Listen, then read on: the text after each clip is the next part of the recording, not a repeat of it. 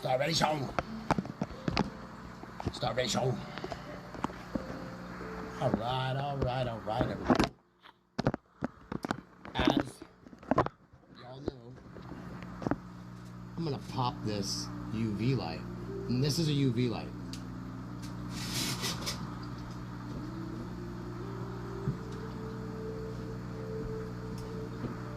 It's the same light as this light. Okay? This is a UV light. And everybody knows that this is violet. Watch. See, it's purple. Watch it change when I enter the frame and above my head. Watch this. You're going to see aura. You want to be able to know what your aura is? Just wait and watch. Turns blue. See that? Move back even more. It's not purple up there. It's blue now. So my aura actually goes out like 20 feet on each side because of the shit that I've done and the things I'm able to do and the shit I've figured out. Alright, let's turn this bitch up. Let's link these together.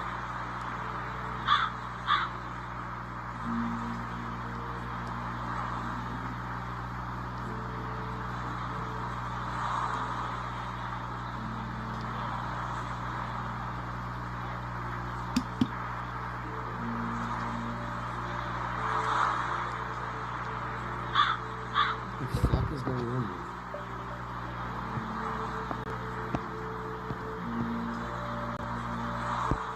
Bluetooth off. That's not cool.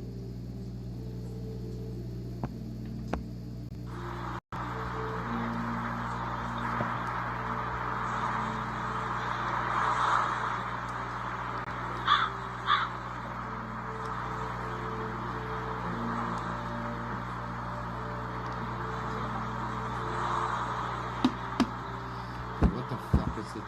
This one?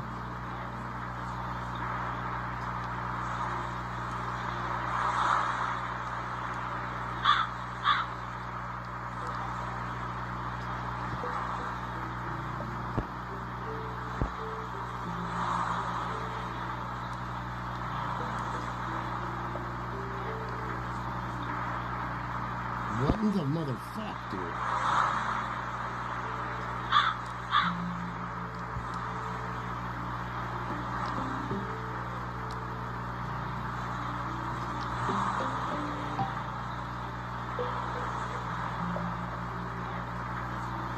Anytime, bitches.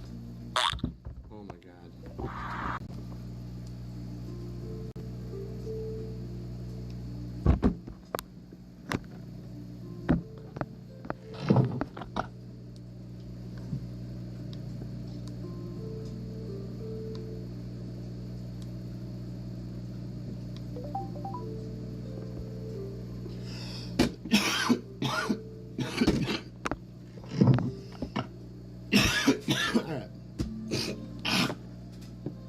Sorry, my throat. Still dealing with this bullshit. Just a little bit. So I sound less like Scarlett Johansson today. Boom! Always hit the fucking middle. Alright. Just shut up, bitch. I know you hungry. I know you hungry. Hungry ain't you, girl? Fuck you, nigga. That shit is so funny. Alright, let's go see what we got here.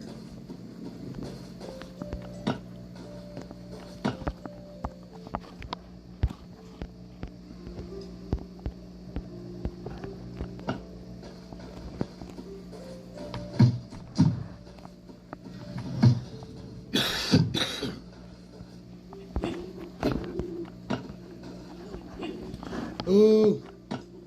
So, I'm not going to do that yet. I'm not going to collect the dogs yet. I'm going to get...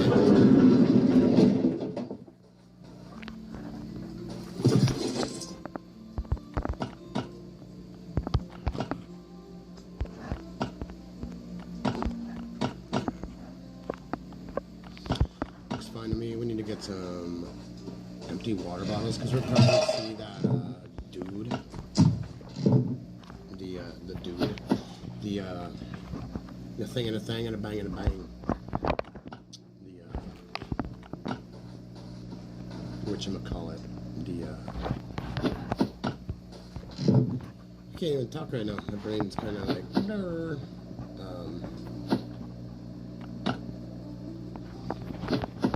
We'll probably see the junkyard, which is the only one I'll do. I'm not gonna do the other shit because it's pointless.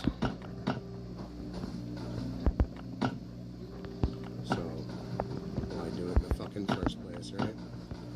So as you can see, we need to just drop that, drop 10 in there. We'll take that out, and ooh, look at that, baby! Ooh yeah, baby! Ooh yeah, baby! What did I use that on? Fuck me! I need that for the, I need that shit for the, whatchamacallit. To open up that ore box, dude.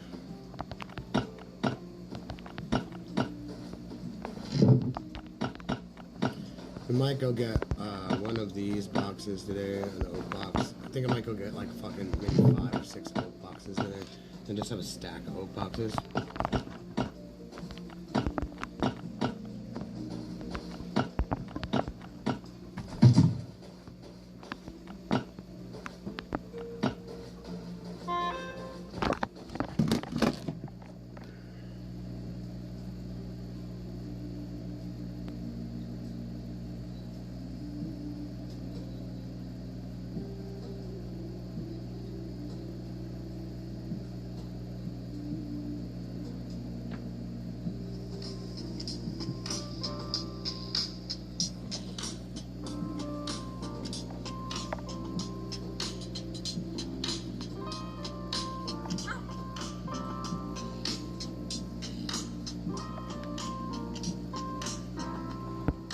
Let me show you guys something.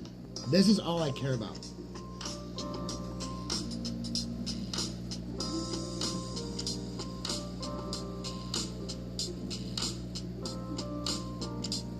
You're making a big mistake! Ladies and gentlemen, members of the press, and most importantly, influencers with over 10,000 followers, we are gathered here today for the grand opening of Humdinger Heights.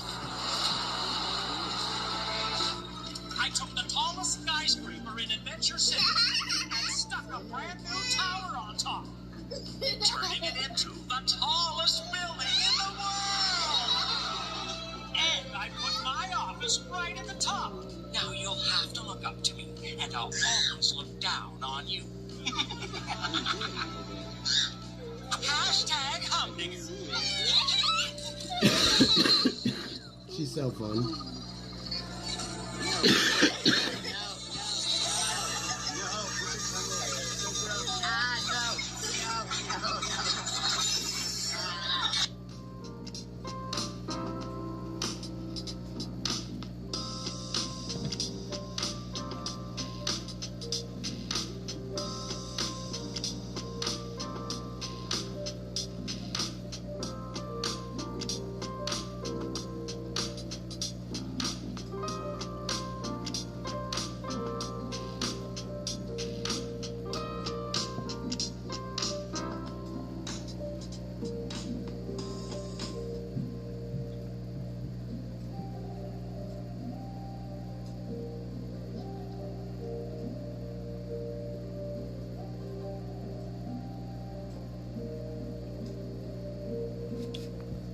Yeah, my daughter's my fucking world.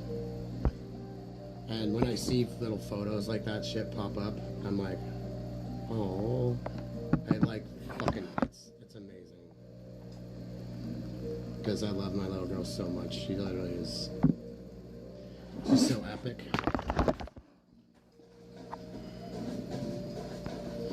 Nothing else can compare to my daughter. So. If you don't have kids, go out and have kids. Don't take somebody's kids. Go out and have kids.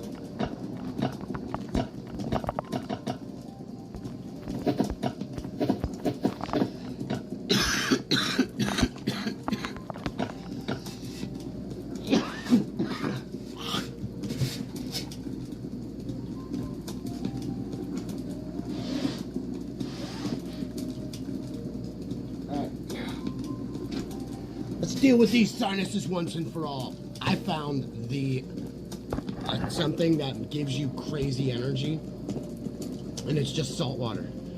So you make your own saline solution, and no.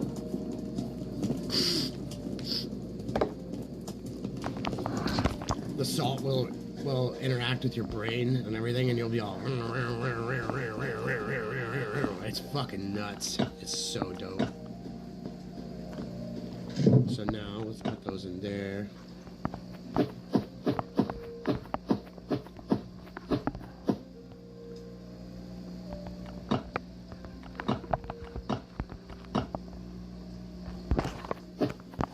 Over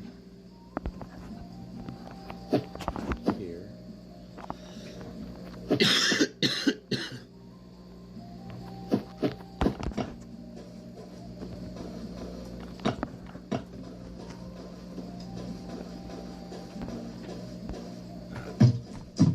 Let's grab one of these boxes.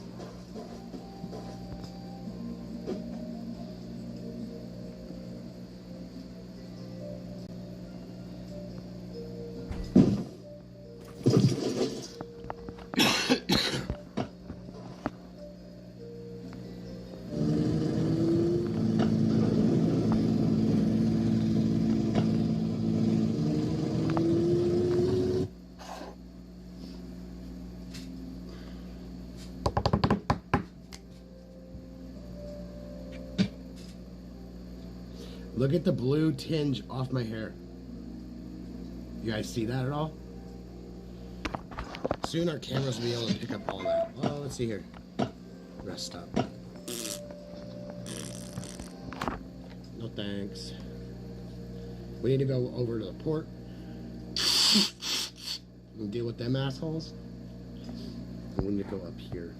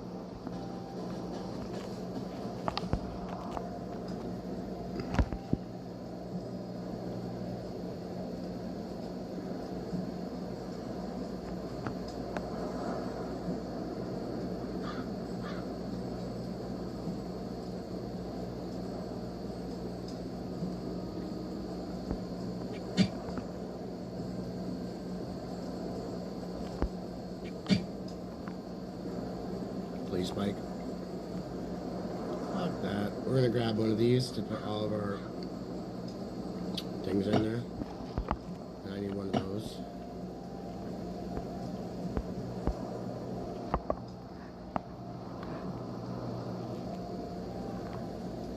So this is our big ticket item we needed to grab.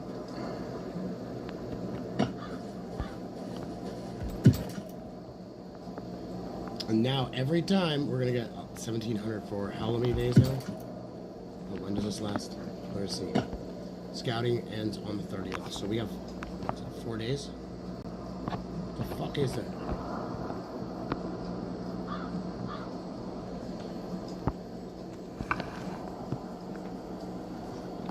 Oh, dude's getting picked up. That's what it is.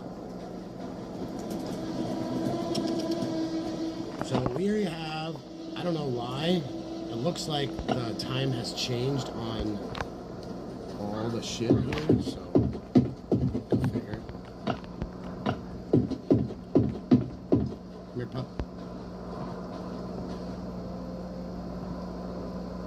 Fuck. I didn't know I had that shit on me. Go figure.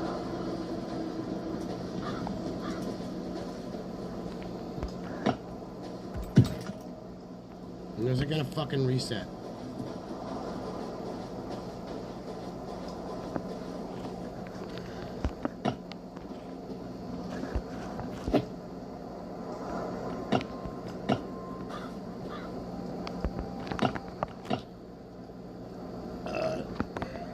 Take that home. Alright, so we got enough of those.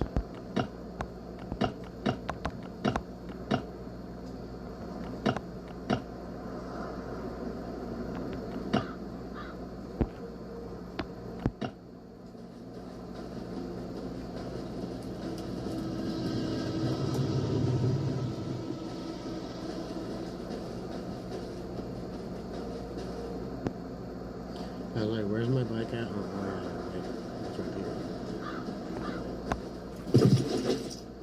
So,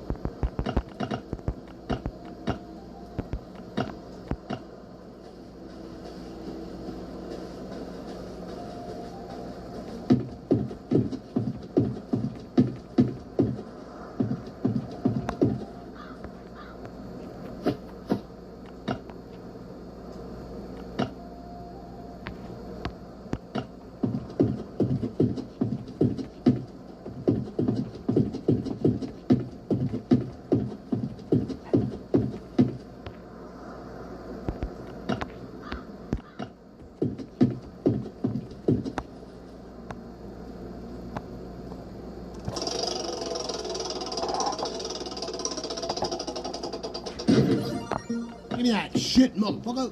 Motherfucker! It says come back later, right?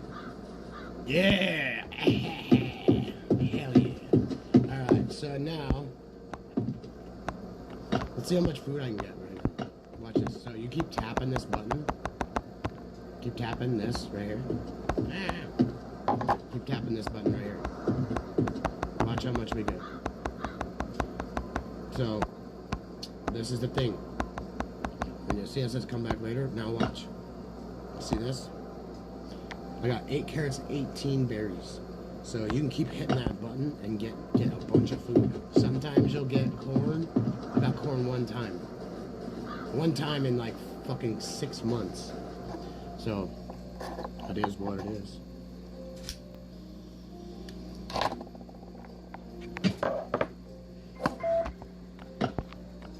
Junkyard, no. No junkyard today. So we're gonna probably go do some hard mode.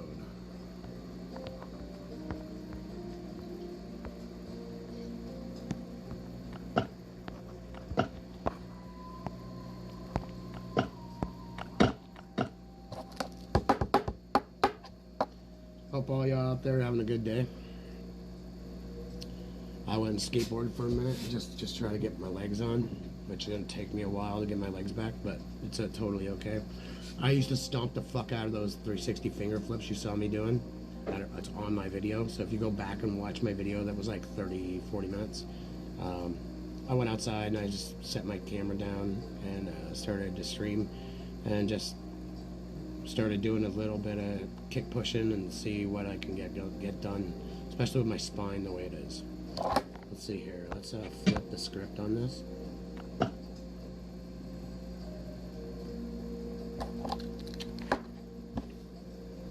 So now I got 5 people in the clan, 4 people. So we need like 4 more. We need 2 more. I need 2 more people in the clan so we can get first. And so when we get that, when we get our desired thing, right? Our desired shit. Ooh, look at that. 4 minutes.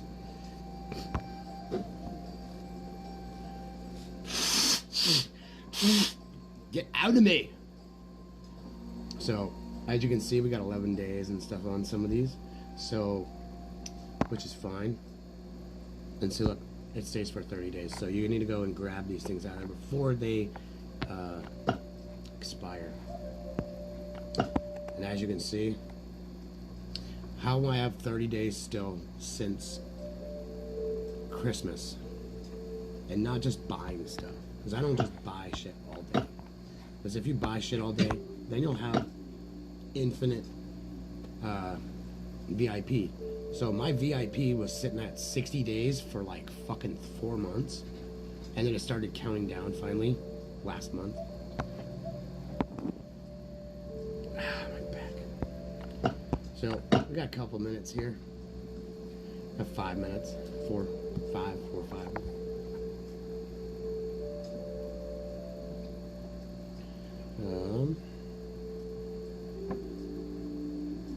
My stomach's funky.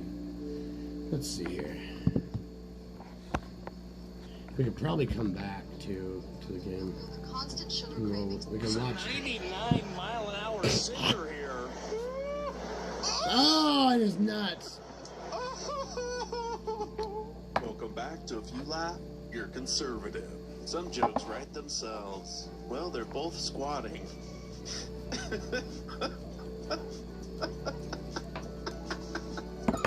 Sometimes you don't need to be fast to win the race. Okay, ready? 3, 2, go. I mean, she did jump the gun, though, so... This was outside of City Hall in Philadelphia yesterday. Get the fuck out of our Isn't it country. ironic that the people holding these flags wouldn't last the night in these countries that they're supporting? When you say white supremacy is plaguing our country, and as a black man, when I walk around in Central Texas, when I go to all these other states, I'm like, well, where is this? Where is this? I'm going into white restaurants. I went into a coffee shop in the middle of a podunk town that had less than 1,000 people, and all these white people were just so nice, and they make delicious coffees, might I add. You might have us beat on the fried chicken, but we can make a hell of a latte. Big spoiler. Wide tires. Lightning Really big McQueen. spoiler. Big wing on it. I know what it is. Do I know what it is? Really big wing, like obnoxious. This is Lightning McQueen. Good job. This is obnoxious. This is not even I promise I can't see. You've got me so messed up. I have no idea. Lightning McQueen. Oh, dude, I just know from the shape of the spoiler, this has got to be Lightning McQueen. This is how you can tell if they've got kids or not. I've watched this movie too many times. Oh, it's Lightning McQueen. I don't even have to take my blindfold off. I know that's Lightning McQueen. This is Lightning McQueen with the big spoiler. Lightning McQueen. Lightning McQueen. This is Lightning McQueen. Got kids. This one's hard. Yep. This one's hard. It's Lightning McQueen. This is my amigo McQueen. Yeah. Did you see the governor of New Jersey visiting a mosque, wishing Muslims a happy Ramadan while wearing a hijab? My question is, why? Because think about it with me. Why does a Western woman, living in a free country, have to cover her hair to enter a religious space? A religious space that she is not part of. Why can't she go as she is? And before you say this is cultural respect, no, it's not. Because try asking a Muslim to remove her hijab to enter So we a got this church. before this What do you pops. think's gonna happen? Nonchalant animal noises?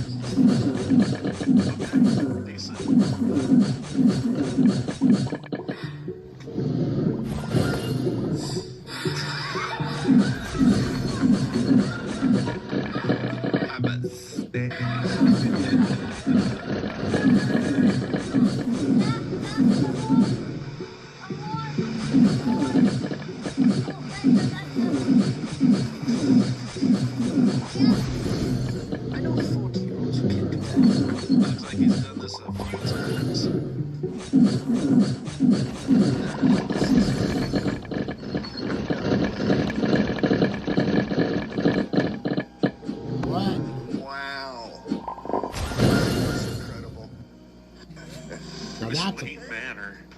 you've had a rough day, but you don't smoke. A little French fry will do ya.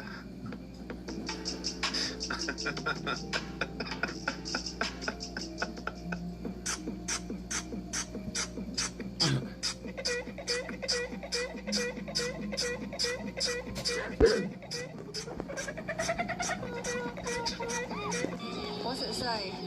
Laney, my daddy bet me a horse trailer if I get on stage. Well, looks like you're in a horse trailer. Oh my god.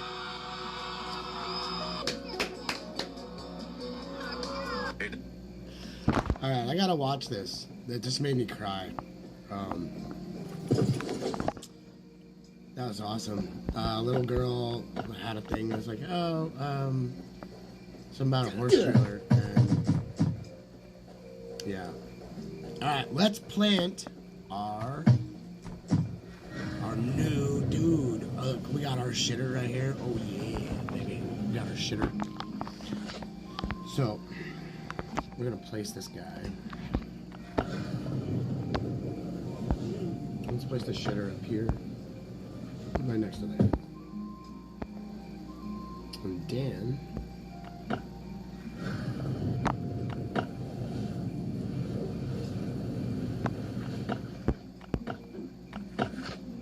Inside? Can't be outside? Bitch. Oh god. Alright, so I'm gonna have to move some shit.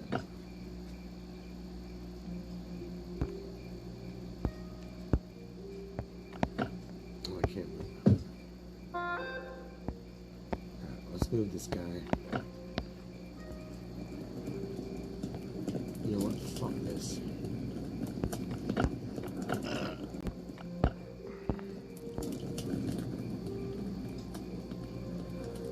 So what I'm going to do here, I'm going to put a stone floor right here.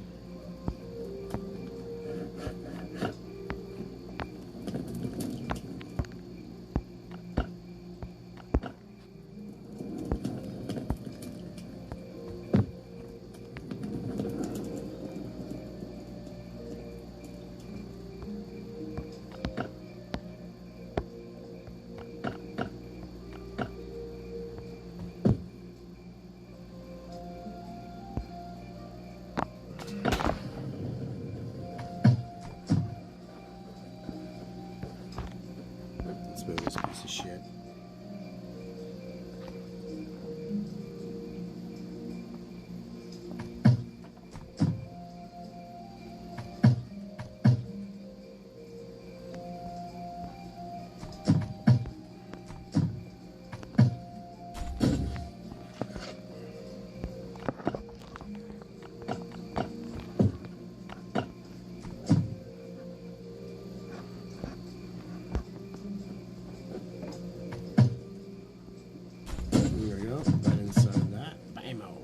We can build our guy right here.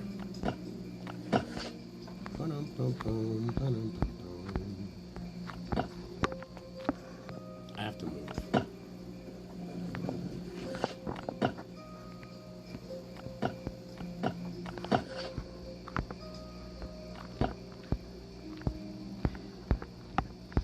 What the fuck? Why can't it? What?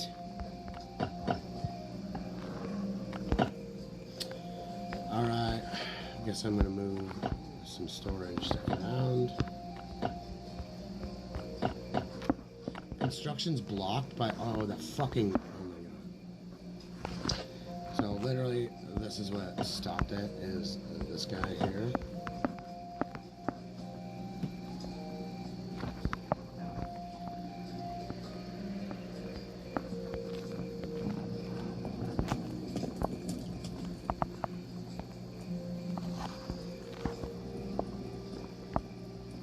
Put that right there. Yikes. Actually, let's see if it is what I was doing. Boom, boom, boom, boom. And we're going to actually turn this. Fuck me, right?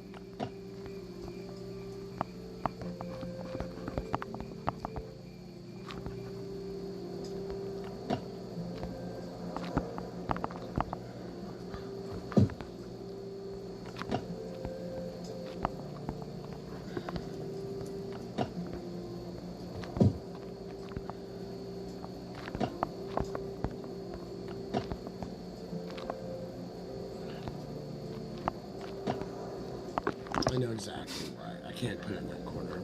So now we're gonna turn this bitch. Put it here. Why can't I move it? Motherfucker, dude.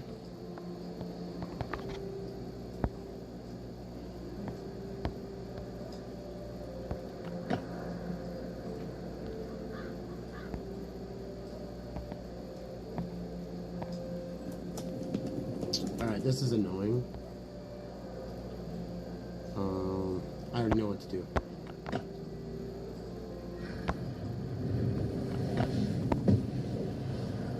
gonna set these here. Come on, bitch, not that. That. Actually, we need to move that way so I can run back and forth through there. And then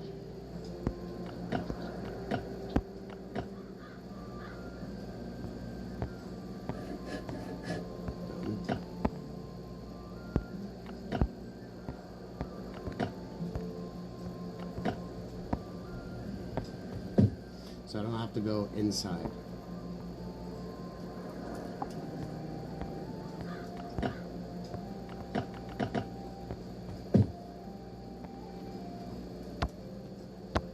This is the one I moved.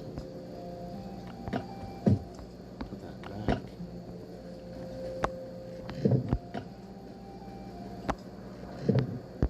back. This actually works better since these are together now. And I literally need to move that guy over.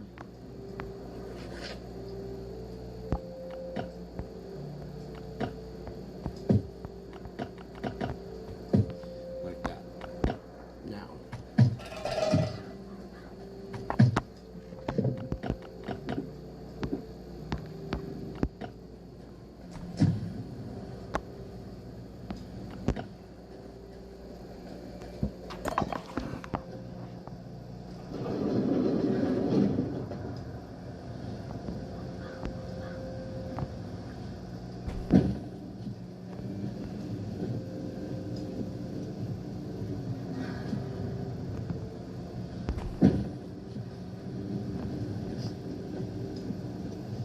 Alright, so we're going to grab the other ones from over there. I'm going to put these ones here.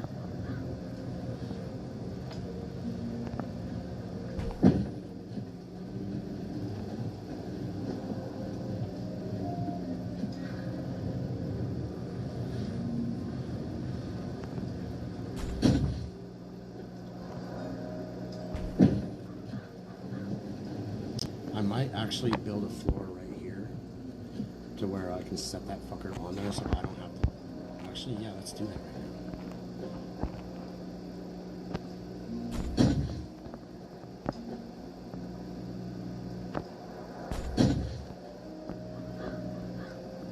Move these out of the way. Because our thing is down here, and I want it as close as possible, so what we're going to be doing is I'm going to shift this guy over there, but then this guy needs a metal one, so we might just leave that out here and move this fucking piece of shit.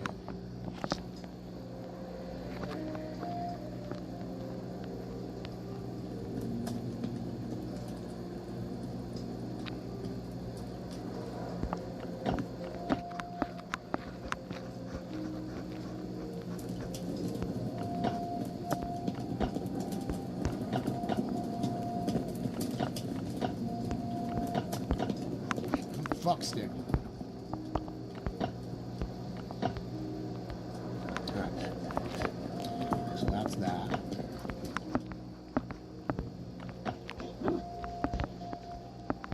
Let's grab this bitch. I gotta change my gear to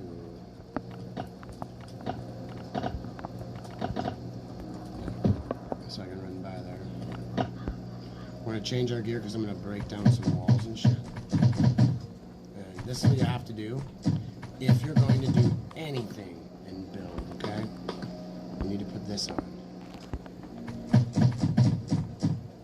Because if you break down anything, it's going to, yeah. It'll shit. I'm just saying.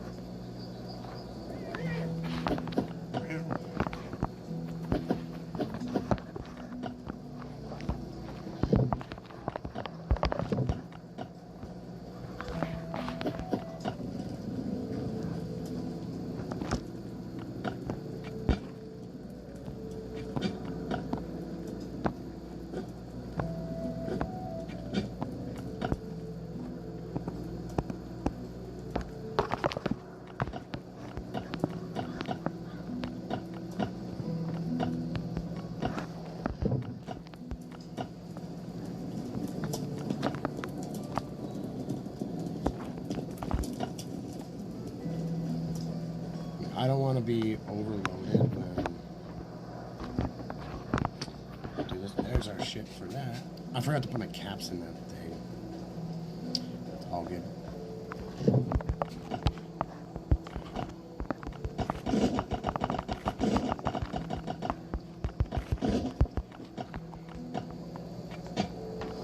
Let's dump this here.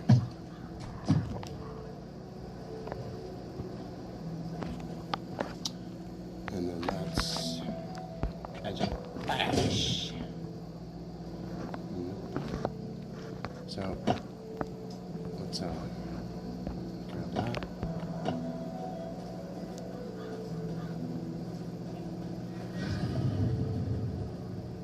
Because I'm gonna make a thing that's right here. That is everything that I need. So let's see what we're gonna be doing. So, see this one? I don't even need this one right here. So we're gonna pop this one off. Oh, I can't. I need two. Okay, so I need two there. Alright, so.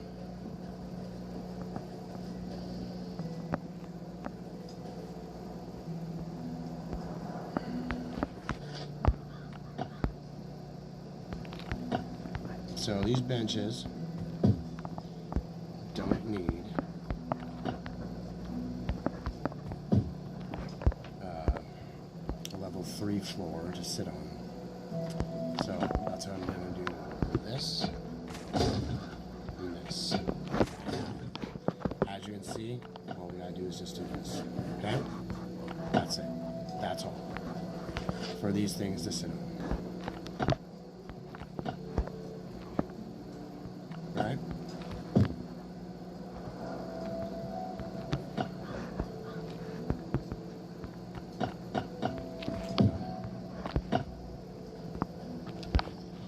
And that's the thing about it all. Oh, you bitch.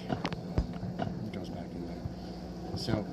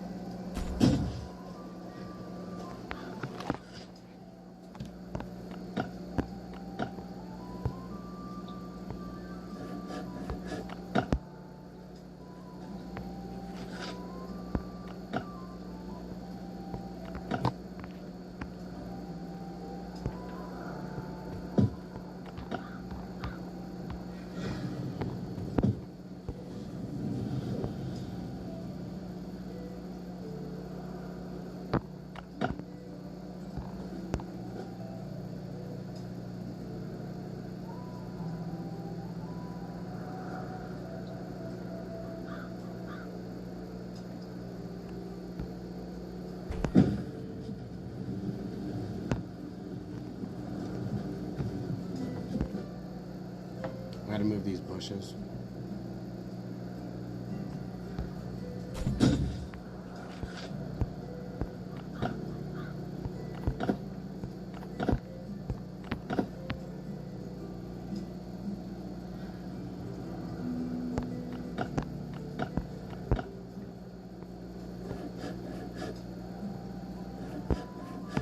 So now, so now what I'm going to do here, I'm going to take this guy. I'm going to set this guy right here. Alright, now we're going to grab our saw. I'm making this more friendly to use, more user friendly, so I don't have to fucking run across the fucking base.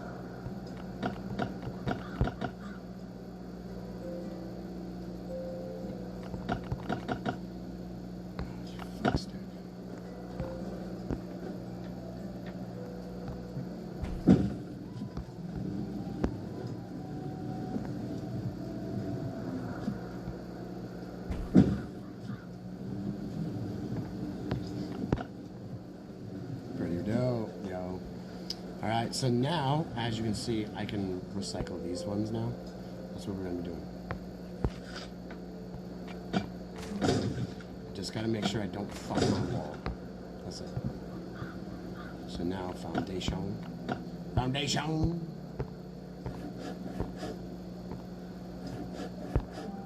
We'll just do that. For shits and giggles, right? So now...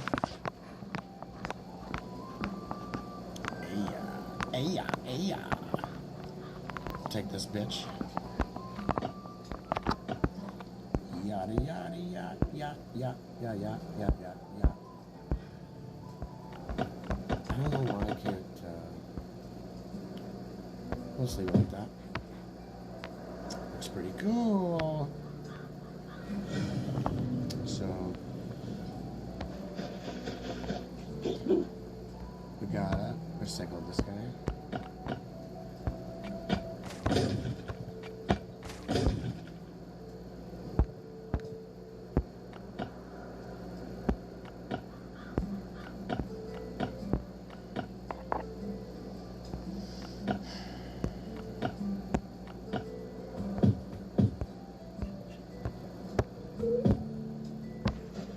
Just that many? Weird.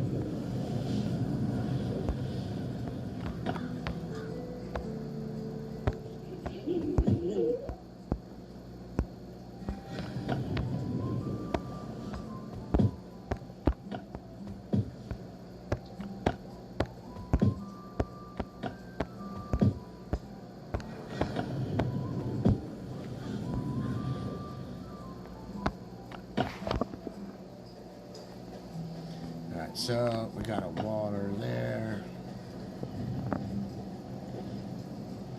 Let's go open this bitch. Just because.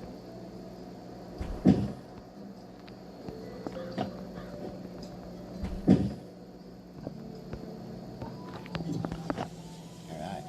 So we have a slasher left. So you guys can see this here in a second.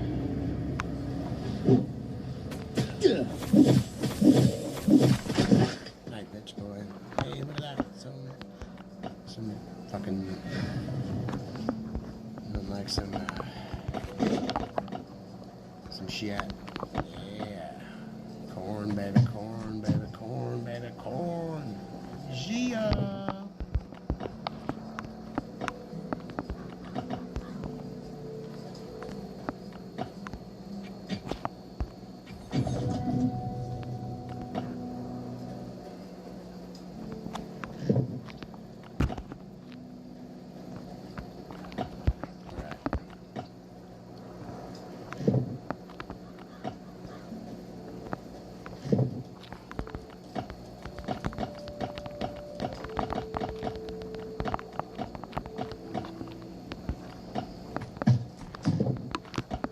Grab those other ones. We need to fix my dough. Take this shit out my dough. Can I pet your dog? And we're gonna eat that food and we're gonna go and do some shit. So we're gonna have 30 minutes on our food, but we're going to make. Okay. We're gonna make the ones that make it so we can get the true friend. All right, this is the increases the true friend. These are each one of these. We'll see if we got. Do I have any gold cards? I do have one.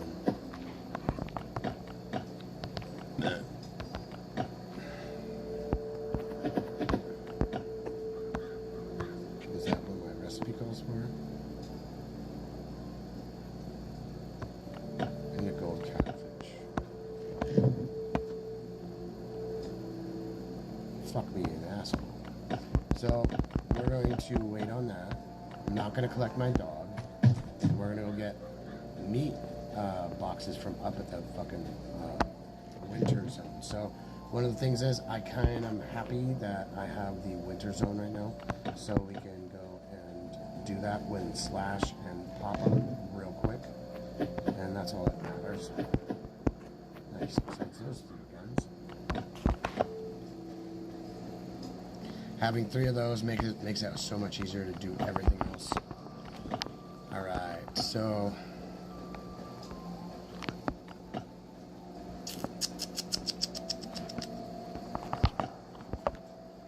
Supplies coming back finally.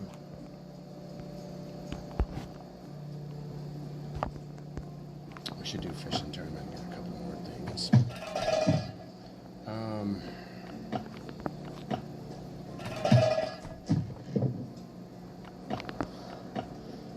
So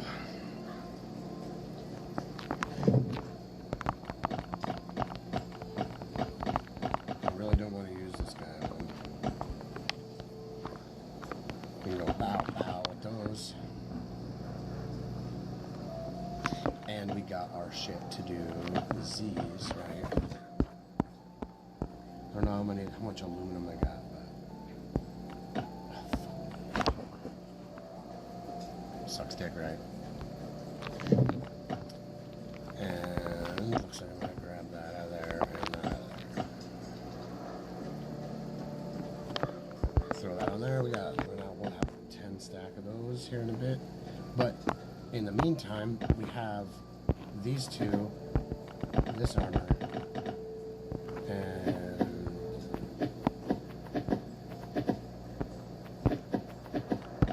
right there, right there, right there. We're gonna eat our food and get the fuck out of here and go up there since I have food for an hour. So, and then we need to restock our buff here.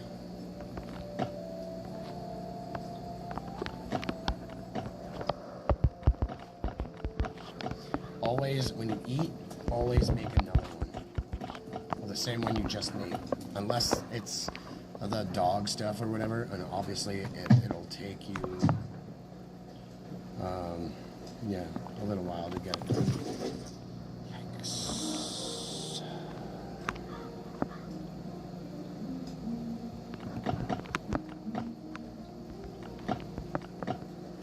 I need...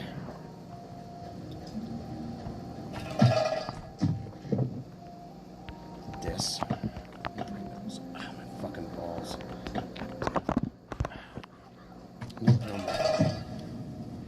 Actually, I should turn off all my shit in my house right now.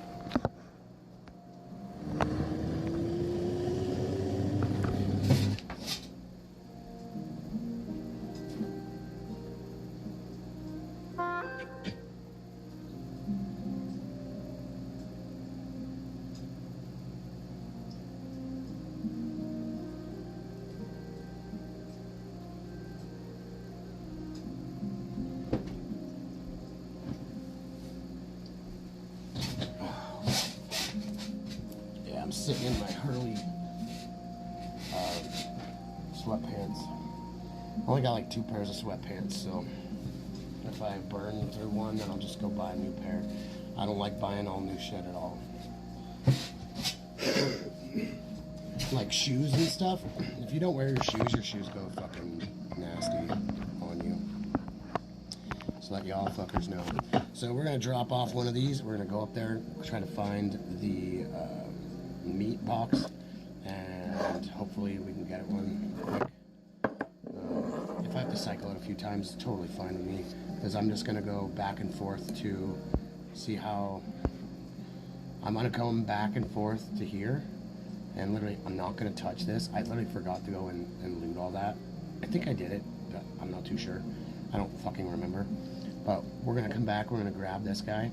We're going to take our box. We're going to just come here, dump it, and then go back. So that's what our plan is right now. And I'm going to stack boxes at the farm. Because the farm, when you go to enter it, it'll start to wait for the reset. So you got 2 days to fucking go back and grab your shit. So it makes sense to go and do that.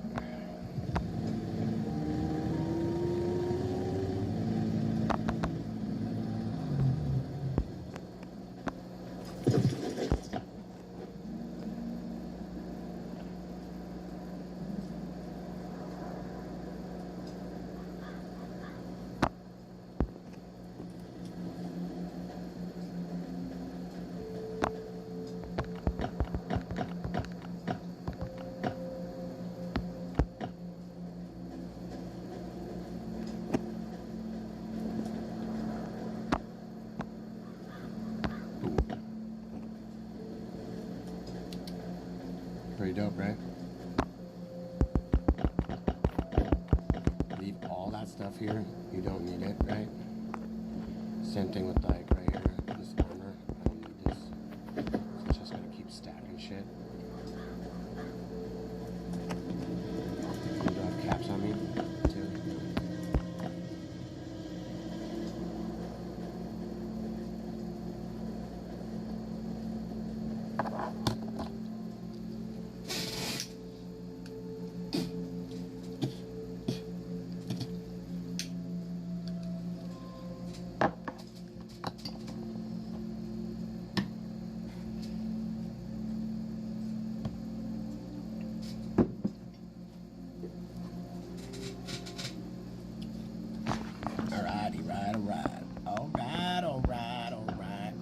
Too far. Alright. So, I'm gonna play fuck around games like that. What's this? Fuck the lighthouse keeper. That is such a bitch to do. 15 or 12. I don't want to waste no energy, and I got rations for days. So we got endless gameplay. As you can see, I played for 10 fucking hours yesterday. Actually, it was longer because I had to go and stop the stream and flip it. Because, like, I don't know, that the chat wasn't fucking popping up. Let's go serve these bitches. I probably could just go right here to this guy and dump that thing, but I don't know if I could. You have to enter something that's gonna have a timer and reset.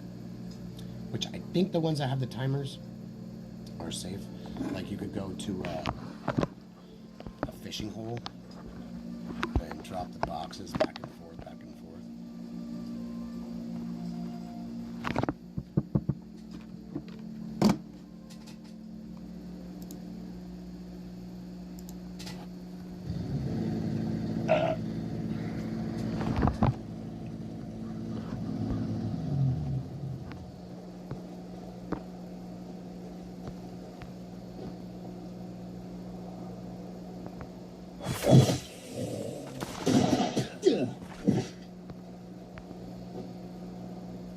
Game keeps fucking lost signal. No, motherfucker, there isn't any lost signal.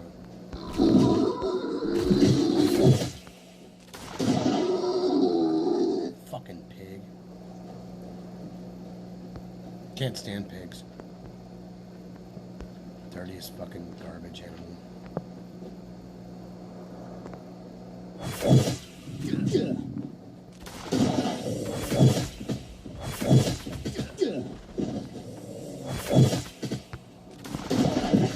Bitch.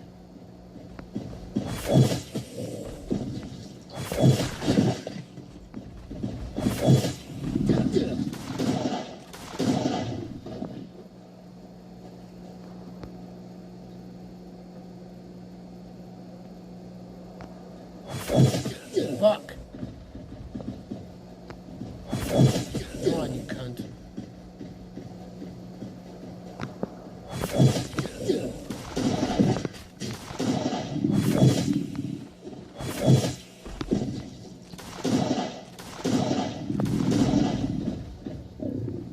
Fat fuckstick.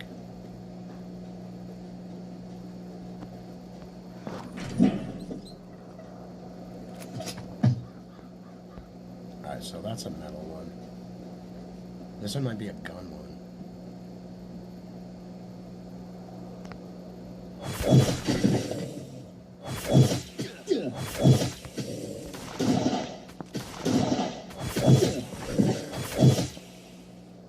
Yeah, there it is. Yeah, boy.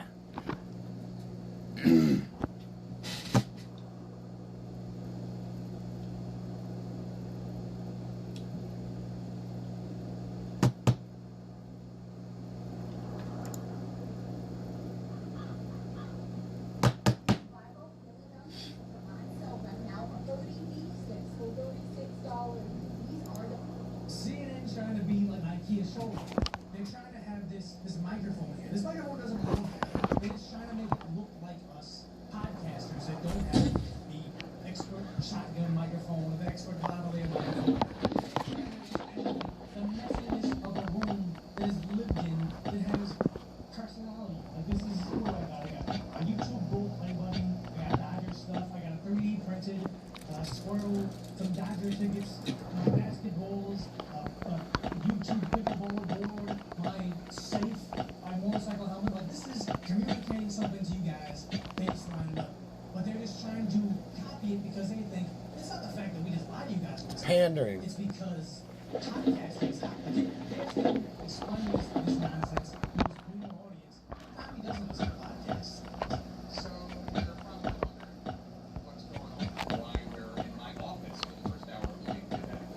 So it's an experiment. This is my actual desk where I do my actual work. Yes, just Studio. inspired And casually I'll facing be the camera. bringing you links to these here. And my team who are actual journalism and playing the show every day. So here we are giving it a shot. You might also be wondering about the decor, the posters and the kerchiefs and such on my wall. Well, the theme is these are all losing presidential campaigns. And this hobby started 26 years ago after I covered my very first presidential campaign. I don't give a fuck. I don't fucking care.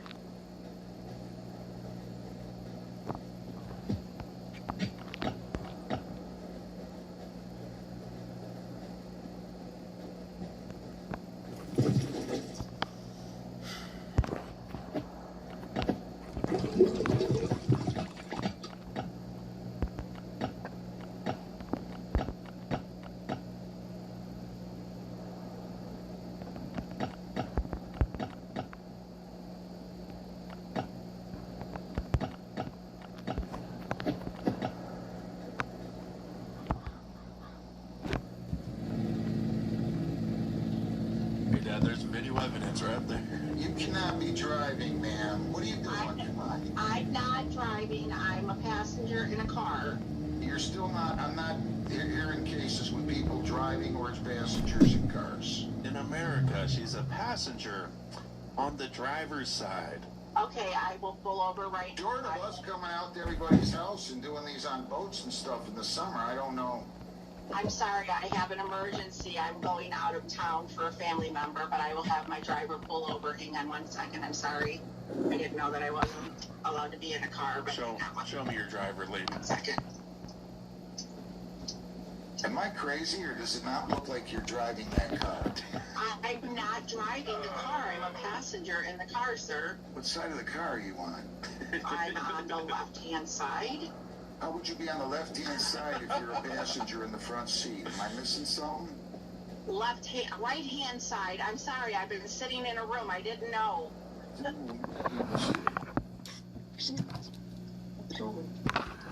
the seatbelt's coming out of the driver's side. Now you're lying to me, right? No, I'm not, sir. Looks like you got your hands on the steering wheel, too. Let me see the driver. Here we go. Let me see the driver. Hang on 1 second. No. I have to ask their permission. Now. Sure. Oh my God. Just got out the driver's door. Well, you're not in the you weren't in the driver's side. You think I'm that stupid? I'm going to go ahead and enter a default judgment. Our paperwork says that we can't have, that they can't drive. Does it not, Jennifer? We don't listen to people that look like you anymore. You've lost all the power. Is it a woman thing? No, SJW thing. So you're sexist. I said SJW. Is that women? Caleb's getting burst. Is proper farm milk. No, it's not. It's Elmer's glue. Look at that. No, you're on a first date in 2005. Remember who you are, America. Oh, yeah. God bless America.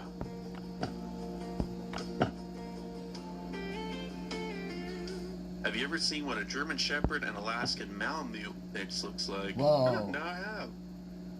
Adorable. Started off the morning by making my wife's favorite breakfast, a chocolate smoothie with plenty of spinach, and a bagel with butter and honey. After breakfast, I took out the trash, changed our flights for Christmas, and headed to the grocery store. I got plenty of groceries for the week, and our grand total from TJ's was $143.19. After putting the food away and getting some work done on my computer, I headed to the gym. After the gym, I grabbed some coffee with a friend, and wow, where has the day gone? Because the sun's already going down. Once I got home, I meal prepped for Lucy's lunches for the next couple of days. I made salmon bowls with rice, broccoli, and sriracha mayo. After meal prepping, I cleaned our whole apartment, scrubbing our bathroom, vacuuming the floors, and mopping as well. Once Lucy got home, I had a little surprise for her, fresh flowers, her favorite sweet treat, and a little handwritten note too. I'm so proud of this girl and all that she's accomplishing right now. So anything I can do to support her living her dreams makes me so happy. Cock. She is so not into this guy at all. I get it. Not every relationship is going to have traditional gender roles. But this ain't it. When the hunters joined the militia... Hey, sir, are you Dan Daly? Yeah? Who are you? I'm Colonel Taylor, and you have officially been drafted. Drafted into what? The United States Militia. Who are we fighting? Son, you're getting 3 hots in a cot every day. Does that really matter? I mean, I guess not. Good. So I'll just need you to drop your John Hancock right here on this napkin, and we'll get started. Wait, how did you even find me?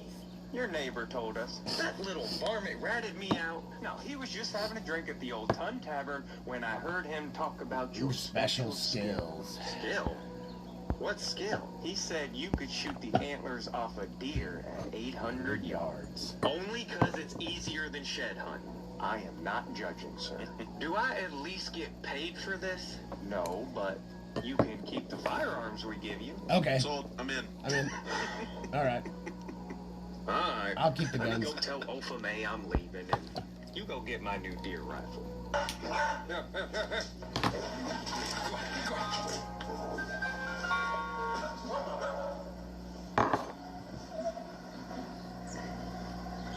Oh, he gets ice cream. Fuck up. I thought he was sicking the dog on the ice cream man. Okay, this is actually wholesome. Always gotta sit first.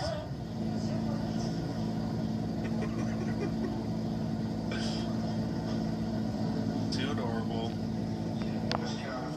The most important day of a young boy's life. Which starter Pokemon? I'm not seeing Pikachu here, though. Oh.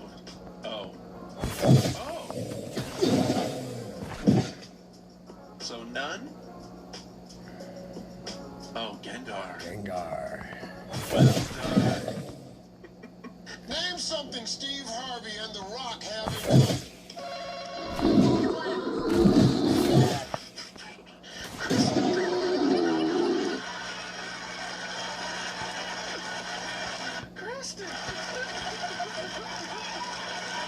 I mean, I was gonna say ball.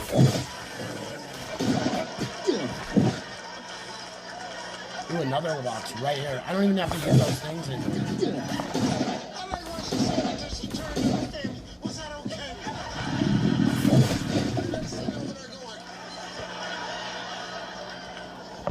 Both of us is black.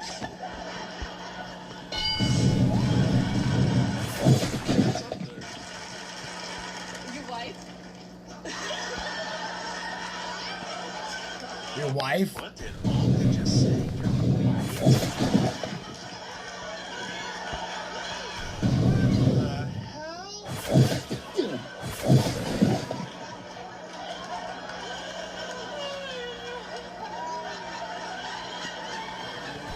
Maybe under the fingernails.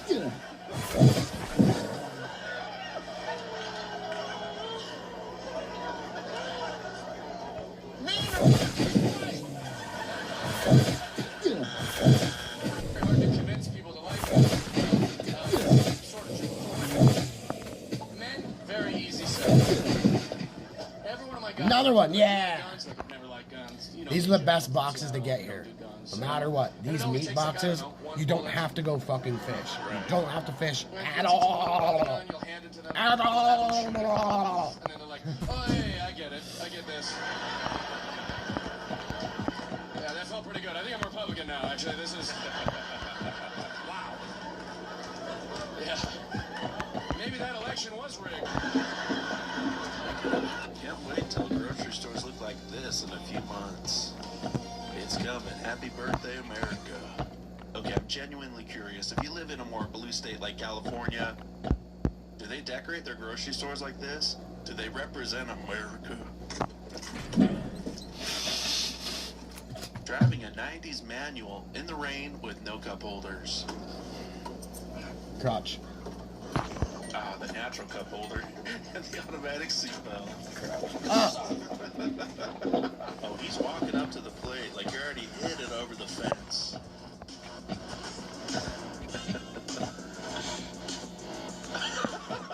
Yeah, breakdancing.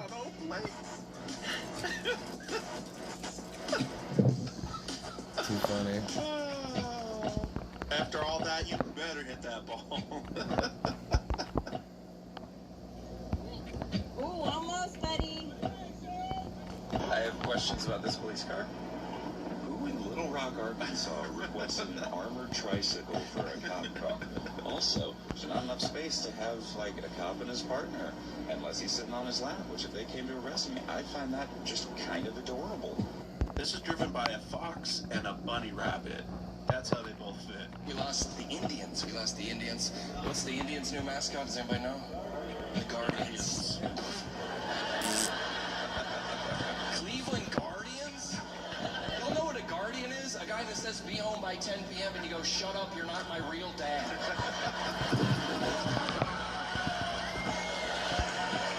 Will this clear the light? Oh, by the hair of his chinny chin chin. Oh, that is not just a wide load, that is a long load. The fuck is that? Oh, that's a bridge truss. That's a bridge truss. That's fucking gnarly. Wow. Fucking wow. Something tells me this truck driver didn't get his CDL visa. The United States government is bringing back big V8s, V10s, and V12s. In recent years, car manufacturers had to produce smaller engines and push out hybrids and EVs to combat strict emissions regulations. But now those regulations are gone. As of this week, the U.S. government has now cut back on strict emission standards that were limiting car manufacturers, meaning us car enthusiasts are going to get real engines again, and prices for new cars are estimated to go down thousands of dollars. Bring back that big block, baby. An Ohio dad is defending his parenting decision after the punishment he handed down to his 10-year-old daughter went viral. Now, ladies, I want you to look at this video, and then we're going to discuss it. This lovely lady is my 10-year-old daughter, who has, for the second time this school year, been kicked off the school bus due to bullying another student. Oh, already deserved. Let me make this extremely clear. Bullying is unacceptable, especially in my household. So today, my beautiful daughter is going to walk 5 miles to school in 36-degree weather. Holy fuck. I know a lot of you parents are not going to agree with this, but that is all right. Okay, I'm going to play a sound, and you tell me the first thing you think of, okay? Play along, guys. All right. Racism, black people. Oh, I haven't played a sound yet. That was Kissing the goat. Just out here living the best life. Oh, it's on her back. Come on, it's on you. Emma, help her. She's in a position she can't get out of. She's in a position she can't get out. There is nothing holding black people back. In fact, the opposite. You could say things that white people can't say and not be fired for it. People say that to me all the time, and they just walk around like it doesn't mean anything around here. Say what? Say the word. The N-word. I'm not going to say it on this public platform, but people say it to me all the time. Derogatorily. Yes. Did you report it to student services? I'm not. I have too much on my plate to Oh, so you're going to indict the moral character of Texas A&M. I'm not indicting the moral character. Oh, yes, you are.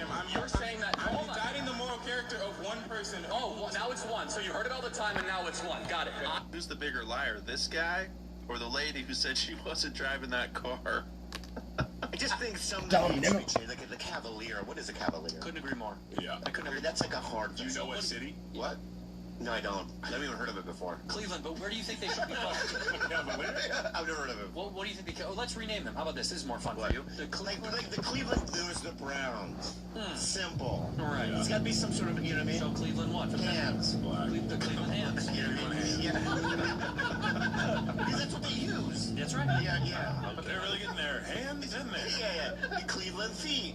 Cleveland Feet. That's what they use. Or it's the Cavs. No, they're the Cavs, right? Well, they're the Cavalier. Cavalier. Oh, yeah. That's even simpler than, like, because I have a calf. No, Cavs. You're right. You know what? They do go by the Cavs. Oh, yeah, how about Toronto Raptors? Do you like the Raptors? I don't like it either. Let's do an animal that exists. The star player, Barack Obama. Yeah. What about the rain frog? Toronto rain frog. Yeah. African rain frog. Guys, I don't care. They're the saddest. They're so cute, though. Have you seen it? Why can't they be happy? Oh, look at zoom in. Okay, yeah, they got a little frown. Look at that. They're very sad. Let's do that. The African rain frogs are sad. Look at the merch we're gonna sell. Why are they so sad? When they're born, their fathers leave right away. Oh.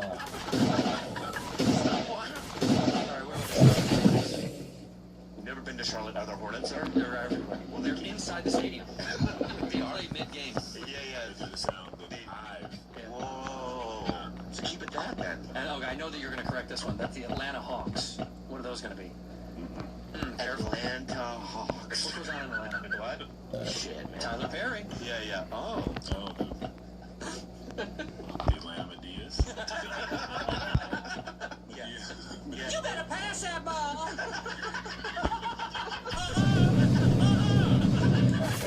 When not a single Democrat voted for Kamala to be the presidential nominee. Remember when they tried to remove Trump from the ballot in several Democrat states? And now they're like, no kids.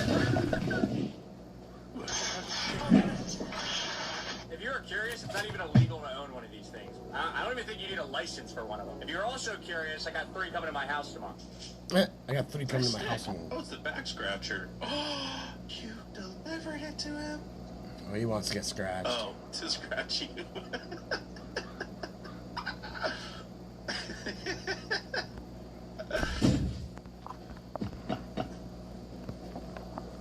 Who owns who? Homie found his first grade teacher at the dollar store. You guys say hello to the best teacher ever in St. Louis history. My first grade teacher, Miss Hyman. Also, you know you gotta put everything on social media. It's my first grade teacher, y'all. First grade, I know. Oh my, that's fucking awesome. Magical moment in Dollar Tree. We going viral, y'all, in Dollar Tree. Magical moments are happening. God is good. God is good. God is awesome. This is what's wrong with men today. They spend way too much time focused on the relationship with their wife that they cultivate no male relationships and have no one to help them hang a game. All they would have had to do is buy a couple of beers and invite a buddy over, and that would be... I bought you beer. I bought you beer. Get the fuck over here.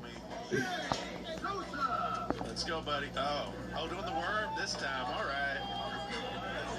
You know, maybe baseball isn't for Sherry. Maybe take him to some dance classes.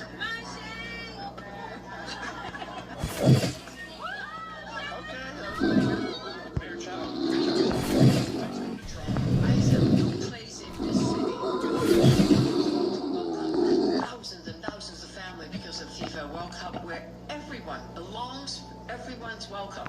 So How about stay no? out, ICE. We do not need you here. Stay out the Toronto. Guns everywhere that are just laying around. The guns in this rack are overflow too. These are all guns that Kim uses. Boy, this is not a gun store. They're cut to fit her, and I've developed loads for them, and she kills everything from antelope to grizzly bear with them. So, handguns, you know, and I'm out of room. Holy fuck! I just got them stacked and laying everywhere. I just died in your arms tonight. Must have been something you said. By the way, I did not clean this room up to make this video. This is the biggest 9800 bucket in the world, one of the biggest I want excavator to buckets drive in those. the world. It's absolutely enormous. They recently lined the entire interior of this bucket. You can see this gray lining all the way up to the very top there. When you retire that bucket, you can turn it into a tiny home. It's a plastic material to help with the sticking, quite slick. Is there to aid in that clay getting the heck out of here every pass. Play the bagpipes during Muslim call to prayer.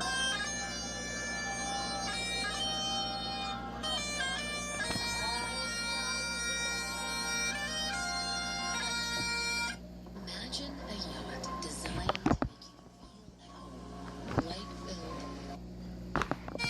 Now, before you say this is my cousin, yeah, he's probably my cousin.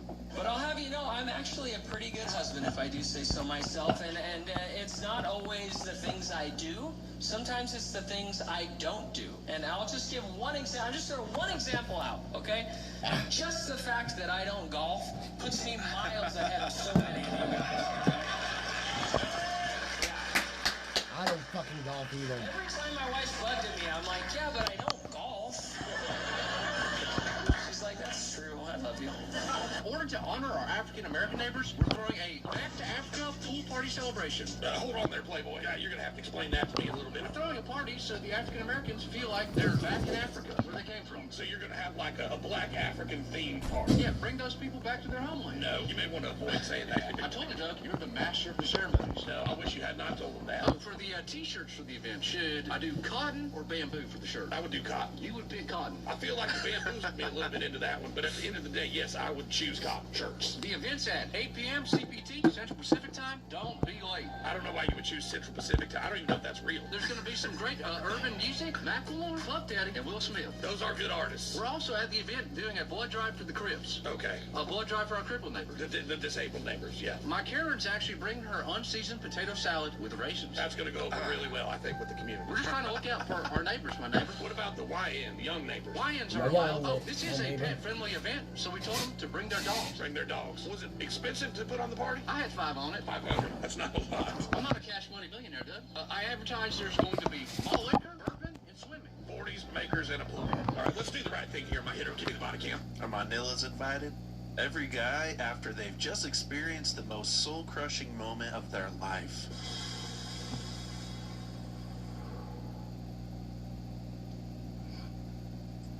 All right. What if the Byzantines had boomsticks? Byzantine? I want to do my part to spread this message from a Democrat to Democrats. It's time to leave the country. Let's spread it far and wide. How do I say no to this?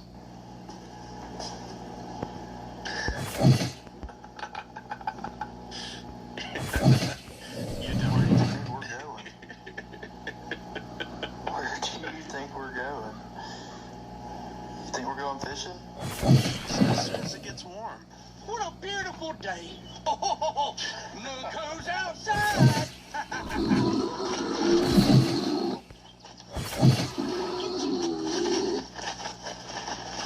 Stingy. Great. Been out here 2 seconds and there's already a bee flying around my head. Yeah. Because you own my turf. This is my yard. Oh, yeah? Well, I wonder what Mr. Tennis Racket has to say about that. Oh, you son of a yellow jacket. You gotta catch me first.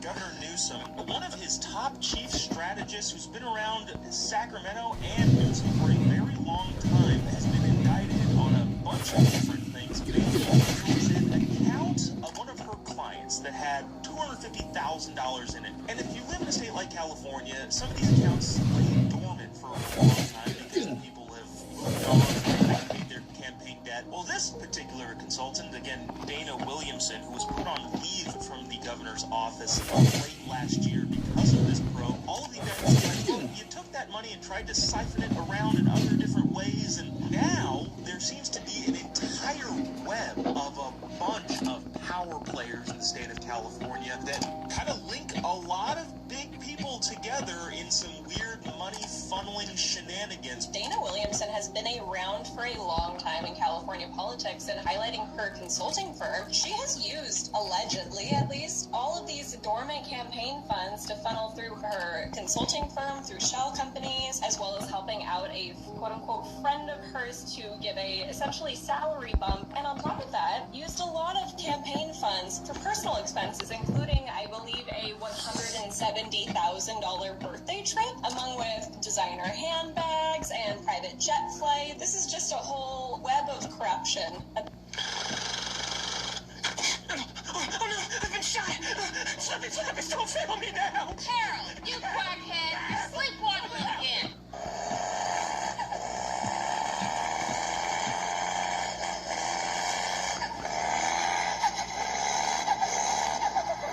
What is that? It's a diesel trike? Is this a tractor?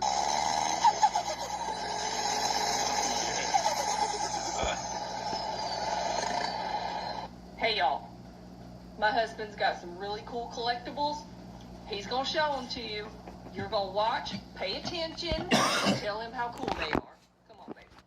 Show him. So this is my 1999 holographic Charizard card right there. It's rated at a 5 for excellent. Charizard was always my favorite Pokemon because he could breathe far and he could fly. It's pretty cool, right? And then, yep, show them that. Then this here is my Patrick Mahomes signed football. He actually touched this with a pen, y'all. It's pretty cool, ain't it? Here you go, baby. Show them this. All right. This here is my Ron Strowman Funko Pop. Look, it's signed by him, too. He gave me this personally. Right now, show them that. This here is my Cincinnati Bengals helmet that was signed by Jamar Chase and Joe Burrow. And last but not least, this is Art Bass.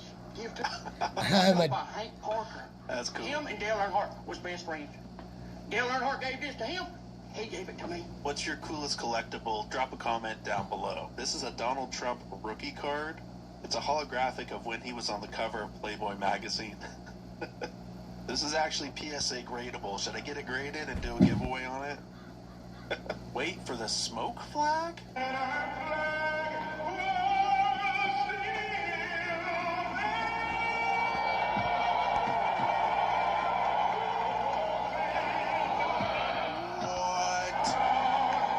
That is dope. What?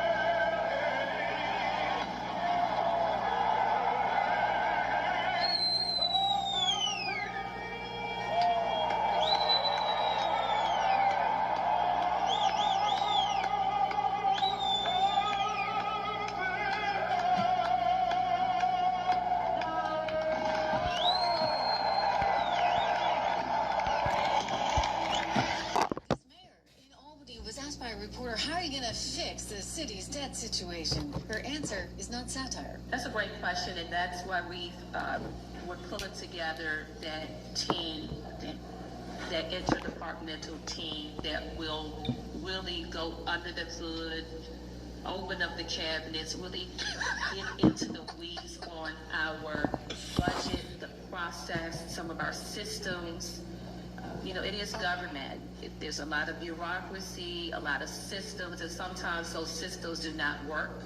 And so you have to get under the hood to first understand. Shut the what's fuck not up, you working. dumb So black that bitch. Team in short order will start the process of examining all of those things. And it's not racist to call out some whoever the fuck the person is. You can be like, shut up, you dumb white cunt. Right? You can say, you stupid white bitch, you stupid fucking white bitch. It's not racist.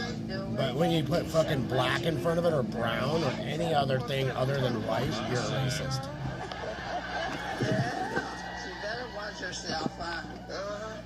She not got a chance. She doesn't have a chance. Well, ain't she the one that got 4 husbands? She had 4 husbands, oh yeah. We're all alcoholics. Oh, fuck.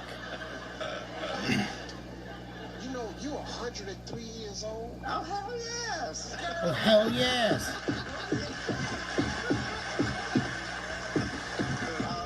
This damn battery that I've got on my back. You got a what on your back? They put a battery all over you, you know, when you're talking.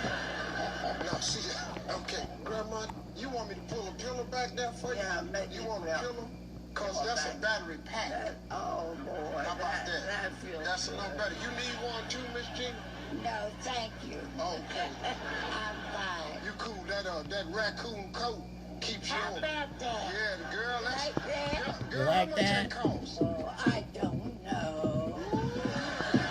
Girl, you came up in here sharp. So, how was your trip to L.A.? Terrible. Yes, it was terrible. It was miserable. What happened? It wasn't first class. It sure wasn't first class. They didn't fly you first class out here? Hell no, they didn't.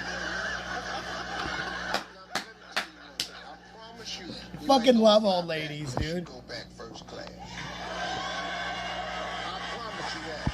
When you make a joke to the wrong person, and now you have to listen to a lecture on human rights, racism, and homophobia. That's why you don't date a Democrat. Hello, America. Y'all check out my 1974 Cushman Traxxter. See, while all y'all sissy boys is riding around in your little fancy side-by-sides, having to worry about getting a flat tire if you hit a stick the wrong way, I'm not sure with these tracks.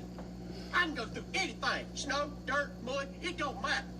This old Traxxter here can crawl through the bushes like a black mamba. This sucker has got 33 horsepower. But you see, these ain't regular horses up under this hood. Oh, no. You see, these is 33 Shetland ponies on high doses of anabolic steroids. Now, don't mind me. I got new lands to be discovering. But don't try to follow me, because you ain't going to make it where I'm going.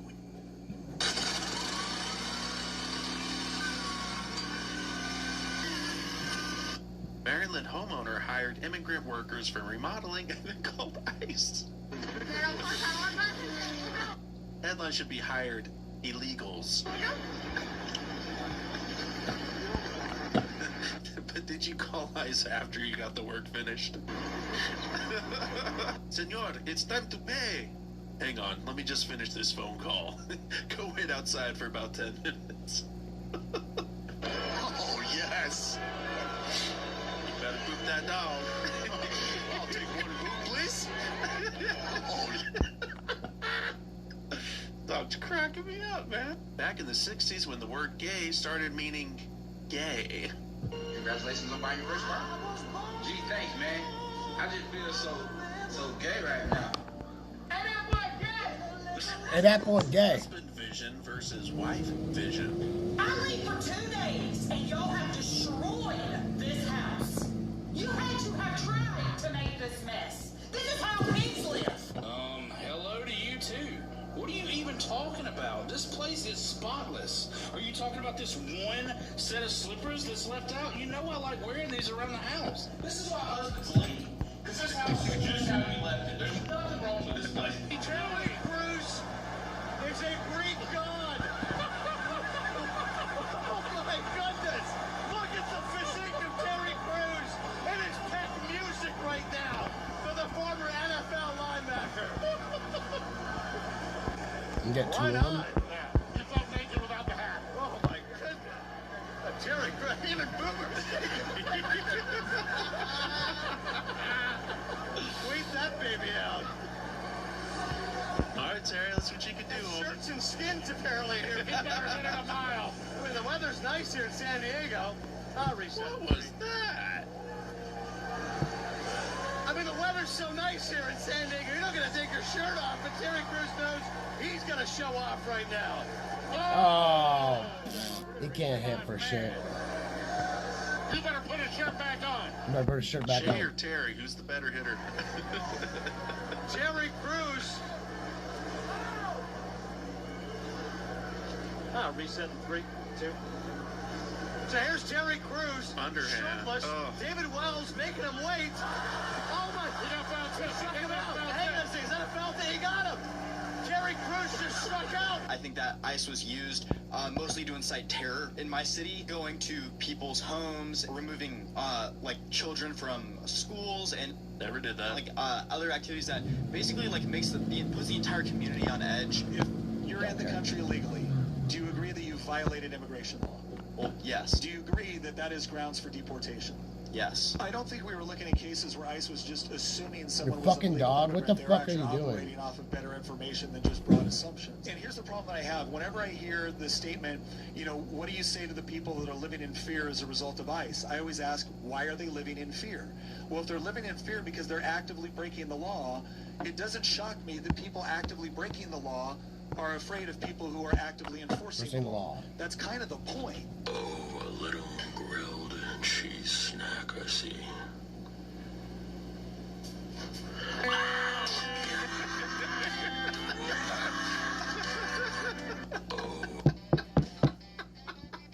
What video made you Fuck. laugh? Drop a comment down You guys below. are screaming. Don't forget to like and subscribe to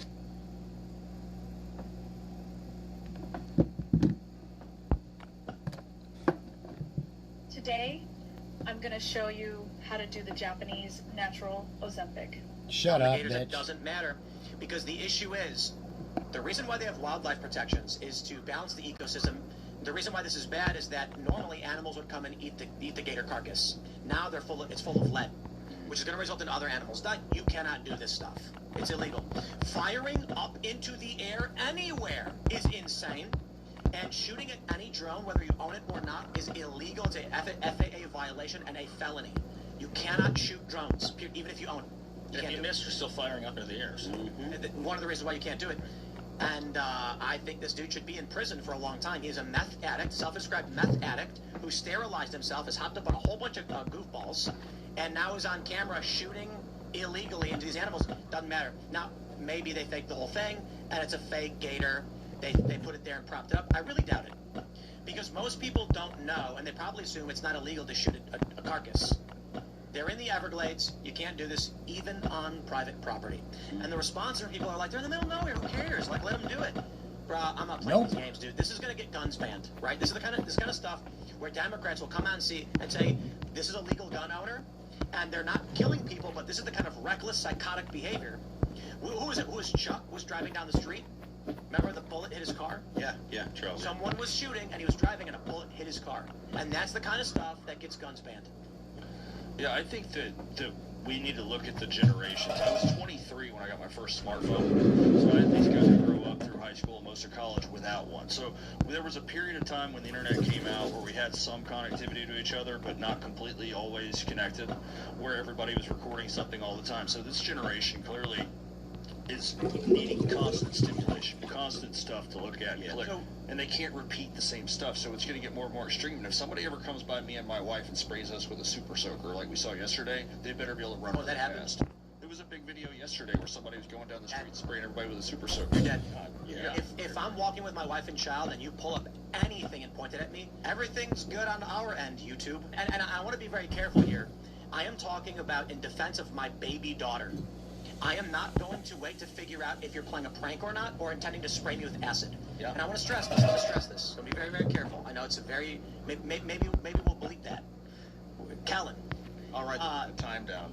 It's good. He's shit. But I know pre-recording's great. I want to stress this. I will defend myself with whatever force available to me, if you aim anything at my wife and child. I am not going to be like, well, now hold on, my 1-year-old baby daughter, maybe it's just water. Hell no. We get threats of acid attacks. We see acid attacks. I ain't sticking around to wait to figure out what you're trying to do. There's a video of a black dude walking up to a guy's car with a canister of gas, but it's water, and he starts splashing on the vehicle, and the guy draws his gun. And then the guy's like, no, it's water, stop, and he goes, you almost died, you dumb mother effer. Yeah. Not playing around. You come up to my car with a canister of gasoline and start splashing I will kill you if you do I'm that. not waiting for you to light it up. It's not happening. You're gonna get lit up. The insurance company to fix the glass before. Look, Mike Tyson's one of the smartest people to ever exist in the modern age. He said that thanks to the internet, that nobody's really afraid of getting hit in the face anymore. And once people do stuff like that, they don't realize that there's people who... What's really crazy about these videos is how many times they're flagging each other, basically. Like, I'm surprised these retards didn't die. Like, dude's waving his gun around like a moron. They have no discipline. Clearly, they're shooting into open fields. I'm like, yeah, that's how someone gets shot in the face. Mm-hmm. I mean, it's unlikely that would happen because they're in the Everglades, but to your point earlier, like... No. These undisciplined guys waving guns around? Yeah. The penalties are the same. If they hit somebody, that's on them. Yeah. You're in the Everglades, that's probably a national park, which makes me wonder how they got the clearance to even shoot that, because I went on a tour there, it's a park. Yeah, you can carry guns. They're under investigation right now. But the idea that you can just go and start shooting an animal because, you know... They likely won't be allowed to own guns in the future after that. Oh, yeah, I mean, he's already in jail. He admits to using meth. He shouldn't have a gun in the first place. Oh, that's a good point. He's in deep trouble now. Yeah, he's in deep shit because he's a meth addict with a gun. They're gonna add this too and be like, if this goes to trial, they're gonna be like, do you use meth? He's gonna be like, no, and they're gonna be like, you say you did. That's He's right. gonna have to admit everything's fake. I think it's all fake. Like, he claims he wakes up in the morning and hits himself in the face with a hammer. It's just fake stuff. I kind of believe it though. It's possible, but I would say this. Either way, it shows a serious problem for Gen Z. You're not going to make enough money at your job to buy a house. So Gen Z has stopped saving. In order to get fame and attention, you have to be retarded. So clavicle is like, or clavicular, whatever, is like... Brandon Peters is... Indeed. He's like, he says he does meth. I'm sorry, Braden. He sterilized himself. Yep. That's the kind of thing he thinks he needs to do to get attention, and that's what's working. To sterilize himself. Yeah, because he takes testosterone, right? Yeah. He's sterile. He's sterile. Literally? Yes. He said out loud, I'm sterile. Yep, that's right. Crazy. And his balls shrunk. Wow. He named himself after the clavicle. Right. Here's that bone. And the funny thing is, here's why I think it's fake. Personally, but what? I'm going to tell you why I think it's fake, because the dude might be like, let me do this. Clavicular. Let's call him Braden. Humiliate. Well, everybody knows what his name is. The reason, I'm going to tell you why I think it's fake. Let me find the mugshot of him. This is why I think he's not really doing any of these things. His chin is off center.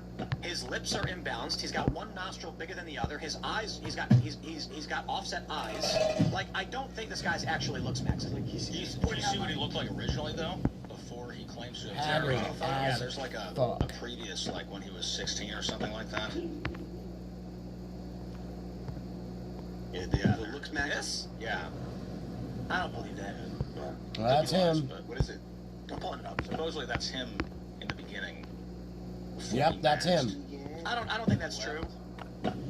I don't think he's done, like, airbrushing, maybe, and you can exercise, but I don't think he's done the more extreme things that he's claimed to do. Like, his ears are uneven, his eyes are off. Like, I don't believe this guy is actually working really, really hard in terms of the extreme things, like hitting yourself with a hammer and getting surgeries. I think he's probably just generally working out. Maybe taking testosterone, but that seems weird for a 19. How's he, 19? Maybe taking testosterone. He was taking it since before. I think it like ruined his puberty. Even this is what I heard. I don't know if that's true. Wow. This is like the male version of the Jazz Jennings or plastic surgery. It's not quite trans, but it's sort of. the body maxing thing is kind of trans. We've created a pretty unhealthy society for young folks that feel like they need to keep up with everyone else's social media. A lot of those kids that are in their early teens think that they're the long and short of what their life is to become an influencer. Yeah. And it results, but they have to outdo one another constantly and get more and more crazy with the kind of content they make, and that of course makes it dangerous for everybody else. Yeah, well, part of me, yeah, he's 19. Like, I don't know what it is, vengeance. I like seeing the prankster get fucked up. Like, I like seeing the guy reacting normal and fucking the guy up. Man, Ian, that's the like, only "I'm so thing me and sorry. Ian have in I'm common. so sorry. And you're like, yeah, I know. And you're gonna be more sorry. I love that. I feel like they deserve it, and it satisfies me. But it's like, I don't want to like go down that hellhole too much, but I do love watching bullies get the shit kicked out of them, man. Oh, he was arrested for running someone over? Is that what it was? Yeah, that's what I heard. When I first heard his name, it was because of him being arrested for it. So this is it? Maybe. Oops. What the? Is this it? I don't know how. You can't see anything. Like I think. I mean, he got arrested, but I wonder how much of this is fake. You know what I mean? Like, because in the videos you never actually see them doing anything. Like that gator, I gotta be honest, guys. In the social media Probably age, not there. you buy a dummy dead gator, you pull up, you throw it in the water, you shoot into it. You're on a private piece of land that's swampy that looks like the Everglades, and then you say you did it. Everyone says that's illegal. You're gonna go to jail. We make segments about it, and then you're like, it was a stunt. It was a stunt done on a controlled set with a prop. And then with this, you don't actually see anything. Yeah, it could all just look. Watch. Here's a guy jumping on his car. You don't see anything. Yeah. Now they're saying he was arrested. I bet he wasn't even. I wouldn't be surprised if he wasn't arrested. And it's just influencers going, man, he got arrested. Jail records. Drum up some attention, man. Get your name out there, Clavicular, Braden. Fucking. Sorry, dude. I don't hate you. It's sad to see a guy in his mid-20s overdose on drugs, get super famous, and burn out and die. He's like early 20s. His fame is a drug, dude. And you're a better human than what you look like. He appeared to run over someone who was jumping on his truck, claiming self-defense. It's unclear whether it was a stage stunt. I think it's all fake. Right? Like, I don't think the dude actually bone smashes, does meth. These are all shock claims. 19-year-olds don't need to take testosterone. His testosterone's probably already like 800, was it nanograms per liter or whatever? That he does, Ray, like I've seen video of him actually doing it. He's not like hitting himself hard. It's very much just tapping on it. Yeah, you can do it with your own hands too. I know, that's what I'm saying. I don't think it's real. It'll grow in the direction you push. It'll damage the skin. And then he would have welts and damaged skin in his face. I would like pull my jaw open, like pull it. No, it's not a thing either. It moves over time. It's like kind of like clay. Bone is kind of like clay. My friend's dad said instead of braces, he just pushed on one of his teeth every day for like 2 years and it fixed it. What'll happen is you push it and then it starts growing in that direction until it gets pushed in a new direction and then it starts growing in that direction. From my experience, is what it seems like. It's also how you get ingrown toenails. Yeah. People will cut their nails too short. Yeah.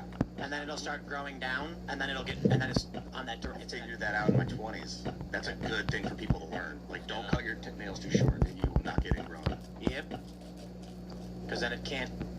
I think social media is largely fake, but the point is whether or not this guy's real or it's all just one big reality TV show, which is, I think it's probably reality TV. I don't think he got arrested.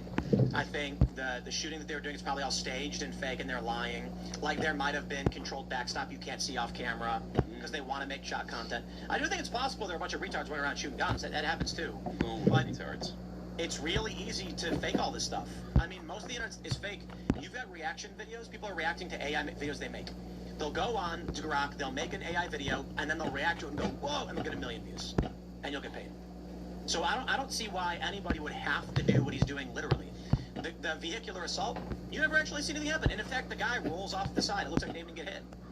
It did not look like assault at all. It looks fake. He got run over. Well, he rolls off the top of the truck. Dude, he bumps underneath the tires, you stupid fuck. I would lean more towards he's a character. He was propped up. It's reality TV content. It's just meant to be shocking internet content. He does seem high. I will say that. I've seen some of his videos, and he looks like I looked in my mid-20s. High as hell. Like maybe it was weed. It's probably to be acting. Maybe, but he's so high. He seems very like good actor, huh? Maybe, but he's really, really vapid. Like that whole like. Look, the point is this. Gen Z is seeing this, being told it's real, and they're being told this is how you get famous. So the unfortunate end result is a lot of young people, Gen Alpha, are going to be like, I want to be famous like him too, and they will start doing these things and running people over and stuff. That's why I like seeing these bullies get their comeuppance. Yes, that's a good way to put it. Why I like seeing these publicity stunt mongrels getting slapped back down to reality. I do like that because I think it's an emergent phenomenon that people will start replicating if we don't stop it. I don't want people running up to someone in a shopping mall with a fake gun and being like, "Now get on the ground," and then it's a prank, dude. It's like, bro, look at the mall not too far from here that we sometimes go to, where the what was it, DoorDash driver? Remember the story? Yeah, he shot the guy. He shot the guy in the chest. It was because the guy kept shoving something in his face, and he backs up and he pulls his gun and shoots him. Like, I don't know what's going on. And then they criminally charged the guy who's defending himself. Insane. Self-defense. That's Virginia. My opinion. I think the shooter was acquitted though. Yeah, maybe back then, but nowadays he would not be. I don't know. They're both white. AG and stuff. Yeah. Yep. Yeah. If the YouTuber was black, maybe.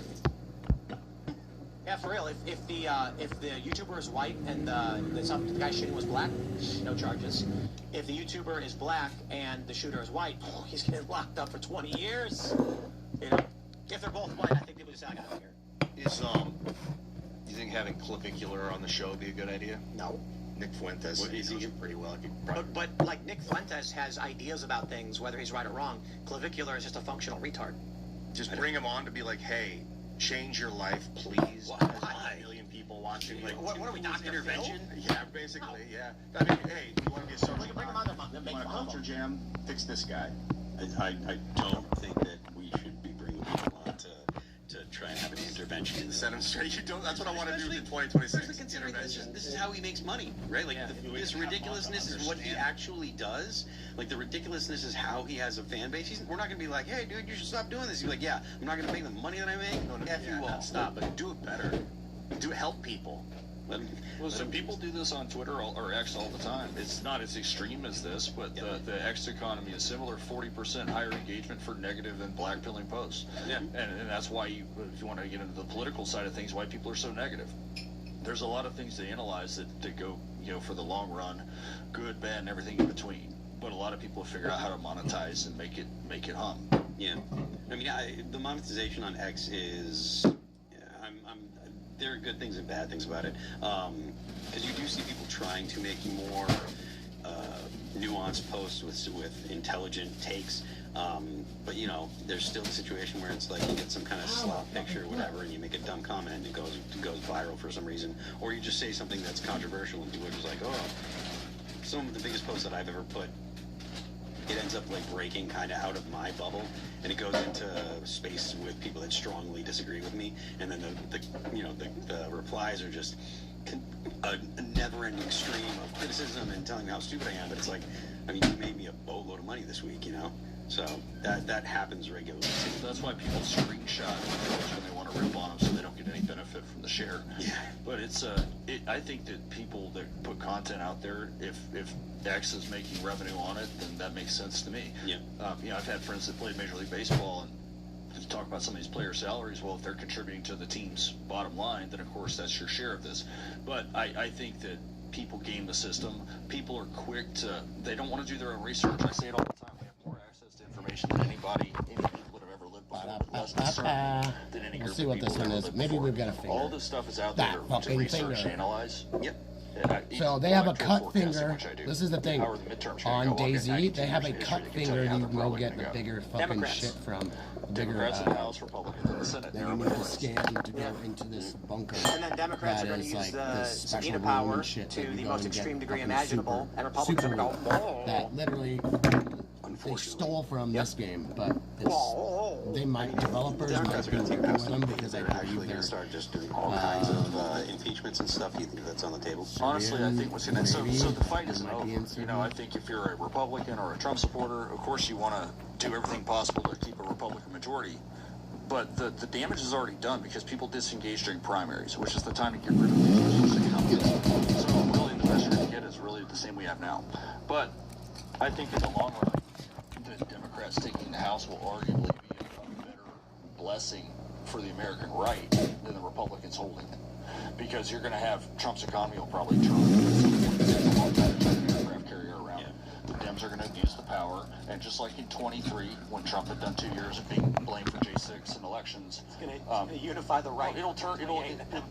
People's short memory spans are going to come into play here, and all of a sudden, if Trump's economy turns, then you're going to have in 2028, everybody's going to be running Republican again. This happened in 22 with DeSantis. He starts rising up, and then you get the DeSantis faction and the Trump faction fighting. And then once we get closer to 24, everyone started uniting again. So here we are. Everyone's like, oh, the coalition is fractured. Like right now, after the Democrats win in the House and they start just beating the crap out of people, then you're going to get the right rallying against a shared enemy. It's a no-doubter to me. I'm not worried about the midterms. You know, people need to start getting involved in the process and putting forward regular people that can raise funds and run for office. Until then, we're going to have people like John Thune punch out like we did here on an Easter break. But it's always going to be. I don't think we ever change this, to be completely honest. Like, let me clarify. I don't think in the short term we change this. In the long term, maybe things will change.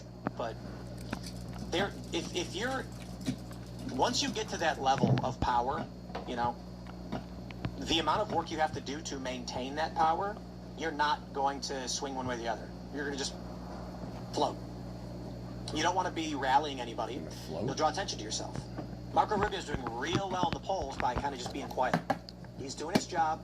He's not fighting anybody. He's not posting and saying things like F the Democrats or whatever. And it's doing well for him. I mean, I like it, to be honest.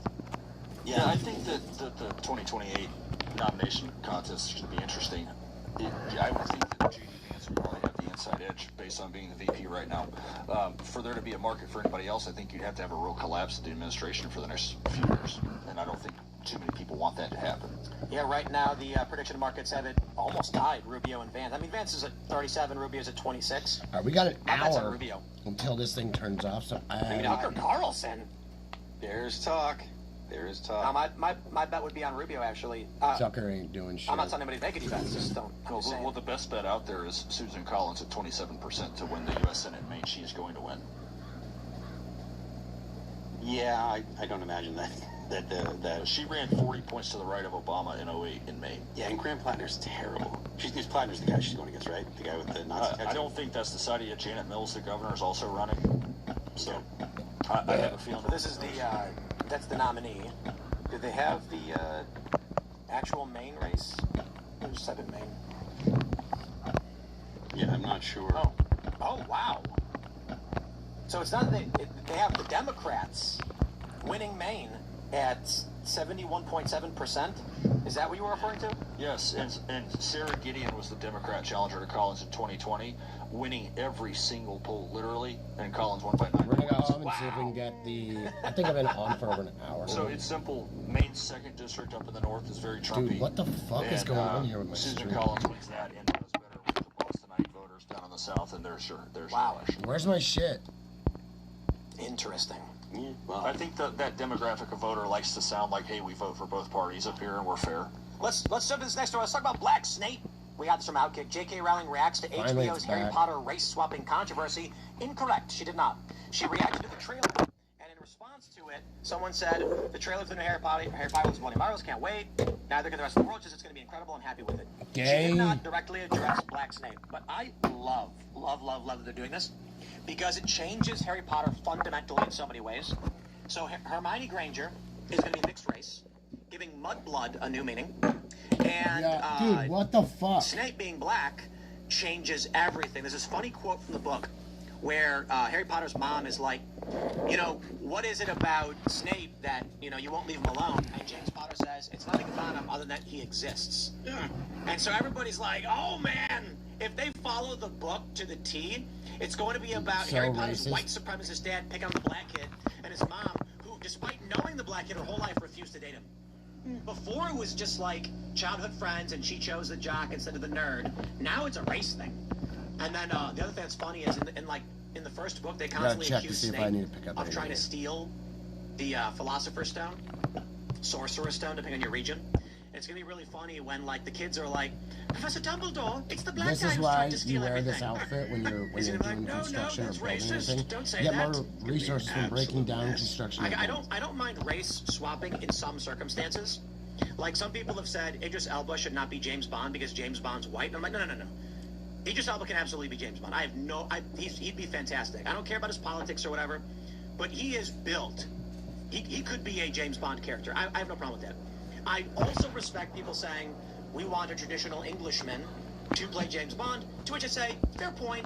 So I'm like, I think if you're talking about a British spy, Idris Elba's fine, but I do get why you'd rather have an Englishman who is traditionally Englishman, a white guy. But I'm not going to get all that bent out of shape. Now, Anne Boleyn, when they made Anne Boleyn black, I'm like, come on, guys. Nobody had a problem with Nick Fury when Sam Jackson was Nick Fury. Indeed. You know? And they actually swapped Fury in the comics so they could get Sam Jackson to play him. Nick Fury was originally a white guy with like a buzz cut, or a flat top or whatever. And then they actually planned this. They're like, hey, in the future, we want Sam Jackson to be Nick Fury, so let's make Nick Fury in the comic black. But Sam Jackson, awesome. He's a great Nick Fury. He was great. And that's a made-up character. I will say this.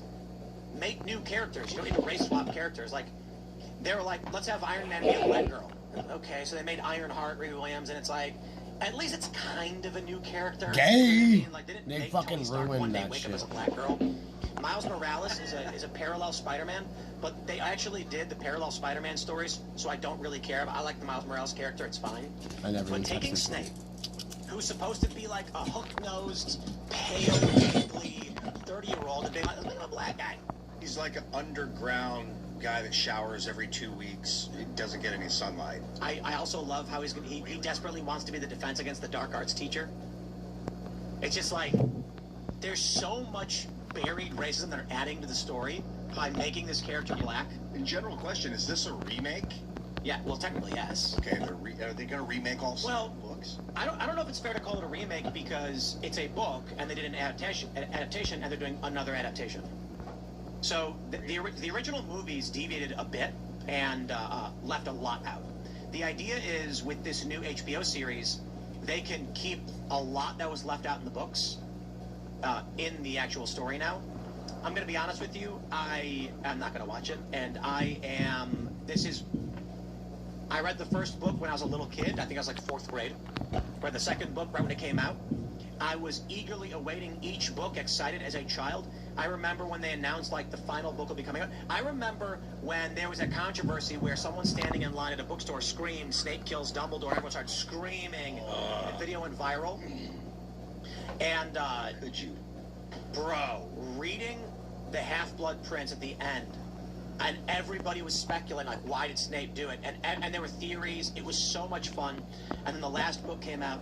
When the movies came out, a lot of people don't understand that flight was actually a really big deal for Death Eaters. And at the end, where it's like, let's do it together, and they jump out. It's all for the movie, and it omitted so much.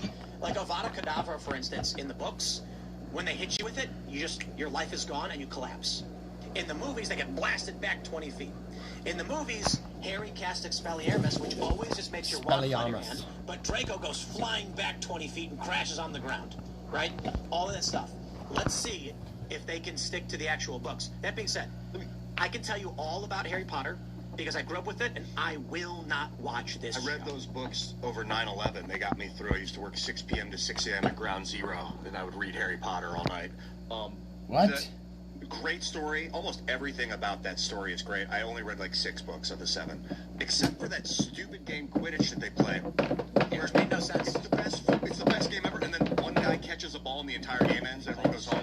Incorrect. Like, what You clearly have not read the books. If someone catches the Haven't golden read the snitch, books, the buddy. game ends and that team wins. Liar. No, incorrect. Look at 200 It's, points. I believe it, correct me if I'm wrong, it might be in book 4, in which they explicitly have a Quidditch match, it might be 5, where they say, we are currently down by 170 points. If you catch the snitch now, we lose. Well, you'll get 150 points or something. And then the game is over, and if you are down, you lose. So this meant that the rival team scored 17 goals. The difference was so great that at that point they could not catch the snitch until they at least caught up a couple goals. Which actually... That makes it a lot better. But actually that makes it a fine game, meaning typically catching the snitch will win you the game if you can do it quickly, but if you are down way too much, now you can't end the game intentionally. So it actually is an interesting strategy then where it's like, if you are losing by 15 goals, you have to make up goals before you can try and catch the snitch. Without being hyper offensive towards women, like that's a sport that was created by a girl. Why? What do you mean? I think the stupid sport where you catch one ball and you get 150 and the game ends. And so what? What do you mean? It's like a nonsense game. It's fake excitement. It's a fake It does book, place a lot dipshit. of responsibility on the snitch catcher. They are on flying brooms. I know, but like, get rid of the snitch, and the game would have been awesome.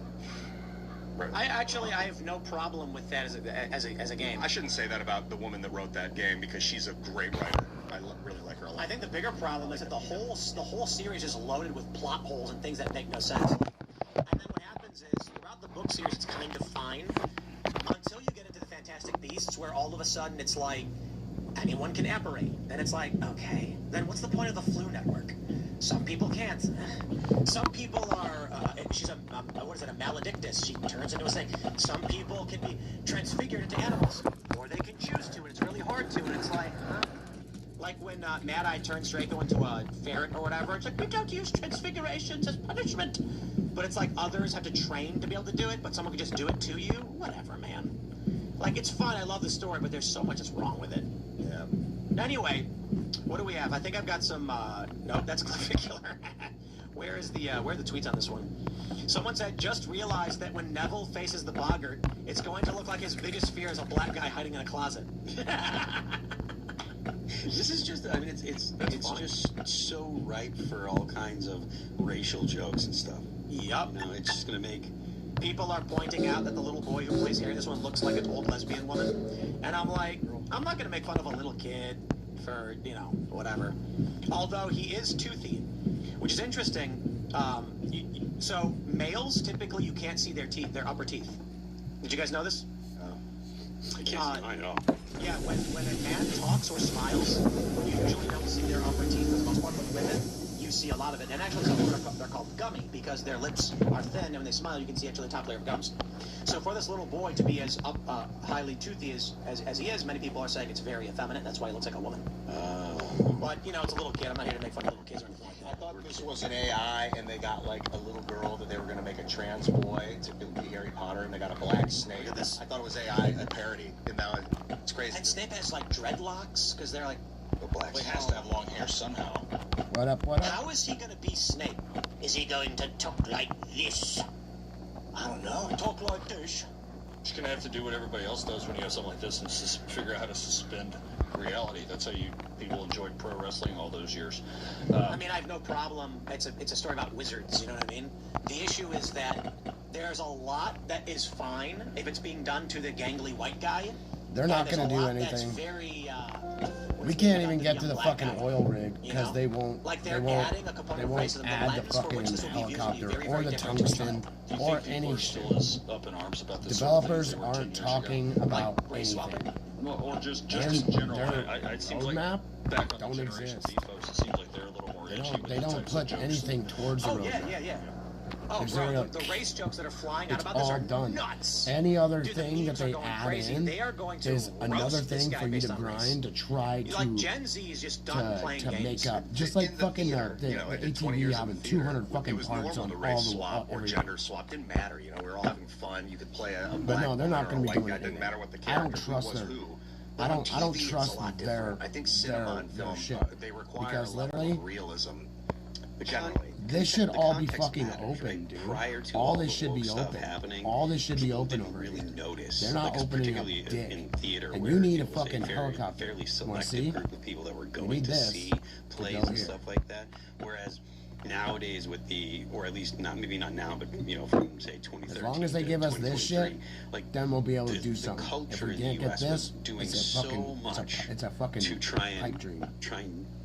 It's not going to be open, dude. They're not going to open up Bunker Charlie. So that people started to notice and push Bunker back. I Charlie's gotta say over one here last on thing the before we islands. go to our Discord chat questions. Have you guys seen the Way lawsuit too much against time the to play, comedian way too for much. saying about the Lion King song? I They just saw don't the even care. thing up there on the screen. You guys hear this?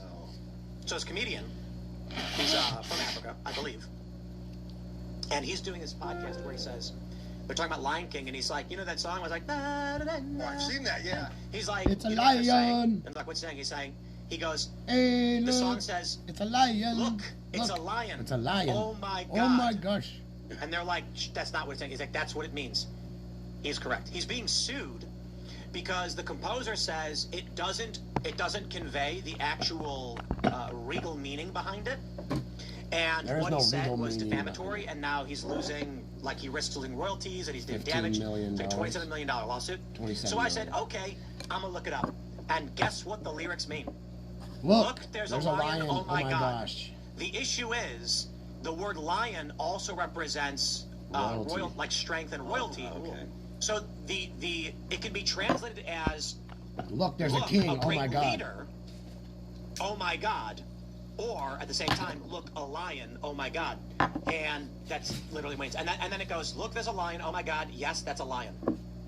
I mean, that guy who did the joke was joking. He wasn't defaming. No, he's telling the truth. That's He's telling the truth. That's what it fucking means, you fucking retarded prick. And here's this like Zulu cry in this powerful song, and it feels majestic. And it's just literally, look, a lion, oh my God. And I looked it up, and so funny. It translates to something to that effect. I never knew it meant anything. I thought they were just chanting. Yeah, it's called another language, Carter. Remember the song? Look, it's a lion! Oh my God! That's real. That fucking shit is real.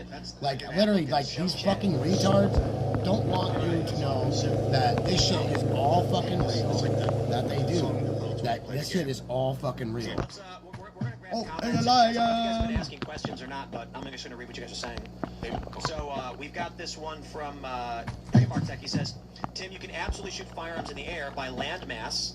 It is more legal to shoot into the air than not. Proof, duck and squirrel hunting. You're using game load. You're not shooting 5.56 at birds. We're gonna have. That being said, you want to know what we're gonna have before we get anything? It is your responsibility to be safe and accountable for every shot you want fire. to know? We're gonna get GTA 6 first. Android Wow says, question, given the Chinese bombing attempt on CENTCOM, do you think China directed the attack rather than solo actors? If so, was it because they feared the U.S. solidifying global hegemony through our recent actions, or was it perhaps just an opportunistic They won't, shot while we're as soon as they reach, like, oh, look, we made $100 million off all everybody, then they'll fucking be like, yeah, we'll release this stuff now. It's sad as fuck. And the devs don't care. They don't give a fuck about us. They want your money. They want all your money, baby. Look at that song, Money Baby.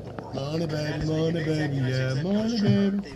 Money Baby, Money Baby. Like K-Camp? Yeah, that's all they fucking want. They want all of our fucking money.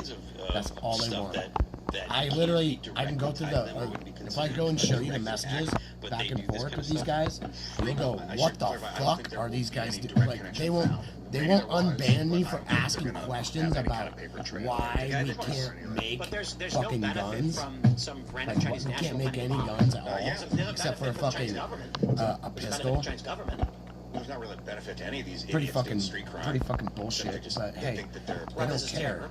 This was they want your attempted money. bombing of a military base of CENTCOM, which greatly benefits China as a government. Which is so why insane. would Ldoe ever do it? Ideological, I guess, or the chaos? Where's my water at there? Like, the point of it is to sow chaos in the United States. It's not like they're like strategically saying, hey, this is going to take out the base. They want to sow chaos because what they want is the American people to be fighting with each other about what to do. If there was an American in China that set off a bomb near one of their buildings and then fled to the U.S., that would have been an international incident. So I just don't think that the Chinese would do it. That's why, because I can't imagine our government doing it that overtly. Like, yeah, I think I agree with you on that. I don't think any risk of trying to kick something off on a bigger scale like that. So, but China's definitely going to be feeling the heat with Venezuela and Iran operations. Hellbilly says, Phil, do a desk pop. No. Where you shoot your gun at your desk. Yeah, what was that from? Was that like Reno 911 or something? The wrong guys. The wrong guys. Desk pop. No, I'm not doing a desk pop. Don't be Secret Service agent shot himself, I guess. Was yeah. Millennials? No, Joe Biden. Negligent discharge. All right, Hades says 2 questions. Perhaps we can address SB 1071 in West Virginia and how the President of your Senate killed it. What are you doing to advance it, like getting it added to HB 4185?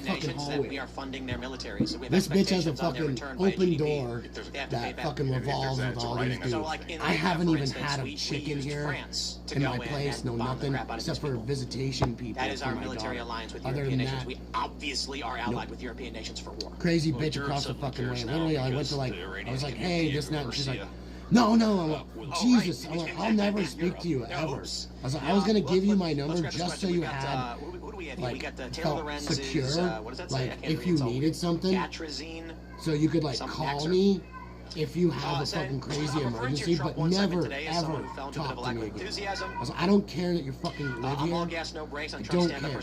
So that's the thing. You can move any fucking time you want. Because the thing is, my cameras are right here. I was like, oh, that's cool. You got a camera. I was like, those things are expensive. I put these ones up and they're like $35 each. She said, I don't want to talk about it. This and that. I was like, she's like, oh, this is the first time I've ever lived by myself. And I'm like, how old are you? Like, how the fucking old are you? But it puts him to a point where I've lived on myself since I was 6 fucking years old. On Schweitzer Mountain Resort. And also, if he does produce the Imagine that if he shit. wins, the I results got into a for the fist American fight with my dad, moved into my buddy's place, and I was going to fucking, I was 16, I was a sophomore. Then I moved up on Schweitzer. You should know the rent was. You should know what the rent was back in 1997. Large force. It was dope. And then the U.S. starts to see real benefits from the oil that is being purchased from the U.S. You see real economic benefit. The American people are going to be like, okay, this has actually been good for us. You know, obviously there are a ton of ways that it can go wrong, and I'm not saying that it's definitely going to go right, but this, in conjunction with what this will do to our position, for our position regarding China. I'm so glad I got my power taken. It'll pay dividends. Thank you, dude. I really appreciate it. Thank you for the follow. If I could throw out like, here's a gift card for you. Then they're gonna be like, okay, well, because I used to give on my YouTube channel. I used to go and get like $500 in gift cards from the Apple iStore cards to the fucking the petrodollar and stuff. So Google Play Store, and I would go and buy all those, and I would go and I would do raffles, and my daughter would be the person doing the raffles. Like she would pick out the names and shit. Flying city that can carry all of our armaments and troops that goes over any of our enemies and destroys them to prevent. When she was 4, she was picking out names. Drone delivery blimp first, and then pretty fucking cool 4 years ago. Ship up there. She'll be 9 in October. No. She's a Halloween baby. So there's only one consistent video game reference I make on the show all the time. Oh, you're talking about video game? I was thinking of the big carriers that video game reference that are in Marvel. I'll give you a hint. Which a kind of. Oh, Bioshock. I didn't get to that. Which? That's only a half answer. Bioshock only had Bioshock 1. Incorrect. It's 2? Bioshock 3. Really? How many Bioshocks were there? There are many. Bioshock Infinite, where a city is America builds a flying city which goes over China and puts down the Box of Rebellion. Guys, learn your video game lore. Come on. Dude, I'm so down to Bioshock. Yay! So good. Awesome. So, but Infinite's okay. Like, it's fine. Booker catch. But Bioshock 1, just epic. It needs to be so powerful. The flying city is like shooting with a rocket. Like, it just has that little impact on the flying city. Otherwise, it's coming down. I think Bioshock 1 should be mandatory high school curriculum. Gay? No. Yeah. I mean, it's pro-capitalism. Maybe the Foo Fighters, too. Well, actually, I think No it's video kind of games in anti-capitalist. high school. The whole point We're gonna was keep that hitting they refresh were till we doing get that what bullet. That bullet. Atlas Shrugged thing. They were like, the people were leaving. The story of Bioshock is that wealthy people built a city underwater to escape a repressive government and taxes, and then capitalism was so rampant that genetic engineering became commonplace, which resulted in people going psychotic as they became splicers. Without regulations or checks, the genetic engineering made everyone go insane, and civilization collapses. And you go there, and everything's falling apart. It was very anti-capitalism. All right, fair enough. It's just still a great story, and it's fun, and I recommend it. And also, when you don't have to kill little girls and drain the what you call it from them. It's been so long since I played it. I don't know what the essence is called. Adam or something? I think it might be Eve. Is that what it's Eve? I've only played it for like 10 minutes. Oh, blasphemy, dude. Max difficulty. Bro, I played the game like 4 times. And I would run circles around Atlas, and the final boss is literally Atlas. It's hilarious. Oh. So good. You get the what's it called? It's been so long since I played it. Into your arm. And then fire. Drain Adam from the system. Adam, that's right, yeah. Send Adam away. Yeah. and then it makes you stronger, but only a little bit. You know, you get like a bad ending for killing them all. And plasmids, that's what it was. Yeah. And then in Infinite, they're like, no, we don't want to do injections in the arm anymore, so we're gonna make it a soda pop. And you get a bottle and crack it and drink it. And I was like, boring. Yay. You think Boring. a flying mothership makes a lot of sense for the modern warfare? The helicarrier from Avengers. That's what I thought you were talking about initially. You launch 3 of them, and then you shoot everybody who deviates via algorithm. That was Winter Soldier. All right, let's read this question for the panel. Ian, if no-fault marriage is a good thing, then what is the point of marriage? No-fault marriage has destroyed society, created single-parent households that ultimately contribute to the downfall of Western society.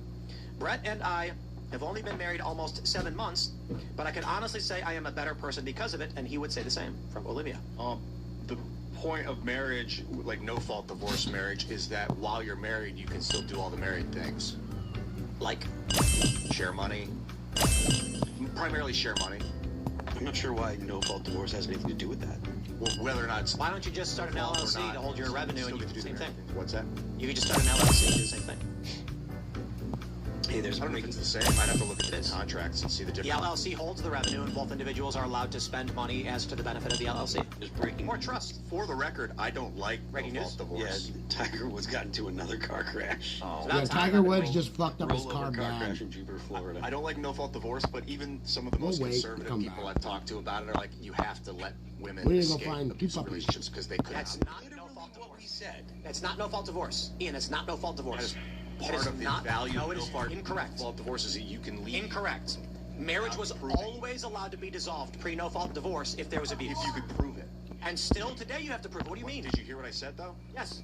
Back in the day, women couldn't prove it. You still have to prove it today, Ian. You can just divorce today. Yes, but you can't get access to anything you own unless you can prove it. You need to prove fault if you want to take resources. Okay, but I'm not talking about taking we resources. already Why got... get married if you don't want the resources? That was your point. To be with someone you love. You can just do that. But I'm talking about people leaving a violent relationship that they can't prove is violent. Then you don't get resources, so what was the point? Your point was getting married allows you to share money. And you do while you're married, and then the guy starts beating you, you leave. And if you can't prove it, maybe you don't get the money. You Maybe lose not. everything. Well, you get your life. So you could always, what are you talking, like you could always do that. If you're stuck in a marriage with an abusive husband... No, you could still leave, even if you're married. If you can't prove it... Bro, no one is obligated a married couple to live in the same house. You could leave. I'm saying if there's you have to prove fault, but you still do. You're saying in no-fault divorce, you still have to prove fault? To get the money that you say you want. Getting the money. I'm talking about ending the relationship. The question I have is, what was the point of getting married? To split resources. And you can't split those resources unless you can prove abuse. You can't split those resources if you're getting the shit kicked out of you either. And you can't Dude, prove shut up, Ian. You're always required to prove a crime for standing. I'm not talking about charging the guy with the crime. I'm talking about ending a marriage. I'm talking about getting rights to what is yours. So That's not what I'm talking about. Your argument is change the goalposts. It's better off that women leave destitute if they can't prove it. And I'm like, then nothing has changed. It's better for a woman to escape with her life than to get stuck in a violent, abusive relationship. Ian, Shut up. You're such a pussy, Before Ian. no-fault divorce, women could still leave and go somewhere else to avoid being beaten. But they had to prove it. No, they didn't. And how did they leave? They got on their feet and walked somewhere. Then they're like breaking the law. And No, I can they're not. Down and bring them home. No, they can't. That didn't exist. What are you talking about? A woman, you're saying a man's wife could just Up and leave legally. Yeah, Yes, she could. With no... Yes. She's getting beaten. The only issue was she couldn't get access to resources unless she could prove it, which is the same today. The issue with no-fault divorce is that marriages have become dating. I don't think she could even file for divorce before unless she had proof for a reason. You would go to court and you would say, here's why I want to do this. And this is still true today to a certain extent, but you don't need fault. You can say irreconcilable differences. So what they added is irreconcilable differences. And with that, you can get married, and then a year later, the woman can be like, now I get half your stuff. I know. It's awful. Indeed. Even a prenup's not set in stone. Exactly. So no-fault divorce Prenup is set in stone, dipshit. That's why it's called fucking prenup. That's what my argument was, and usually is. But the people that are like, yo, they're women were getting, like, you gotta understand what women were going through before. But again, this is... You're this is such a propaganda fucking BS. pussy, Ian. Shut your women that fucking work with mouth, You dude. always need to prove fault. Today, yesterday, or otherwise. So, and they what claim we're women gonna do were here, beaten. It's like, I if a need to go woman do was hard being mode, beaten, but she'd we're go gonna to the be able police. to go And that would dissolve the marriage. So, The issue of no-fault divorce is that women can leave if they're not being beaten. That's the argument. So if your argument is women in abusive brand new relationships should be armor. allowed to leave, agreed. How about then we create a circumstance by which it's easier to prove, so women have an easier time to end marriages with fault. And instead of creating a blanket, you can dissolve your marriage and take the guy's stuff. We say no to that. Right? Make it easier to prove fault. That'd be interesting. I mean, we do have cell phone cameras. Like, if your guy's psychologically abusing... So then we don't need no-fault divorce anymore because we have cell phone cameras. We have forensic studies. You can go and get a medical exam and prove it. Well, there's also psychological abuse. Yeah, but if you... Dude, shut up, Ian. Oh my fucking god. He's such a fucking pussy. Yeah, it's kind of self-evident. No, but what, like, explain it. Make her cry every night, make her think she's less than human, make her feel like she's the do reason that? of all the problems in your life. What? Is that illegal? No, it's abusive, though. Okay, well, once again, like... Legal, and it should be grounds for terminating a I completely disagree. psychological abuse. That's if you're with a psychopath that psychologically abuses you shouldn't be able to divorce. You put yourself in a situation. Because again, I asked you to define it, and you said You can't define insulting shit. you, and I said no to that. I didn't say insulting. Like constantly telling you you're not worth it. Yeah, it's like insulting you. Yeah, making you feel less than human. Well, how you feel is not anyone else's fault but your own. Right, except when the fist hits, like, oh yeah, it's... A fist? I agree, everything you're feeling is because of you. I do agree with that at one level, but if someone's standing 5 feet away from you screaming at you, Let's you might put up know something and say, That's hey... not psychological abuse, that's assault. Or if they're leaving you notes or whatever, yeah. Yeah, just throw them away. Armor? Increased armor? This is what I kind of want. Just ignore your husband. You're like, don't... come on, Tim. Come on, bro. No.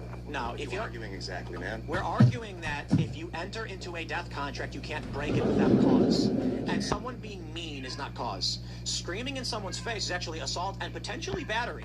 Now you're talking about physical abuse. But if someone...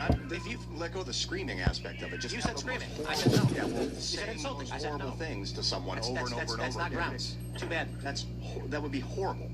That's too bad. Where are you? You do not get to take... No one's going to follow you to that psycho future, dude. You do not get to take someone's money, half their income, because they're mean. Sorry. I'm open to fixing that part of the no-fault. That's the worst part of no-fault divorce. Is that a guy can get married, a week later she can leave with half his Not a week. The judge wouldn't allow it usually. Okay, then whatever. So, but like 6 months to a year sometimes, That's nuts. And so that's why they have annulments, which void the marriage, citing it as just not real. So the issue is, someone says, he was mean to me, I should get his stuff, and we should get a divorce. Like, no. Sorry. I think the issue is, these problems arise because of no-fault divorce. It used to be very serious. If you're getting married, you better damn well mean it. And then they said, no, don't worry. If you get married, you can leave. Now, marriage is dating. Anyway, my friends, we are about over time. This was a lot of fun. It's been great having you, man. Appreciate it. No, I definitely appreciate it sitting here with you guys and being able to talk about everything that's going on in the world today. I appreciate the constant debates, Ian. Always have a good time. You too, man. Everybody's afterwards like, man, Tim and Ian don't... we get along so well. We're having fun. Yeah, I like you more after we do that. I mean, it hurts sometimes, but, like, so does working out. Yeah. I mean, the point of it is to have a thought-provoking and entertaining conversation. So, my friends, smash the like button. Share the show with everyone you've met in your life. You can follow me on X and Instagram at TimCast. Good sir, would you like to shut anything up before we go? Yeah, well, look, everybody, you have a role to play in shaping the conversations in the world we live in. I've been fighting. I made my own Chicken Little. Obviously, it's an important thing for me to stay involved as well. So, thank you for having me on. You can follow me at captaink.us or check out my new book, The American War on Election Corruption. So, thank you very much. I want to give people I like what you did with the election there. Oh, it's a #1 bestseller in 3 Amazon categories, and we call that the F curve. The miraculous changing of the guard on November 3, 4, 5, 6, and 7 of 2020. That was a good day. Hey, I'm at Ian Crossland. Follow me at Ian Crossland on the internet. And I don't have anything to jam out right now except go to graphene.movie and sign up for the on the waiting list to get the movie, to get access to the movie when it goes live. It's a documentary. There's a kitty cat Rice outside University, that is just... Dude, I can't wait to see it when it comes out. Carter Banks, you can follow me at Carter Banks everywhere, and our label at Trash House Records on YouTube. Thank you for coming out, man. It's been a pleasure talking to you. I am Phil that Remains on Twix. You can check out a new piece that I wrote on my Patreon. It's about Spruce Pine, a little town where all of the silicone that goes into all of the chips that we use every day, the crucibles, all that stuff is made. It's basically the only place in the world that has quartz this pure. You can check it out at Phil It Remains on Patreon.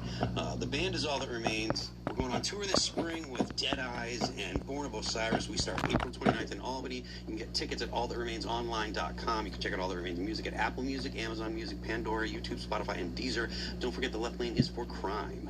All right, everybody, thanks for hanging out. It's been a great week. We're back, of course, next week, and we're working on a lot of interesting things. We're actually working on setting up digital guests because there are a lot of higher profile people on the West Coast, for instance. They don't like traveling, so we've got a bunch of stuff in the works, and it's all possible thanks to you. So join our Discord, podcast.com. Don't miss it. Thanks for hanging out. We'll see you all next time.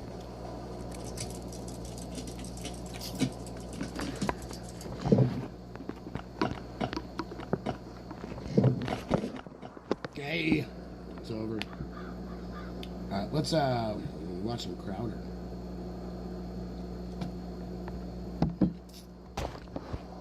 Unattractive, unintelligent, and just uninteresting. But here's the message, and this happens across the board. They're constantly trying to tell you, you don't have any culture. There is no English. It's actually all come from somewhere else because you colonize. You hear the same thing about the United States all the time. You will claim that any legitimate portion of our culture is racist, misogynist, transphobic, white supremacist, nationalist. Those are the people trying to convince you that we have culture. You do. Here's the thing. Not only do you have a culture, the Western world, England, UK, it's okay, guys. Rise up. Be proud of being Fuck English, but the United UK States, you and definitely have a Britain. culture. The counter argument is not, well, it's not that we don't have a culture. We have the best culture. Our biggest export is culture. To be clear. That's our biggest export. They constantly want to browbeat you and gaslight you and make you think that your culture, your ancestors don't exist. And while we're playing that game, let's do it from the other side. Out here. Here's some things that Muslims consider theirs that are not. Check the references. Soap. They claim soap was actually invented in ancient Babylon in 2800 BC. Well, that was way off. The modern numerical system, or they say, Arabic numerals, they're actually invented in India hundreds of years BC. Coffee. They'll claim, it was invented in Ethiopia, I believe about 800 AD. Suicide bombing isn't even there. So it was first used in Russia in 1881 AD. So but they perfected it. Yeah, they're a copy of a copy. It's like when you used to burn a disc and then you'd burn the burned disc and you're like, is this Elton John or is this Billy Joel? I can't tell at this point. Just Billy John. Time on Billy John. There's been a rash, by the way, of these recipe videos on TikTok lately, especially from the community of those who copied suicide bombing. What's up, guys? This is my recipe for a classic British dish, bangers in mash. You have your ammonium nitrate right here, first off, and then you have your nitromethane. It's a combination made mainstream thanks to the infamous Oklahoma City bombings. And ironically, it can be sourced from the back of a van in the alley of McGittle's pub in East London. Now, of course, you'll want to add your screws and your nails to create your shrapnel, a method that gets its roots in Afghanistan. And you'll need your belt. The belt, of course, is made from the finest materials. It comes from a tailor in Francavilla Fontana in the southeast corner of Italy. And don't forget the detonator. The detonator comes from British Boom Buttons LLC. That's in London, okay? Ask for Yusuf. He'll give you a great deal. And lastly, dusting nutmeg from the Banda Islands of Indonesia for that post-explosion je ne sais quoi. Je ne sais quoi. Yeah, it was last minute and I didn't think it was going to end. They can't all be throwing a quad amputee into a dumpster. We could try. It might work for every segment. Yes, it might. I mean, this is... Is it me? Like, everything is... No, that's yours. Yeah. So, does that just mean that Western civilization doesn't have anything? I mean, freedom, electricity, refrigeration, showers, television, printing press, shampoo. Yes, for those who are into it. Of course, everyone's into it. That's the problem. Limited circumstances. It's year 2026. Let's use this as a standard. What is there in the Arabic or Islamic world in 2026 that I want to hear? Anything? That's about it. Hopefully, put a puppy here.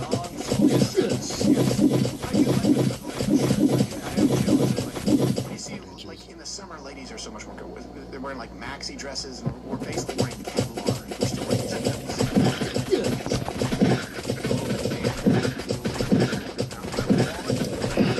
to support your favorite creators. It really is just picking up steam, and you can actually support your creators and don't have to worry about being banned from PayPal like we were, or Shopify like we were, or everywhere. Always. So here's the latest one. I was, I always scan looking for news, and then I saw this once, and I thought a couple times that I don't bring something to you if it's just something very niche. Sometimes people will do that, and then they'll I'm seeing a lot of people now devastating orders with this. And this is why I mentioned earlier, it feels like I thought these people were America first, and they're starting to sound a lot like the left. And I disagree, whatever it is. You can disagree with President Trump on Iran, you can disagree with President Trump on tariffs, but overall, I want to put America first, and overall, I'm glad that President Trump was elected instead of Kamala Harris. If it feels like you see people trying to take away any accomplishments or even historical events related to Donald Trump, that's because it is. That's because it is. We're like popping the fucking head off. Because now, the latest conspiracy, and they're just as innocent, enough to come back and call it right here, is that President Trump, there was never an assassination. It actually happened. It's a psyop. That brings us to this week's seditions.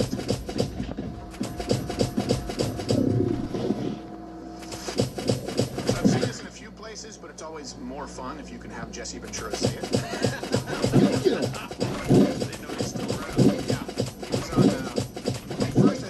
If it was him or Meth Head Santa. You'll see. Both. He was on Piers Morgan, and he tried to insinuate that the Trump assassination was fake, and of course had zero substantiation beyond, come on, Pierce. Come on, really, Pierce? You believe that? All right. There is a UFC whole event going on imminently at the White House. Maybe they could extend it and have you against Trump.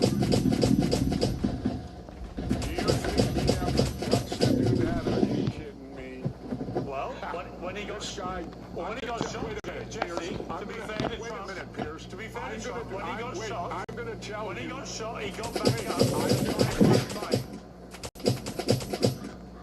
Oh, yeah, right. You ever hear of a blade job? Anyway. A blade? What, you think he was fake? Anyway, I don't know. Where's his scar today? Somebody died, literally, sitting behind him. I don't know. Come on, Piers. You fucking piece of shit. How's your Parkinson's, cunt?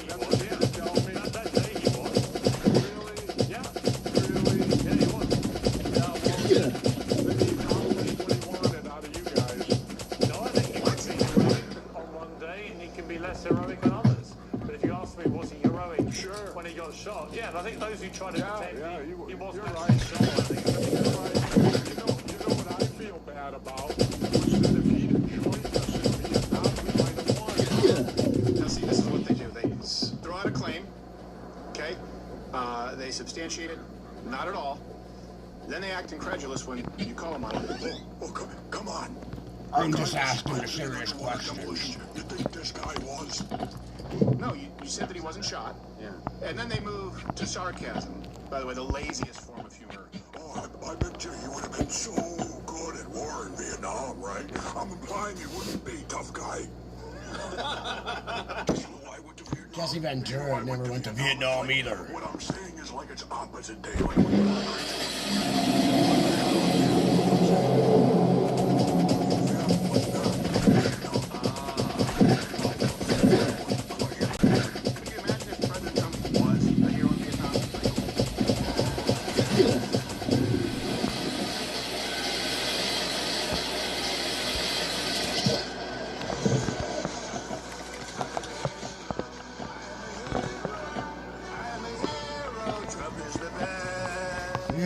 That's a god. Why are you running, tough guy? Why don't you try running into the flames? Why don't you try running into the flames? funny because it's Jesse Ventura. He's out of his mind. And by the way, he is the template for all the new trash journalist conspiracy theories. Right? I'm just asking questions. I called into Dennis Miller's radio show probably 10, 15 years ago as Jesse Ventura. And I would throw out a bunch of outlandish things. And every time I'd say, well, hold on a second, do you think that happened? I don't know, Dennis. I don't know. I'm just asking questions, tough guy. That's how I, and that's what you see now. I'm just asking questions. But if you never provide an answer, or there's an answer in the question that's implied that can be easily disproven. He's not the only one. Check the references. We provide them every show, 11 a.m. Eastern, when we stream. Bunch of conspiracy theorists out there testing the water. If it picks up enough traction, they will then pump it into the mainstream. I've seen this pattern. So let's go through the claims that you see. They're very, very easily debunked. This doesn't mean that it's 100% proven to be true, but you could say that about anything. We can simply disprove the initial claims that are being made before the goalposts get moved. Look for that too. It's going to happen. One of them. Where's his scar? Where's his scar? Here's a scar. Well, crap. Okay? It's a small one. Small one. Sure. Nobody said it blew his ear off. Nope. There's a scar. Where is it? You ever hear of a blade job? That's in wrestling when they cut their forehead. Like, all right? No way to say. I guess now we've gone from where's his scar to there it is. Well, he could have done it himself. But you said where is his scar? Okay. Let's go to the next one, where Pierce Morgan, I think, did a pretty good job there. He did, yeah. The man who was killed, Mr. I've heard it pronounced comparator and comparator. Comparator? When that was brought up. Oh, yeah. Oh, yeah. Come on. He didn't get killed. You got anything more than that? Zabad? So, okay, here's why here's the proof. None of it can be 100%. That's the position that people are being. Family, co-workers, police, government officials, including Shapiro there in Pennsylvania, all confirmed the death. Are they all in on it? Why? Why would you have family and co-workers and a Democrat and Republicans and those in it? If it's just one, for example, if you look at a lot of conspiracies like Antifa being let off the hook, well, it just takes Ray saying Antifa is not a real thing. Just you go, oh, okay, that determines the policy, right? If you look at the conspiracy, is a conspiracy of big tech censorship. Well, just take one phone call. Facebook, Meta, Instagram, Twitter, Spotify, YouTube, all got rid of one thing, right? It's not a conspiracy. That really only involves 10 people. In this case, hundreds of people, thousands of people don't have a share invested interest. Why? And I know that's a lazy answer. People are controlled by one person, and that's why. And so you shouldn't believe your lying eyes and ears. Here's the other one. Why would the New York Times be done? Who really didn't want President Trump to win? I believe officially endorsed Kamala Harris, or was it Washington? You guys can fact check me. If they didn't endorse her, it was a soft endorsement. They were the ones that imaged the bullet. There you go. They're in on it with the family, the conservative family. It's a fake picture, Steve. And a governor. It's a fake picture. Right. It's a fake picture. Also, no one else in the press who would be a competitor to the New York Times would reverse engineer that picture and have that mammoth scoop that it's fake. Keep in mind, I believe it was the New York Times or Wall Street Journal who said that the engravings on the bullets used against Charlie Kirk that we released, they said that was fake. When it was real, when they had to concede that later on. They're always looking to assert a fake story. No one. That's not only the picture offers. That's why other people are offering other conspiracies. And they may not be here's one for instance. Well, why did they write off the state? That's another answer. Why did they write this is clearly not real because it doesn't allow them to get up and pump this. They would immediately take them off stage. This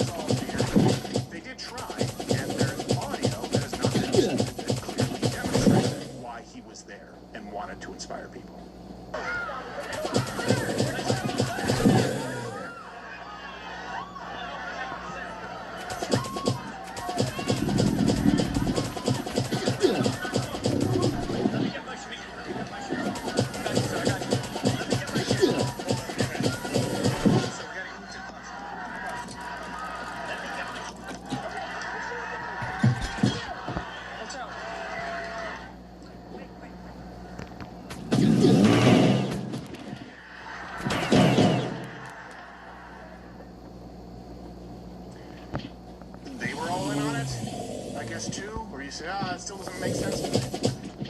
Guys, what are we doing here? And if you're going to try and take away one of the most significant moments in presidential history that certainly I can remember in my lifetime, as far as, probably, would you guys probably say as far as someone running for office, this was the most significant event or to happen to an individual? I'm not talking about 9/11. In my 36 years, yeah. Yeah. Okay. Sure. I mean, I was born in the 80s, but yeah, there's things before, but yeah. Certainly up there. Yeah. And that's a big reason as to why he won. It inspired a lot of people. Afterwards, you even had Zuckerberg and you had Elon Musk saying, look, that's really badass. Yeah. Now you have people on the right, for some reason, they always lean toward taking away a win. Taking away the ability for President Trump to be inspiring in any capacity, while telling you it's because they're America first. Also, time traveling Jesse Ventura had some words in a rebuttal for current Jesse Ventura. Bunch of slack-jawed faggots around here. See, I like that one. Slack-jawed faggots around here. Yeah, he had a cool mustache. And I'll open the 40. Anything I'm missing? I hate that we even have to address this, but I know this is going to be a thing that more people are going to carry. Let's go fuck up try hard mode. It seems like it's cropped back up because of the Iran thing. Because they were trying to say that President Trump truly does believe that Iran did make plans to try and assassinate him, whether that was Butler, whether it was a golf course, whether there's other things that didn't happen. There's actually been a court case that concluded that somebody testified that they were paid by Iran. I think it was a Pakistani man, if I remember correctly. He believes that, and so they're starting to undercut that in the frame of we're at kind of war-ish with Iran right now. So I've seen this on the fringes, but now it's starting to make its way into the mainstream a little bit. And I'm like, I see what you're doing. Yeah, it's always there's something else. It can't possibly be what he said it was. To be prepared, too, to have more Jesse Ventura on TV. Yes. Especially with this Iran stuff going on. He loves any opportunity to come in and tell everybody about how much of a hero he is. Yeah. And how much of a hero his family. Before the clip we played, he was asked something, and he didn't answer the question. All he said was, I know about ICE. Yeah, because my grandfather fought in World War I, my parents fought in World War II, and I fought in Vietnam, and my brother, and so I know what I'm talking about. Yeah. And then Peter was like, okay, but the question. Yeah, that's deportations. I know about ice. The first thing I did when I got in the hotel was I went down to the ice maker on the second floor and I put it in my bucket. I make sure to use the bag. I gotta use the bag to keep it sanitary because I've been using ice all my life, Big Chief. I don't think it's about ice, to be clear. I wish it was now. Yeah, you wouldn't know. I don't just have an ice maker. All right, buddy, I got a nugget ice maker. That's where it's like a reverse godforsaken snowflake where it actually adds layers and it's crunchy and satisfying. You wouldn't know about ice. Don't try and talk to me about ice. All right, tough guy. Any measure needs. And people buy it though. They buy it. They go, "Oh yeah, he's a war hero. Look at him. He blew up unexploded ordnance underwater in the 70s or 60s or 75 years ago. Who cares? Yeah. He knows everything." And I've seen the people pushing this a lot. And again, I'd say it's 50% on the right. Yeah, I think what I've seen, it's almost all on the fringe. These people are going to go listen to Jesse Ventura. Well, they'll go, I don't care about left or right, man. I care about truth. Do you know what he supported? Do you know what his policies are as far as when he was governor? This is what people say. The one answer, look, and I will tell you, it's a sickness.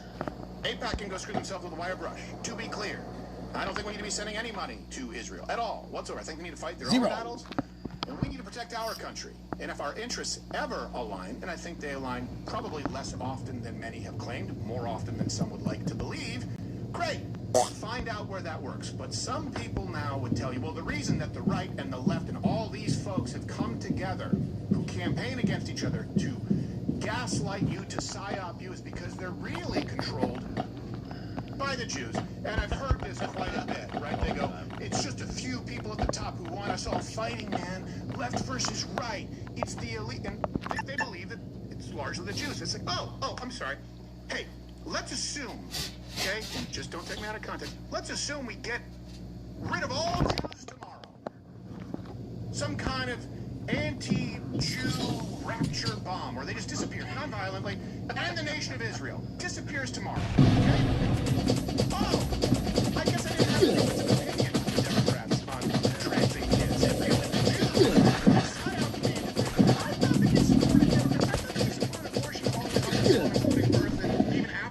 like governor of Virginia, Northam said. You need to No, pay? I imagine that. No, it's not a pay thing. I thought that you said a 90% It's marginal tax rate was okay. That was just me. I tripped that. after a certain while, you have to, you have to, what do you call it? After a minute, you're gonna have to pay for the service. It's not all free. Oh, fuck me. Someone's gonna watch this.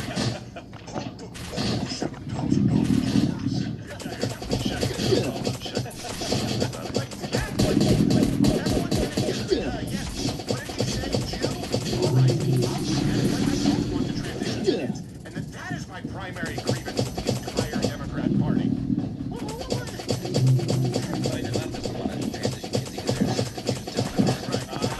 I pay $15 a month for the service, but that's after the trial with this. Yeah, that's what I'm expires. seeing out there. Otherwise, there is no logical response to say, yeah, Democrats, Republicans, and all these people will get together to convince you that there was an assassination attempt. So the Jews are so convincing. The Jews, not Israel, the Jews are so convincing that Democrats willingly took part in a staged assassination plot that would guarantee Donald Trump a better chance at being elected. Well, it doesn't matter because he's also controlled by the Jews. So you're going to get the same results. We all know Kamala Harris is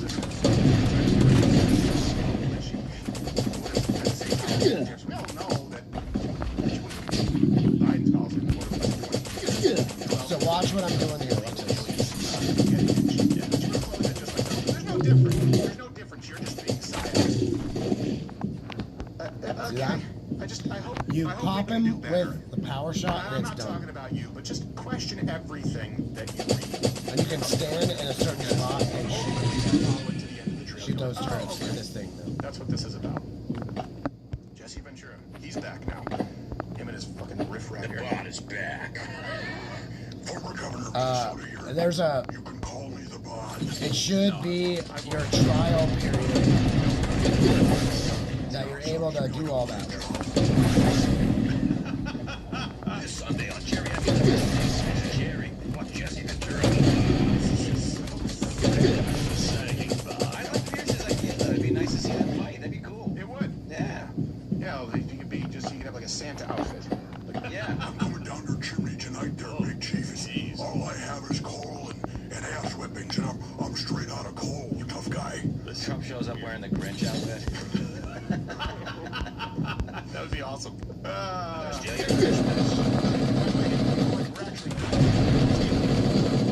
We give too much time.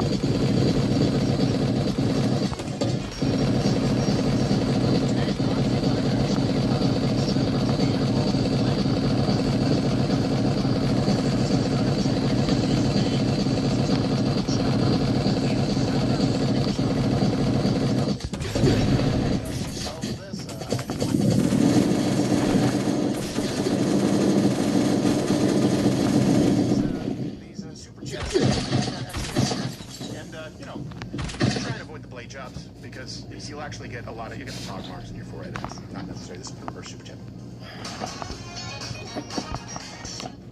I can't afford a blade. What the? Did I hit my microphone? You did hit your mic. I thought I was gonna throw it at you. Don't throw it. Just put it on the desk. Why would you throw things? That's not what friends do. I tried to fake him out over here. Yeah. And thank you for the raid that just came in. We appreciate it. You just missed a whole segment on Jesse. Just do it, please. Just I don't have the patience for that. Climb up that butt. Go. Go. I'll leave it there.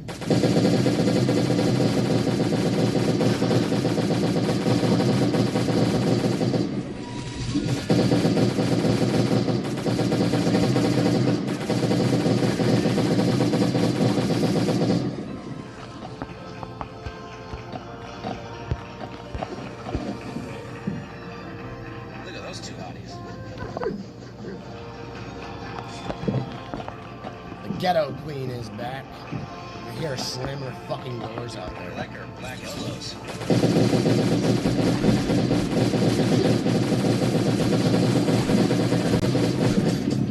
Of course, it always begs the question, who is doing the programming? Because some would say that the robot was, at the very least, inferior on the line. Looks like you've done this before. Walking like a pro. What are you doing later? I haven't eaten yet. Poor guy got a heart for they're getting too advanced. Now they actually, they feel. They're splitting up the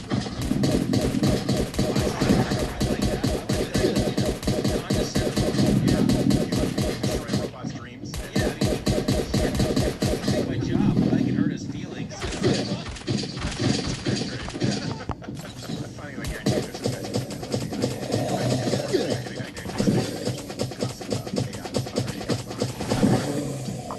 I have a racist term for AI.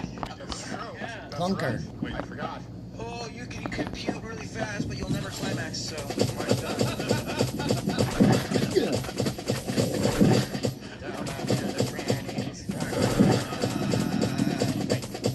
Yesterday, actually, pop culture news, it was completely dominating the internet because it's new.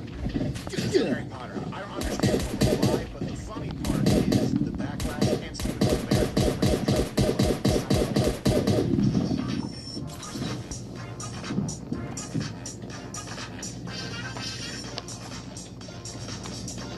Pedophiles.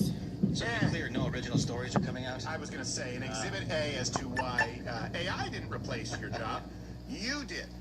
You did, Hollywood. You made your jobs irrelevant by recycling ideas, by basically paint-by-numbers scripts.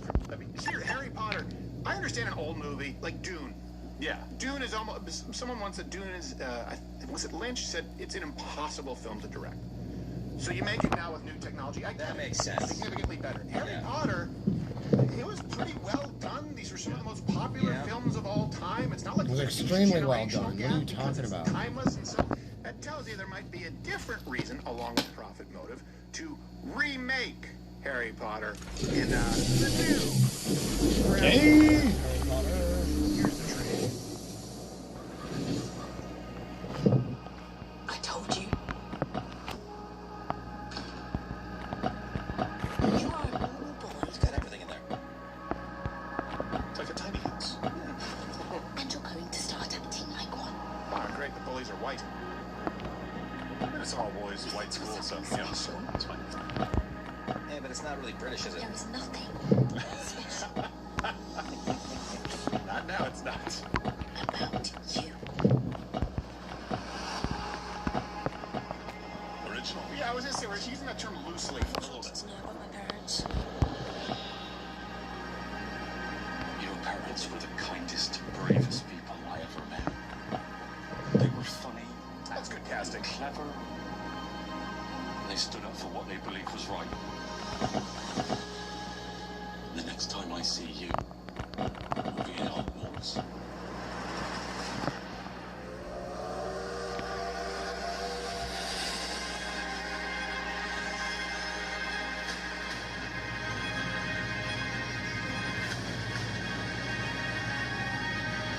I'm just not really seeing the difference. It's not.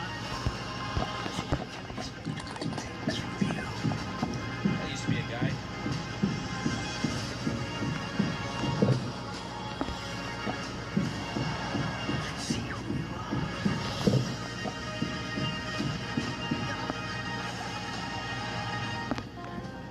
Was a fucking party now?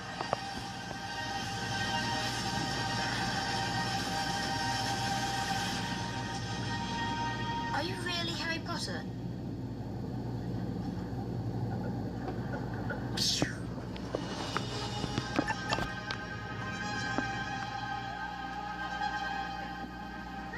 Okay.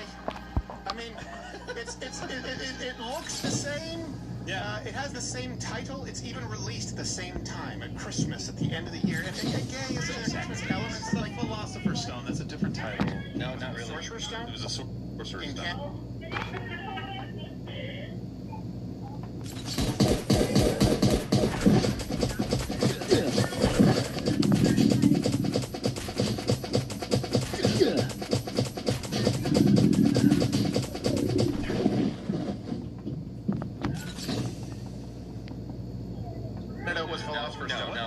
Yeah, the original's Philosopher. Yes. Oh, the original's.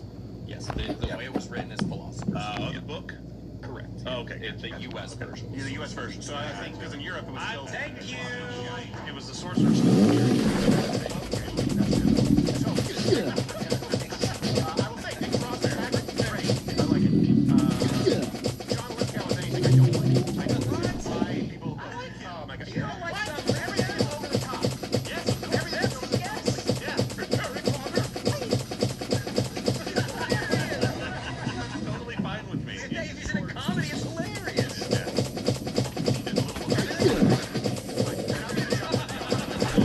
I'll get to John Lithgow in a second, who apologized for it because everything it's not enough and like that. J.K. Rowling she's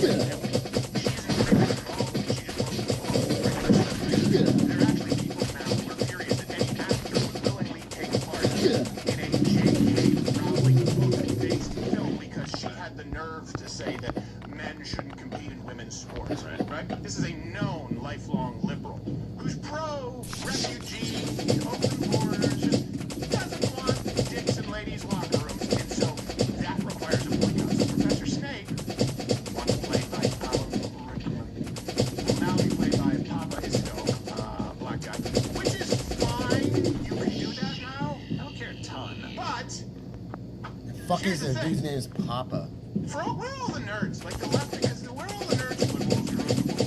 Well, the book is pretty clear. It describes Snape as a thin, greasy-haired man with a pale, sneering face. Okay? Not to mention, if you guys remember the storyline, you're going to have to deal with very dad lynching a black Snape. Well, at some point. I mean, there are... I think it will come across that way.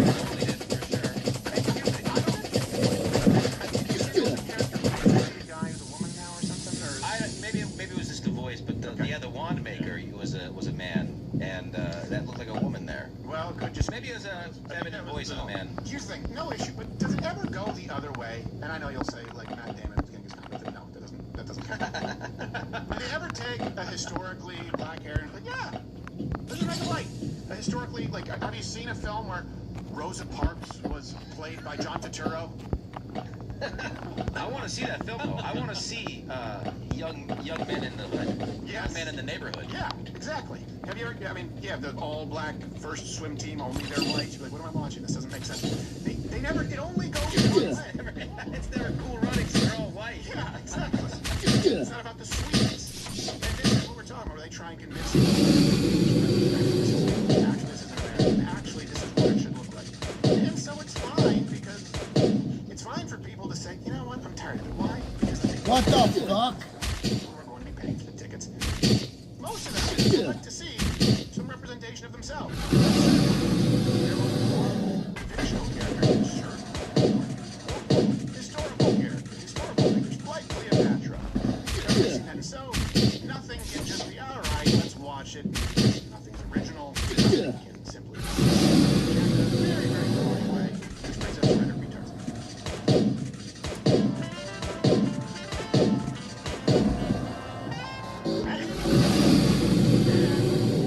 Exhibit 150,042 on why appeasing crocodiles is John. Someone need to go out of his way and let the New York Times know that he considered 6 shots off on that honor bitch. over J.K. Rowling, but he didn't do it. Why say it? He said that he's stuck it out despite Norman. Every interview I ever will do for the rest of my life, this will come up. Because you brought it up. Because you brought it up. And then he's really trying to get under control. He said, you know, he never met Rowling. He was really clear. I've never met her. And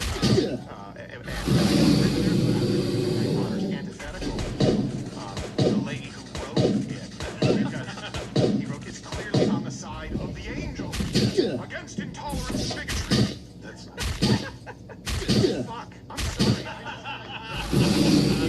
It's wizard people. I know. It's wizard people. Hey, you know what? Want to be outraged? How do you think those midgets felt when they're like, oh man, oh my agent, I got a new role. What is it? It's gonna be a bank Jew. You're gonna be a midget bank Jew. Hey! They're goblins. Yes. Come on, man. I'm not the one who said it. We know what they were doing. But I'm being romantic. It's gonna be horrible. You're going to scare small children, as it should be, midget client. Got the new transing spell. Transitoria! Exactly. But it wasn't good enough. So John Lithgow knew it was coming. And I have a retard response. Here's someone who Rin IRL. Perhaps Lithgow will live long enough to realize that history will remember him more as a participant in his walking human rights violation than for his other work. Sorry, retarded. Right. They're talking about something. Hey, I like it.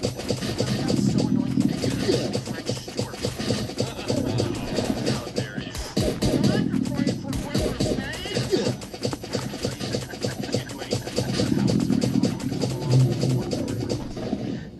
Come on. I can't believe you said the title. My eyes need this. But it's not like a serious. Cliffhanger was a fun action movie. Thank you. Here's another reaction to Cow's participation in a walking human rights violation. For those of you just tuning in, yes, acting in a Harry Potter film is just like hosing down a flat trying to get a piece by the diner preschool. That's how these people view it. Here's a reaction on TikTok to Lithgow SS officer. No one complained when I played the role, but I received so many messages about GP ruling. Isn't that odd? No, actually. You got what messages? Nobody talked to you about shit, bitch. Ldoe is still very much with us. Is actively using this project to make more money and funnel the hatred policies and laws that will harm my trans brothers and sisters and Shut the fuck up. You're retarded fucking is more important to me family. than a fictional series. I guess maybe we should just As it should be to all of us. reaction from an old white man like you. I guess money, don't have to worry about, you know, morality and ethics, but yeah. It's not remotely interesting because I'm very much Booyah! What? Okay, well, I'll be sure to boycott your EBT mall business. Let's just do this. Harm to trans people. Let me present to you the point of counterpoint. And this does matter because we have to know there's a legitimate debate going on. All right. Here's why I don't want biological men in schools or biological men in women's bathrooms, and I don't believe that society should encourage or take part in this delusion that you can change gender. Okay? Because there is no scientific evidence to support this. As a matter of fact, all evidence that we have goes to the contrary. You are in fact born with a male or female brain matched to your body. Also, an increased risk of sexual assault, increased risk of sexual harassment. The fact that I know not all trans people, but it opens the doors to predators. This is why we have had these safeguards that we have. Also, physical harm to women, women losing out on potential opportunities if we go to actual biological women. Not to mention the fact that we say men and women are fundamentally interchangeable. That means that we lose the ideal rearing of children scenario with a queer female. And it creates a litany of complications as far as the medical community. None of this is good. And there's no reason to do it. Also, because encouraging this right? And it's also at a slippery slope because now they want to trans kids, which you said okay. Their argument is it will harm people because if you don't do what they want, sounds like trying to hold the whole world ransom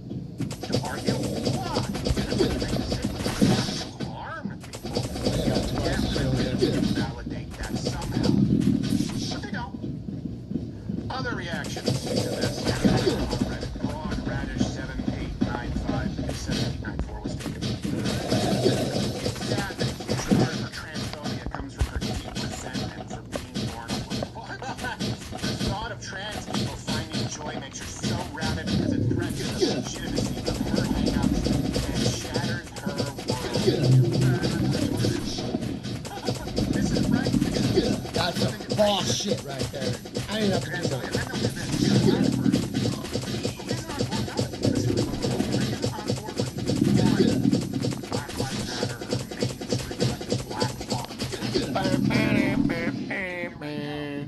We'll clean this bitch up here in a second.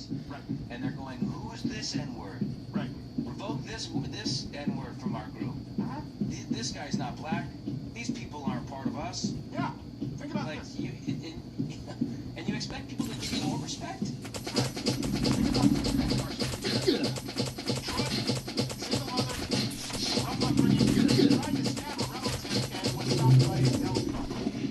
Then ROTC, first person to separate the children, speaks out against the kind of messaging the play. He's just out there. He's racist.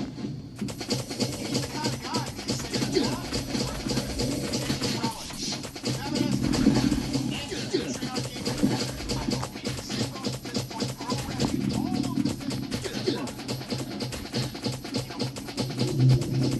it's a biological term. She hates women. It doesn't matter what it is. You have to follow lockstep, even when they present something that has no basis.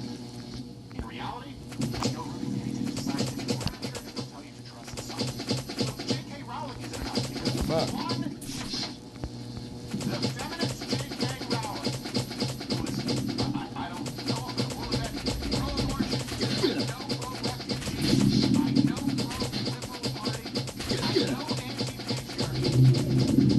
Because she doesn't want biological men in those spaces, we are now at the point where John Lithgow is the Gestapo. It's not a small thing. Do you understand? Charlie Kirk being assassinated is a manifestation of this. You guys get that? You have one difference of opinion. They will paint you as subhuman. Here's why. If I had to travel back in time and actually find a member of the SS, which is people who are actually killing innocent folks, or someone in the Stalin regime, hold on, guess what? I would. I'd have no problem with it. These people don't believe that you are, that John Lithgow is, that J.K. Rowling is. And many of us have been shot at or attempts before our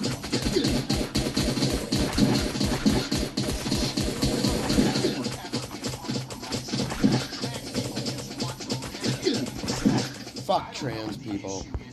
You can. Go use a urinal. Yes, as long as you're not sexually frustrated and take that frustration on other people by raping them. Or rape a child, you fucking weirdos. I'll say we were just being yourself. That's the whole point. Yeah. Think about this. Let's just use Leah Thomas. This is why I don't really touch these. Leah Thomas was Only ranked grabbing as a if these man have like... 500-something, if I'm not mistaken. Dude, what the fuck? Motherfucker, stop it. Just trying to live their life, or trying to hopscotch 499 spots in the league. I would argue those 500-something men who swam better than him were just trying to live their life. And all of those women were just trying to live their life until he took it from them. Now multiply that by all the problems in society. For the religious zealots, there's not even anti-trans passages in any religious text I know of. Of course, that's not true. Because trans doesn't exist, you stupid fucking bitches. Should ever be a complete guide on how to live life anyway. Maybe she's mad some trans woman naturally looks better than she does, which isn't difficult for any woman to achieve. Ah! And God created them male and female. You may want to start at the beginning. Yeah. Yeah. And here we go to the point. Oh, the death of the sisterhood. Now let's make fun of her looks. Yeah, everyone's beautiful, unless you have an idea I don't like. Exactly. Then you're ugly and gross. And everyone's fat pride until Ozempic. Look at me. Open Salamander 9640 writes, I'm a librarian. I don't give a shit. That means he's not qualified, Steven. Steven, that's petty. They make $16 an hour. Yeah. They know what they're talking He about. went to 4 years of college to learn how to go shh. And was a children's librarian for a decade. At work, I planned annual Harry Potter birthday celebrations. I was even planning a Harry Potter nursery for my child. Then she liked that post in 2018.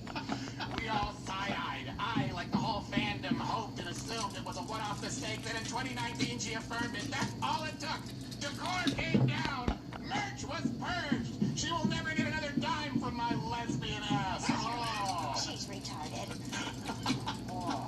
Well, just lead with that so I know to ignore the rest of it. She was getting your dimes when you were a straight ass. So lesbian nursery. Yeah, with kids, that's fantastic. Certainly put these people around them. And so, here's the thing. The left tries to appease these people. We saw that for a long time. And then the market kind of corrected. But they can't help themselves. Hollywood is so insulated. I don't know that they'll ever get it right long term. So let's go to, like, Lord of the Rings, for example. Lord of the Rings, many of you don't know because most people don't watch it. They had a show. They had a show. It's a show. It's on Amazon, The Rings of Power. It hasn't really done all that well. And a big reason for it, a huge part of the criticism came from character swapping, gender Fucking gay fucking characters, black characters, all fucking stupid Mexican characters. They don't have Mexicans or blacks in fucking Lord of the Rings. The next Tolkien movie after Hunt. Actually, sorry, it's the other clip. Yeah, we're going to have Galadriel. I watched it. Step forward.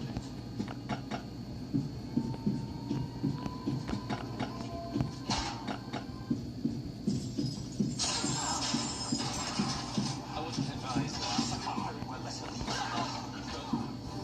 What? No. What? No. Is that Five Guys? You need all of this. A full-size man would not do that. She beat 5 men in armor. She did, because she's a much better fighter than that in the story. With swords. Lady Galadriel's a One of the witch. strongest female characters ever written, and it was not because she was a fucking battle maiden. No, exactly. You guys want to know, like, if any woman actually, like, you know, really with enough training, here's what you do. You have your lady go, okay, look, hold out your hand. You go, I'm going to high-five you at 20% intensity. Okay, obviously ask them, obviously consent, ask them. Then say, okay, now times that by 5, and imagine it going through your face. You understand now why this is not believable, correct? I'd be angry. Yeah, it's enough. By the way, you don't empower women by telling them that they can be better at being men. There are other ways that women can be empowered. So, She's annoying. The side benefit here, and you can attest to this, she's kind of annoying in this series, and the male characters are all way cooler, in my opinion, than she is. So there is some benefit. all right, I don't know. I don't watch it. Worked out because I got stuff to do. But Yeah, seeing stuff this, you got to do. and seeing this feedback, those in charge of the franchise with the rights said, you know what? We can right this ship. We should really get back to our roots, right? Token traditional, deeply Christian writer with a lot of old school, certainly what you would consider patriarchal, but Western Christian values. I know. Let's find the most divisive, agenda-driven, sobbing, liberal pussy late-night host we can, and have Colbert write the new Lord of the Rings script.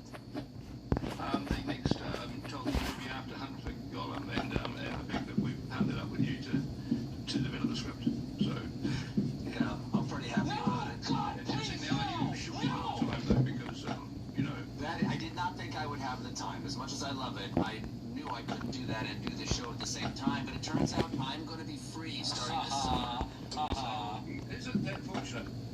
Isn't that a new catastrophe right there? And for those of you wondering, no, he hasn't written. Writing scripts that we just didn't know about. Also, you might not know this. You guys might not know this, but that was really funny. Yeah, yes. It was super funny. He's a really funny guy. He is. So you might not have got that, but I want you to know, trust me, it's super funny. Yes. Best one explained you. Because the networks say so, and he's paid $15 million a year to be funny. The good news is nobody really cares. You don't have any friends. Nobody likes you.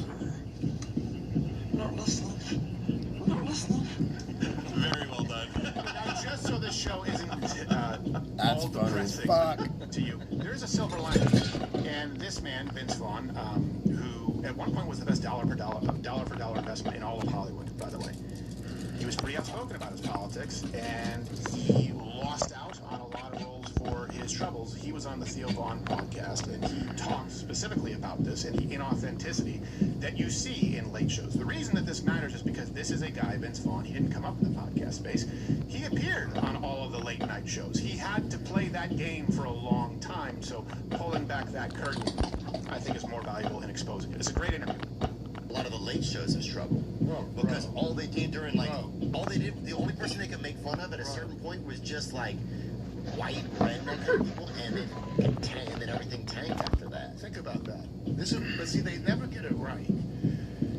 The podcasts have gotten so much more popular with less production, less writers, less staff. Oh, yeah. The reason why is two people working here, and both of them are hungover. That one guy has shingles. One guy's got shingles. In large part, became really agenda-based. Yeah. They were going to evangelical people to what they thought. You know what I mean? And so people just rejected it. It didn't feel authentic. It felt like they had an agenda. It stopped being funny, and it started feeling like I was in a class I didn't want to take. Yeah. Do you know what I mean? Oh, for sure. I'm getting scolded. 100%. I think people are going to tune into a podcast more so because they want to feel like people are having a real conversation. It's interesting. But if you look at what happened to the talk shows and why their ratings are low, it's got only to do with the fact of what you just said, which is they all became the same show. Yeah. And they all became so about their politics and who's good and who's bad. And it's like, imagine sitting next to someone like that on a plane. Oh.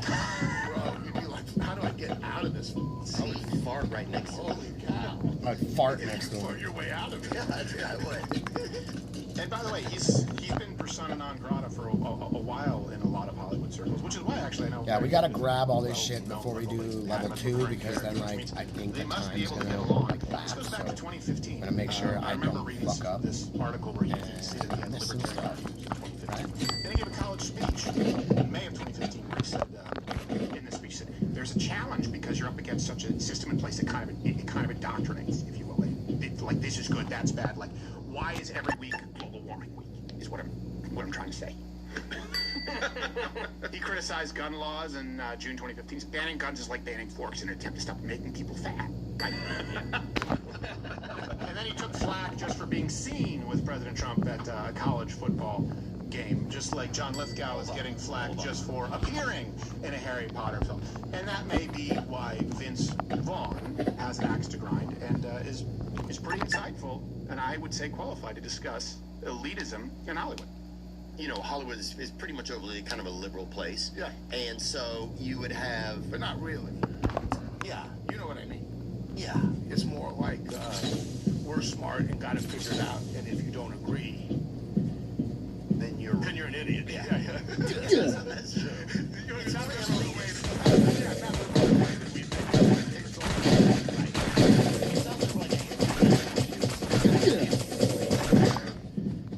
within the individuals and friends, and we could always disagree and always joke with each other. People my age, I disagree, agree, and you could change. We'd change our minds. We'd laugh, we'd joke. But there was definitely a culture that if you didn't agree with these ideas, you were looked at as bad. Yeah, for sure. Yeah.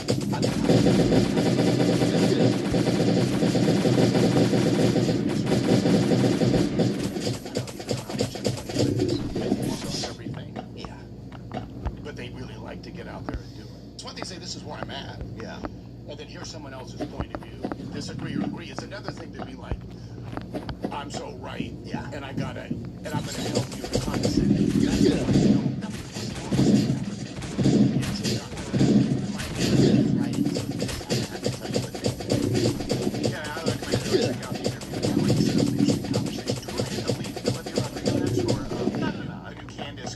I think we go to that and we'll save people. All right. Now, this is one that just was breaking while we went live. If you are not a Rumble member, support us. Hey, that's what keeps the lights on. $99 here keeps us one month. We're trying for $9 more show and tomorrow's show on Friday. If not, you're going to go on watching Haley, much more fetching than the rest of us here, and it's free. And let us earn your viewership tomorrow at 11 a.m. Eastern. So Candace Owens, I would say I don't know why, but I take a guess as to why Candace Owens would be going after attacking a young Nick Shirley who's done some incredible work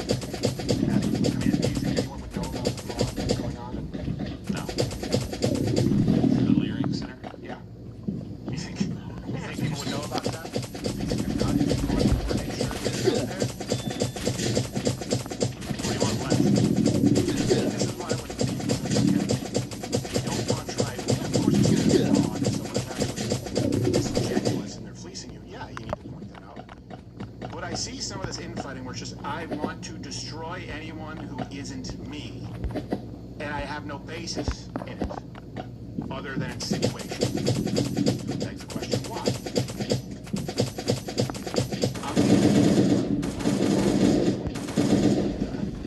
Candace Owens decided to take a picture. Oh, this is going to be productive.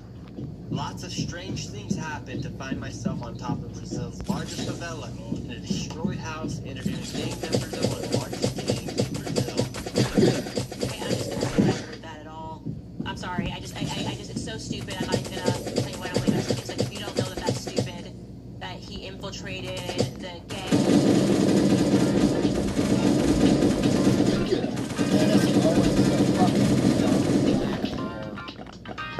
That sucks the dick of a fucking, of a lord, of a fake fucking lord.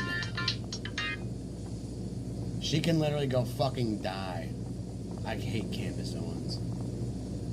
Dumb fucking cunt. Yeah. David Lucas. Was chasing Got shit.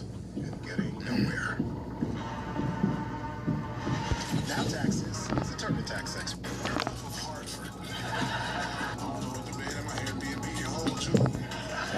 That's an Apple Watch.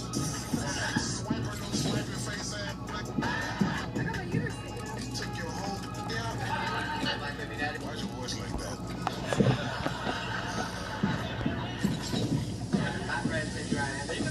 What happened, baby? I was on MTV. What up? Why's your voice like that?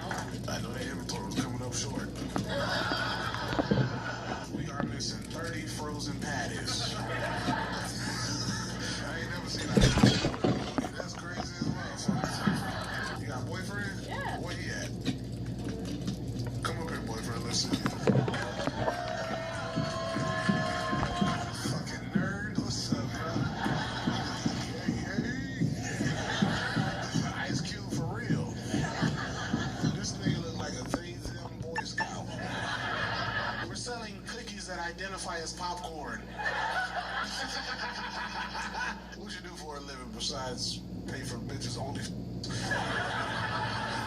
What do you do? Legal shit.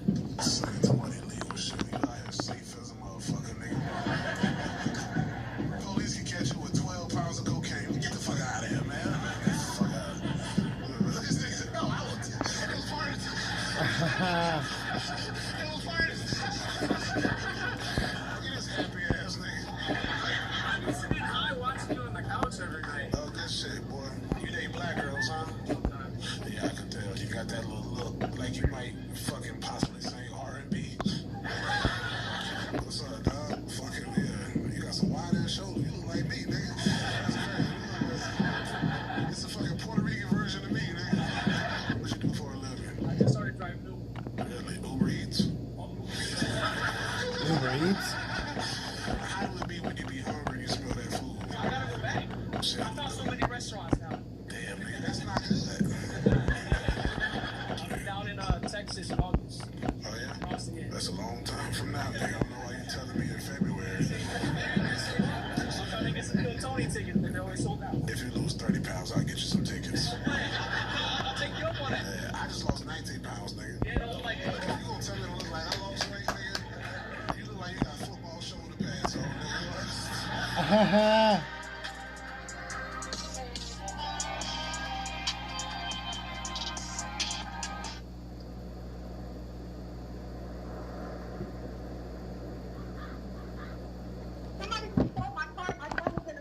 Alright, you're at the circle, okay? Are you guys on the way? They're following the car, ma'am. They're following the car, they see it? Yeah, they're following the car. Oh my god. Oh my god. Officers located the vehicle and the pursuit began. But before it was over, the suspect would make a decision that would leave everyone watching completely speechless. No traffic.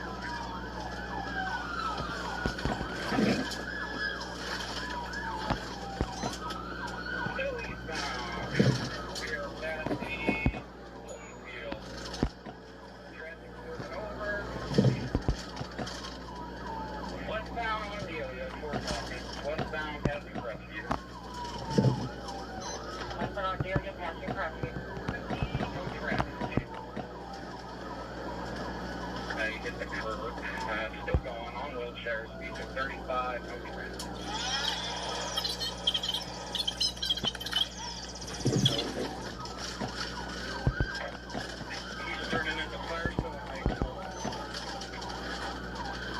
You going through a fucking school?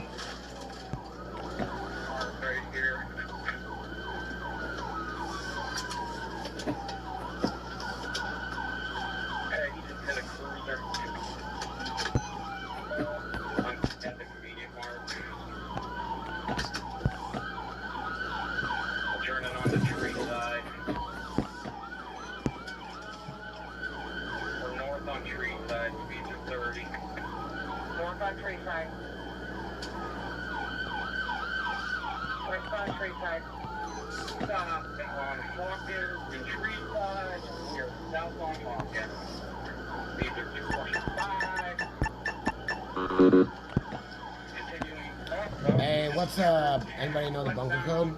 Is there anybody in the chat still?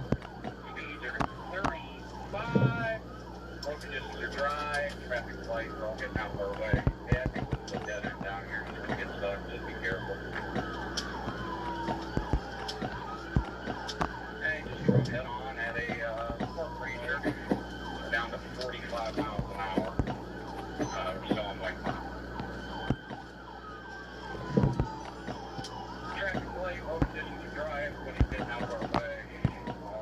On white on, passing Austin. We're going to be we are slowing down on 77. We're in the middle lane. There's no traffic around this right now. 77 coming up to Copley. It's coming up to Copley. I'm still behind them. We're coming up to Copley.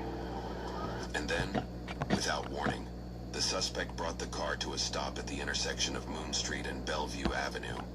What he did next is the kind of thing that stays with you long after the footage ends. Did he get you throw the kid out? You got these throwing the child out of the car. We take this dude out, take him out with a cruiser. He's got to throw the baby out of the window. The child's out of the car. Take a kid.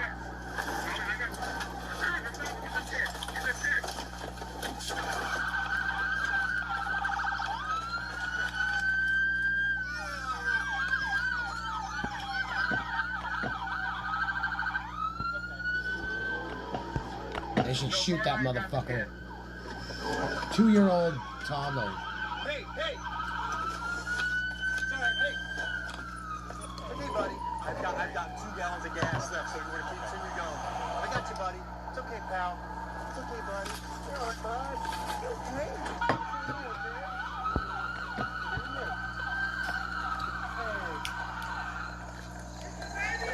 Hey. Yeah. Did you kidnap the child? Yeah, he's on board. Sir, do you want us to cancel it? 12, I've got the child at Moon and Bellevue. Light that motherfucker up.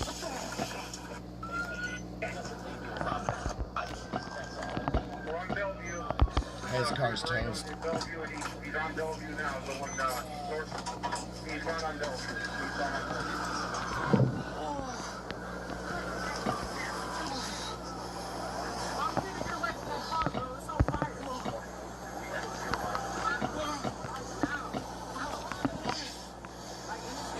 Oh shit.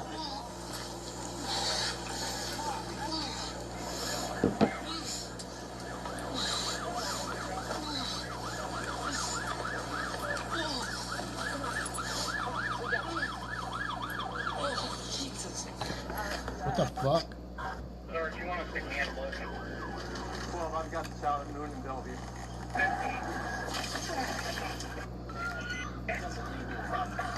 What the fuck? We're on Bellevue. Cruiser rate on. Ed? What'd you hit? 41. With a unit. Let the drone see if we can track him. 708, where'd you last be on the other moment? This is a chase that doesn't get canceled. This is one back around. Yeah, he's back on the other. Give me last. Try red, like. On Easter going to Viola. I didn't see horse behind him. Yeah, he's right. He's not trying to get away. He's driving around here like 47. Coming down the edge where he crossed flat tires from Viola. Get some units to the Hampton Zoo area. Officers had been on this man for 40 minutes, and they were not about to let him slip away. The 1,500 block of Superior Avenue, that's where they made absolutely sure there was nowhere left for him to go. Shoot that motherfucker. Dude, just shoot him.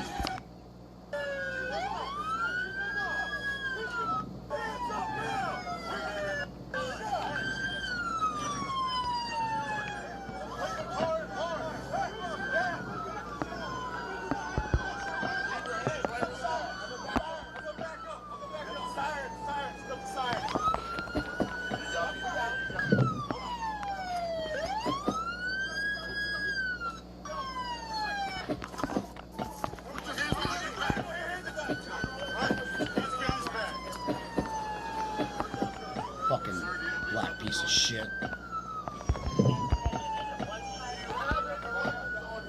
This motherfucker straight threw a little boy out the fucking window, man. Get on your side.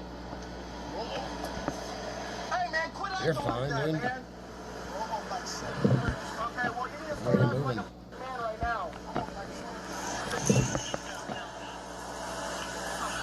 Fat son of a bitch. Oh, you want to get up now? How about you just drag him? Drag him. Stay awake.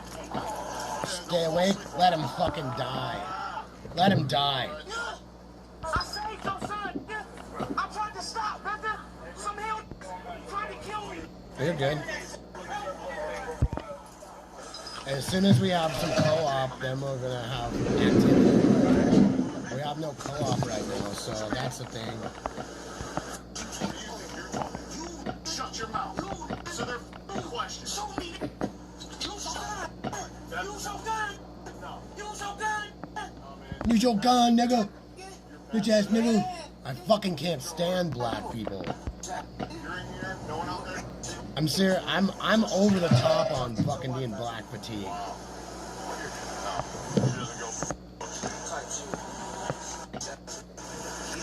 Can you send me this loser's info? Shut up, ho. Kill me with your gun.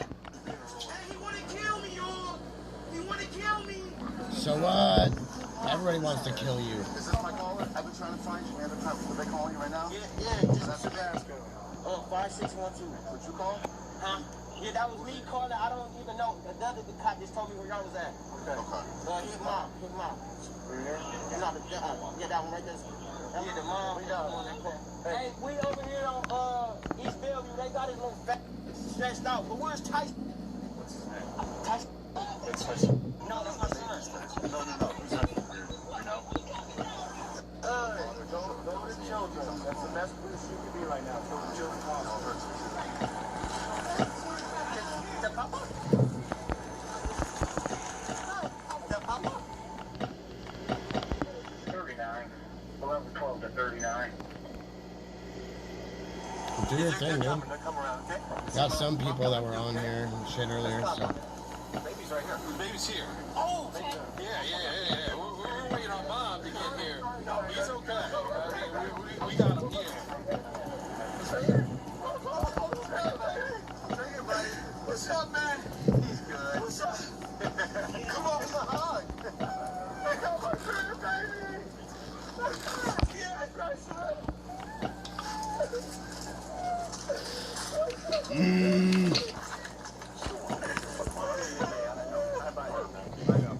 He was saying Papa as soon as I came out. So nobody knows who he is at least. No, I got Tyson with me. I'm holding him right now. I seriously can't stand black people. It's just my thing. I watch this shit all the time, and these motherfuckers are fucking ruthless pieces of shit that take kids and fucking lives. Don't even tell him that. Took the car, kidnapped my son. We got to deal with it. We got it. It's handled. We don't deal with it. Don't make no mistake about that. Now, do you know that gentleman? No, I don't know that man. I was in the gas station for 2 seconds, and I came out, my car was gone, and I called 911. She should get ticketed for leaving her kid in the car. And then the lady showed me the video. I don't know that man. I didn't even know that he was standing anywhere around. I didn't see him when I went into the Didn't see how big that black dude was? Fucking kidding me? One final chance to speak, but this wasn't a man who made one bad decision on one bad morning. Days before that Circle K parking lot, he had fired a handgun in the street while highly intoxicated, and later that same day tried to rob a man waiting for his Lyft driver at that very same gas station. The court heard all of it, whether his conscience had finally caught up to him. You can decide for yourself. Mr. White pulls out a gun and attempts to rob the passenger. The passenger is able to flee the Lyft vehicle. The Lyft driver is able to flee. Decision making by Mr. White put the community at risk, put a 2-year-old at risk, put individuals on lower lanes at risk, put individuals that are driving a Lyft car at risk. Mr. White, is there anything that you want to tell me, sir? I'm sorry. Fuck you. Fuck you. Guilty to 4 felony charges: aggravated robbery. They're gonna get your ass in prison, motherfucker. And failure to comply. On May 6, 2025, a judge sentenced him to 15 to 16 and a half years in prison. Not a enough. 2-year-old boy went home to his family Not that enough. day, and his family got there just in time to see it happen. Not YouTube fucking thinks enough. You'll love the video on screen. Click to watch now. If you kidnap a little kid, you should go to prison for fucking life. And if you don't get life, you better hope you get fucking life. Because people like me will be out there waiting for your release date. Guarantee that shit. That's a guarantee that I'll write with his fucking blood. Motherfucking. Ugh. It's really gonna have me dropping the fucking N-bomb. I literally just watched this guy, police chase, kidnapping suspect, kidnapped a child and threw the 2-year-old out the window. Like, the fuck is wrong with people, dude?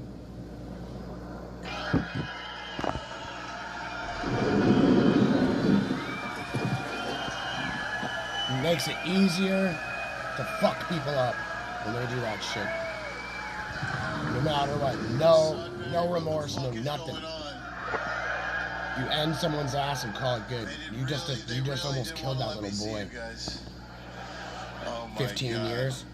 Just fucking the cunt. absolute fucking retards out there. Just like I'm retarded, just like you guys. This is a very alcoholic crowd. We're gonna have a great time. Yeah, they really wanted to fucking. Oh my god, the amount of fucking emails and shit that every venue I go gets from some fat fucking dumb retarded liberal bitch.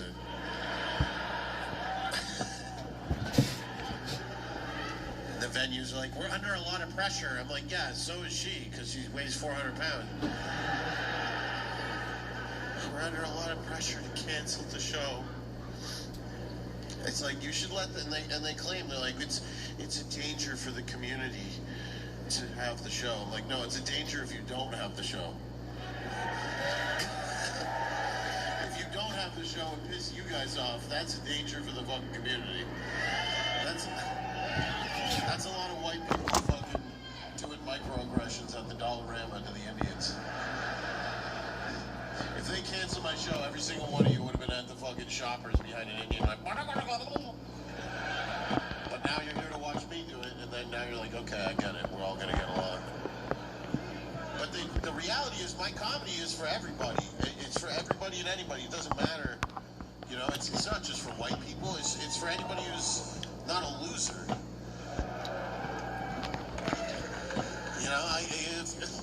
You know, if you're a loser your entire life and then you hear my comedy out of nowhere, yeah, it's gonna fucking hurt. But that's why we have games in this country. So one thing Canada does well, euthanasia.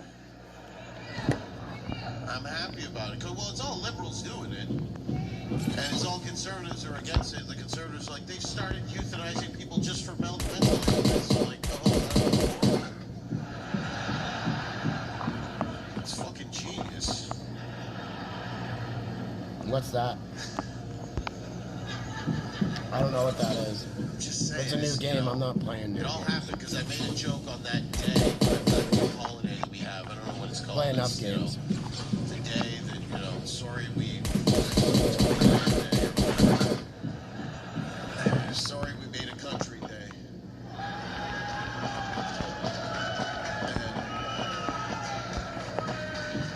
And I put out a joke about the schools. I mean, and this is the thing, the indigenous are so mad. All we tried to do was give them an education. So our one crime was trying to get them to fucking learn.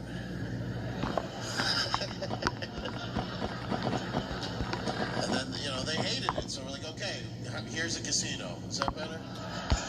So, is that better? What do you mean, like buying and selling your products? Like buying and selling stuff to other people? I made a joke about the residential Is that what you mean? schools, Like making things and selling it? Is that what it is?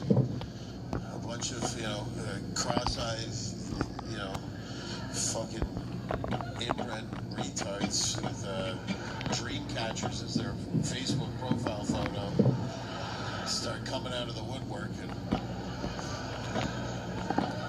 I was getting all kinds of drunken death threats. So that type of thing has been going on for now 7 years in other games. As soon as I have some money, I can, Yeah, that's the thing. Everything in the market's from players. That's in tons of games, man. Tons of games. They're taking their land back. Not just that people game. are getting land random places. Apparently Vancouver. You can sell stuff on here too to other indigenous, which is kind of a fucked up place to start because I don't think it's going to go over well with the Chinese. It's like, oh, this your land? Oh, this is my land. This is my land. This is my land.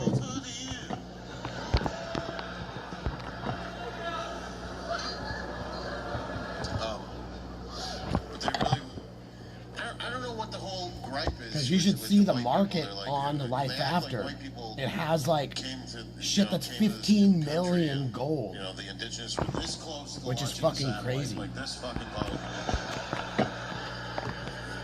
You know, they were this close to Starlink, and then we showed up. And, I mean, like, the white man stole our resources. Motherfucker, you didn't know they were there. They didn't dig. The most they dug was, you know, the shallow grave, and then you throw the dead rabbit in it, and you cover it up. And, If you play Life After, you're probably gonna only need to have one game on your They were device. fracking. Because that game's 16 gigs. They didn't have quarries and shit. They, you know, See how big the file size is. rabbit in it, and they covered it up. And that's bad money.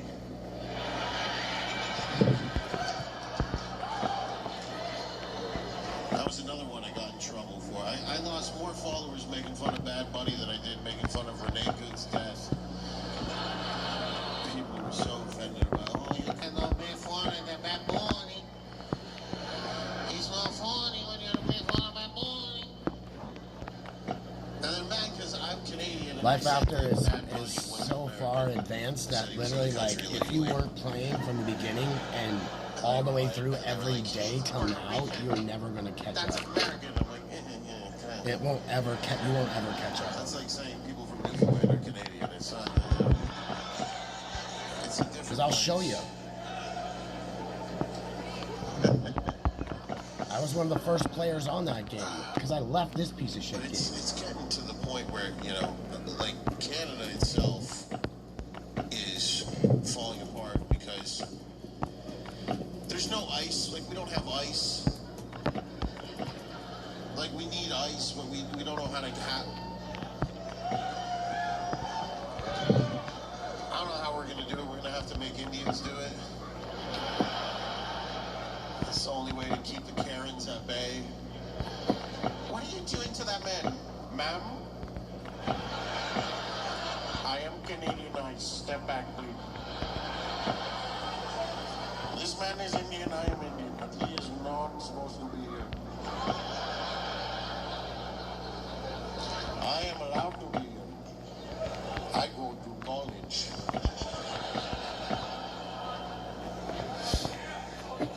Ooh, look at that. Bam. Maybe, I don't know. The indigenous, apparently this isn't our land. That's what they say. Canada's not our land. And when they say it's not your land and it goes to shit, you're like, well, fuck it, it's not mine. Well, it's not mine. Fuck it. But if it's the indigenous people's land, maybe they should fucking be on ice. Be good for them. We'll come back and do some of this shit. Get them a nice job. We'll pay them. What do you mean, like on Life After? Like, it's hard to even be accepted. I'm in the top camp in the entire server. Get these people off of it, for God's sake. Here's your bow and arrow back. Anybody with a backpack is fair game. I'll definitely show you what's up in that game right now. Just like a wildlife tag. The Uber Eats guy is on the bike. He's like, oh my God, I got tagged. They're really going to deport me now.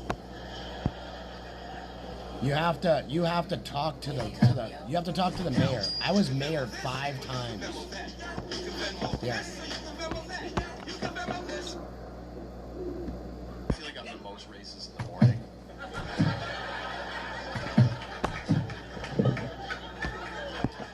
I don't have shit I have to do on here at all. Haven't smoked a joint. Like, not one thing. Just driving mad. Like, how is there this fucking many of them? How is this Look, possible?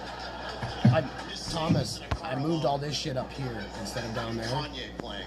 So this is for the boxes. Ben Bankus. Ben Bankus. We got Ben Bankus in the house. Ben Bankus? The one, the only Ben Bankus. Money man Ben Bankus. Mr. Ben Bankus. What's up, man? How you doing? This is your show. All right. So you want to see? Wear a mask for safe. Hilarious shiny jacket. Oh, can you believe Ben was talking shit about you? He was making jokes about you. I'm like, Oh yeah. that's what he's supposed to do. I need to put the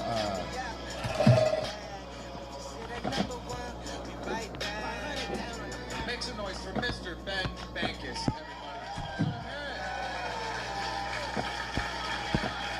We had a retarded guy on the show. We had an Arab and a black guy. So I'm about to say whatever the fuck I want. I think. I wore my best monkey suit. I know a lot of people know me as a human monkey hybrid. It was made in a laboratory in Wuhan, China. Recently found to be 100% true. You see that? It went viral. They were like, there actually are fucking human monkeys. And I was like, I know. What? I had a construction worker see me on the street the other day, and they were like, yo, you're the monkey. I was like, I actually have some other bits too, you know? How did I get this already done? Oh, that's a polymer stock. Okay, so I want this one. I just got that light stock. The polymer stock's like better than that. So, by the way, all right, we're gonna end this one, and I'm gonna go to. I need to check to see what my messages are. I'll be right. I'm just gonna hit this real quick. She didn't get the full Wuhan. Dude, if it's the same person. Yeah, the craziest thing about Olivia Chow is like everybody hates her, but like if you were at a rub and tug and she came out, you'd be like, unstable fucking network. Dude, now my chat's fucking gone. All because I looked at a fucking text message. Between her and fucking. So I can't see my chat. You know, we're gonna take this off real quick, so we know.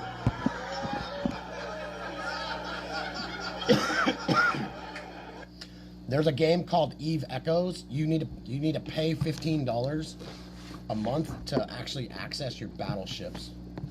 So that's a thing. So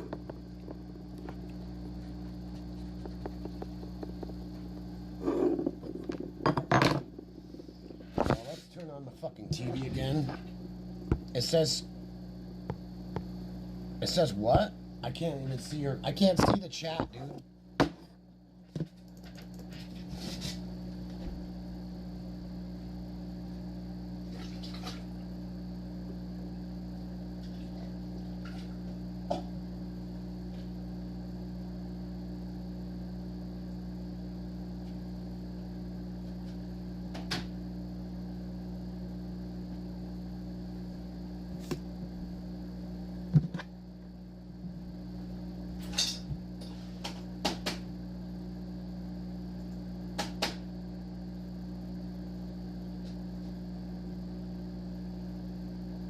Yeah, the thing stopped with the starting soon stuff.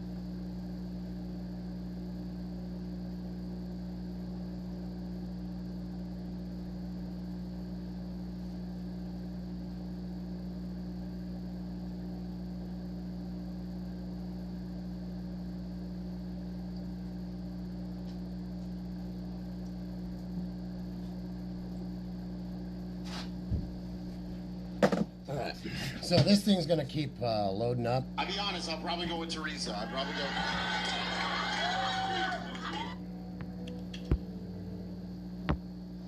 So I got my screen open on my TV over there, so I can see fucking almost everything, except for fucking what, yeah.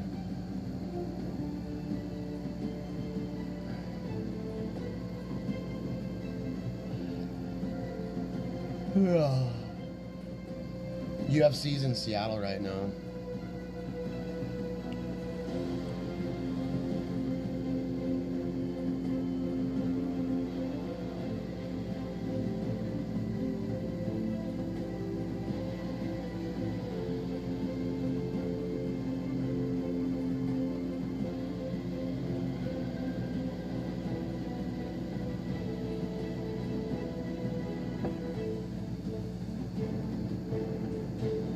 Instagram, where there are people who are commenting on news and trying to make videos, but there's 1,000,001 of you. I'll show you the best who's camp. gonna watch it? I'll show you the best camp in this game on this server. I'm part of it. I'm grandfathered in because if I go to play, I do everything and just slam everything and do all that shit and then follow everybody and be the best supporting player in the camp. But because I used to sit and watch. I used to sit online and watch when raiders came in, and I would go kill raiders and hunt them down in the camp and get all the other players and try and make this guy fucking lag out hard. So let's turn this off real fast so it loads up. See a video, and it's like a woman, and she's holding the microphone, and she's like, check this video out where a guy, and I'm like, yep, been there, done that, we've already seen it, I don't even need to watch you do it, I can watch the video. Here's the thing. You need to know what is beyond when you are pointing your gun. There are many rules. Do not ever point your weapon at something unless you intend to destroy it. You're shooting targets.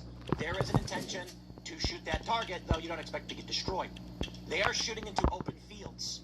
They don't know what they are shooting at. So again, unless this is all staged because they're, that's what people do, and they've bought a bunch of blanks, which I kind of doubt, but maybe, because you don't actually know. I'll take that back. They're not blanks. You can see this. You can't see the gator, but you can actually see the water splashing. Yeah, those are not blanks. They are committing crimes in this video.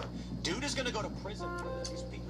I'm sorry, dude. These people are absolutely nuts. But I'm not gonna just leave it to Clav here.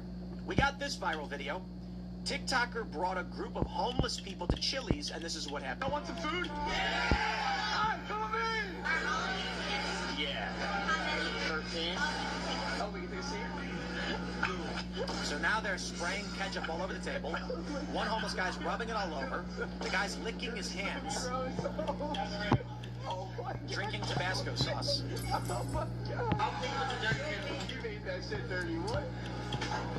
Now he's spraying Tabasco sauce all over the windows. She won't notice yet. It smells so bad. Throwing trash, and the poor waitress is like, "What's going on?" What the fuck y'all doing? Stream's lagging because the game is fucking so big, dude. That's why I turned my mic, like the camera off. I want some food. Yup. They go in, they trash the joint. Welcome to Gen Z. 46% of Gen Z employees plan to quit, and how to stop them. Stop them? Why would you do that? Hey, we're cooked, ladies and gentlemen. I know a lot of people are going to say, it's going to get better. But I want to say a few things, and we'll read through this stuff. My friends, there's no Gen Alpha. Gen Alpha is half the size of Gen Z. Gen Z are listless, and I'm not saying every single Gen Z person. We got a bunch of Gen Z people working here. They do a great job. But too many of them. Man, what I will say is, if you find yourself in Gen Z as an individual of sound, rational mind, oh boy, well, life's going to suck for you. But you may actually pull ahead because you'll be one of the only people capable of making real money, I guess. 46% of Gen Z employees plan to quit. They say if you feel like you're on a hamster wheel right now trying to do everything in power to retain Gen Z, getting nowhere, you're not alone. Maybe you're at the point where you don't even want to try anymore. I get it. After all, even now, while you're planning your company holiday party and getting ready to ring in the new year, 46% of your Gen Z employees are ready to quit their jobs. The majority of managers are truly trying everything, but here's a piece of advice. Working hard is not the same thing as working smart. You can spend millions on new products, fuck off, company-wide retreats, but it won't always win solutions. Gen Z isn't leaving your company or job hopping because they're bored or lacking for entertainment. Dude, get off my fucking... Oh my god, dude. I'm sorry. Harry Potter is a millennial thing, not a Gen Z thing. Gen Z is looking for the nearest exit because they're exhausted. After serving 1,000 full-time U.S. professionals, Youngstown State University found that nearly half of Gen Z workers are already planning their exodus. But surprisingly, this is not inherently due to a lack of compensation. If anything, the main reason for their exit was the lack of growth opportunities. Around 1/3 of those surveyed felt stalled in their careers, including 34% of millennials, 32% of Gen Z, and 20% of Gen X. And when they were asked why they felt this way, 71% pointed to a lack of employer support for further education or training. In short, the research revealed a compounding crisis, one that showed a broken system problem, not a Gen Z problem. No, no, no! I reject this. I reject it outright. I think there are a combination of factors of which this is correct, but there's more to the picture. Unfortunately, I think a large portion of Gen Z are functional retards. Don't get me wrong. Millennials check this out. Worse. Gen Z, I'm not singling you out. I'm saying millennials Camp are I'm in. way worse. Too many millennials are woke lunatics who don't know how to do work at all. The camp I'm in, watch and so this. there is a portion okay? of Gen Z that Watch don't this. have the capabilities. Let me tell you a story, and we'll get sexist while we're at it, right? So I remember I worked at, I better be careful about this. Some high-profile people might be involved. I worked for a company, and I was in a meeting where we were going over pitch ideas. And, oh boy, there were like 8 guys and 2 women. And they were like, what's the plan for our upcoming major sales event? And the guys were like, I've been planning X. The manager's like, interesting. Go over more. It's like, well, you know, I was talking with Tim, and he brought the subject up to me, and then we kind of bounced ideas around. So I put together this plan for it, and he was like, that could be really good. And then the women go, we were planning Y. And everyone goes, what? See all It's these? a terrible idea. I'm avoiding specifics, mind you. It was a genuinely bad idea. And they were like, Charlestown I don't know if that's champion. going to be effective or if people want to buy a product like that. And the 1, women were 2, like, 3, And 4, then afterwards, 5, the women 6, complained, the men won't 7, listen to them. 8, And I was like, 9, 10. Here's the problem. I have At least in this 5 of these capacity, trophies. The company hired women because they were supposed to, because of DEI. So, At the time, it I got wasn't shit called that DEI. most people it was can't just, get unless you're we don't have the enough highest women level here. Where's the player in the diversity? game. It's all white guys. So they bring in the women that they think are the best they could find. Like, look at And my the women fucking were bad at special their jobs. backpack with the and cat men in it. said, how come the men won't listen to me? And it's like, listen, lady, it's not because they're men, it's because you're dumb. There are plenty of smart women with this company who are very successful, and the guys listen to everything they say. But therein lies the problem of hiring women for the sake of being women. There were smart women at the company. They succeeded. They were executives. But these women they hired because they needed more women on the team were dumb. So anyway, my point is this. Now that you know, tie right over. You have, in my experience, a Gen Z that was raised on tablets and TV shows who don't have the high-level capacity. Elon Musk talked about wanting to hire Indians because you can't find American talent, and everybody got really mad. And he's completely correct. No, don't get me wrong. He's not correct about H-1B. He's correct about there being a lack of talent among young people. So when I come in Why here, do Gen I have Z, to go many do a of them feel $50,000, there's no growth opportunities? Because they're not good at what they do. And so they See say, what I got here? there's no chance for me to get ahead. Well, I'm sorry. 842,000 gold. Many Gen Z, hold on. So Millennials are worse. We've already out of established camp, that baseline. you're supposed to put There are many 2,000 Gen in. Z, because we're I'll focusing put on just Gen Z, 25K. I was gonna put 50K, but are just I'll not put worthy 25K. of advancement. And so they're going to quit, and the companies are like, but I need someone to wash the dishes. Run, bitch. Here's the point. Some people are going to be garbage men. Fuck. Some people are going to be plumbers. I'm gonna take There's off my nothing wrong with doing cam, those jobs. so this But will you've got a large go portion of faster. millennials and Gen Z, and I'm not going to call No millennials cam. people, I'm 40, that feel entitled See this? despite not having the capabilities worthy of those There's jobs. Omega right here. And so, what do? He's one of Someone like the comes to you biggest and says, fucking dudes. This is one of my buddies. I He's have up in ambition. in And I say, but you this guy don't lives in have Seattle. merit. And they're like, oh, well, I'll prove you wrong. And I'm like, please do so. And then they don't. Where are they now? I would say the people that we've kept here at Timcast are all of the best and the brightest and the most talented. And quite there, with all Tim. due respect, not everybody who's left this company was because they weren't good or smart. We've just budget changes and things like this. And of course, we're a small company, so we only really hire the best as it is. So everyone here, they're pretty good at what they do. But for a big company, you got Gen Z coming in, and this is just true no matter what. You raise a generation being told that they're smart and capable and entitled and all of these things, and then they're not. Like they're not capable of maintaining that. What do you think's going to happen? Truth be told, you can't replace managers with Honduran farmers, so opening the border is not going to fix anything. Here's what they say. You may be thinking to yourself, I heavily invested in my Gen Z employees, perhaps even offered them online memberships at LinkedIn or whatever.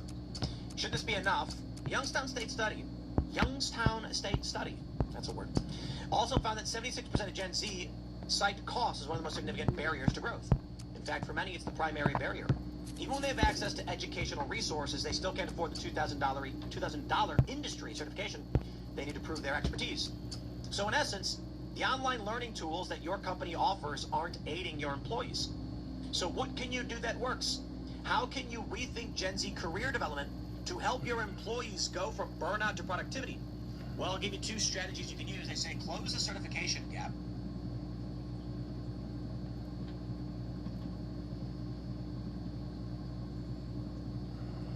And she's about to be interviewed by detectives after shooting her boyfriend while they were both lying in bed. Gabriel claims it was all an accident, but what she doesn't know is that her boyfriend passed away on his way to the hospital.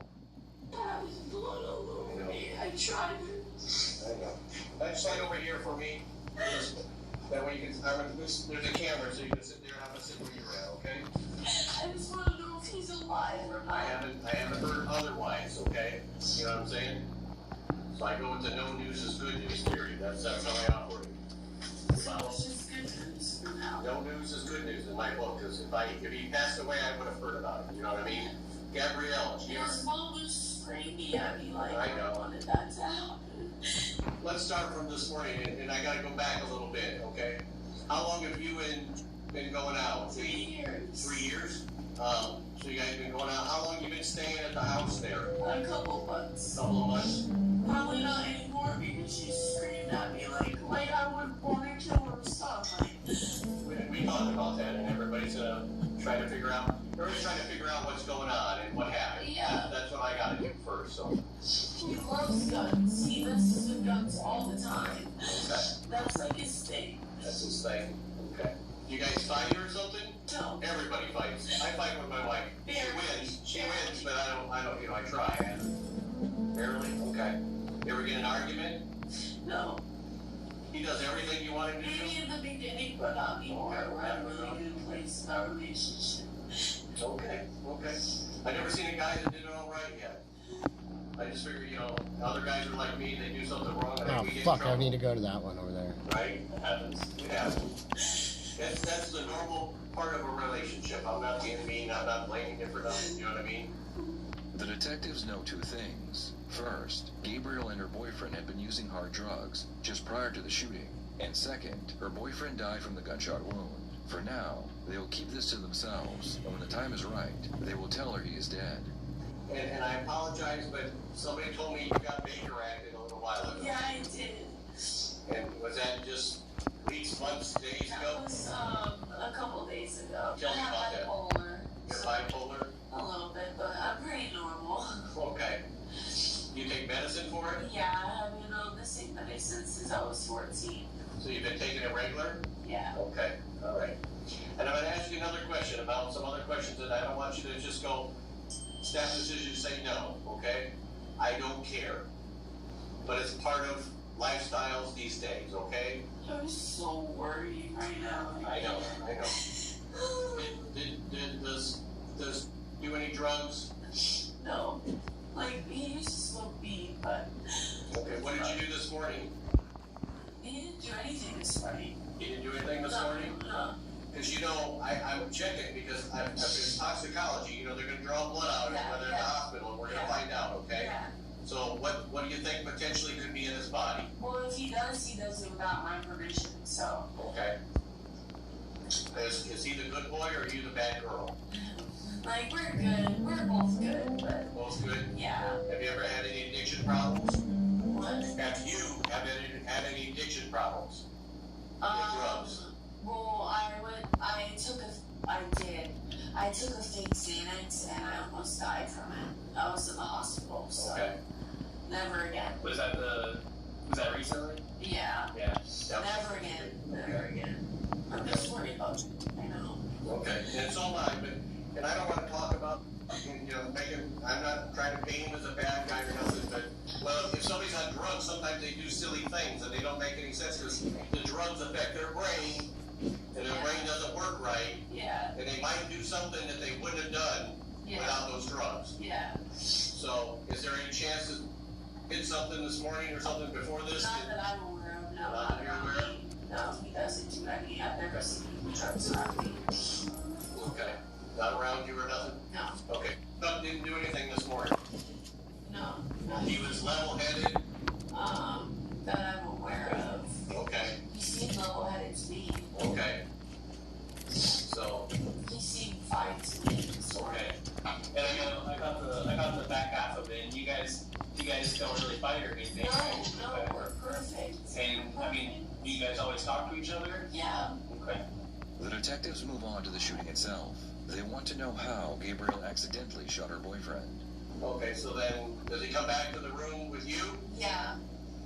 And then tell me what happened. Where's the gun at? He usually keeps it in a gun box and he had it out. And I didn't want him to have it out because I don't like guns like that. Where did he have it out at? Like by the bed. So it was underneath the pillow kind of thing? Yeah. He had it, when you said he had it out, though, I think he's got it out, like, playing with it or something. Is he messing with it, or? He does occasionally, but let's talk about today. Was he doing something? yeah, he was playing with it. Playing with it? But I didn't think there was any bullets in it. Do you know anything about how that works with the thing going in the bottom and all I that? don't know how guns work at all. Can you, try to describe what he was doing with it? Kind of like messing, cocking it back, just I don't know, looking at it. And that's normal for him? Yeah. Okay. He likes guns. He's into guns. I don't know anything about guns. Do you know the magazine? You want to talk about the part that goes in the bottom of it? I know what that is. Was there a magazine in it when he was doing that? Because if I go like this and slide it like that, a bullet comes out. Did one fly out? No. Nothing flew out at that point. No, but he was really upset today. He was crying really bad, so he was really upset today. So what's he saying? He doesn't really talk much. He's just more he keeps a lot of stuff in. Okay. And he just him and his mom are arguing really bad today. Okay. I really hope he's okay. I can't stop worrying about him. I'm just worried. And the gun's underneath the pillow, right? Yeah, and I took it away from him. Did he pick it up, or did you just pick it up? I picked it up because I took it away from him because he was pissed off. And earlier you motioned like you stuck it down the front of your shorts or something, your pants or whatever. Yeah, I stuck it here. Okay. Well, how did the gun get from the pillow to your waistband? I just put it there because his mom doesn't like guns laying around, so I just try to put it somewhere secure. Okay, so you guys are laying in bed. Mom leaves, just the two of you. He doesn't say anything. No. And then so you. We're just talking, hanging out. Okay, so you grab the gun and put it in your waistband because mom doesn't like it. Yeah, and then I put it back down. And then so when did you grab it during the argument? Did you put it in your waistband during the argument to keep it away from mom, or? Yeah. Okay, so. She doesn't like it out a little bit. Okay. They're done, right? And you put the gun back after they're done arguing. Yeah. Okay, and then what happens? I handed it to him, and then boom, it just boom. I remember trying to hand it to him, and then it just went boom, and then blood everywhere, and I'm just I don't know how to handle guns, and I don't think I pressed the trigger or anything, but I handed it to him, and then it just went.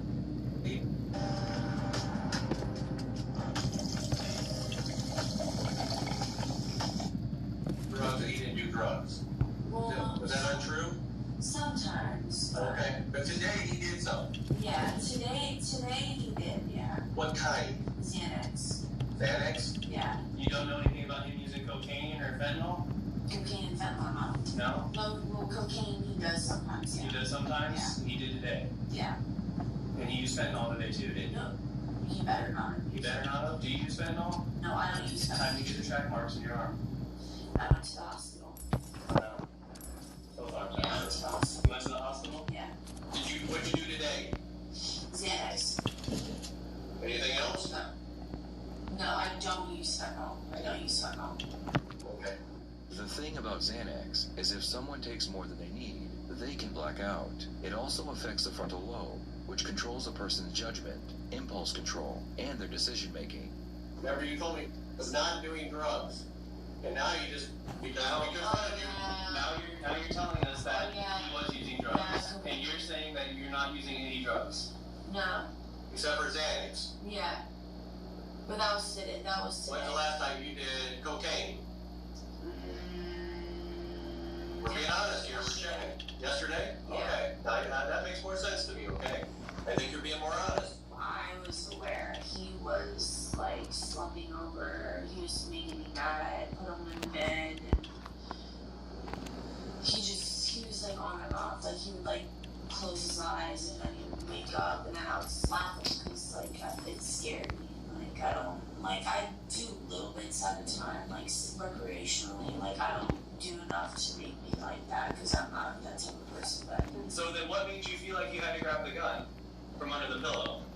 what, you think I killed him? No, I'm asking because earlier you're trying to figure out why you took the gun. Earlier you said it was because he was irritated, and now you're telling us that Yeah, he he was irritated, but he was coherent. Gabriel's initial story was that her boyfriend was sober and coherent right before he was shot, but now her story has changed. In the new version, her boyfriend was high on drugs, and he was very agitated. And so you felt like because he was irritated, you grabbed the gun from under his pillow. I don't know if it was under the pillow, but I just would rather it have been on me. Well, where was it then? It was right like on me. Yeah, I went to go handle the gun, and I don't know if the trigger is easy. I don't know. I don't mess with guns like that, and it went off, and I just freaked out. He wasn't grabbing for it? Who? He wasn't grabbing for it? No, he was grabbing for it. You told us earlier he wasn't. Like to get the gun. But he hasn't touched it yet? No, he didn't touch it. He was reaching. Yeah, But he never got to touch it. he didn't grab it yet. Did he? You're the bad one, you're the nice one. He's nicer than me, probably, normally. It was an accident. You accidentally shot your fiance? I didn't mean to shoot. I mean, like, I don't know a lot about guns. I just picked up the gun. I picked the gun up and gave it to my woman and it went off. And then there was blood coming out of him, and I was trying, he was gasping for air. And I just didn't know what to do. I didn't know what to do. I would never intentionally kill somebody ever, and I'm going to jail. We had a problem because when we left the room earlier, he shared with me that he had talked to his mom, and the argument was over drugs. You doing drugs, him doing drugs, everybody doing drugs. I said, the argument between his mom and him was over drug use. With him, not me. Right, but it's drug usage. Not me. Right, but she was mad about him doing drugs. And you didn't talk about drugs, and you told me he doesn't do drugs, I don't do drugs, and we knew you were telling us a story. And I want you to tell the truth, okay? So that makes sense, right? I know. But the truth is what we need to know, right, isn't it? Yes. Yes. The truth. So we're gonna, from now on, we're not gonna tell those stories, we're gonna tell the truth, right? Yes. Okay. The detective will now bluntly ask Gabriel if she intentionally shot her boyfriend. Did you shoot him on purpose? No, I would never. I'll take You gotta ask me, I gotta ask him, you know what I'm saying? I gotta ask you, did you shoot him on purpose? Never. Were you fighting with him? No, never. We get along No great. fight, I'll nothing. take the polygraph test. Okay, but you said you shot him, right? The gun was in your hand and went off, right? I know it's hard to say, but you told me everything. I was working with the gun. And it went off. It was in your hand. It went off in your hand. So, and you said, from what you told me and him a couple times, his hand was not on the gun, wasn't near the gun. He was reaching for it, but then it went off. Yeah. Okay. I'm going to jail. I don't know the answer to that one right now, okay? Even though it was an accident. I don't know. I gotta go talk to people, talk to our sergeant, talk to the sergeant, He's been watching. Okay, Lieutenant. We gotta figure out. I would never be. I don't know how to handle guns. Can I ask you this? Yeah. So you told me earlier you guys have been on the range before. You guys told me earlier that he'd taken you to the range before, the gun range, right? Yeah, like once or twice. And so, is there any chance when you were handing him the gun that you accidentally pulled the trigger? No. Just an accident. I don't think so, no. But the gun went off, right? Yeah, the gun went off. Okay. That's why I'm asking if there's a chance you could have accidentally pulled the trigger. Oh my god. I'm just asking. I don't know, me. I'm not good with guns, that's why I don't like. That's why I'm asking that. You said you're not good with guns, so I didn't know if there's any chance that you remember maybe pulling it or. No, I don't remember pulling it at all. The detectives tell Gabriel they are going to call the hospital to find out the status of her boyfriend. They want to make sure they don't have any more questions for her before they tell her he is dead, just in case she asks for a lawyer. Well, he's still alive down there, so they're doing doctor shit. You know what I mean? Well, Did you hear anything about, is he alive? Yeah, he's alive. He's alive. But they're doing doctor stuff. Okay. I might need an officer to bring me there, so I can grab some stuff. Yeah. What happened? Do you know what happened to his head? They're doing, like I said, they're doing stuff down there. All I know is that he's alive right now. He's alive. And I have another question I just thought of. You took his Xanax. He took his Xanax. You said he got all. It was really bad. Yeah, it was really bad with him, but you think he took some cocaine and the Xanax. How messed up were you from the Xanax? Not at all. What? I don't know how to handle guns. You have depression and stuff and some stuff. Yeah, I have some stuff, yeah. Do you know, do they give you Xanax? Isn't Xanax the one that the happy pill? I used to take Metal pill? Is that the one they give you if you get depressed or something? Or no? Anxiety. Anxiety, that's what it is. Okay, if you get anxiety, I'm just hoping he's okay. I wonder if he's going through surgery. You weren't 10, messed up at all? You 25. were sober, as one would say? Yes, yeah. So it's not like you were so loopy you didn't know what was going on or nothing? No, I'm bad with guns. I don't know how to handle How many times you gonna say that, you Gabriel stupid begins bitch? to become suspicious about her boyfriend's condition. Every chance she gets, she reverts the conversation back to her boyfriend to see if he is really still alive. The detective does his best to convince her he is still alive. Is there any way you can call a hospital? Or? They're doing that stuff. They're calling my lieutenant, my sergeant, and let them know what's going on. Because otherwise, my phone would be ringing and it would be disruptive to me and you talk. You know what I mean? That makes sense. That's why I gotta get up and go find out what's going on. Oh, he's fine. He's alive. He's alive. That's all I can say. He's alive. Okay? Okay. You guys weren't fighting or nothing? No. He wasn't mad at you? No, we're perfectly fine. You weren't angry or anything? No, not at all. We were having a good time. We had a great night last night, and it was just an accident. Do you know what I'd be leaving? Yes. Give me a couple. Let me finish this up here. Do you know how much longer this is going to take? 20, maybe 30 minutes at the most, I bet. I'm going to say because Yeah, I mean, like, for me being here. that's what I'm saying, 20, 30 minutes, okay. After getting Gabriel to consent to a buccal swab, the detective decides it's time to tell her that she killed her boyfriend. Okay, so I have some bad news. We're calling the hospital. Passed away. Passed away. He died.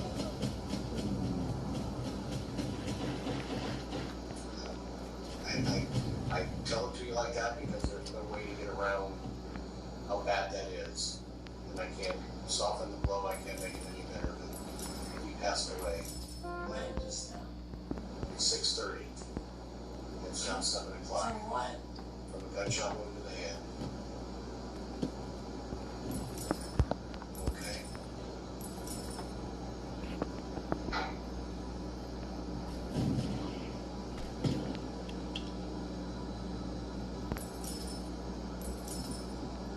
After finding out her boyfriend has passed away, Gabriel's first concern is herself and how she will look. His family's gonna hate him. I can't fix that. You know you can't fix that. Take care of yourself, okay? All right? We'll get more bad news for you, darling. Until this is over with, you gotta go to jail because you did shoot. Accidental on purpose. He died from what happened from your actions. Do you understand what I'm saying? Intentionally not on purpose, okay? So I'm going to jail for murder. Not murder, it's called manslaughter by culpable negligence. So I'm going to jail for the rest of my life. I don't know about the rest of life. It's not my part of the job, you know what I mean? I didn't mean to. I know. Like 5 hours ago, my life was perfect. Now I'm going to jail for manslaughter. How long do people usually get for that? Life? You keep asking that. No, 15. I don't think it's life. No. 25 years. I'm not even gonna guess because I have no idea. I'm being honest with you. I've been honest with you ever since, haven't I? I haven't really lied to you. But that's a big I haven't really lied to you. You lied. She needed a lawyer before you talked to her, you fucking asshole. Gotta love how they lie about shit. Prosecutors were unable to prove she intentionally killed her boyfriend, but he was killed due to her negligence, which meant they could charge her with manslaughter. In the end, she was found guilty of manslaughter and sentenced to 10 years in prison. Do you think that what she did was accidental, or was it intentional? Please share your thoughts in the comments below.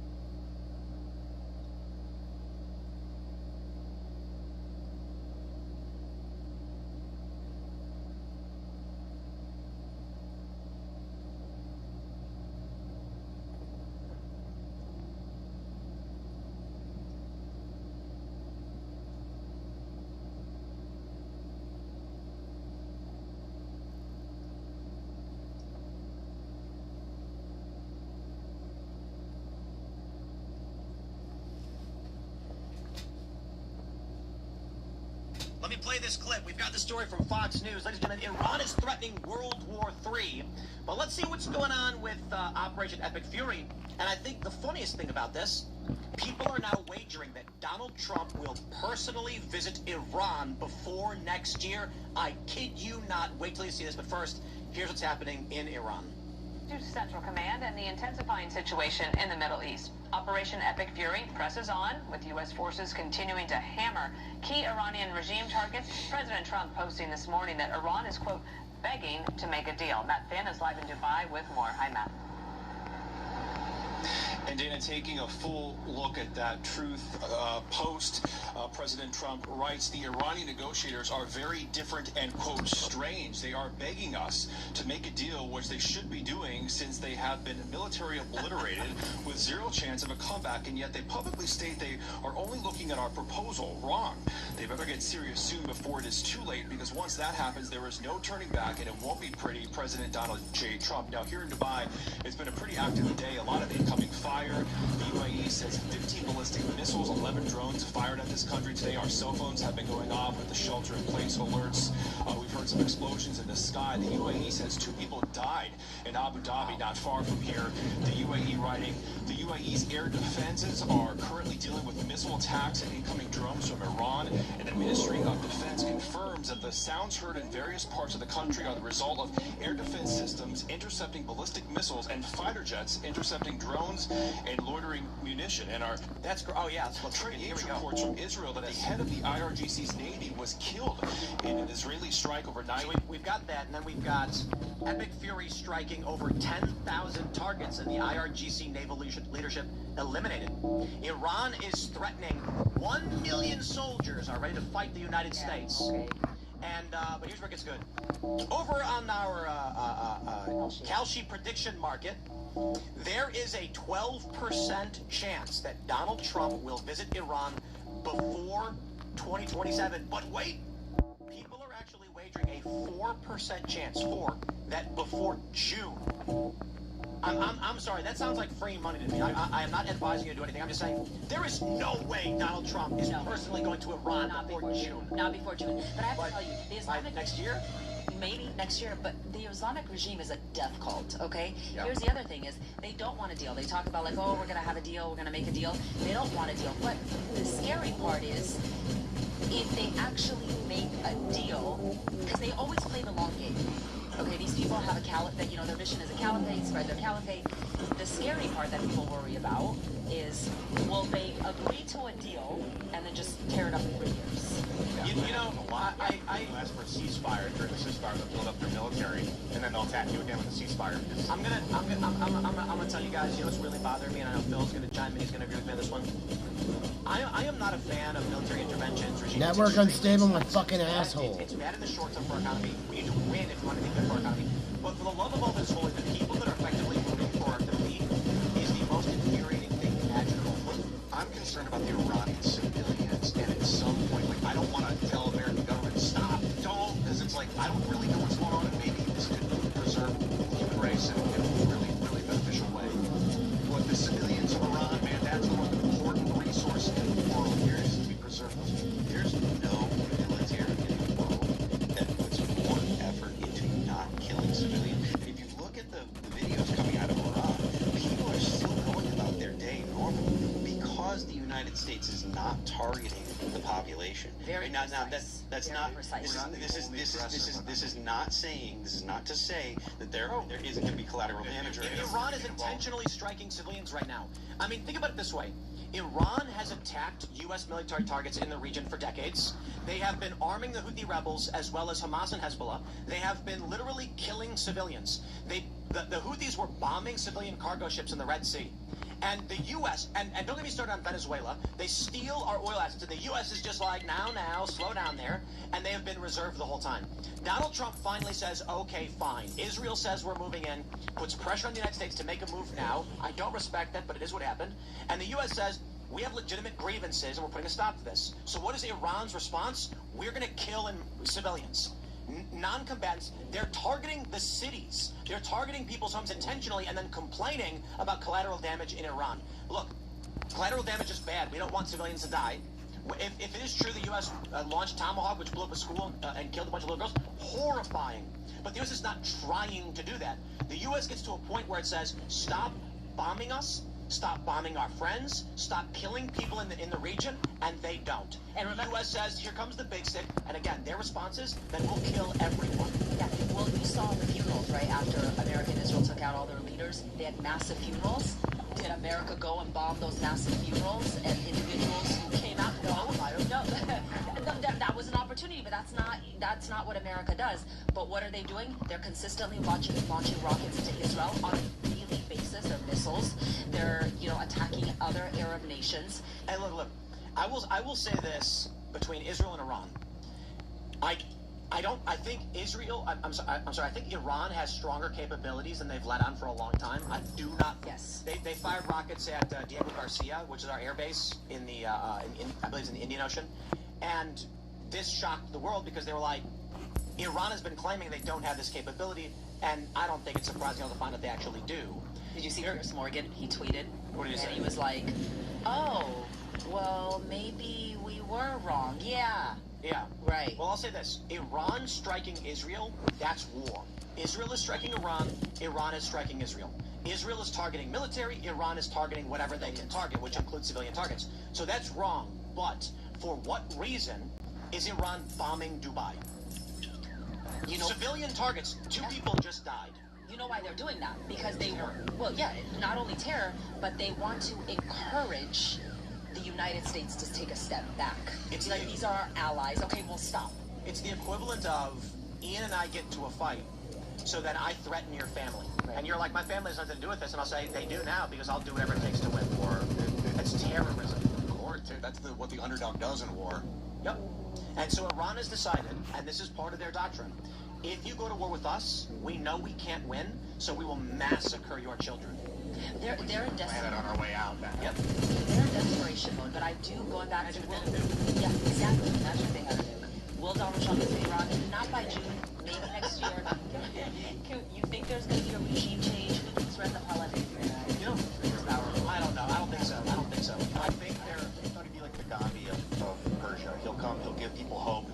Here's the thing: he probably will come back, but Reza has come back and said he has a plan. Yeah. Okay, he has a plan. He doesn't want to stay, so he comes back. Maybe he gets things in just order. jumped to 16%. That's probably our fault. As we're talking. Yeah. Well, I'm sure people watching are going. The Senate introduced a bill to make this illegal to bet on and gamble on war stuff. Well, they've tried this. Prediction markets have been found ruled legal. I think Reza could oversee a transition to an actual republic. Yeah, he has a plan. Islamic theocracy said, "Hey, everyone, we'll call it's a republic, and we're going to govern you." But it wasn't a republic. They lied to their people for the people. They're not even there.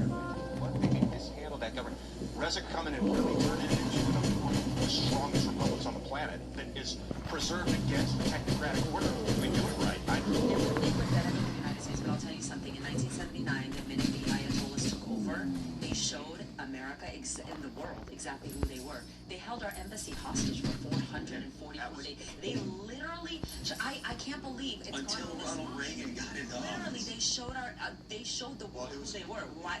It was because the Shah fled to the United States and they wanted to try him because for crimes, and the United States like he's getting cancer treatment in the U.S. They're like, then we're keeping your soldiers hostage till you give them back. Right. Yeah, My point is, we're not giving back. This is who they are. Died in the U.S. So then they let the hostage. Remember the Beirut bombing? They killed them.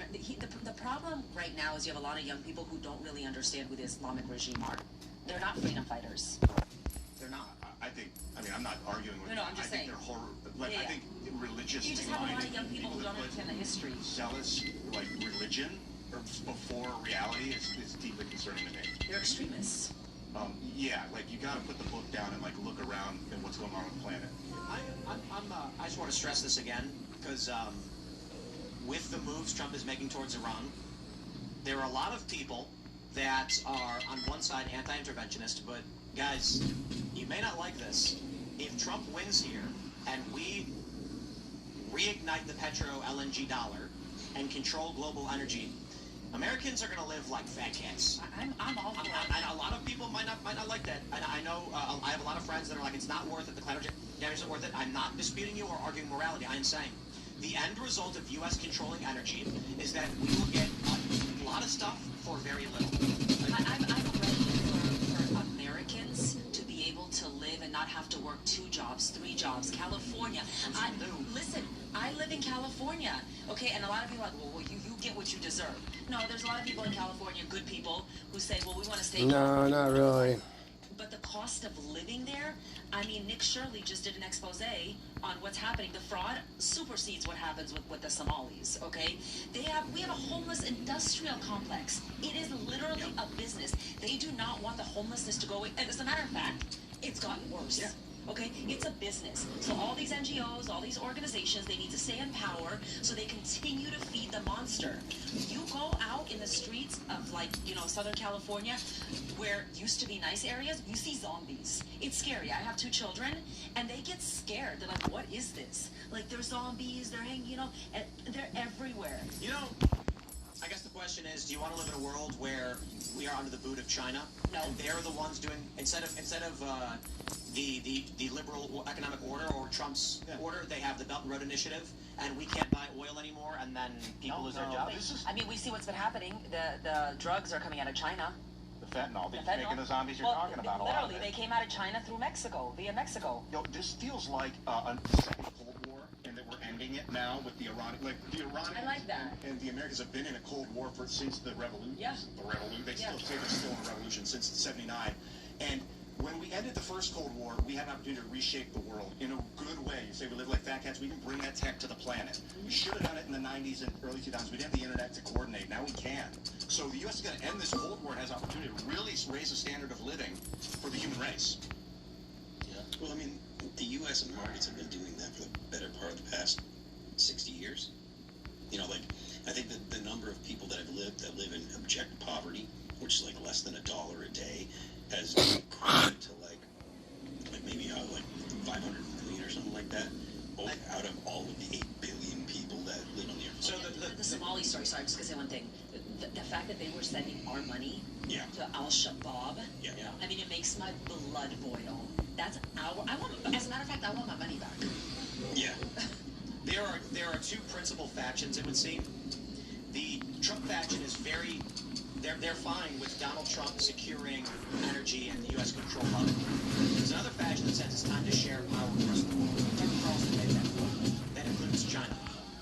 interested in sharing power, John. No, and I'm not interested in hearing what Tucker Carlson has. I'm not saying I'm a fan of the war. I believe you. He's lost his mind. I don't know what happened to him. He basically, whoever his bosses are, didn't get their ROI because he's so pissed about what's happening in Iran. Same with Candace Owens. Thanks for checking out this clip from Timcast IRL. Make sure to watch the show live Monday through Friday at 8 p.m. Subscribe to this channel, and we will see you all there.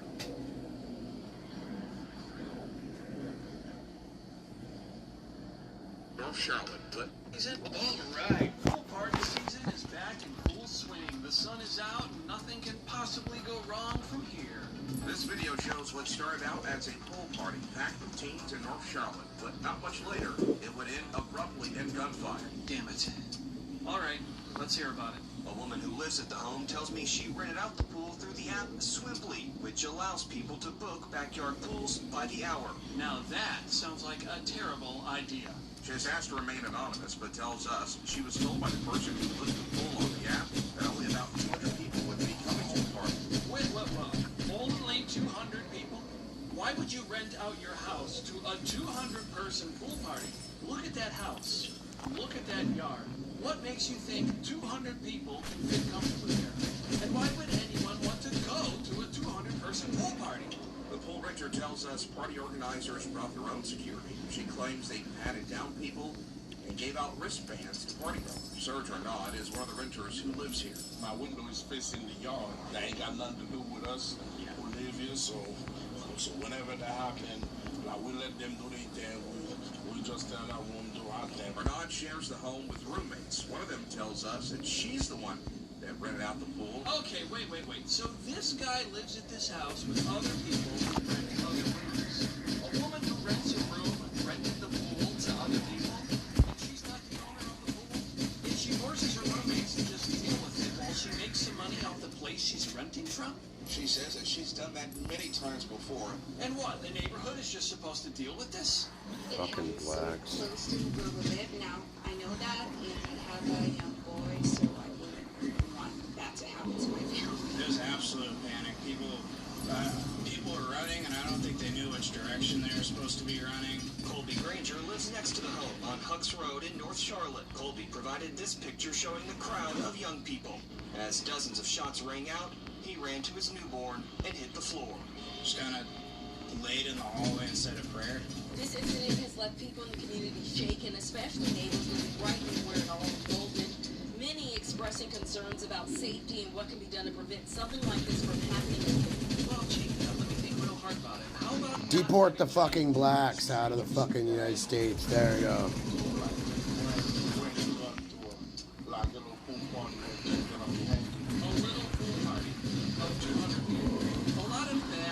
Decisions went into this one.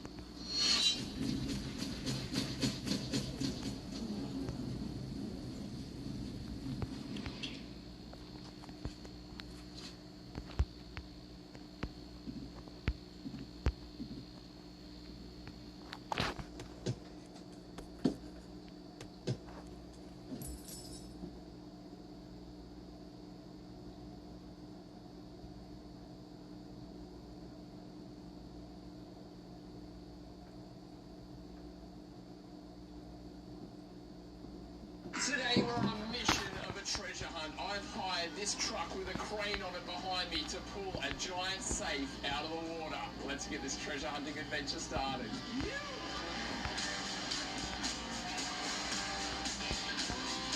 This is Peter sent me a message on Instagram about this safe, and you've already pulled a little piece off, right? Yeah, it says over here.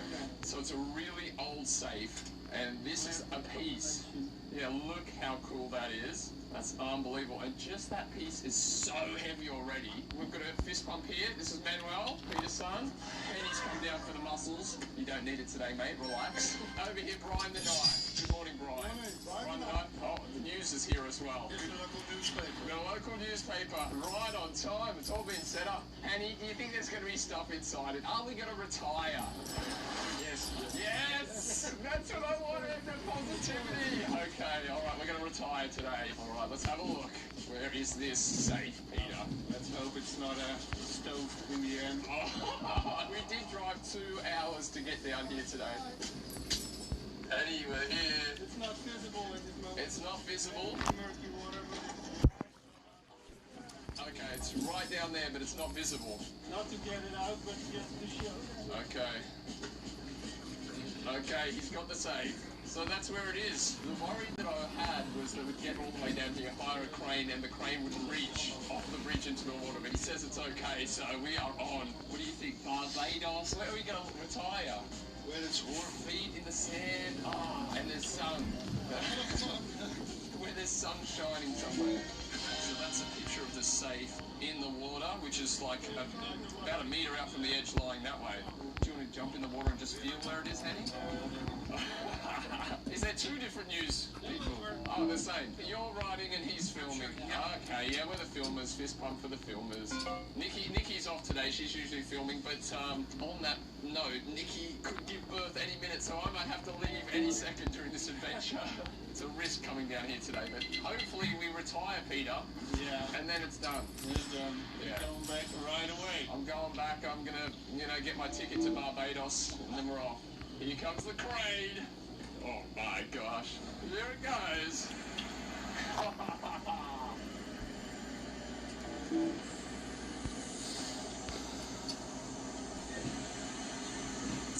Alright, we're going in. Come on. Yeah. Oh, he's got it. Is that it first try? Or is that just mud? I think it's over here for more. I think it's over here for more. Come on.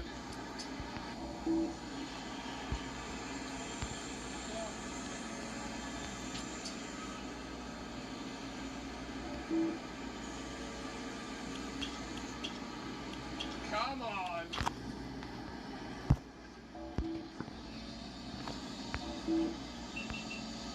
Yes! Oh my gosh, he's got it! It's an old one! Wow! It's an old one!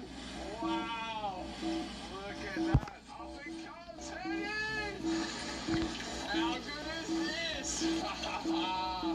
This would have taken days and days. Taken seconds. Welcome. You reckon, Peter? How's your back feeling, mate? Fist pump. We haven't even worked up a sweat and we've got our first safe out of the day. This is old. Have a look at it. Yeah, we'll be fine. Wow. What do you think, huh? It's not even open either. It's closed. Yeah, it's closed. Is that a side open one? Oh, let's put some gloves on, man. Time to get dirty, Henny.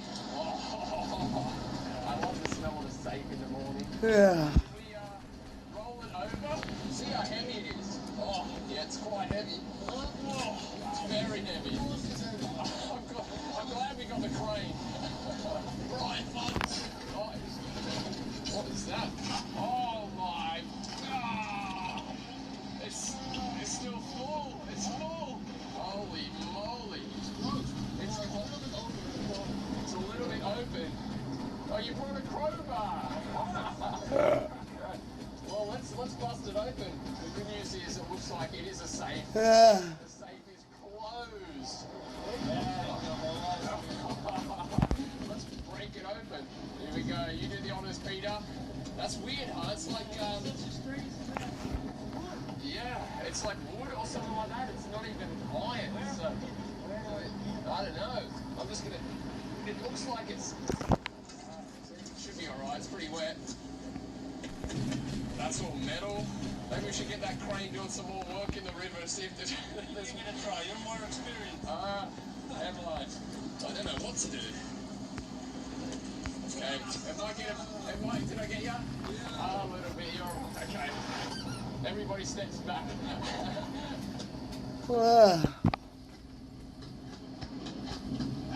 You feel this? Have a look at this. Annie, what do you reckon this is?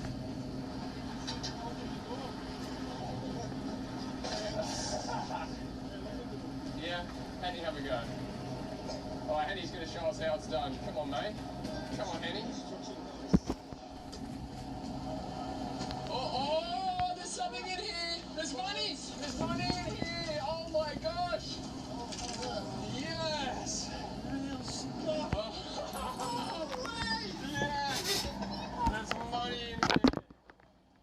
coins.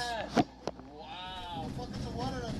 Yeah, we need some water, Henny. Wow. Oh my gosh, that's gonna be old coins. It's gonna be so old. We're gonna clean these coins up later, and we'll get a date off them. That'll give us a time. But I think looking at the safe, this is gonna be really old. So I'm excited. And knowing that there's coins in here, we're already just digging in here. There's gonna be a lot more. Oh yeah, that is strange. What's under there? What's that? Oh my gosh, that's like a jewelry zipper. You see that? Can I open it for you? Yeah, open it, Henny. Oh, Peter, you want to have the honors? There's a zipper here, you see? I think it's important. Ah, yeah. Oh, another camera. Look at that. Wow. That is incredible. Imagine there's film in here and we can like process it and get the film out of it. Oh my gosh, another camera. Well, it's not 1800s, I think. No. Look at how crusty that is. Wow. Annie. From the door. Peter, the lock. Look how solid that is. Just that one piece, Peter, weighs a ton. And it is like a blanket. Henny, what is all this that it's wrapped in? It's like really strange.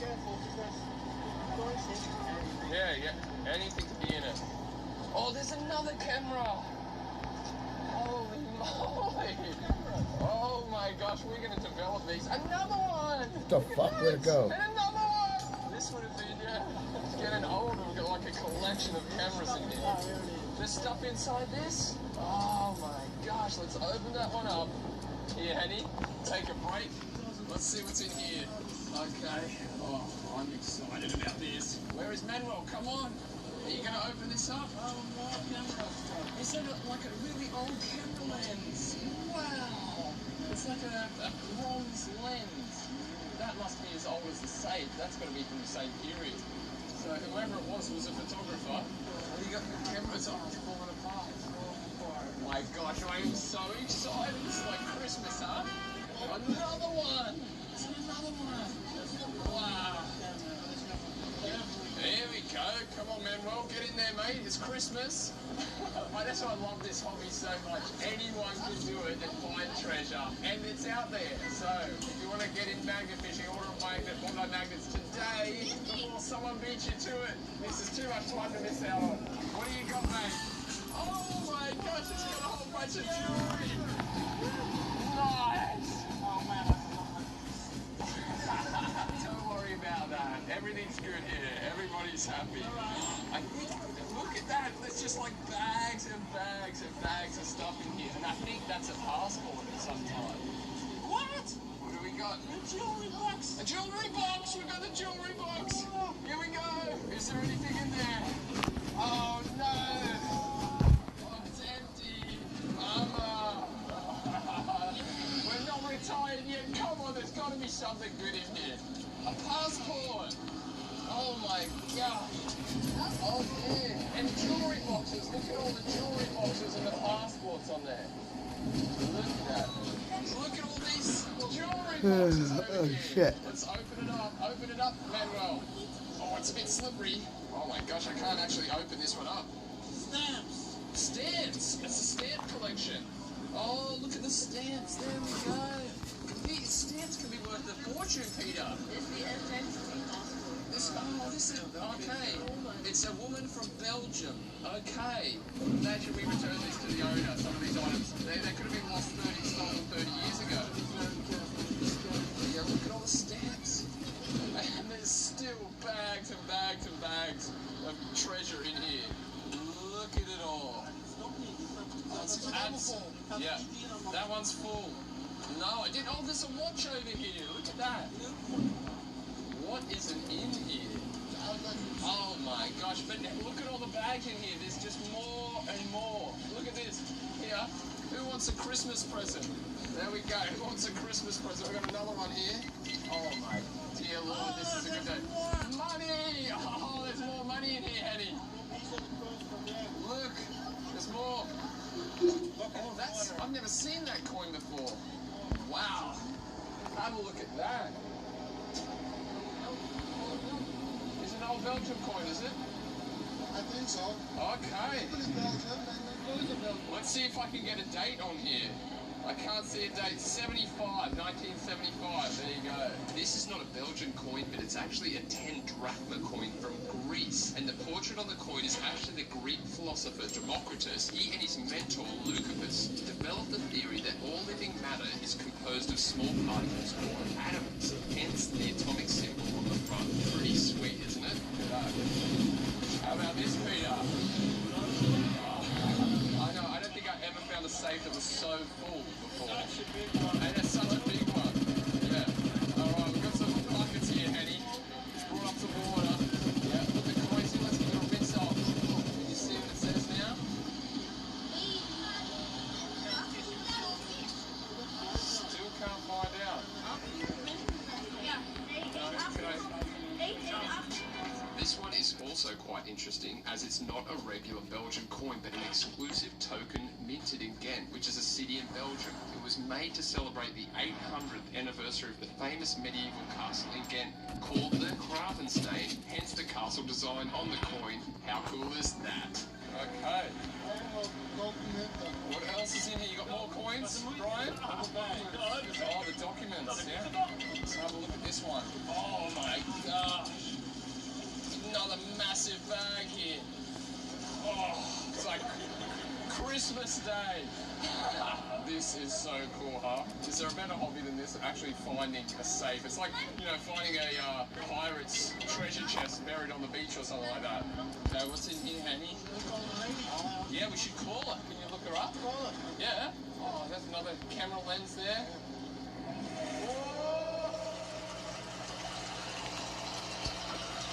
I see another jewellery thing. Oh, it's a mixtape. Hanny, what do you got? A bank? Belgium. Yeah, Belgium bank card. Okay. Oh, what's this? This looks like a. Oh, it's got like a What does it say? Stad Ghent. Oh, it's from the city of Ghent. Ghent. What is that? There's something in it. What's inside of it, Hanny? This one could be good because it's inside plastic. It's preserved. Fully heated. Oh, on the door. Look at all this stuff.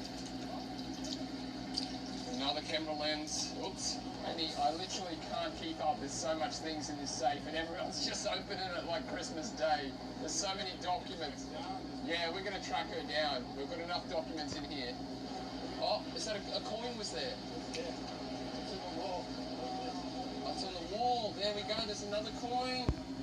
Good spotting. So, what one's that one then, Henny? You want to clean it off a bit?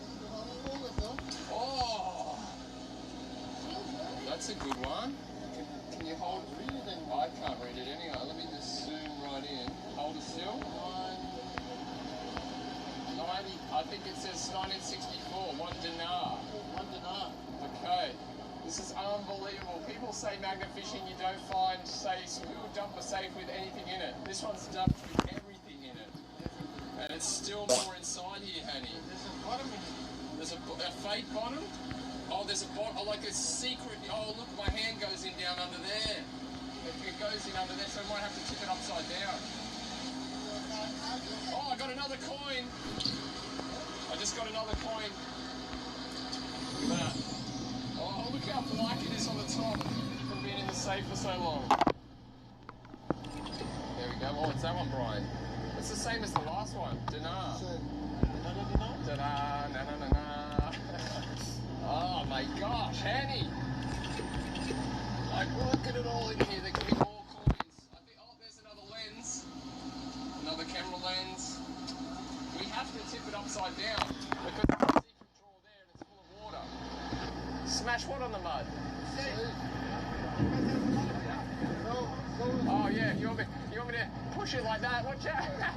Yeah, I'm gonna turn it. 1, 2. Oh my God, look at it. Just flooding out. Oh God. Okay, let it flood. We're just gonna drain that. Look at that, there's a secret compartment down the bottom that's full of water. I'm interested to see. That's gotta be where the diamonds are, right? Something shiny behind it. Is there? Something shiny? Oh, that's, oh, I see a coin, yes. Oh, there's another coin. There's more money in here. Look at that one. It's in great condition. Wow. So it's getting drained out. Oh, another coin. Look at the size of that one. It's a massive one.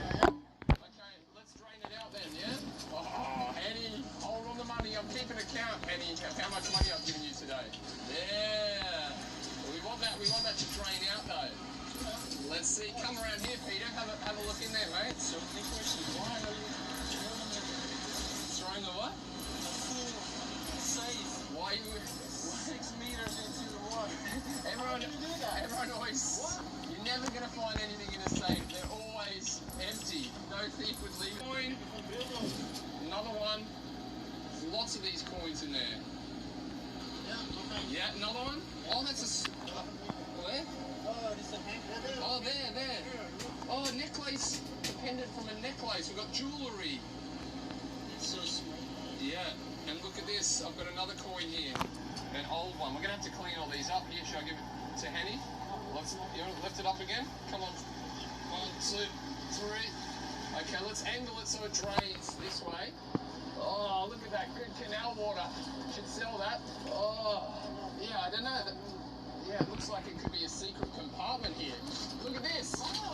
Oh, there's money. Oh my gosh, look at all the money. Holy shit. In the secret shelf. Wow, let's put all the money in there then. That is crazy. Kids, you want to pull this out? Pull the money out? You want to get the whole money? Yes. Oh, there's the kids. You're gonna love this stuff, huh? Yeah. Yeah, all the way from home. We drove 2.5. Wow, look at all these coins come out. Like that. Look at all these things here. This is the lady. We have to search her. We might search her on Facebook and see if we can find her and give her a call. There's watches, there's jewellery, there's cameras, there's fuck. camcorder. Don't get your jacket dirty, Peter. Oh well.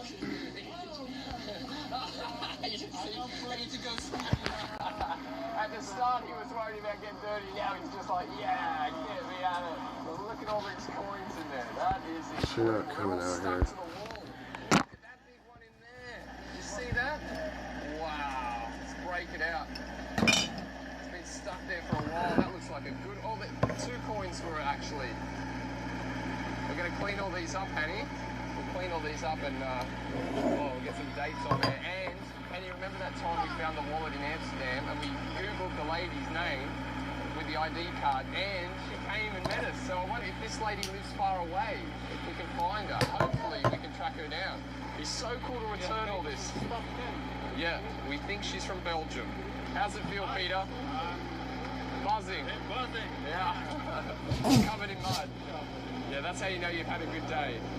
You just want to go through here and have a look. There's still like mud in here. Oh, there's more coins here. Look at that. From the corner.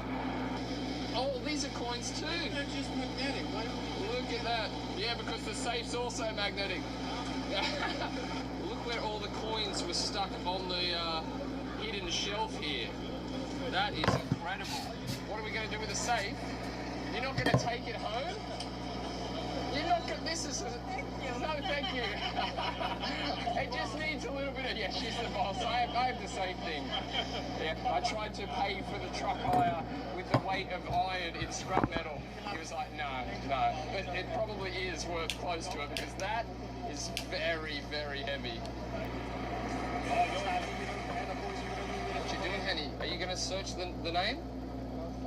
You can't find her. You're the journalist. You should be able to get in investigative reporting and track down the owner. We'll make a follow-up next week. Okay. Okay.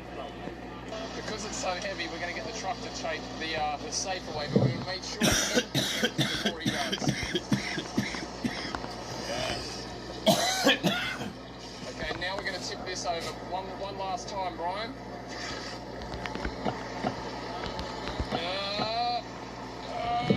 Gotta go. Oh, more coins. It keeps coming. Here we go. Oh, I pulled something out. There you go. Something else on the inside there. Just gonna reach it. Oh, there's another thing. Not sure what that is. Oh, I can pull it out. Hang on. Now will that... Oh. There we go. That's the secret. That's the secret shelf. No, I think it's all pretty clean in here. I'll keep it pretty quick. Yep. Okay. Okay, everybody, the crane is going to come over here, so we just have to move over this way. Bye-bye, Safe. It's been real. He's going away now. Goodbye, Safe. Oh, safe travels. Oh, it's a lot quieter now with the truck gone. Look at it all, huh? Crazy. There's all the documents there. There's a stamp collection. Yeah, maybe it's still good. Leave it. It might dry. You know, if you touch it now, it's wet. It's gone.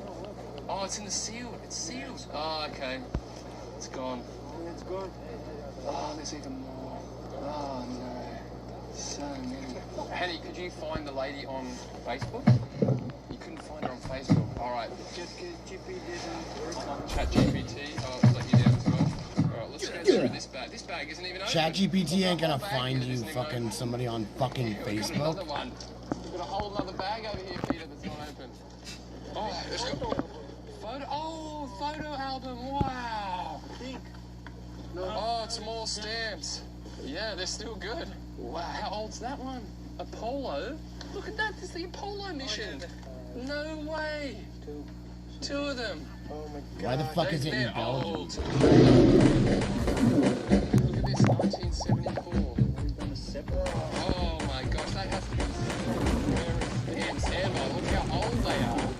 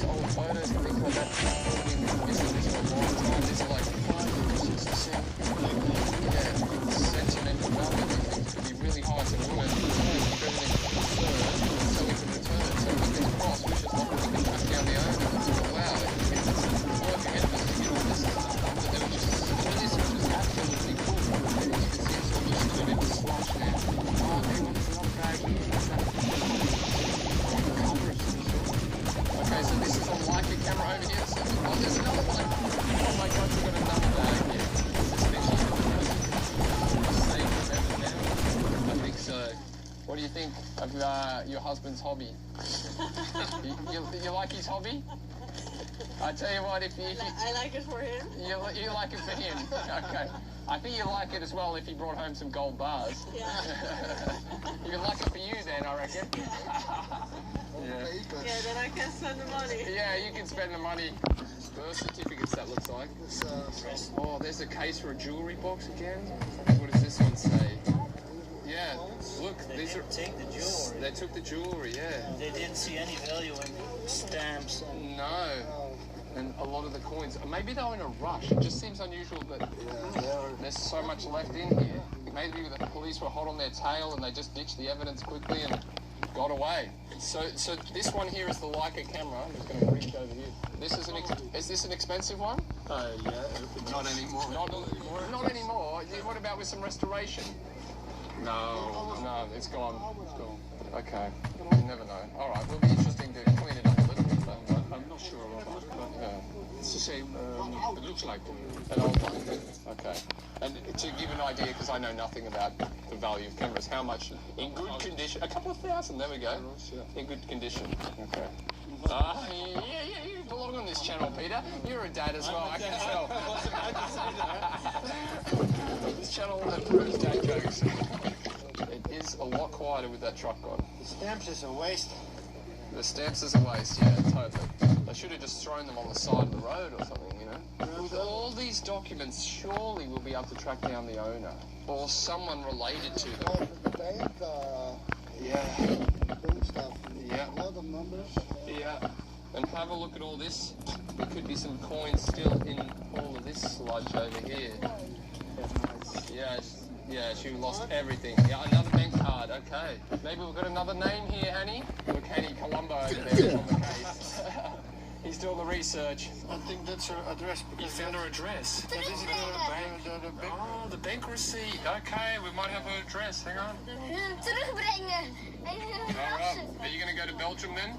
Okay, give it a rinse, Annie. Let's have a look. It's a Leica. Oh, it is a Leica.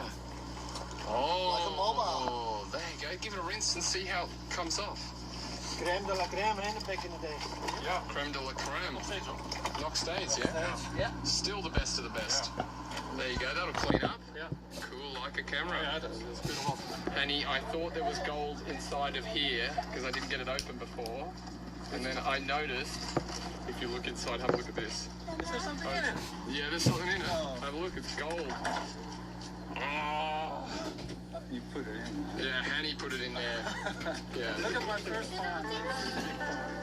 Oh, you found that magnet fishing? Yeah, also with my son. Wow. What is that? It's broekstuk, klederdracht. Oh, belts. No, broekstuk. Chevy trucks bring big time power, so you have choices for every job.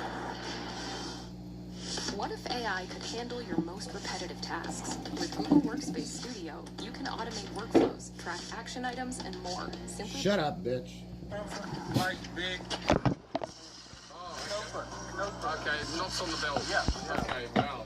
So from 1800. And is that metal? 1860. Is that silver? It's silver. So how did you get it then? So crusted. It was in A money box. yeah, a money box. Okay, wow. Totally crusted. There you go. Totally crusted. Brought it to A place and then cleaned it up. place. Yeah. Wow, that is incredible.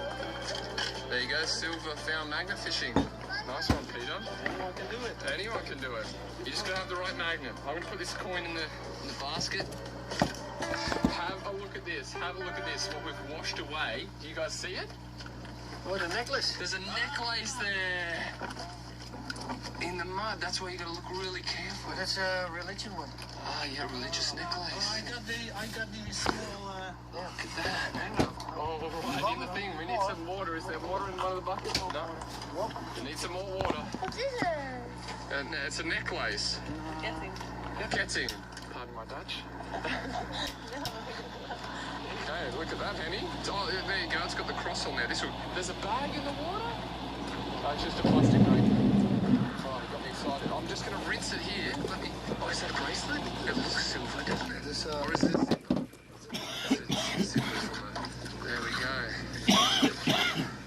That's the necklace. So that's a silver cross there. There we go. Wow. Yeah, I'm going to put it together with the... Yeah, I'm going to... Definitely not going to throw it out. I'll put it all in there. All this treasure and coins in a basket full of coins.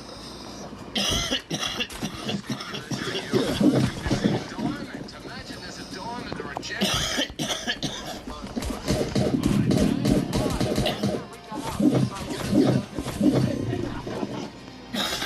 Oh yeah, we got that meat buff. There's a worm here. You can go back in the canal. Back in your hair, yeah.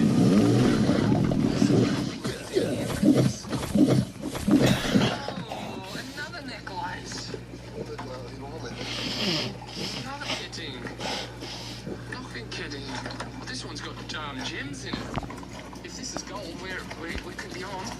Give that a good rinse. Yeah. Oh my gosh, it's got the diamonds in it. Is that magnetic? Dog. Don't be magnetic. Oh, it's not magnetic. No. It doesn't look gold to me. It's in there. And this big one down the end there. That is interesting. Hey? Cool.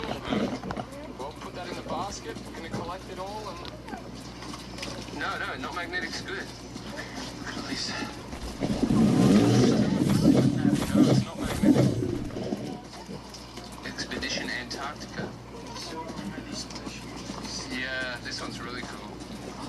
More treasure. There's scans of stamps. A watch band. Yeah. Okay. Penny, didn't you used to be in a band? Oh,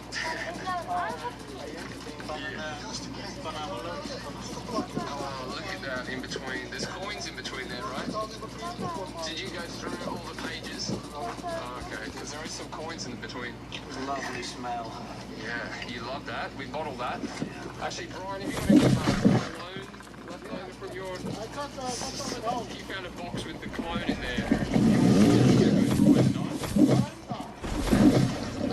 Yeah. I got 30.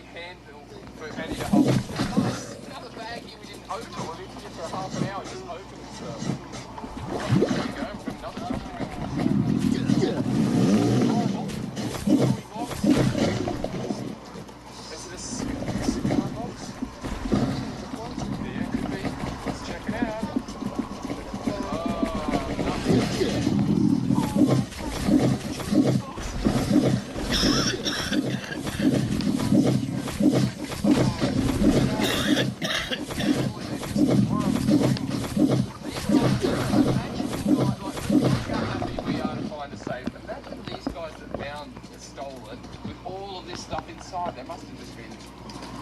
They would have retired, I reckon, with all these jewelry. Another one.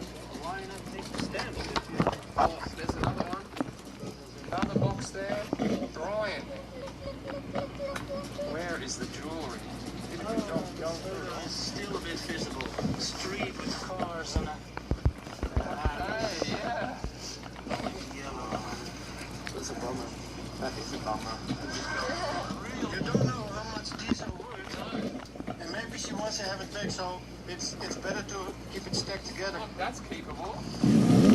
That's keepable. You never know. Just like a coin. It's I know that, like, this is not keepable. No, not that. Yeah. Did someone open that? I just thought. I haven't actually got that open yet. What? This camera. Tyson First holding the lead, but he's in desperate need of a refuel. Wait a second, folks, is that? It's the Tyson Chicken Cup. It's real protein on the go. Tyson Chicken Cup. Camera. Look at this. There's a camera inside here. We haven't opened it yet. Maybe the phone's gone. Oh, look at this. Maybe that's a Leica. It's a nice case. Dude. Oh. What's a nice case? It's not a Leica. It's got, what does it say there? Yeah, that's a bucket. Okay, thank you, boy. Ever the gentleman. The rescuer of cameras. Where is that? Where is that? I'm getting hungry. The angel that delivers sandwiches. Oh. Say cheese. Oh, look at work. Oh, well, yeah. Man, isn't this from such a... It's from a camera. Yeah. Yeah. I love it. Even flesje. Ja, of je klein.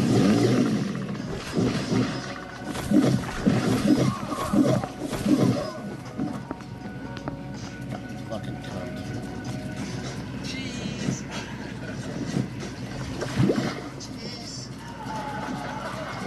You know what?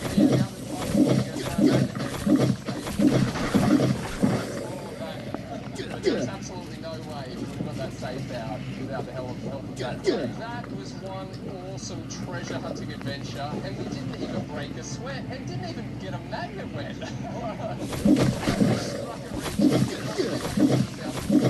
Values when that was back in the day, when it was actually stolen.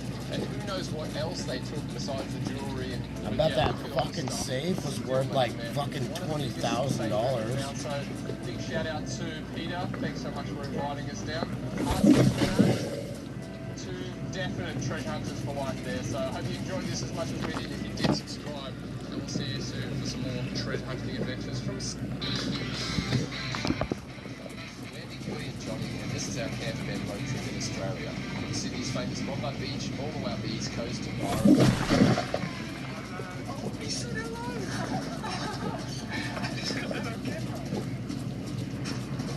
Time for breakfast. Our fresco up the bridge today. I just need a customer. I'll get his bowl. Might get some more milk in there. You ready for some al fresco dining, Johnny? Is it the best breakfast view ever? With the Opera House over there. The Harbour Bridge up here.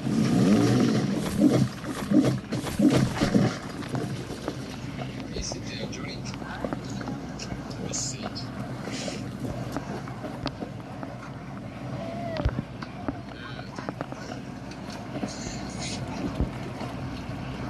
You happy you got your own food? Yeah, look at the big train. What a view. Something is all set. So banana, wheat mix for breakfast. Oops, missed it. Let's try that again. Yeah, there we go. Now one for that too.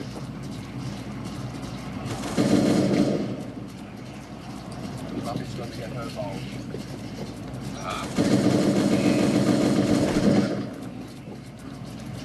Morning.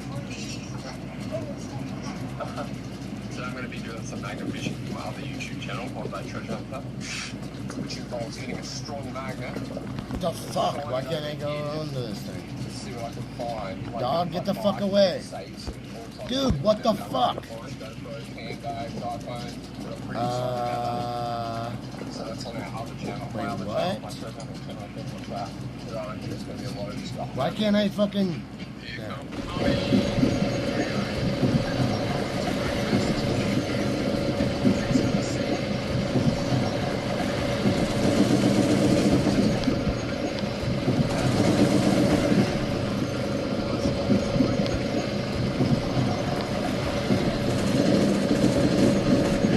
Timers right there.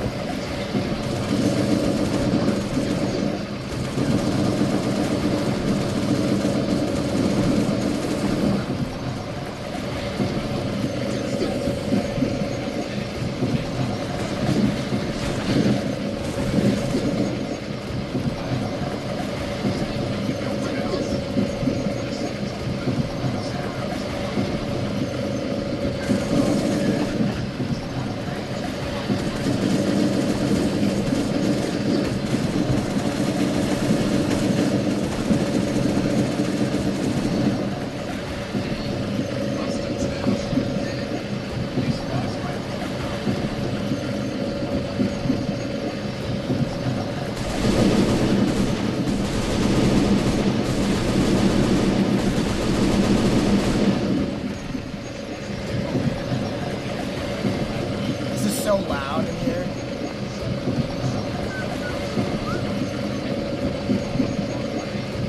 My surround sound's kicking too.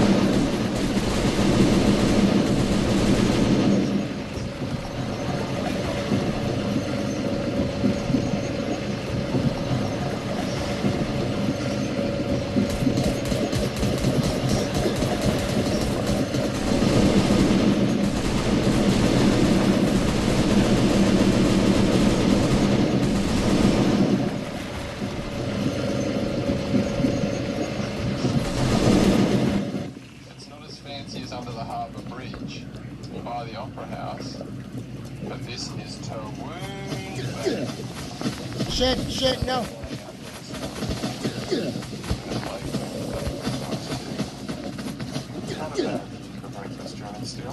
Yeah, today we're in Towoon Bay, which is about an hour and a half. We have a treasure hunt planned this morning, so I'm going to go down. There's a little pond there, it's like a crescent between two beaches, so I'm going to go there, underwater medal this evening. And then I think we're going to head up to Crescent Heritage after. Yeah? Okay, so Fuck. Crescent Heritage is a beautiful creek. That's what That shit gets hairy real quick. And when that fucking chat thing is in the way, I can't do nothing. You can float down, and there's a surf spot there as well. We've been there before, haven't we, Nikki?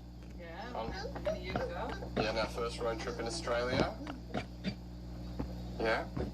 You don't remember it? She don't remember it. Anyway, it's a beautiful spot. Hopefully if we go twice you'll remember it. And they have an awesome bakery as well with like all these pies and custard tarts and lamingtons.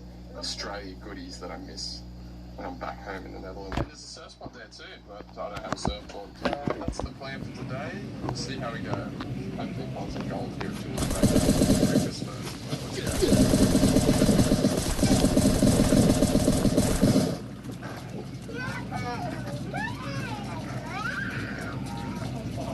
Someone's a hungry boy.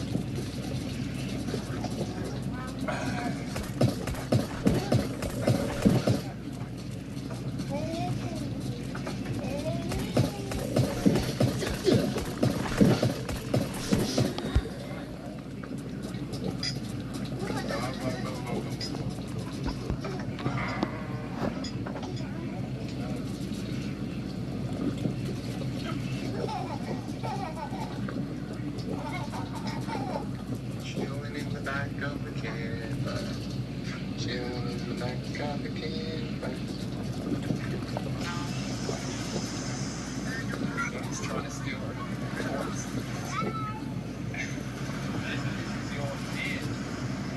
This is the lead ore box. It's pretty nice. I've never been here before. Oh yeah, I didn't get to show you guys how much the shit is in the market over there on that other game. You can still buy stuff and sell stuff on this game on the other side. We woke up in the car park, which is just behind this building over here. And we decided to go for a swim here, and it's actually quite busy. I never expected it to be so busy for, I think, a very small town. But I can understand because it's really so nice.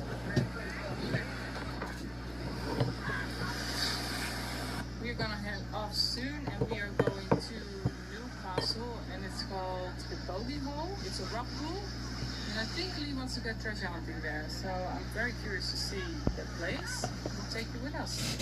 So we're gonna go here soon, and then hit the road.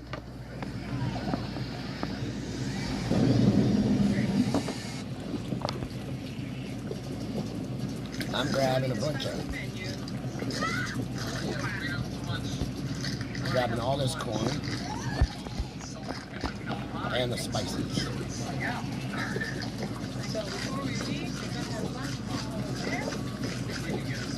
I don't need any ash, we have enough.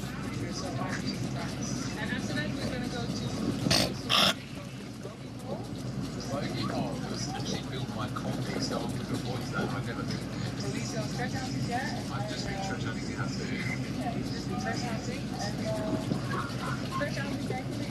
Yeah, the guy at the surf club recognised me, and he let me put all the stuff in there so I could leave all the scuba gear and metal tickets and take judgment, which is nice. And then we can eat some lunch. That's what I really want. I might go back to the, I'm gonna go back to the other map, and I'm gonna get the rest of that back. Because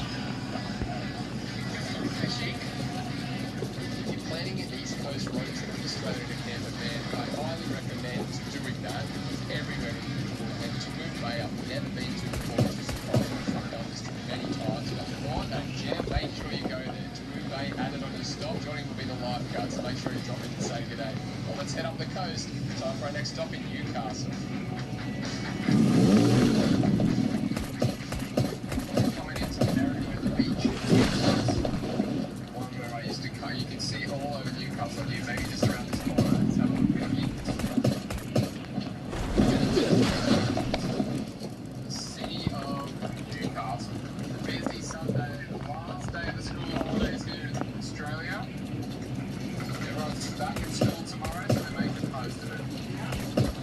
So the beach down there? Yeah, that's the pool down there. Oh, I can't see it. Merryweather Pool. Just see, no, can't see it. We might see it from down here. That's where we're going. Just up here a bit. Into that car park up the north there. Oh, look at all the people down there. I think I'm going here for treasure hunting reasons.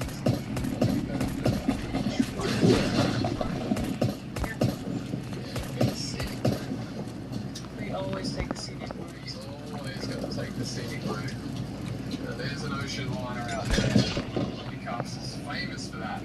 Yeah, very industrial city. It's got a big harbour. There are a lot of coal mining happens around here. So all the coal goes out for ships to go overseas. Very good coal. Mansions along the front here. Very nice houses here. It's a bit like Sydney, isn't it? You know, a bit like Ldoe.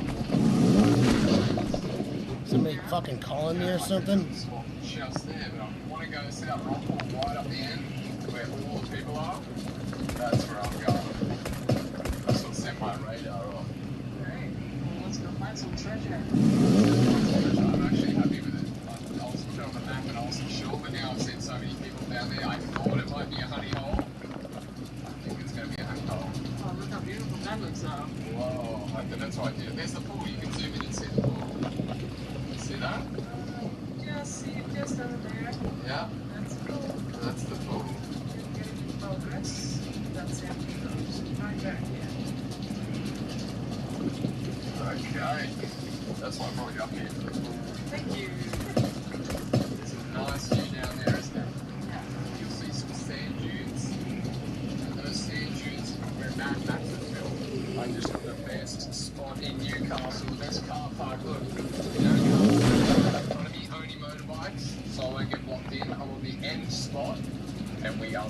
right at the beach.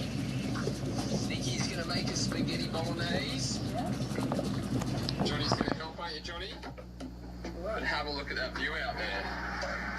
Oh, you can't see it through the wire up here. This would be better. There we go. This is Bar Beach in Newcastle. So while Nicky That's and why- Johnny ate spaghetti bolognese, I went for a little treasure hunt in the bogey hole. That's why when the Some time, found loads of treasure, and then Earth we polar went to bed reversal because we were happens, both that exhausted. whole fucking island is gonna be washed over. Good morning. Hey, Johnny.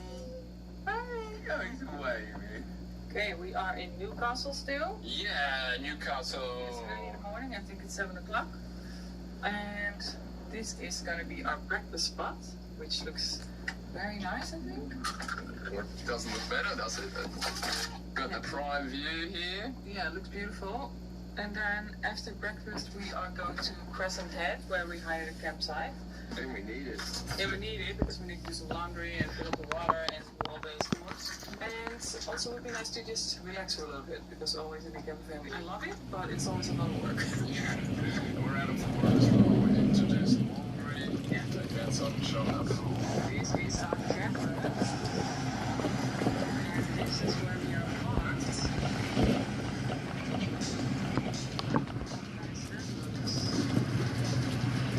Wow.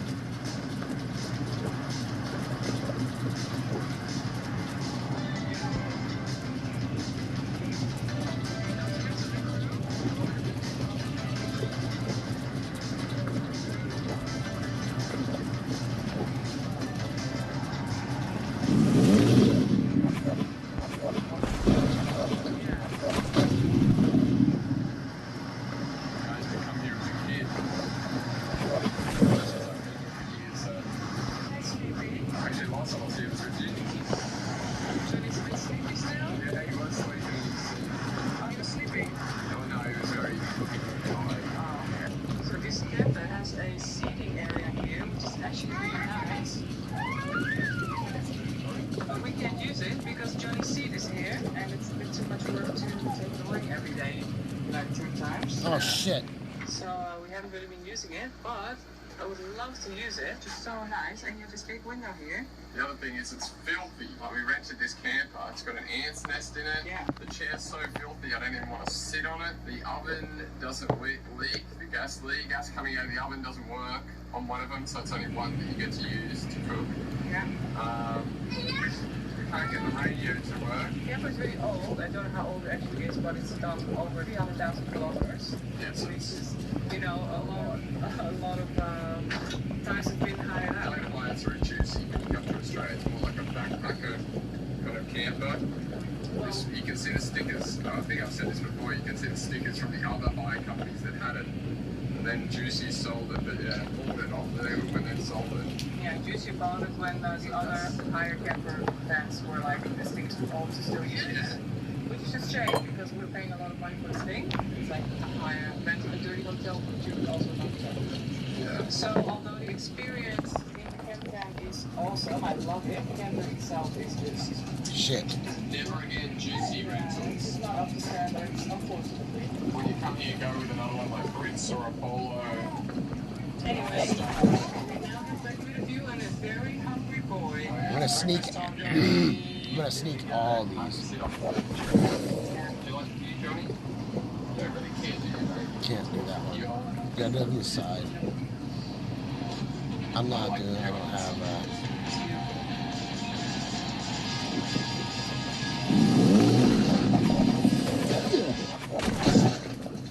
Business coming.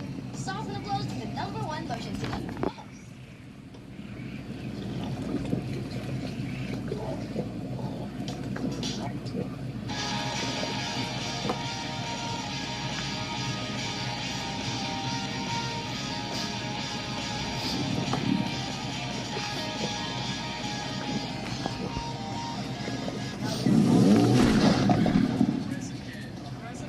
I might go back to fishing in Newcastle. I'm gonna go check out the spot first. Would it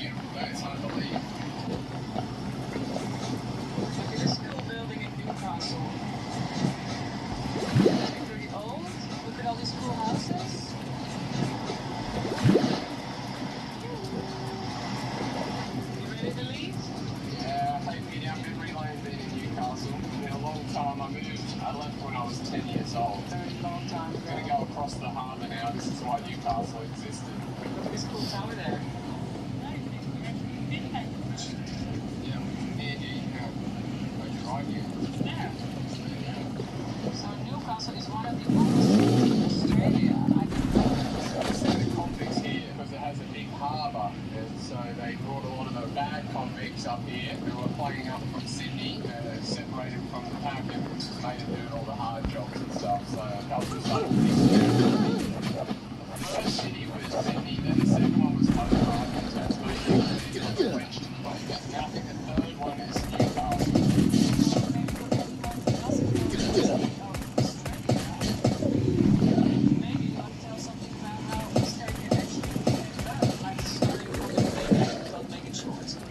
So the history of Australia, for those who don't know, the east coast of Australia was discovered by Captain Cook in 1770, and at that time there was a huge problem with crime in England. Basically, if you stole a loaf of bread, you were sent to jail. The jails were overflowing, so they built boats to house the prisoners. The boats are overflowing. So then someone came up with the idea, what about that place Captain Cook discovered? Can we send them all out there? Everyone got a life sentence for everything, but the government was very nice. They said they got sentenced to death, but instead... Oh yeah, the government was very nice. Sentenced to go to Bondi Bay, which is Sydney, Australia, for 7 years. And there was anything to 13-year-old girl, away from their parents, all the way over here, never to return again. It was a convict settlement, and then it, just grew into a town by the hands of... Still convict settlement. All the people were fucking murderers and shit. They sent all the bad people down there, not, that's how they fucking, if someone believes that they just sent somebody that stole some bread from a vendor to fucking Australia, you're fucking high. Trying to downplay all your fucking drunk murderers, rage fucking assholes that they chained up and fucking took down there. That's a delusional motherfucker that doesn't want to live.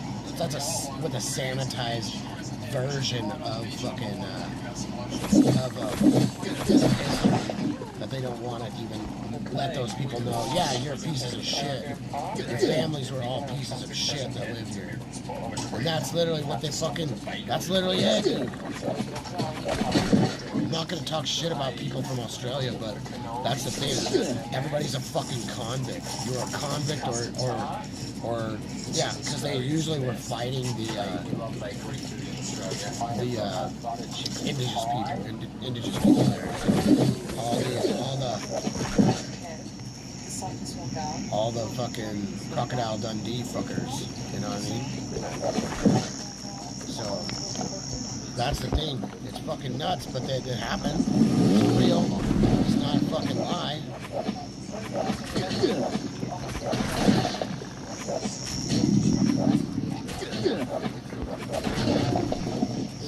People just don't like the truth, especially people from Australia.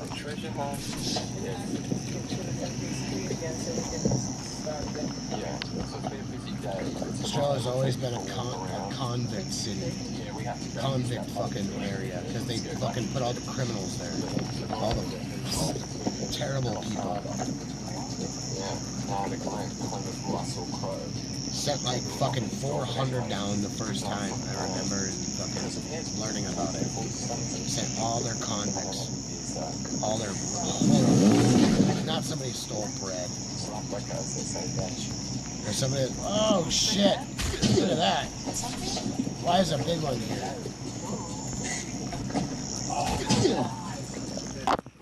Glad I got out of there.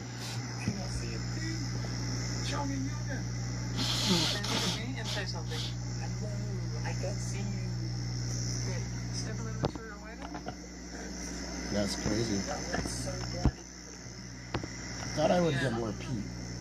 Johnny. Go figure. Good morning. Morning, Nikki. What a monster. Breakfast time. Well, there's the breakfast again. He loves it. Are you ready? Okay. Goodbye. Yum. Okay. Johnny recently learned how to clap. Yeah, you did it, Johnny. Very good. Look at him. It's a good start to the day in Crescent Head, huh? It's very good. So good. He's a happy boy. Yeah, he's very good at pointing too.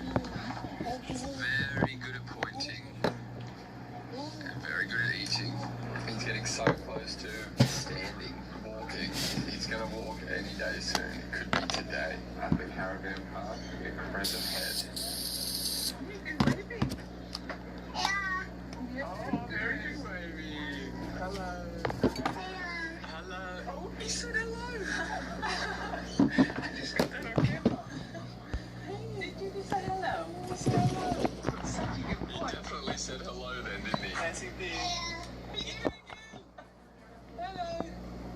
No.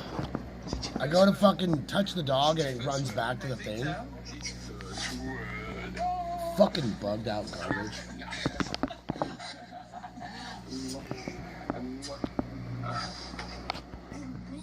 He said, Mama. He said his first word. He said his first word. Hello. Oh, hello. Hey. Hey. Hi. You can say all the words now. Yeah, you can say all the words. And I reckon he's going to walk today. I'm going to say today. Big day in Crescent Head. I think we've got till 10 o'clock in the morning to leave. The site's now about 7 o'clock. Dude, we're going to go for a walk around, have a look at the beach, have a swim maybe, and then you gonna walk about? Go to the bakery. To the bakery? Yes. I think there's a couple of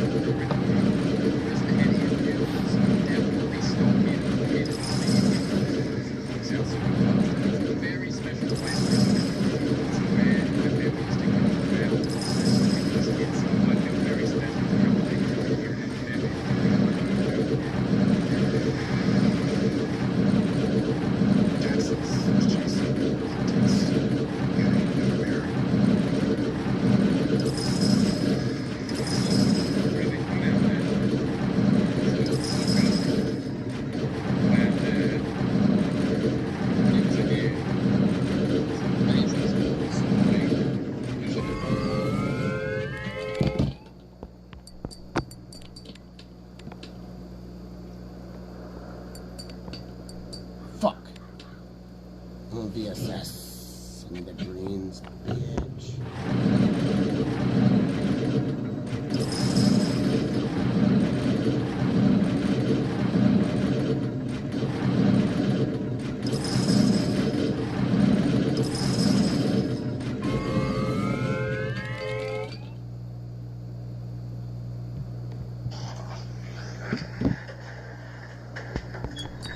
Hi, Wade. We're looking for Kimberly. Kelly or Kelly? See back, we come and look, make sure she's not here. When police step inside this Michigan home, they think they're responding to a welfare check. Minutes later, seasoned officers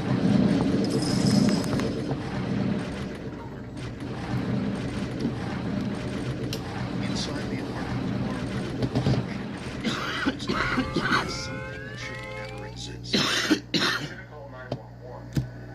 This is Wade Allen, and by the time the interview ends, police will realize they're not dealing with a confused man. They're sitting across from a predator. Well, let me just put it to you like this.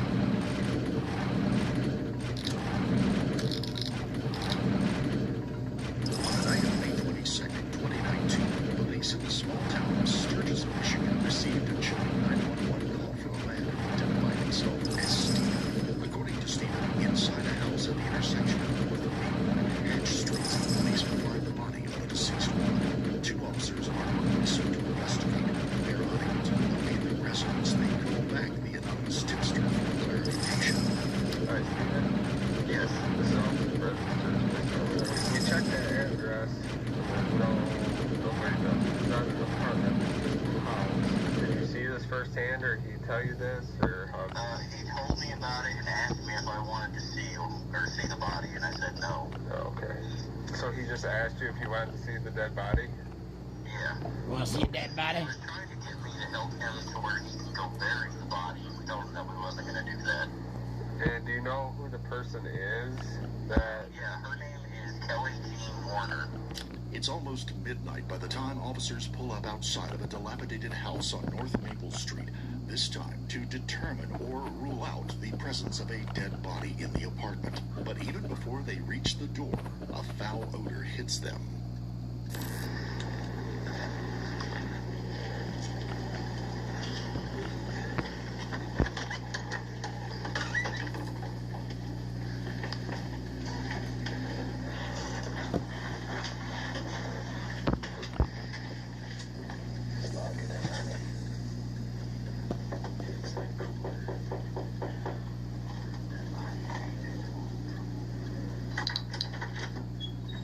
Hi, Wade. How you doing, man? Hey, how you doing? Doing good.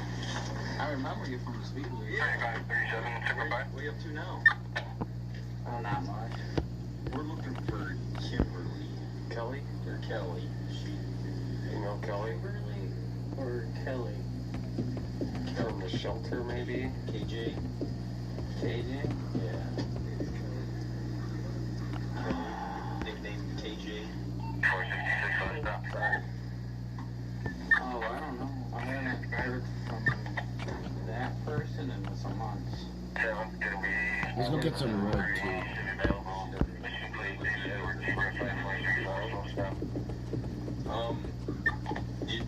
You know her? I haven't heard from her in a while. The last time I've seen her is a couple months. The last I heard, she's in Kalamazoo. And after that, I haven't heard from her. On the face of it, Wade's explanation is believable. For nearly a decade, KJ has been battling mental health challenges, leading to an estrangement from her family and periods of homelessness, struggles that eventually brought her to Wade, who had faced similar difficulties. However, officers know that KJ recently lived in this apartment. Wade's reluctance to acknowledge his connection to her, combined with his eagerness to get them off his property, convinces them that he is hiding something. Do you mind if we come and look, make sure she's not here? I can tell you she's not. I mean, you know, I haven't got any mail. If you got that, I can give you that, but she's not here right now, I can tell you that. You don't mind if we just verify real quick she's not in there and then we'll get out of here? We'll just tell Kalamazoo that she's not down here and we can get that wiped off the plate. I think the best way for me to help you get a hold of her is through the shelter. I got her shelter manager person, and I can give you that information, but as far as here, I don't like just... My place is a mess, and I don't like just people coming and going all the time. We don't care. We see all sorts of apartments and homes. Well, all we gotta do is verify she's not here, and then we can get out of here and be done with it. They've been trying to locate her for a few days. I've been waiting to hear from her on Facebook, and I haven't heard from her, so that's all I can tell you is try Kalamazoo. Like, she hasn't been here in forever, and I don't know what to tell you. Okay. Well, I really appreciate if you let us come in and look real quick. We can care less about whatever your apartment looks like. And you took my time? Signal time. I don't know. I feel iffy. If you guys want to come by another time, just not right now. Let me at least have a day where I can clean up and do things. Okay. Well, here's the deal, Wade. We're going in your place no matter what, We motherfucker. don't want to go that route. I know. That's a lot of work for all of us, including you. So, if we gotta do that, we're gonna have to detain you and put you in the car. I can open up and I'll say, hey, KJ, Kelly, and there's no Kelly or KJ. Do you mind if I just stand here and look in? You can. I mean, I don't have her here. Okay. Honestly. She hasn't been here in months. Can you just throw some shoes on real quick? I could. Why do I need my shoes on? Because like I said, you're gonna be detained and we're gonna get a search warrant. Okay. Oh, you just want to walk in, that's it? Yeah, that's basically all we want to do is just verify Our bosses want to make sure she's not here, so we want to do what we got to do for our job, and then we're out. And if she's here, we don't care. We can just say, hey, okay, if she's not here, Do you want if it's just one of you there? I just one of us is fine. You want to come in? I'll go and wait. Thank you. I know you know me enough, like. Yeah, I just. It's not much, but I don't have. I mean, I got my friend's sunglasses here, but.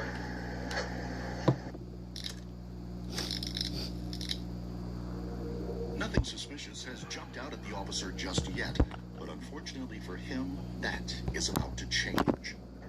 What's in the cooler? Well, that's for when summer comes around. I'm gonna have parties and stuff, so. Alright, no problem. Can you open that for me, and then we'll get out of here? Well, not right now. I can't. Like, I mean, I want to save that for later. At this point, officers still believe they're dealing with a missing person. They don't yet know that one of them will soon step outside this apartment gagging, and whatever's inside that cooler is only part of the truth.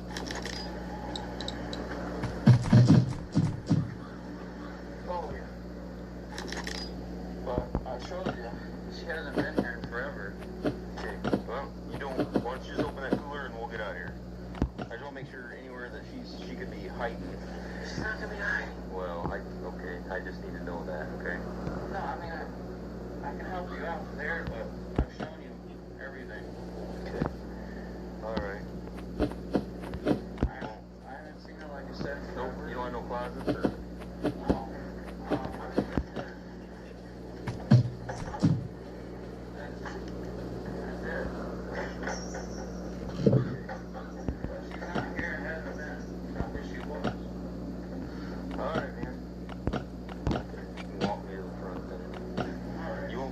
That cooler for me? Well, can you open the fridge for me? Make sure she's not hiding in there. I understand. Wade's refusal to open an industrial-sized cooler has set alarm bells ringing. With a growing sense of unease, the officer will now take swift action. You have shoes you can throw on real quick? Yeah, a little bit. But here, I'll help you. Okay, I'll help you. I'll go on out. Well, I gotta You're detained right now, okay? Go on out. You're detained right now. Walk out there. I said, you're not gonna get them on now. Give me the opportunity to walk out there. Do it now. You got anything illegal on you? No, I don't. Okay, put your hands behind your back. You got a knife or anything like that? No. Okay. Let's turn around and get the wall real slowly. I mean, I'm just want the opportunity to look the rest of the way through the apartment, okay? Well, I showed you everything. Here, let me. Do you want to show me?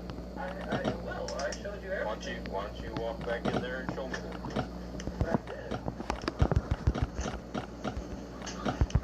See? Look in that fridge? Yeah. Okay. It's something. People in some crazy places. In little cupboards like that, people can crawl in there and fit in there. I just want to make sure 100% that she's not here, and then we'll get out of here.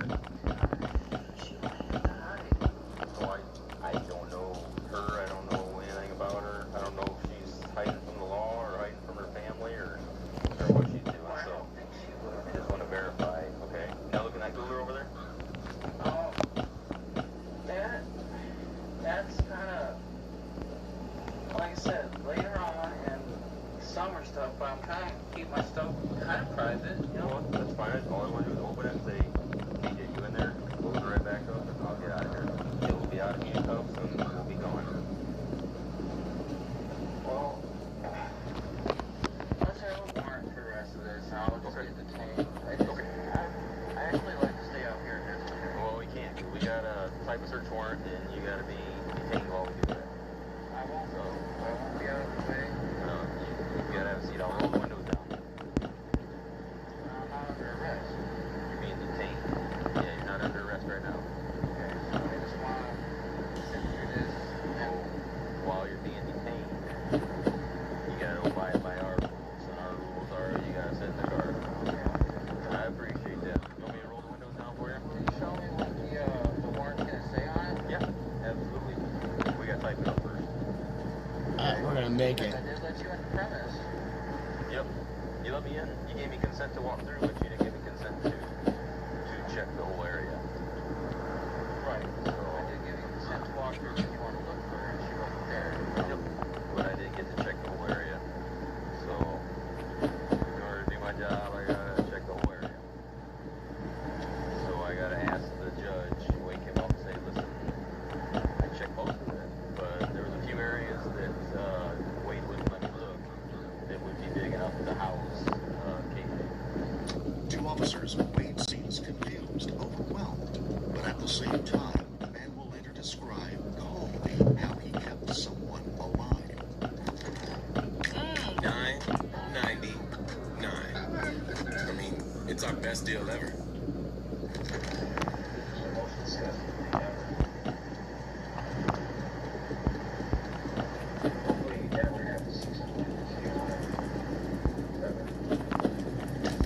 Whatever we see in that house, I can care less. I got stuff in my house not supposed to be there. Yeah, he had been sleeping. All we gotta do is say, listen, yeah, she's not here. We're gonna move on. Checked everywhere? Yeah. Alright, well, let me go back then, and then I can get my wallet, and I can let you check everything then. Okay, I appreciate that. It's gonna save us all a lot of time and agony. This is gonna take claustrophobia, and I'm really gonna tell you. It sucks, I know. But in order to get a search warrant, I'll have to leave you, so. Alright, let me. I gotta lock everything back up. The officers have saved themselves from a long wait for a search warrant. Yet, what the officer is about to see will permanently change this investigation. And it will confirm something far more disturbing that Wade has been living with for weeks. Okay, I'll open the door for it. Yeah. No one has come or gone. Then we'll get you out of handcuffs and we'll leave. Yeah. I'm good to check things out. All I'm concerned about is any closets or any coolers. Like I said, just in here. Watch. Okay. Like can I pop it open? Just take a peek? Well, yeah, if you want. Okay. Why don't you step back for a second? Okay. What's in there? Just stuff. Okay. Let's head out here. But, my wallet's right there. Okay, I'll grab it. Head out here. Yep, everything's good. Should I do everything? Yep. You're under arrest, okay? Under arrest? Yes, you are. Gotta get the crime task force over here. Inside the cooler, the officer has just glimpsed the unmistakable shape of a human body. Come check this out. What? Got a homicide, found a body in a cooler. Looks like he probably, I don't know, doubled over in there. The cooler's probably 4 foot long or something. I looked in there and I seen an arm that like black dots on it. Hey, Damon, I need you here at 209 North Maple, like ASAP. While officers move in on the crime scene, Wade is taken to the St. Joseph County Jail. There, a detective will sit down with him to hear his explanation for how KJ ended up inside a cooler in this apartment. Bear in mind that Wade has had weeks to prepare his story and to strategize. He can no longer deny that KJ's remains were in the apartment, but he can try to distance himself from her death. And he'll do that by leaning into the facade of a simple guy just trying to do his best, all in hopes of making his grotesque lies believable to the investigators. Alright, Wade, so... Receipt for the reciprocating saw from April.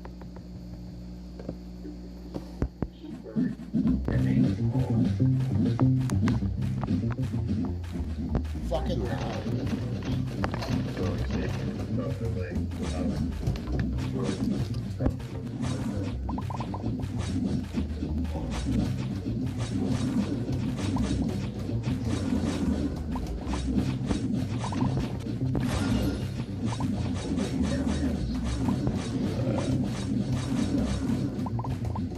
But for some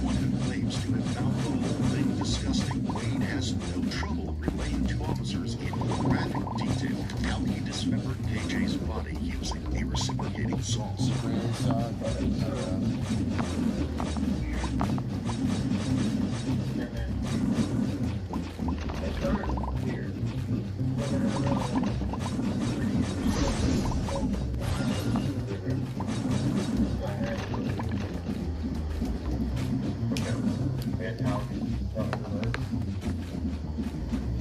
So, assault,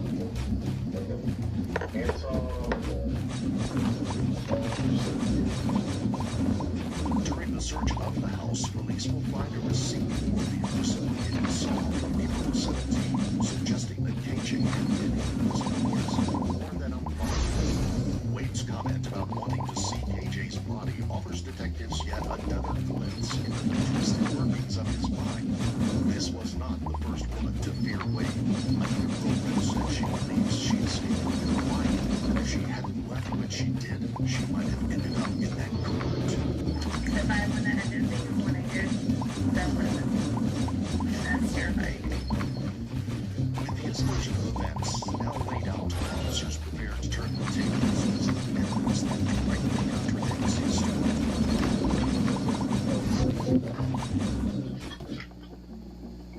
Around the time of, like, within a week after she passed.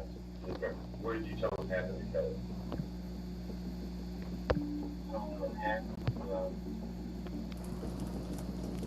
Did you tell him that you backhanded her?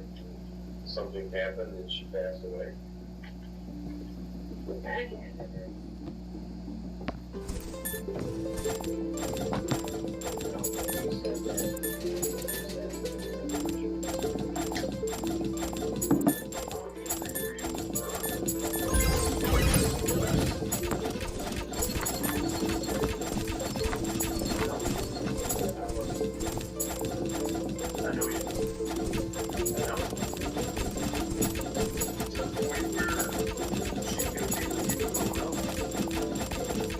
This officer has just uncovered the true motive behind Wade's heinous actions. Detectives will continue to question across multiple theories, but he will never waver from his claim that KJ's death was accidental and that he was merely caring for her while she was ill. Later that morning, Wade is charged with open murder, dismemberment of the corpse, and failure to report her death on the physical investigation. Just evidence from the crime scene brings him down into his own.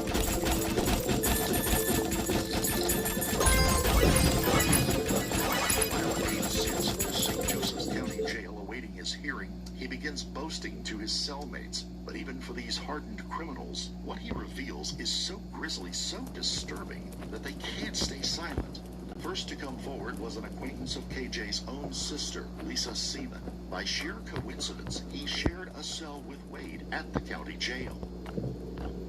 Okay, so what did Kenneth tell you? How he had murdered my sister and where he was going to bury her. He had said he was up behind quarters.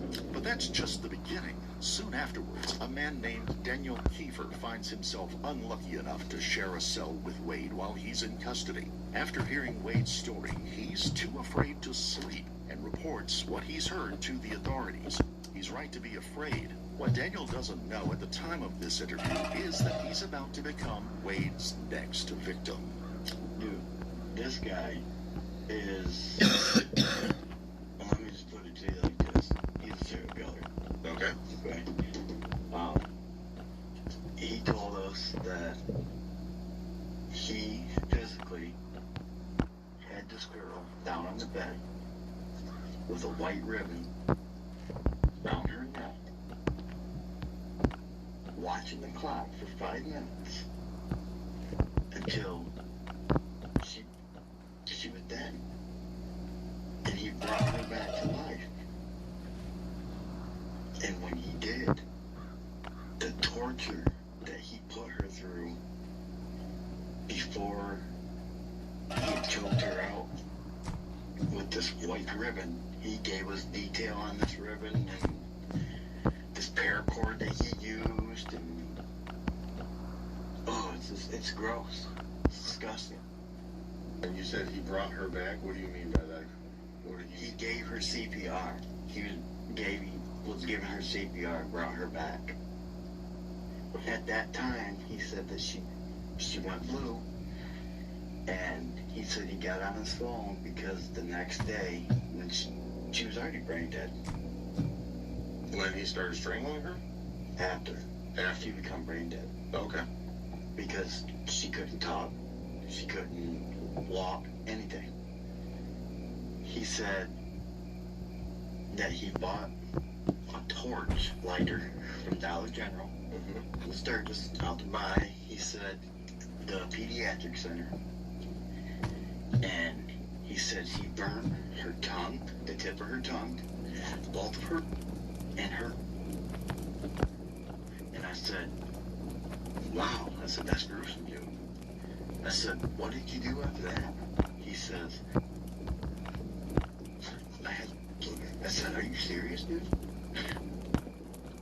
He said, yeah. He is very turned on to me, like, wants to do things with me. That dude needs to be put away for a long time. I agree. Just what I heard was the most traumatizing thing I've ever heard since I've been in any county jail. Buddy, we were taking shifts on staying awake. Okay. We didn't want to go to sleep with this guy in there. Gotcha. That's why he did this, because he said she cheated on him. Okay. This was the main reason why he did this to her. Because she cheated on him and broke his heart. It wasn't just Daniel who would come forward with harrowing accounts. What did Wade tell you that he did to Kelly? He basically told us that he tied her up or put her in the closet while she was going to work. And he did. He gagged her with a screwdriver and a horse rag, and he put a horse rag around the end of the screwdriver and made it like a horse bit. And that's why you wouldn't have to take the bit out of her mouth, because he could wet the horse rag and give her water, so you'd keep her tied up longer until after the tire. Okay, so when he tied her up and put her in the closet when he went to work, is that when she was still alive and normal? And, yeah. Okay. And then he said he put a screwdriver. Yeah, he said he did it like a bit. He wrapped the horse rag around it.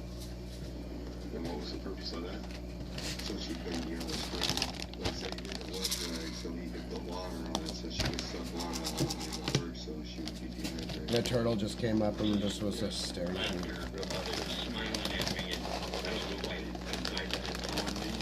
Why he said anything to any other people. But he would sit and watch Criminal Minds and talk about the bad and the good. I wish I watched this and I could have done it differently. The way he talked seemed like he has done it before. This wasn't the first tip. And so I just want to slow down and back up here. Just take a breath. Yeah, get going, man. Right. No, I get it. I mean, it's been, it messed my sleep, but it's torn me up, man. Well, hopefully after we talk today, you'll be able to get this stuff in. Sorry. Take a breath. I've been excited to be able to talk to you, too. Just kind of opening up to me, and he admitted that he had burned. He used a torch lighter to burn Kelly Jean. Used a torch lighter to burn her what?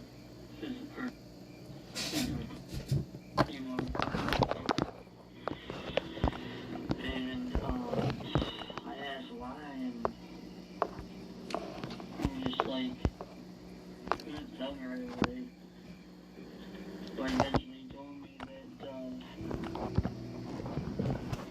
it was because she ended up being with other guys when he was with her. And that he just had so much pain, and he just couldn't let it go. It's possible Wade was exaggerating his crimes to impress or frighten his fellow inmates. But it is a chilling coincidence that inside his apartment, detectives found a screwdriver and a washcloth alongside piles of ropes, straps, snap hooks, belts, and a single white ribbon. And then there was the woman who believed she had escaped Wade with her life after dating him for just 3 months in 2018. If I wouldn't have ended things when I did, that would have been, and that's terrifying to me.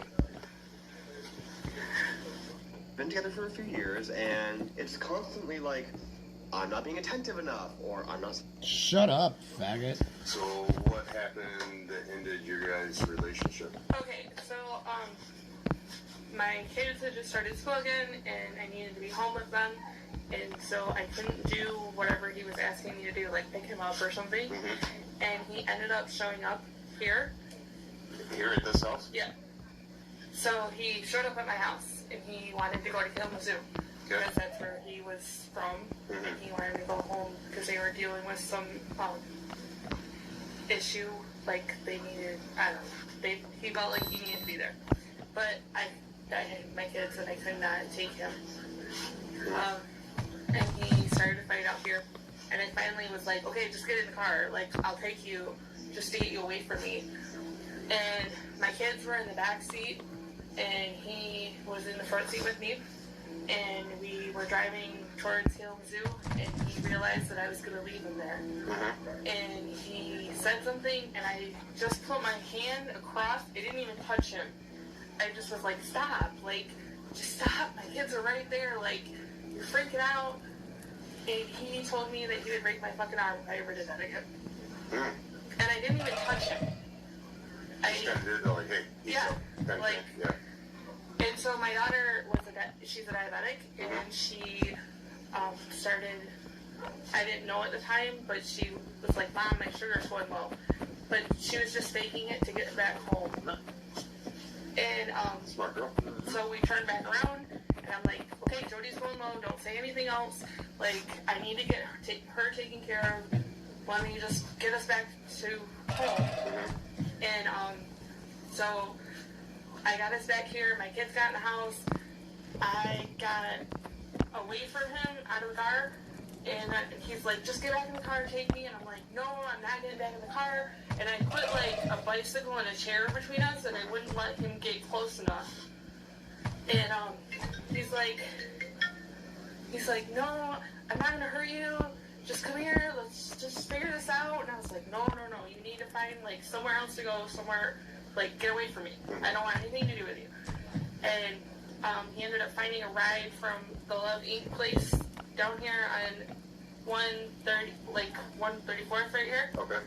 And one of the guys from there brought him to Kalamazoo. But when he left, he stole my phone. So I was like, I didn't know that right off the bat. But I'm like, where's my phone? And then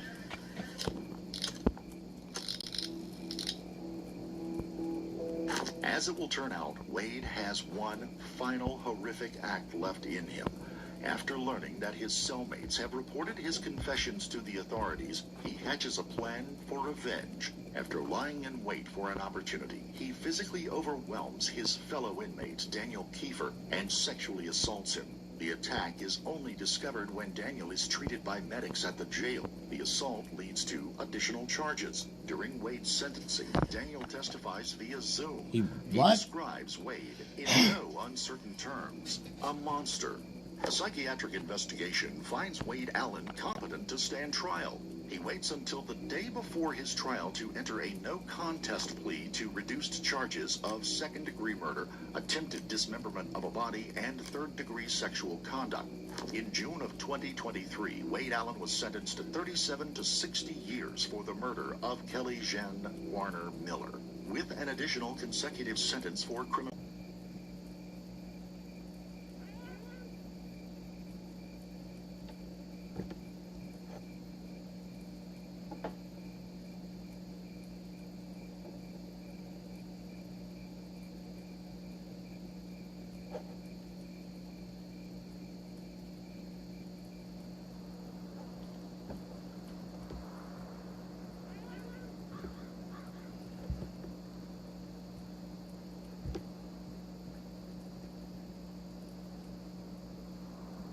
This season, White Claw's dropping a $1 million bar tab. This is a big tab. So skip the usual and make it a couple of claws.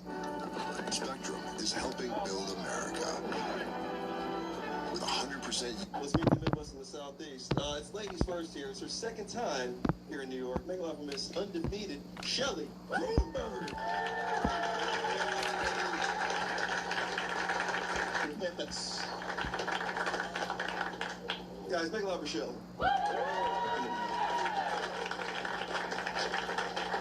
Now, I know you said this earlier on the live stream we had outside, but yes, you do dress like you're from Atlanta. This is what they look like. This is how normally the black people dress like this, but Shelly lives in District 6, so yeah. Shell, what up? Who dressed you tonight? Who dressed me? I sent photos to my mom's just so she could have options, and she picked out this. Nice, your mom's for shut up. All right. Drew, you're undefeated in this thing, and you're trying to get to the actual playoffs on Sunday in Austin versus Andrew or Paige. But you're battling Chris Paul. This guy is he's a monster. That's why he's here right now from Cleveland. What do you think about Chris? I think he's a real sweetheart, and I'm grateful to get to talk to him for this long. She's gonna be really mean. All right, good. That's what that means. She's saying nice things now, so she can really just frickin' see this guy. All right, I'm gonna give you a little background on this guy. He's a personal friend of mine, emotional, divorced, works with cadavers and dead people. Not a necrophiliac. Not a necrophiliac. Don't think he is. From Cleveland. Bisexual, divorced, works with cadavers, my man, Chris Paul.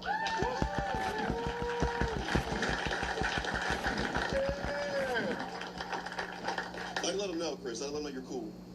You're from Dumbo. Yeah. Everybody who's bisexual and works with cadavers is from Dumbo. It's a local rep for you guys. Anyway, Chris, meet Shelly. Hey, Shelly. Hey, Chris. You guys look like you're supposed to be together. We look like the two types of people that work at a carnival. You do look like that, yeah. Does she look like one of the dead bodies you guys paint faces on? I don't do any of the painting. No. I just carry them around. That's my boy. That means he's got strength. He can carry dead weight like this crap. Anyway.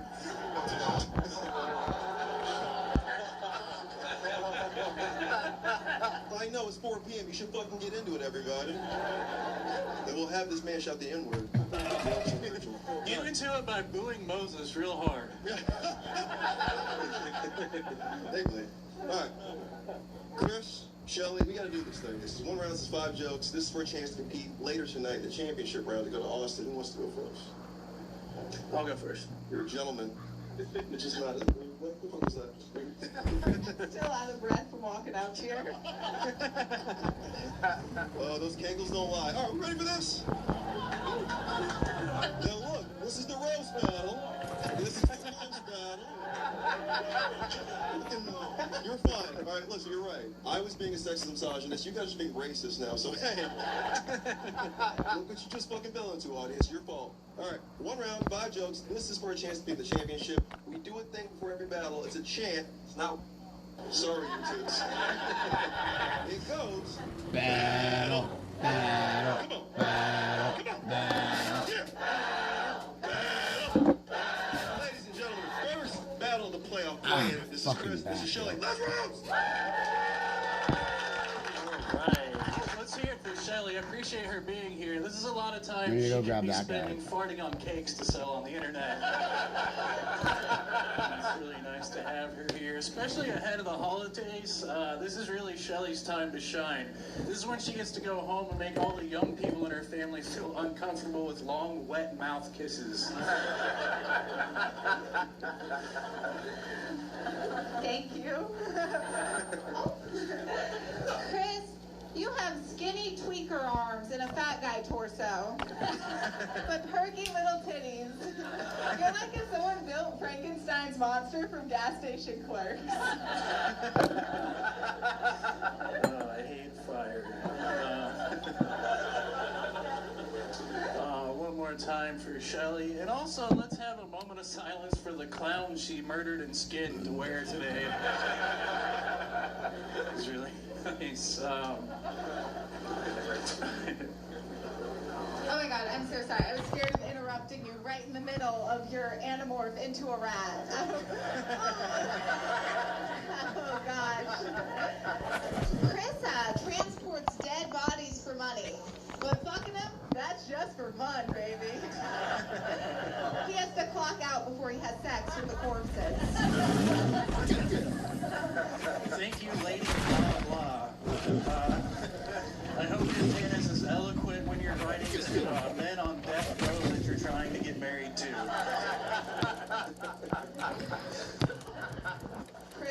himself an empty nester. I think that's generous because he just does not have custody. When I found out you had a daughter, it was like watching the show How Is Made about strippers. Fuck.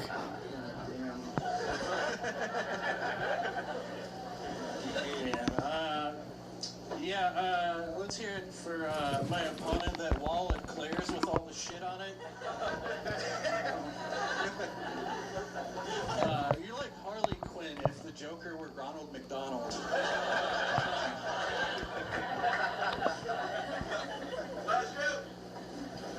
Booking.com has stays for absolutely anyone. Imagine you're a musical-obsessed couple. You book a dazzling hotel in the Big Apple, 5 stars, with a balcony for your big solo. If Broadway boss can find their perfect stay, anyone can. Booking.com, booking.yeah. Last joke? I thought we had 2 more. I can't count. Alrighty. Chris is from Cleveland. He's a single guy just trying to keep his options open, you know? And in Cleveland, those options are a fat single mom with a Betty Boop tattoo and suicide by cop.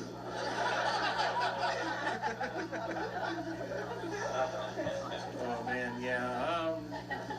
Shelley has a long history of, before her weight loss, she lately lost about 100 pounds, being really mean to Drew Carey in Cleveland.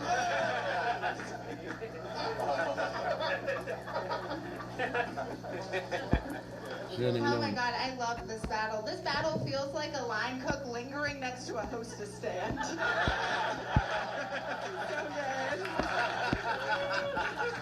good. Chris's best friend died in a factory accident. He got caught in a belt. So Chris gets to think of him every time he chokes himself while masturbating.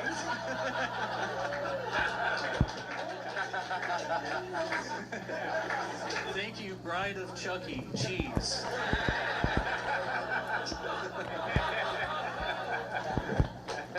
If you're here, who's bragging to your therapist about finally standing up for themselves at Starbucks?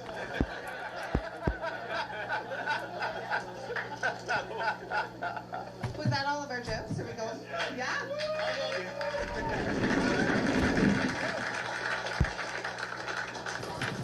Chris went first and last. Keep it going for Chris and Shelley, everybody.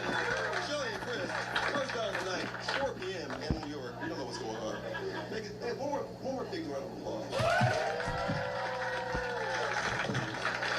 Alright, this was eventful. I lost track of all the jokes and rebuttals. My bad, everybody. But that was a solid 6 from Chris and a solid 5 from Shelley. Let's go to our judges here. Let's meet our firing squad this evening. All the way over there in the corner, that white guy in the glasses. That's not Dave Portnoy from Barstool. That is New York's own Eric Asker. Michael? Sure it was, I thought it was really strong. Hug each other, you. How long you had this name? He runs the Rose Battle here in New York. He's here right now battling for the playoff play-in battle. Make love for New York's own Dan Wax.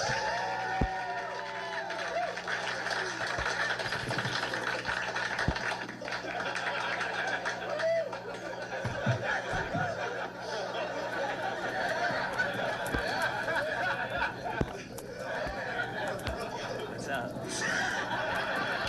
Dan, you look like at-risk youth. You're wearing a Doom shirt, but it doesn't mean image. It's just like infinite Doom. Anyway, all right. I feel like no one else can hear my walk-up music. It's all caps because he won't shut the fuck up. It's loud. All right. Dan, you got a tick, a Tourette's kind of thing. So he's on the spectrum, right? You're battling a black lady from overseas. What do you think about this? I think she's probably, I mean, she flew here. Her jokes are probably great, right? Like, she had a lot of time to write them. She's very good. She's going to be awesome. That means this is going to be good. All right. Your intros. Okay. Audience, this is Barcelona. This is New York City. Are we ready for this? Playoffs. Let's go. Okay. This is great. I've always always wanted to talk back to my caseworker.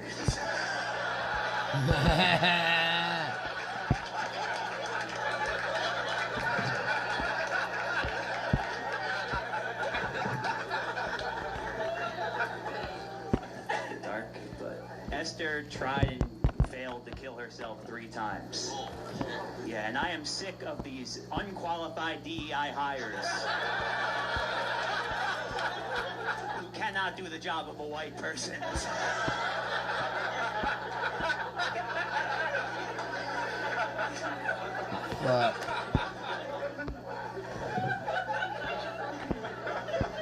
Everyone, this is Dan. Give it up for Dan. He looks like he bites.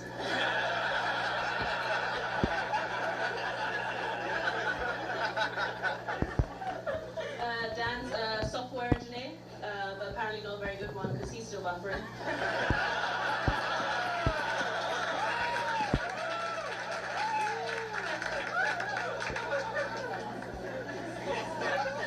Where's all my buggers at? Esther looks like she goes to BLM rallies with a white guy named Tanner.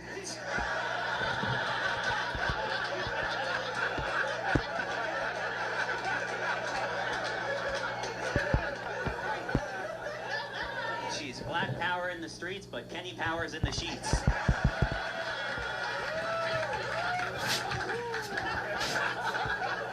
That's funny shit.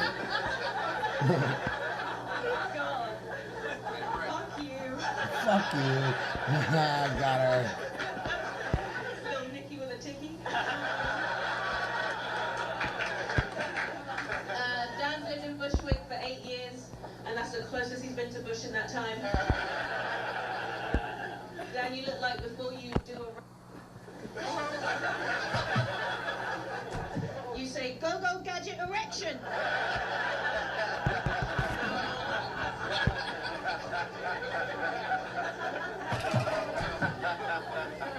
She's not used to a white guy with moves.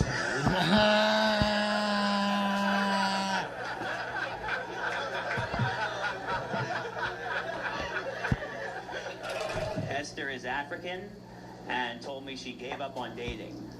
So if she wants a diamond, she's gonna have to get it herself.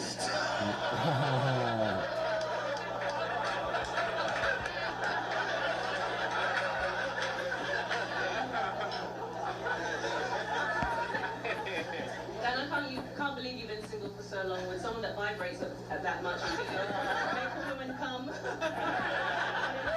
But instead, that would be good. Dan is 32, and he looks like his parents have been trying to put him down for a nap for 32 years. Did I say put him down for a nap? I meant put him down. I think the only time that Dan was still, it was when his parents were, she was still born.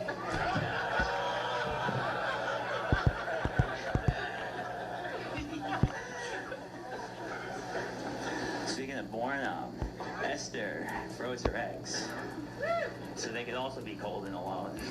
Oh, fuck.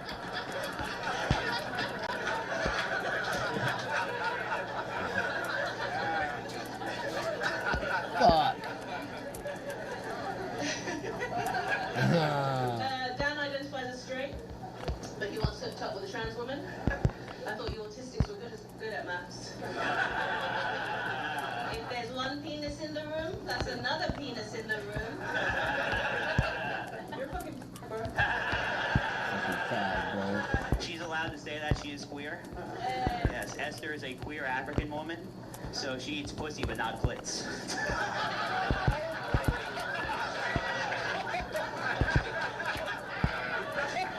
I got her.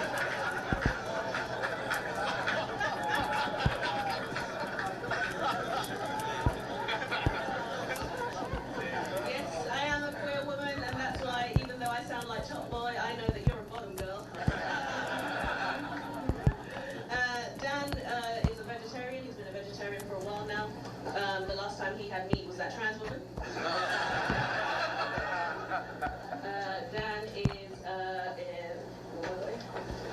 Dan, he's also got asthma. Dan's got asthma and I'm black, so both of us can't breathe.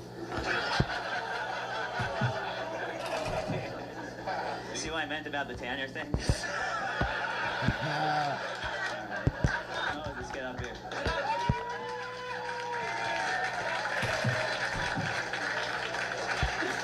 He's so fucking funny. That's how you rose battle. 4 o'clock crowd, make it up for Dan Wicks. Barcelona's own Esther. This is wild. We learned some things. I think some people had to like describe like what Dan was talking about in that last joke. I saw some people like, oh yeah, have you seen National Geographic? Anyway, all right, you got that in there. That's crazy. Gonna grab some shit from the inventory up top. You don't know either of these people. They're from different countries, right? Narnia. Hell. Who do you like in this one? Oh my god, what a great battle. What do you guys think? Oh my god, wasn't that amazing? Amazing battle between Dan and Esther. I don't know Dan's condition, but if he does have Tourette's, that means that his condition is the black name Esther never had.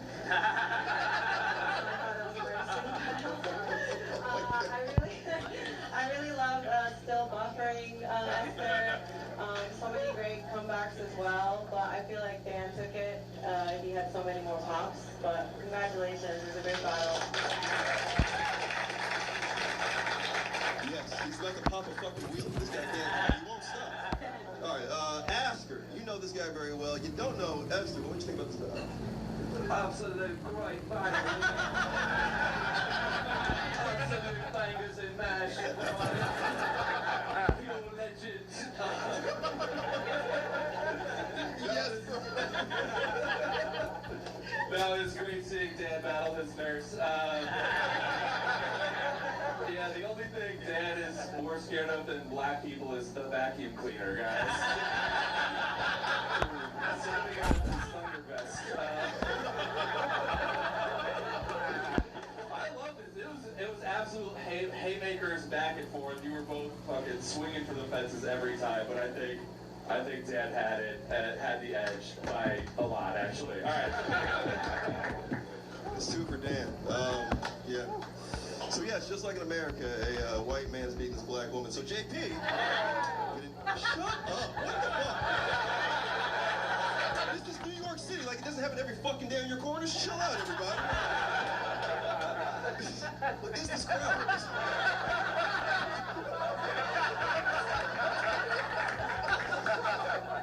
I can't make fun of fucking black people getting beaten. They're just like, oh!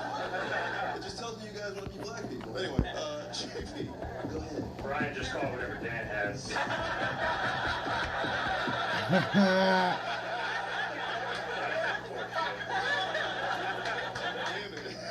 This was a fucking great battle. I mean, this was an excellent battle between 2 of my favorite secondary characters in a 90s teen comedy.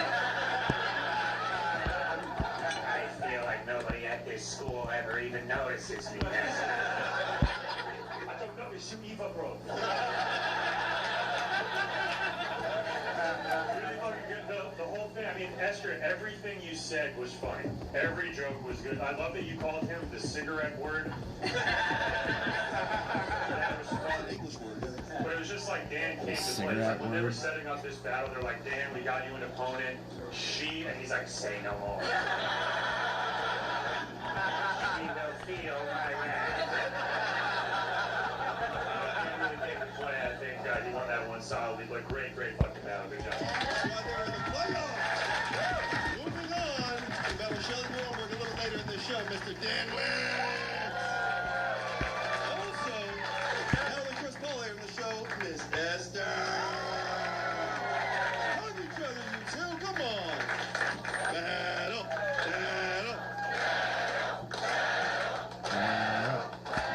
You can keep going. Very good. Now, we're going to give Chris and Esther some time to prepare. We're going to give Shelley and Dan some time to prepare. So, in the meantime, we're going to have some more battles. I brought this lady out because she is known as one of the best battlers in the Midwest, if not the best battler in the Midwest. Make it loud for Miss Evelyn Troutman. Domino's best deal ever gets you any pizza with any toppings for just $9.99. He's a big fat girl. Hilarious.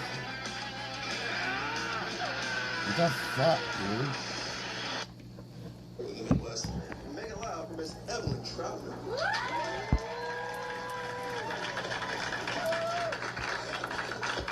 Come on over, Evelyn. Yes. Evil Trout. Big fish.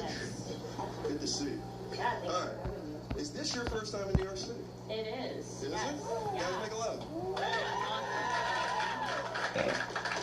This is Gen Z Sarasota right here. All right, you're battling Sarah Barnett from New York, right? A New York sweetheart, they call her here. Why'd you say yes? Because Sarah is very funny, and I always wondered what it would look like if you put a Barbie doll and a Bratz doll and crayon maker. It doesn't make sense because she's not up here yet. Oh, but she will be. She's very pretty. Yeah. This is, we'll see what she means. All right, this lady's from New York City. Make a lot for Miss Sarah Barnett.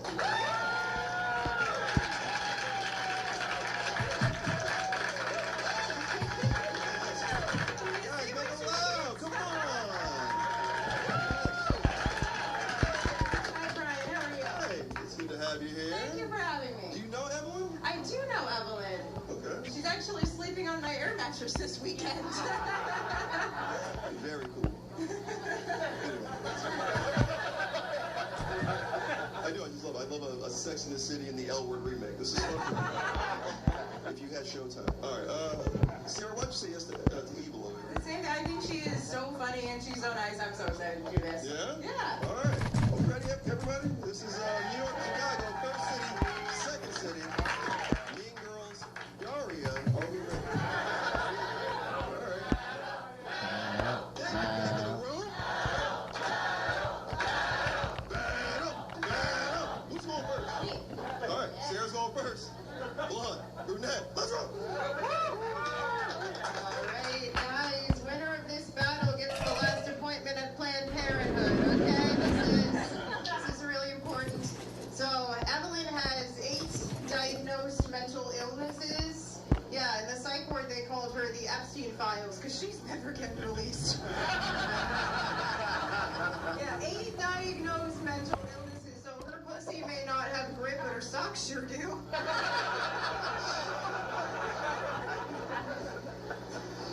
Inside of every person, there are 2 horses. One horse is bad. It represents ego and resentment. And? The other horse is a big dumb slut. The other horse is letting men inside of her like she's gonna sneak them inside the gates of Troy. Whichever horse you feed is the one that becomes dominant.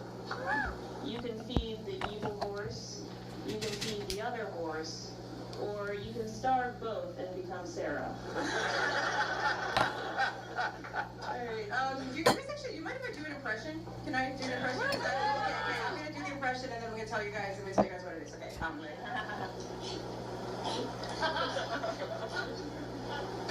that was my impression of Evelyn with the gun.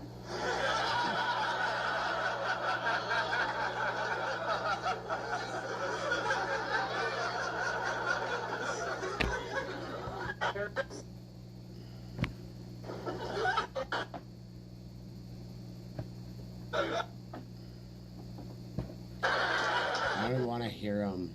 They're just so good. Both are terrible. All right, who's going first in this one? I'll go first. You got this? Yeah. Ladies and gentlemen, Chris, Esther, third place. Let's go! You know, for Esther, you may recognize her for being really rude at the DMV, or from giving out bad directions in a labyrinth somewhere. Everyone, this is Chris. Chris does comedy. He also does music. He does it under his full name, Chris Edward Hall. Rock and roll, dude. Chris has been doing comedy for 30 years and hasn't gone anywhere. Chris, why did you think they just wanted to be in a different format? Oh man, I can't believe Esther's being so mean after I spent the last 3 decades feeding her and kids just like her for only 50 cents a day. Yeah.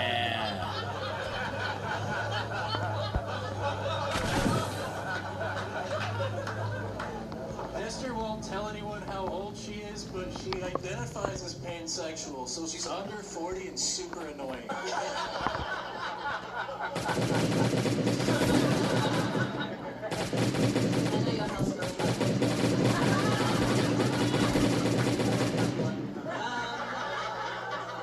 Everyone, this is Chris. Chris is bisexual.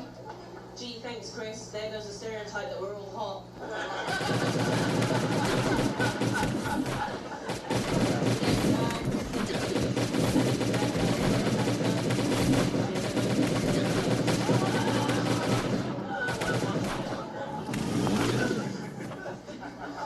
This is Esther. She goes by Esther. She actually has 5 names. Her first name is Mole. Her second name is Esther. She was named after her favorite uncle.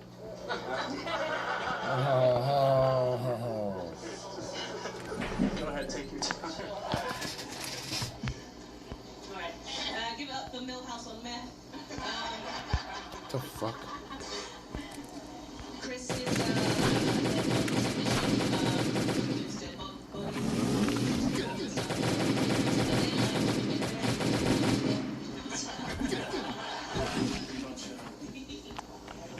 Extra if I kill it myself.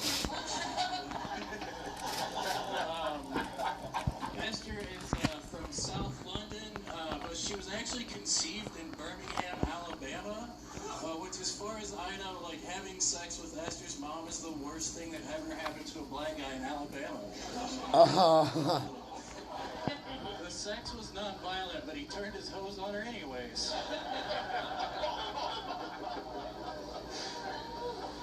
you look like sadness from inside out.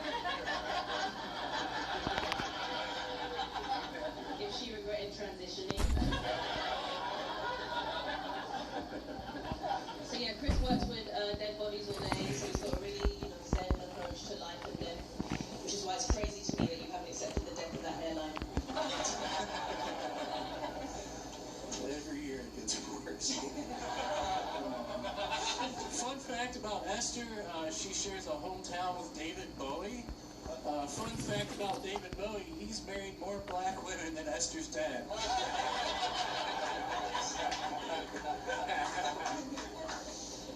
Chris said that the worst job he's ever had was when he worked in a cotton factory. My culture's not your costume. Not your culture, bitch. Let's hear it for the new Little Mermaid. And the guy that's really mad about it.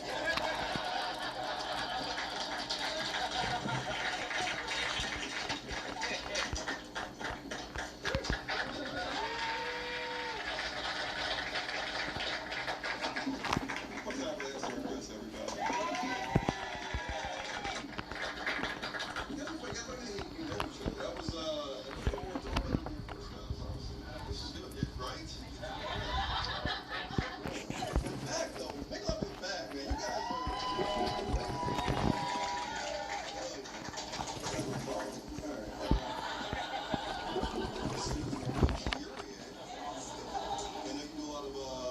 K-pop and Molly music. What do you think about this album? This is great. Thank you so much. Yeah, give it up for Esther and Chris. I think you guys have more in common than you think. You look like you both died first in a horror movie. Esther looks like maybe she puts her gun underneath the restaurant table and Chris looks like he eats them. I really enjoyed the battle. I enjoyed both of your jokes a lot, but I think Esther had more control of the battle, so I'm going to give it to Esther.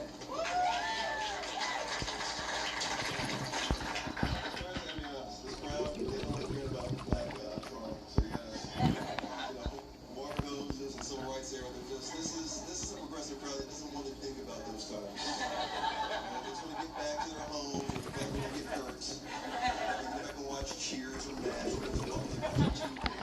They just didn't like when you did it. Literally, they didn't like the whole show either, though, Chris. I mean, we're in the same boat here, on the same slave ship. See what I mean? All right.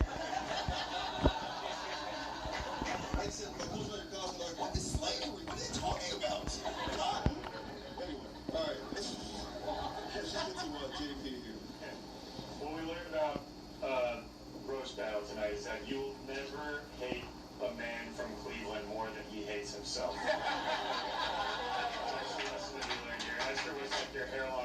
He's like, tell me about it. Go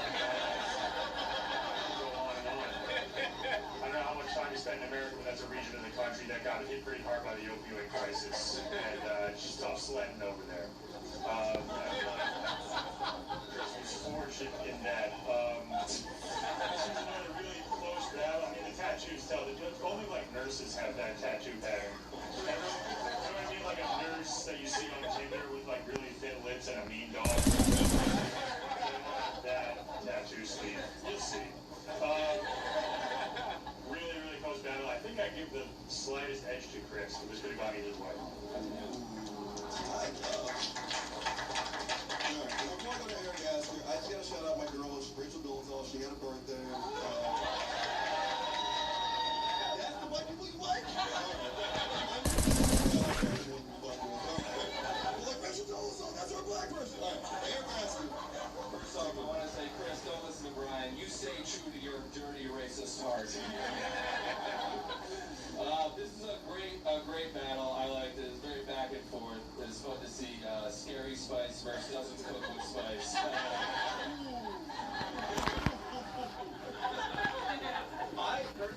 I thought Esther kind of had the edge, but I do think Chris needs to be commended. I know he was just holding back from recommending a Weezer album this whole time.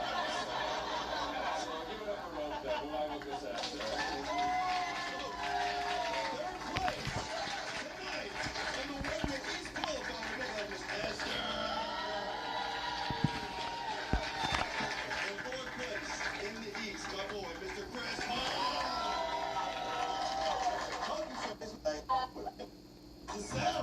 This is the Yanks. Are we ready to dance? Last battle tonight, let's make some fucking loud. We break this bitch. Battle! Battle! Battle!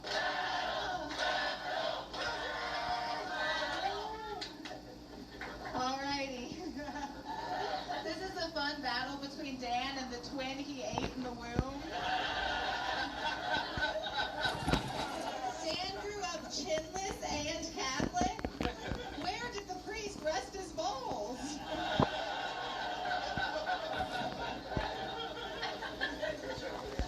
This morning, Shelley woke up, took off her pajamas, and put on her other pajamas.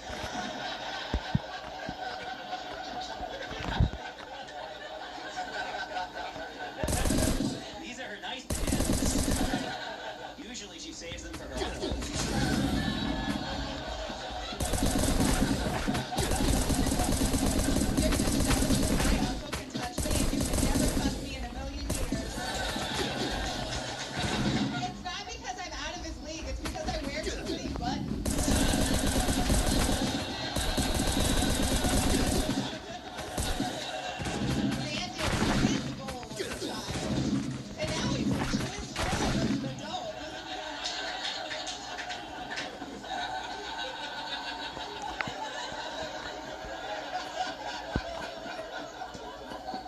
Shelley wants a baby so she can eat the food. Shelley looks like she loves baking. Her baby in a hot car on a summer day.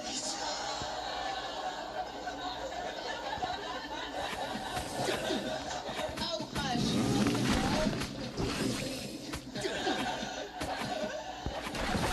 Dan studied computer sci at NYU Polytechnic. But he looks like he studied a neutered guy at UGLY Polyamorous.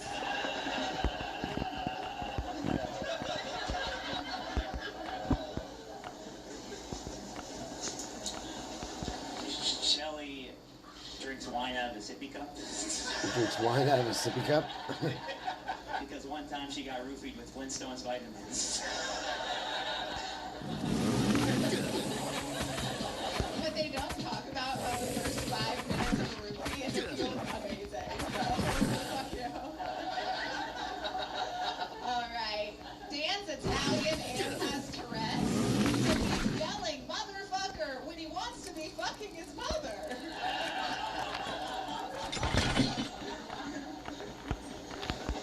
You ever notice how girls are quirky but boys are...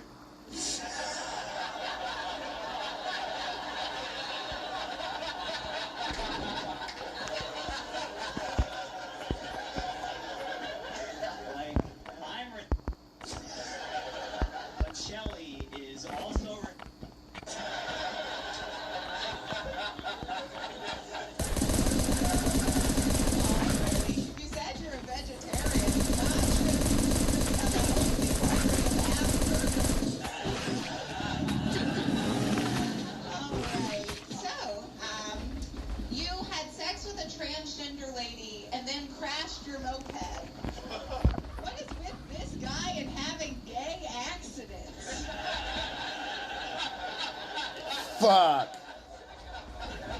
Yes, I did have sex with a transgender lady. Excuse me if I'm turned on right now.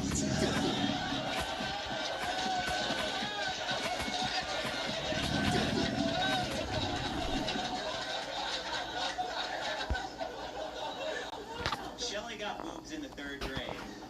It is very hard to be an autistic 8-year-old with tits. But Shelly's been doing it for 20 years. Oh.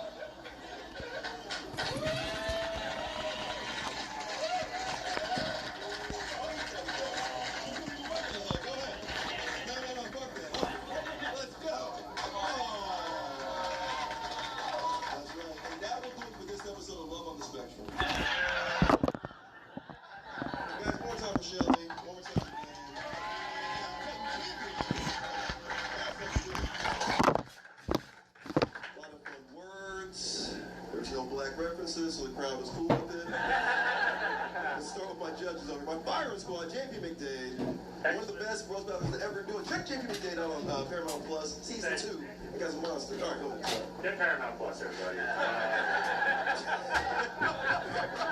If nothing else, this show raises awareness for Paramount Plus. Excellent battle between the director and star of the Magic Bang Bus. That was very good. This is the first time I think we've seen Dan like in the hole to start. I mean, in any kind of hole, but he was after Jizz hole. You were down in this battle. You were in the corner. You had to punch your way out, and I think you did with Rich. He pulled out activated the R-bomb, hit the turbos, and then you sealed it with the comeback of pardon me for being turned on. So I gotta give this one to Dan.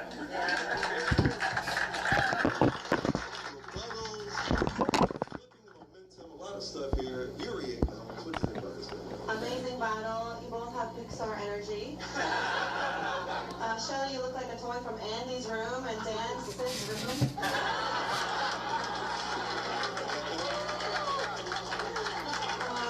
Really enjoyed your jokes. Shelly, twin he ate in the room is crazy. But I think Dan had better come back, so I'm going to give it to Dan.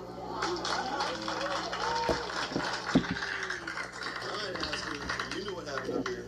This is incredible. But give it up for them one more time.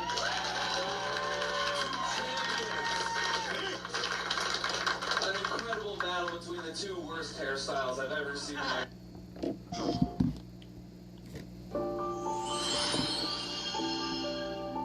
What's up, everybody? It's the channel editor, CJ.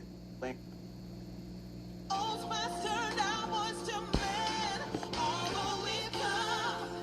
Shut up, black was a Franco brother. bitches singing. Get your ticket. Hey, everybody. Mike looks like an obese elf on the shelf. He looks like the elf that broke the shelf.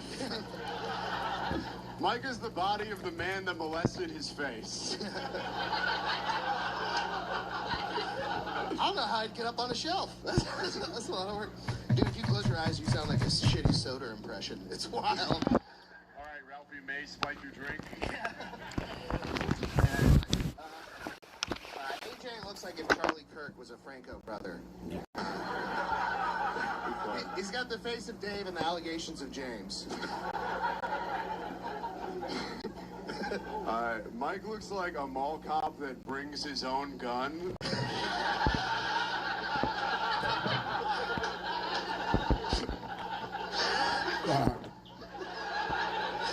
Oh, that was the whole thing.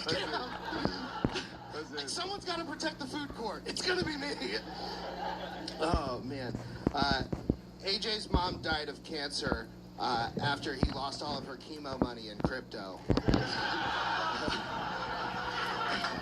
Yeah. Now she's in the crypt. Oh. Yeah, he lost all that money and started the Bitler Youth. They trade alt-right coin.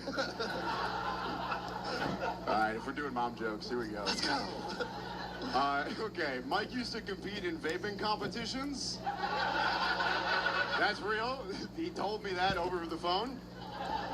Mike used to compete in vaping competitions, and his mom filed for divorce over domestic abuse. I guess neither of them wanted the smoke. That rules.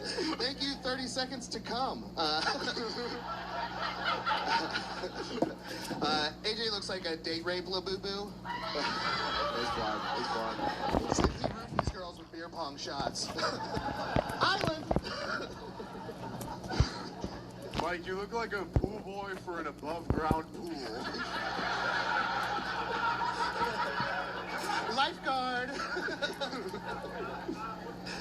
Oh, man. AJ, every time you laugh, it looks like a 5-year-old just heard the word poop. It's pretty funny. You guys have heard Mike's voice by now. It sounds like he's doing an impression of a trans man. And don't worry, Mike only acts gay when women are awake. He's the expert on the sleeping one. AJ gets accused of being a misogynist because he has a no girls allowed sign on his treehouse. That was kind of fun. I like that one. Silly. Yeah. Mike looks like a lesbian on a cruise. Oh, fuck.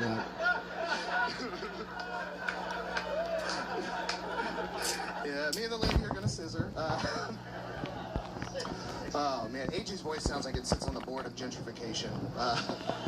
We found who's ruining Brooklyn. At least my voice is in puberty. AJ sounds like he would use the word praxis to get laid. But he looks like someone that collects his favorite ICE agents as trading cards. All right, everybody, keep it going for AJ lighting. And my boy Mike Reed. Yeah! Come on in the middle, Mike. All right. Have some fun in here. Malia looks like a teacher's pet, if the pet was a rat. Yeah, Malia looks like she loves her professor almost as much as he hates his wife.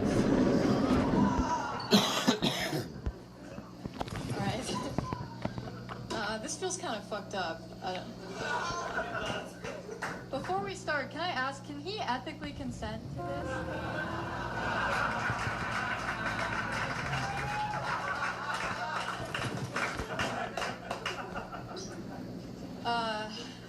You go. I go. I consent. Hey. Oh, so you acting like I'm weird. You look like the first girl to ever say, "Where's my hug?" Malia looks like the Smurfette of the Lollipop Guild. And much like Smurfette, she can fuck a guy and leave him with blue balls. You're shaking so much. What are you, a woman being approached by you?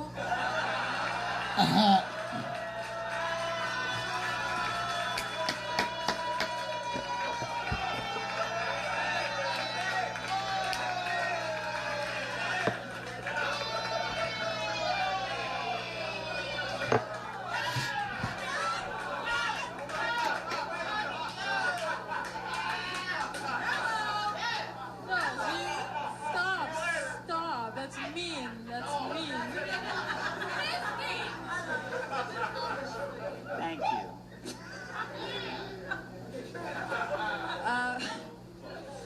Dan works from home, that's nice, but how do you work while chained to that post in the attic? How do you get anything done like that? Alright, I figure I should address it. I do shake, I have Tourette's, but Malia gets it. She's used to dancing on her own.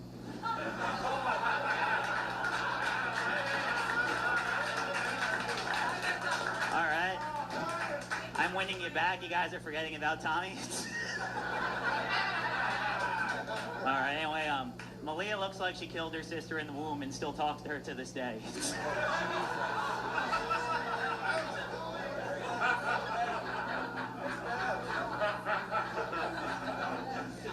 Look, a lot of girls come up here, like when they roast guys, they go, oh, he looks like he'd rape you, whatever. I'm not gonna do that. I'm not gonna say that about Dan.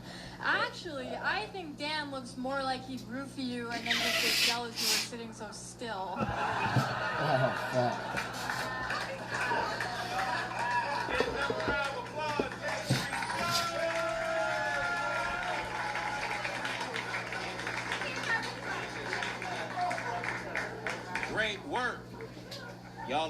great, man. So round 1 goes to Malia Simon. Round 2, it's going to be 5 jokes. They all going to be in a row. I believe Malia, you getting us started on that one? Yes, indeed. Ladies and gentlemen, it's Malia Simon. It's 5 jokes. Give her a round of applause. Let's roll. All right, keep it going for the reason my uncle's afraid of the vaccine.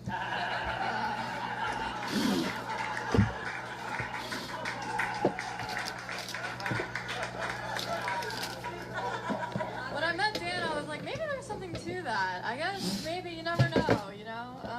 Dan is Italian, speaking of racism, but, What? all right, before this, remember you like me. Dan is Italian, but you look like what Germans thought would happen if they were bitten by a Jew. Not bad.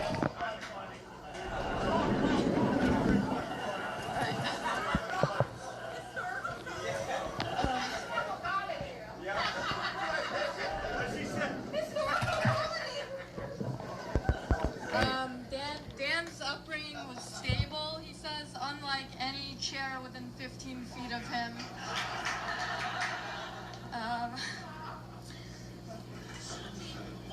I don't know if you guys know this, but Dan was actually the winner of the 2021 Coney Island Comedy Festival.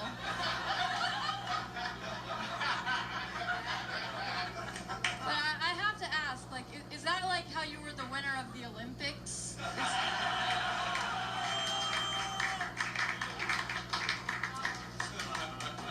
Alright, honestly, I know we're boasting, but Dan is actually a really nice person. So nice, actually, that whenever somebody's introducing him to a stranger, they go, no, he's friendly. Are you tired of dealing with stubborn wrestling?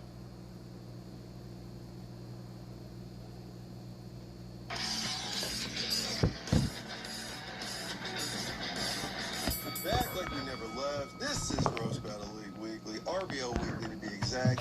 I'm your host. You should be bidet. But he goes. You got my man Big T. The word on the street is he doesn't battle straight white dudes well. He only does well against women and black people. You know, he's a real East Coast cat from Queens, Rockaway, and he's battling. It's his first appearance on the podcast this season. I've seen Big T for over 3 seasons now.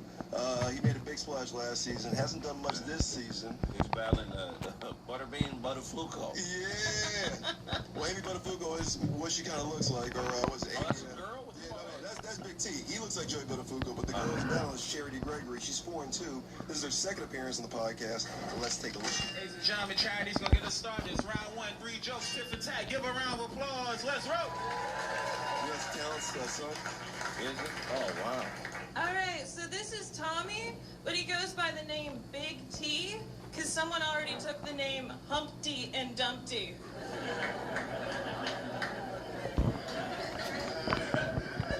Thank you, Charity. Thank you for taking time from wiping back the front to be here tonight. No wonder why it stinks.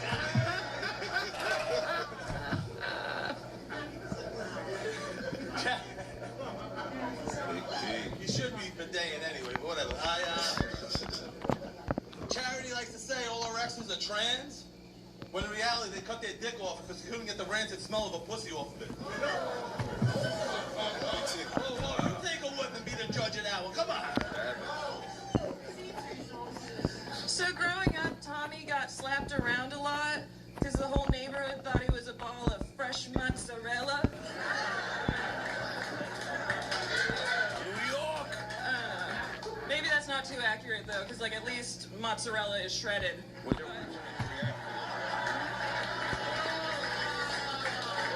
pussy smells like cheese. Yeah. Back to the well, Tommy. Charity comes from a family of clowns. She's a party clown. Her dad's a rodeo clown. Her mom's a fat bitch. Oh, fuck. I am a clown. Give it up for Ronald McDonald versus his newest McNugget buddy.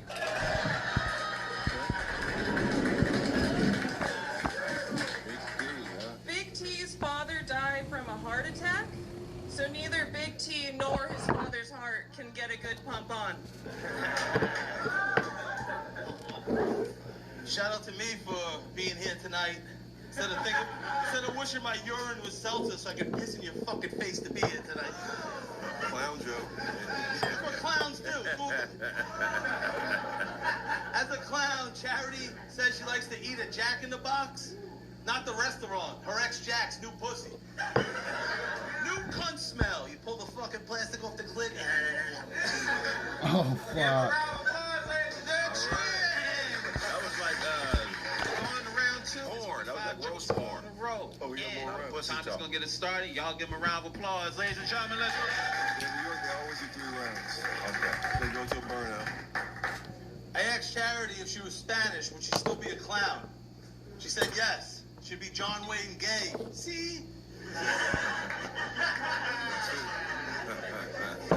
Charity's face screams Cabbage Patch Kid. Her pussy screams Sour Patch Kids. Oh, Jesus. I was talking about her boyfriend's calling my last joke in the first round of the third fucking joke. But, you surprised that, Tragedy, Charity, whatever the fucking name is.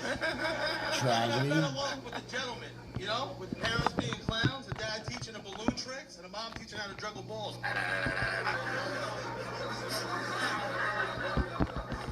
Listen, if I wasn't in a loving relationship, I'd give Charity a pop, right, fellas? Right? Right? She reminds me of my girl. She's a clown, my girl's a Jew. They both Pennywise. Oh, Nice. That's Charity said her 2 biggest influences, her dad, who's a mime, and her uncle, Ronald McDonald. So when she gets raped, she doesn't say a sound. She just pretends the ice cream machine's broken. Oh, fuck. Oh, He fuck. grabbed his jokes and said, "Get the fuck out of here." And I live on the fucking beach, 30 seconds from the boardwalk. Don't disrespect my mother. Jesus, Tom. He grabbed his jokes with so much swag.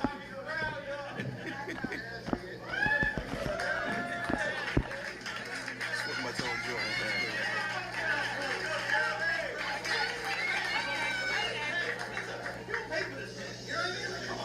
Very obviously, Tommy is 3/4 Italian and 1/4 pounder with cheese. That'll drop through there. Tommy is dating a Jewish woman? Wait, no, sorry, I said that wrong. Tommy is sedating a Jewish woman? Sedating? It's pretty sad. Her Jewish family was literally suffocated by gas the last time he ate dairy, right? But Oh, wow. Tommy says he's made his girlfriend come several times. But you know how the Jews are with faking things. It's cool. It's cool. No, it's cool, guys. Pussy is literally the only thing he doesn't eat to completion.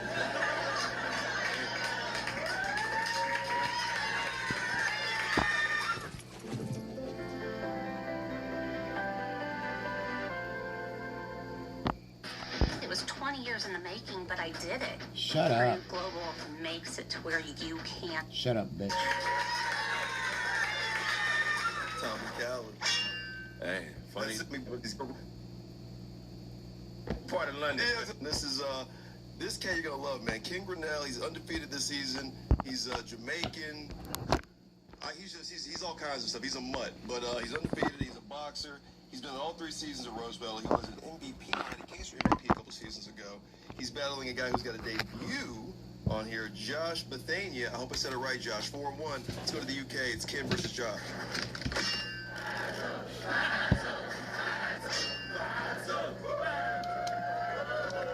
think Josh Bethania looks like that.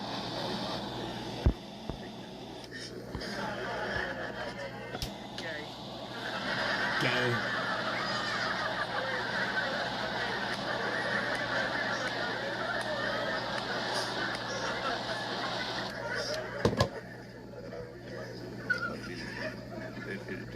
It is Pride Month anyway, so it's fine. Okay, this person we are all nervous to be around is Ken Grinnell. He is half Irish, half Jamaican, and ironically an incorrect fraction Asian. His His parents are big weed smokers. Maybe the high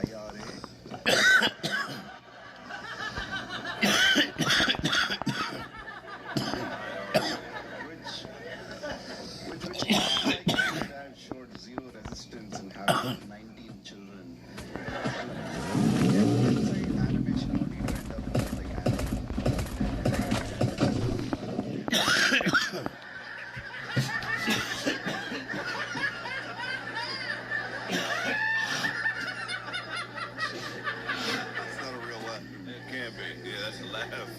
Yes, 19 was a lot of siblings. If you had that many, who would you marry?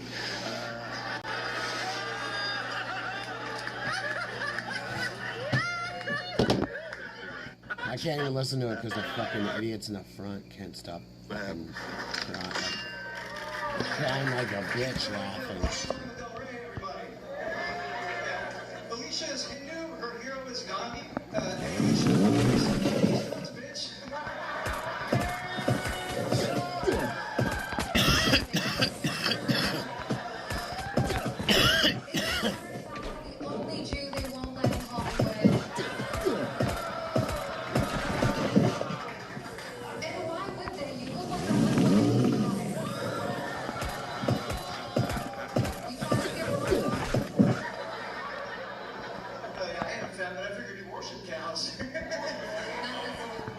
I can't see.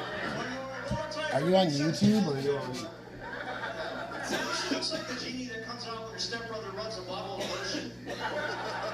She told me her and her brother are toxically close, which in high school would also be how you describe your eyebrows. Thank you, Bilbo. You just have to go and go clear all the zones. Clear every zone and keep doing it. She got her on. It was fifth or fell through the roof. I saw just. Thank you, Britney Spears. I would just, if you're gonna try to clear the shit to open these up, you can't. It's not gonna. You don't finish it. You seriously don't finish it. You just keep opening the boxes. I can't even get in it. So at the end of the month, I'll buy this because I'll have so many fucking boxes. It'll be crazy. He's too proud to ask for help, so I will. For just $20 $2,000 just to a get day, it you on would be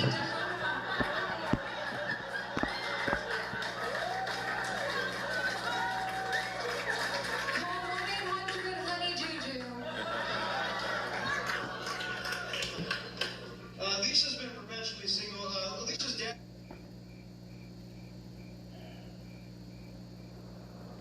Fucking nothing funny.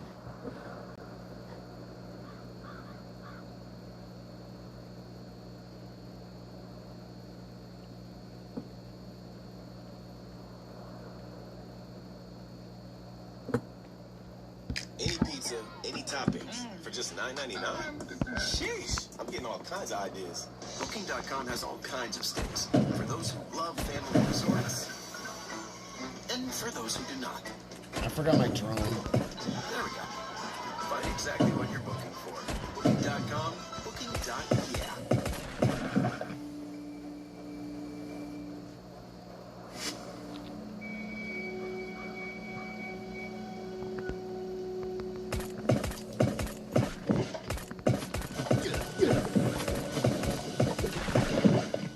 I might let something kill me so I can go home.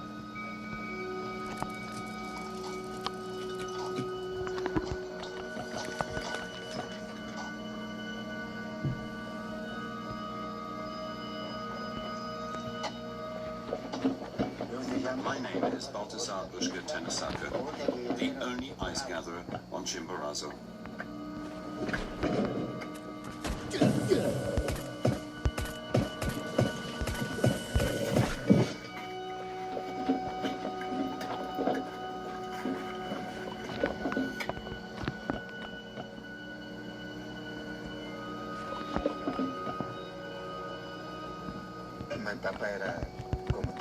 My father was the son of the Chimborazo because he was albino. So I am the grandson of the Chimborazo from Father Chimbo.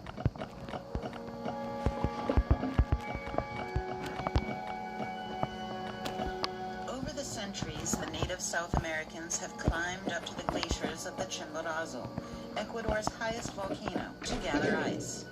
Today there is only one, Baltazar Ushka. He is the last guerrero, the last ice gatherer.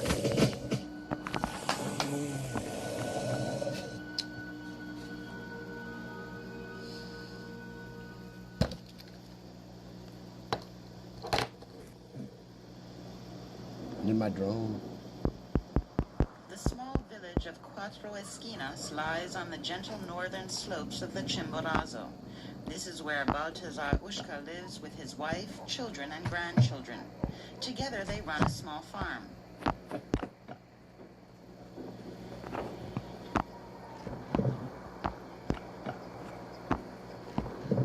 Apart from a few sheep and pigs, Baltazar also keeps some donkeys, which he needs to transport the ice blocks.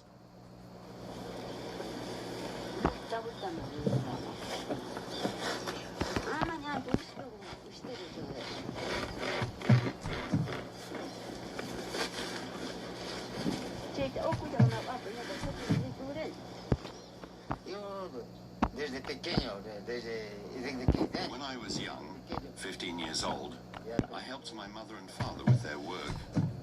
As children, me and my 4 brothers went up the mountain to gather ice for my father.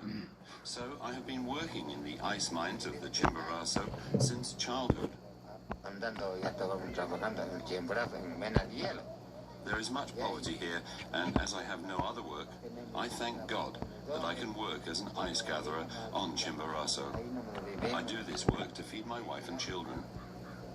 Para mantener mis nietos, mi hijo, mi esposa, para mantener por la pobreza y trabajando ahí.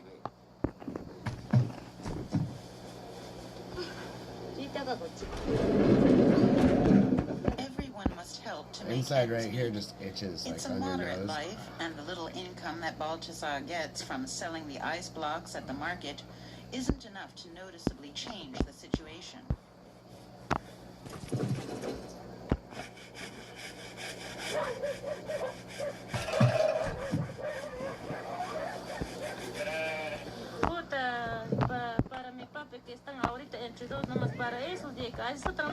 Well, no. It is just about enough to help Papa and his wife survive. With it, he sometimes buys some butter or a small bag of salt. It is barely enough to live on and pay for the children's school. I don't have an education, but at least my siblings went to school. There wasn't enough for me to go. With his income, Mama and Papa find a way to survive, but he has no other source of income. He lives on it, even though it is badly paid work.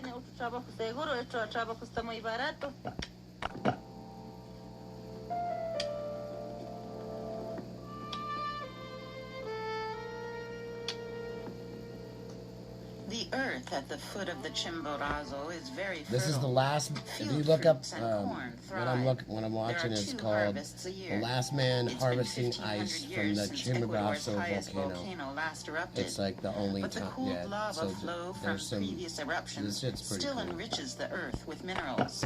And the ash fallout that follows eruptions and falls on the surrounding fields is a rich natural fertilizer.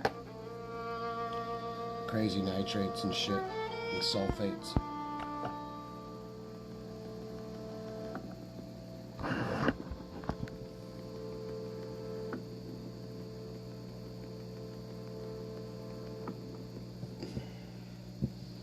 Time is it?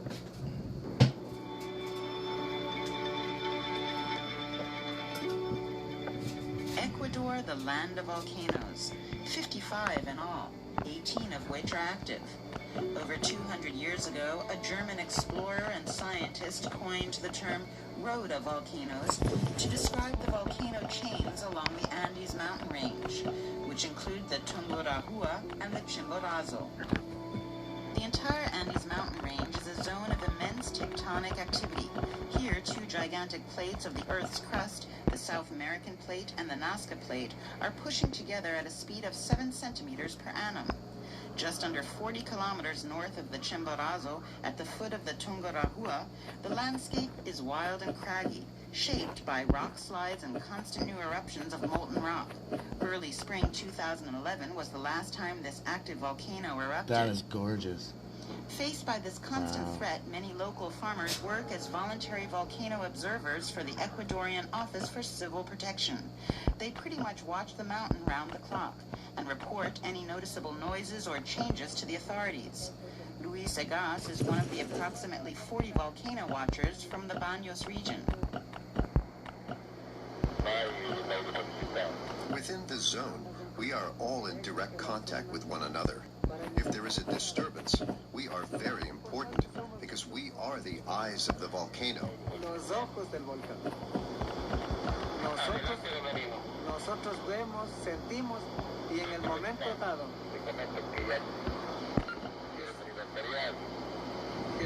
As soon as we see or feel anything, I, as a mountain observer of Chacalco, go to my community, switch on the loudspeakers, and warn the people in the whole village. Depending on the danger, we then have to mobilize. Time and again there are violent eruptions.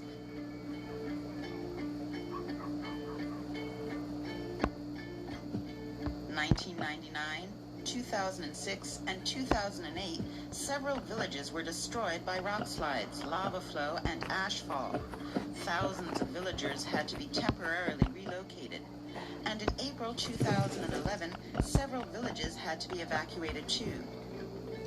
One thing what I'm doing, I'm making sure that if I lose anything on this body, despite the government supplying new houses again, outside the danger zone. it's just food.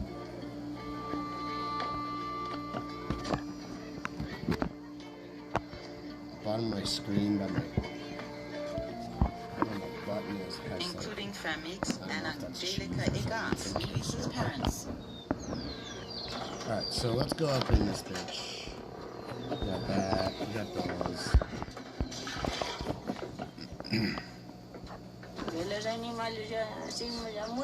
And we also got food here. Yes, most of the animals died, burned. There was nothing for them to eat. In the night, when burning rocks were falling from the skies, we left. In that night, we sought shelter in the houses that have protruding roofs. Otherwise, those rocks would have fallen on our heads. And now, we are back again.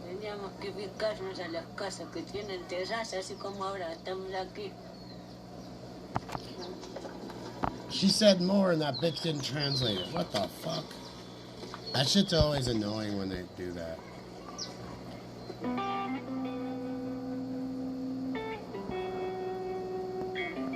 So if I go over there, those guys are just gonna run around at me.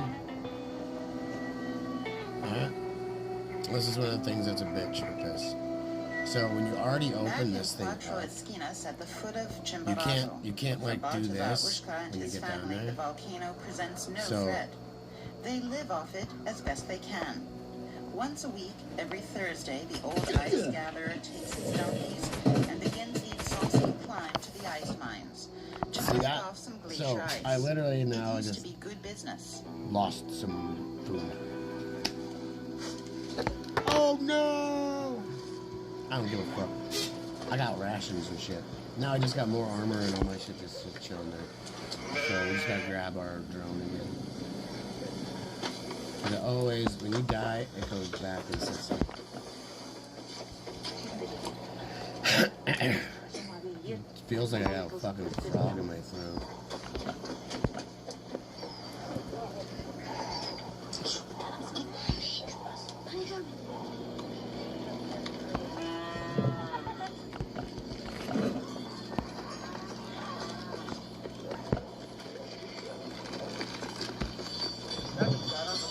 For more than 50 years, Baltazar Ushka has been a familiar sight when he rides through Cuatro Esquinas on his donkey. Early in the morning, the farmers are also out and about with their herds, driving them to the meadows on the gentle slopes of the volcano.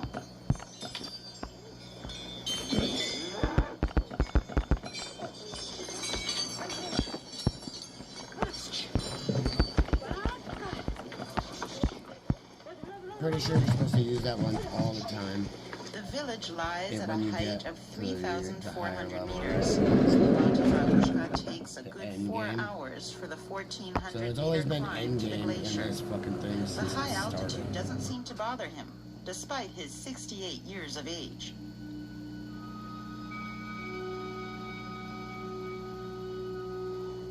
There used to be lots of work, lots of ice was gathered. The dealers even gathered ice themselves. In the past, there was no industrial ice, only the natural ice of the Chimborazo. There used to be huge demand. We went in large groups. In 4 or 5 groups with lots of animals, we used to climb to the mine. Many friends among them, but now that doesn't happen anymore.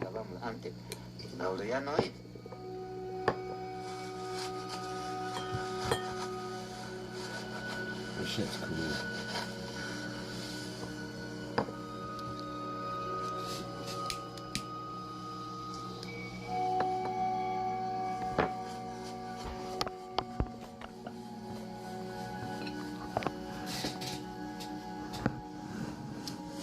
Oh yeah, now watch To the this. ice mine, Baltazar Ushka cuts Stipa Ichu, the strong, You can see the resilient blue grass all of the over me. Andes, which he will twist into ropes to later isolate the ice blocks. Naked man!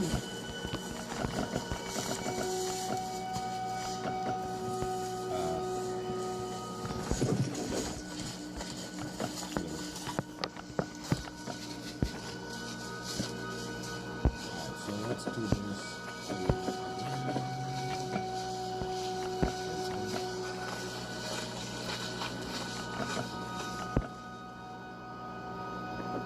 My dog got shit. For many indigenous peoples in Ecuador, like the Perua or the Quichua, the Chimborazo is sacred. The name is probably based on the Quichuan word razo for ice, and the Jibaro word chimbo for God's throne. Chimborazo, the icy throne of God.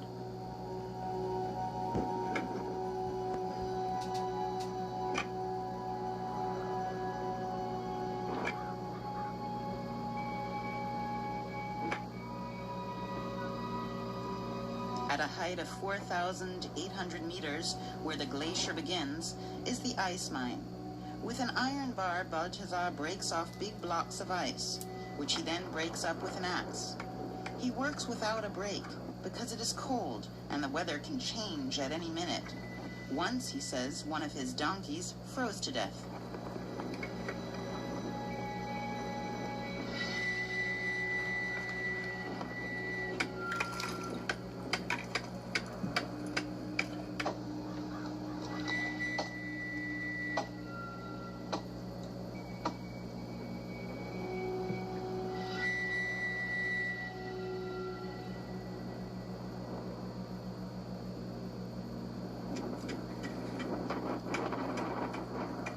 Every time, the ice gatherer breaks off 8 ice blocks, 2 sets of 4 for each donkey. The blocks weigh some 30 kilograms and are tied to the pack animals with grass ropes.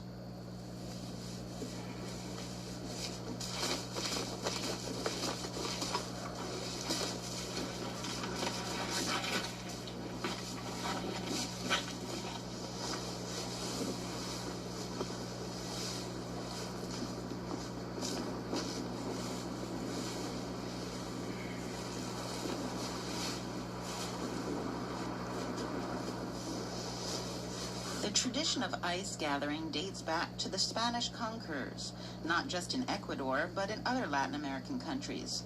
500 years ago in Europe, it was common practice This to guy gather was ice just like from the mountains knocking in a order to giant cool chunk of food fucking and make it glacier last ice longer. off of a fucking In South America, the Spanish sent the conquered volcano. natives into the mountains. 67-year-old man. From that, a profession developed, I'm which 44. today has virtually ceased to exist. At least in Ecuador, there are no more ice gatherers other than Baltazar Ushka. If I just shave, I keep myself clean shaven, I'll look like I'm 30 Italian for so historian long. Girolamo It'll be Benzoni weird. was the first to describe Chimborazo in 1565. But Alexander It's gonna be Humboldt, badass, with his too. travel journals, made it famous in the Old World some 250 years later. When he, together with his companion Aimé Bonpland, tried to climb it in June 1802, he was thought to have followed the ice gatherers' paths. Though Humboldt did not make it to the summit, his accounts made the volcano, which at the time was thought to be the highest mountain on Earth, popular all over the world. On a mountain plain on the western foothills of the Chimborazo lies the old train stop of Urbina. The railway is expected to be brought back to life as a tourist attraction, and it will also connect the Andes region with the Pacific coast of Ecuador. This has been Rodrigo Donoso's dream for many years. He has won a promise from the Ecuadorian government to finance the project. The mountain guide is hoping for many visitors from all over the world, who will begin their ascent of Chimborazo and the ice mines with him. He also dreams that the tradition of ice gathering would then also live on. This is also the highest point. This place was strategically important because from here the ice, which the ice gatherers brought down from Chimborazo glaciers, was shipped off. Back then, it was taken by steam train to the heart of Ldoe, a town some 262 kilometers away from here on the coast. The ice was important there to keep the fish fresh. Muchas veces el mismo hielo que se mandaba en Chimborazo regresaba con el pescado que mandaban en tren para vender acá en la Also, some 50 years ago, the truck and car traffic passed by here. So this is strategically todavía se usaba la carretera. Entonces este era un punto estratégico.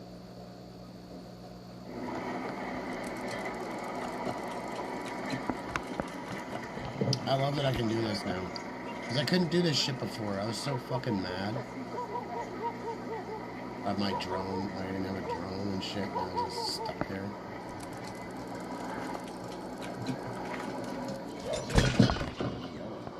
Every Saturday, just after daybreak, Baltazar Ushka gets ready for the trip to deliver the ice to the markets in the provincial capital, Riobamba. Daughter Carmen helps him load the blocks.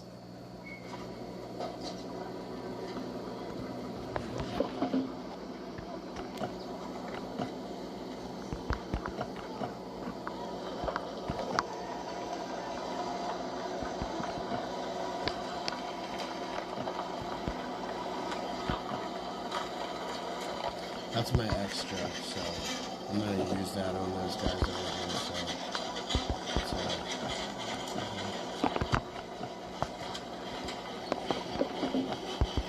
might as well just fucking, if I need to drop, I drop. Cool little fucking Ford there.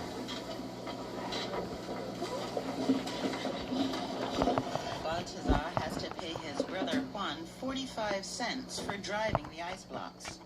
Juan used to be an ice gatherer himself, but driving the ice is more profitable.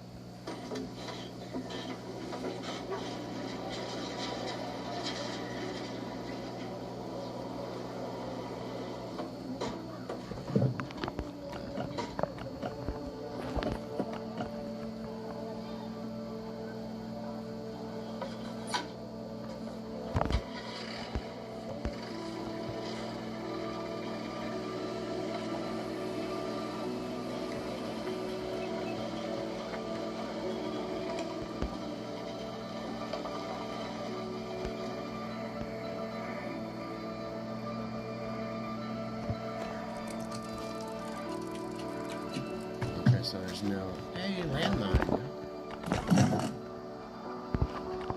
Don't ever want to see another one of those again. Swear to you, swear to you.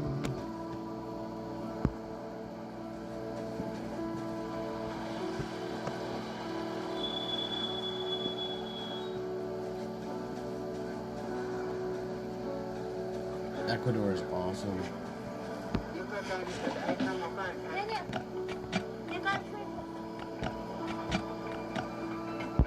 I wonder what it would take to get a bunch of cars and take them down there to those people.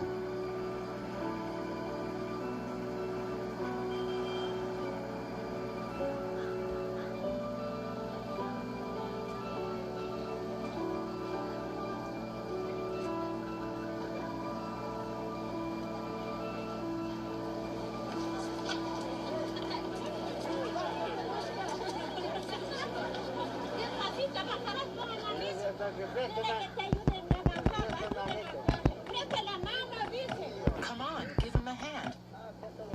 For many years, Baltazar Ushka has sold his glacier ice to the same buyers at the markets. These are his regular customers, and the last to buy ice from Chimborazo. And yet, every time he worries whether he will still be paid the agreed price for his ice blocks. I get $4 for an ice block. On good days, they pay the full price. On bad days, they don't. They say they lose money if they pay the full price. Then I lose money, because I have to pay rent for the donkeys. It is bad business. It's not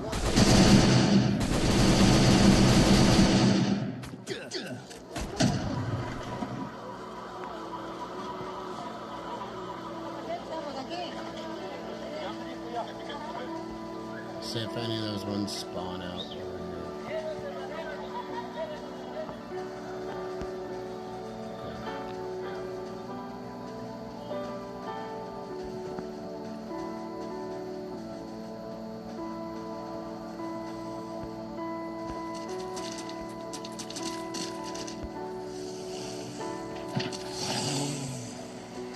That used to be used for basic refrigeration is today regarded as a delicacy. A fruit shake made with Chimborazo ice tastes so much better than one made with industrial ice. At least this is what Senora Cepeda believes, as do many of her customers.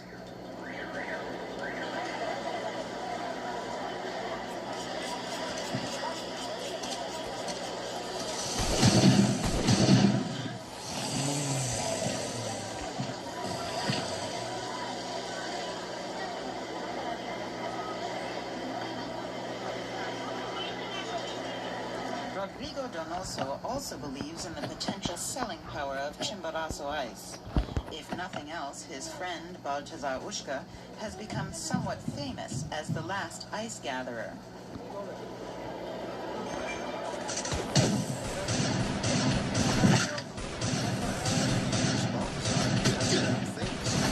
National and international TV stations have come to report on him and his work. That's why most Ecuadorians know Baltazar Ushka. Because they know he does a tough job and is not well paid.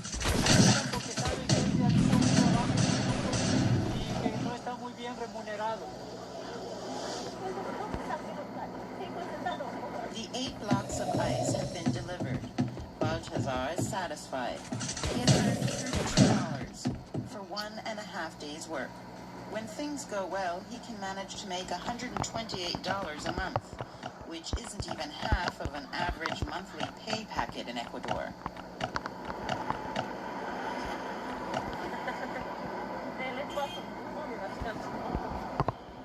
That's why you get your money up, and then go to Ecuador. It's so cheap there for everything. And then you can help them out and make Ice from the business, factories might be cheaper, but Senora Cepeda swears by the quality of natural ice. The ice from Chimborazo is something natural, lively, she says. It is born.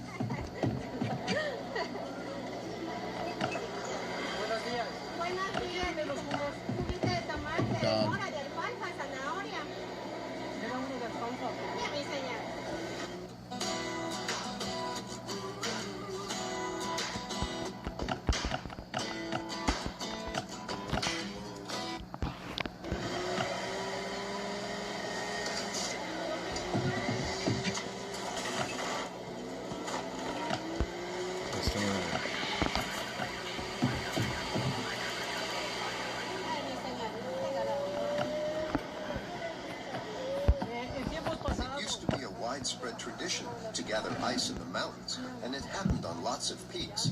At the Cayam, people like the idea of drinking something that has come from the mountains, something natural. They also know that this way they help Baltazar, and the ice is cleaner. No one today buys glacier ice for refrigeration. most can afford a fridge or use industrial ice. Bueno, ese es uno de los problemas que Yes, this is a problem that affects all ice gatherers.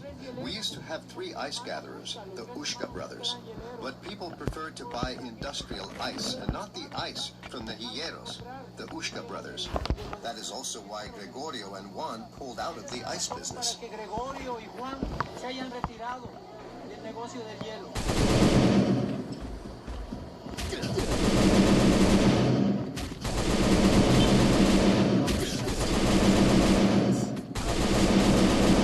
Ice cream made with industrial ice.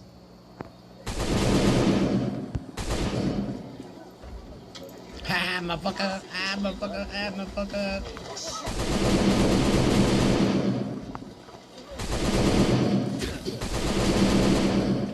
Now he's gonna get mad.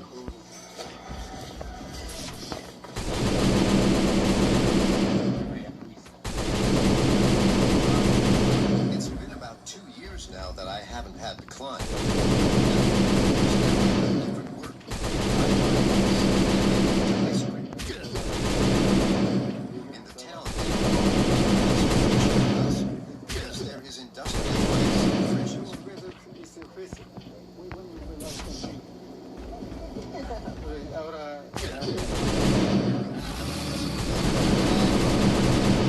to get ice. That's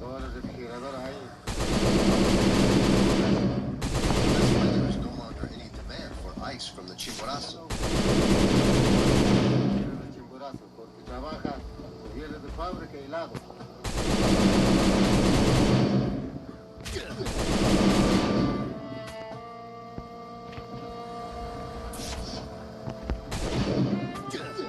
Volcanoes influence the lives of the Every time the Tungarahua erupts, several tons of atmosphere, which then turns into ash rain that falls onto the land and destroys crops. Over the past few years, even the Ushka's small farm has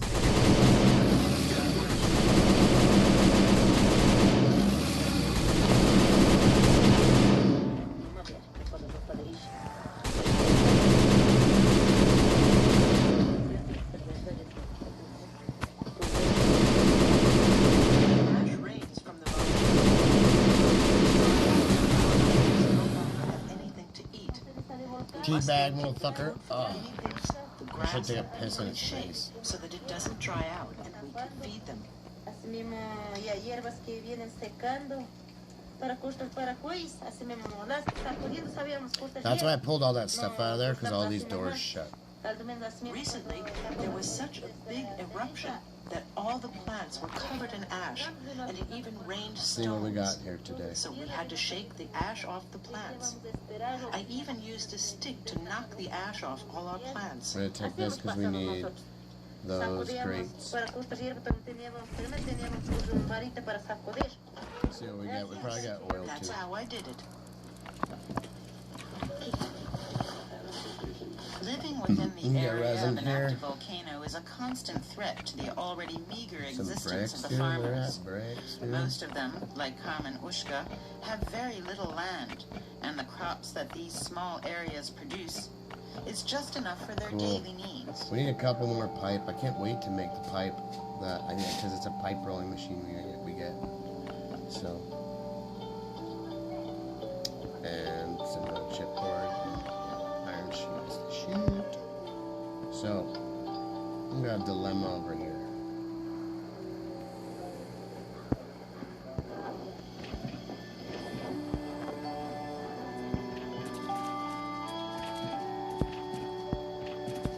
However, the threat of the force of nature of volcanoes I want to be able to is throw a only fucking part of the grenade in the story, window. because it is just this ash We'll leave rain those with guys its there. devastating effects, which also makes the soil more productive and gives the farmers better crops. Death and destruction on the one hand, life and fertility on the other.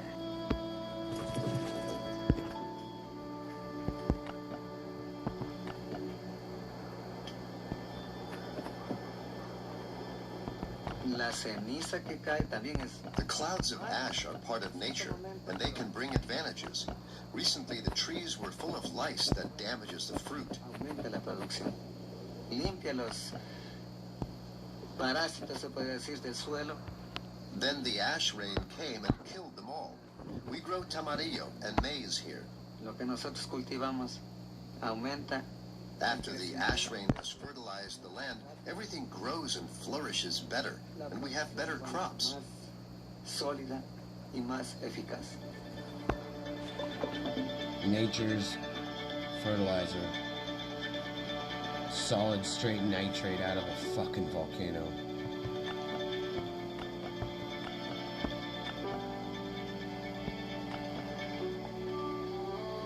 The action in the Earth's core and the subsequent activity of the volcanoes in Ecuador are permanently monitored by the staff of the Geophysical I thought they were Institute gonna go in into it. Quito. Would have been cool if they went There are into that. also several monitoring points on the Tungarahua, The stuff which that comes out of the fucking seismologists thing. regularly So we're gonna check go over and and dump this maintain. real quick. The sensitive equipment registers any change in the volcano and sends the data to the observation station at the foot of the Tungarahua.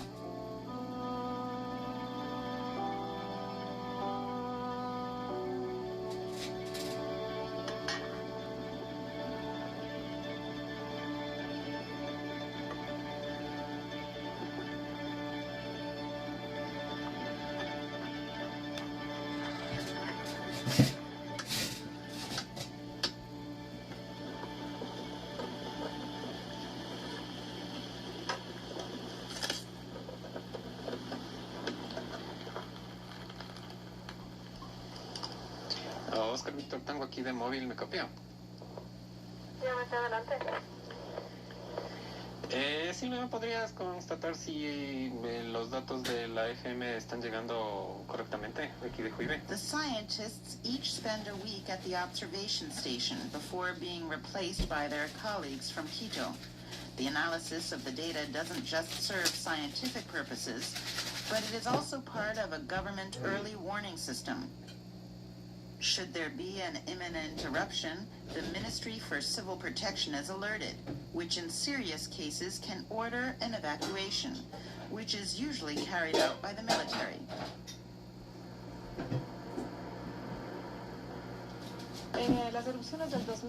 With the eruptions in 2006, the population that lives close to the volcano could be alerted in good time because of the monitoring data. That, of course, saved many lives. The first alert, that was issued in July 2006, and which warned of pyroclastic flow from the Tungarahua, came 5 hours before the event.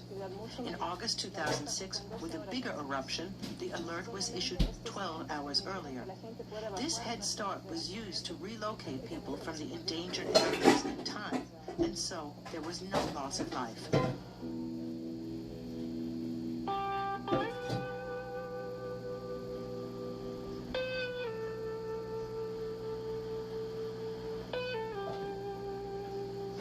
When Luis was a child, the Holegas family lived on the slopes of the Tungarahua.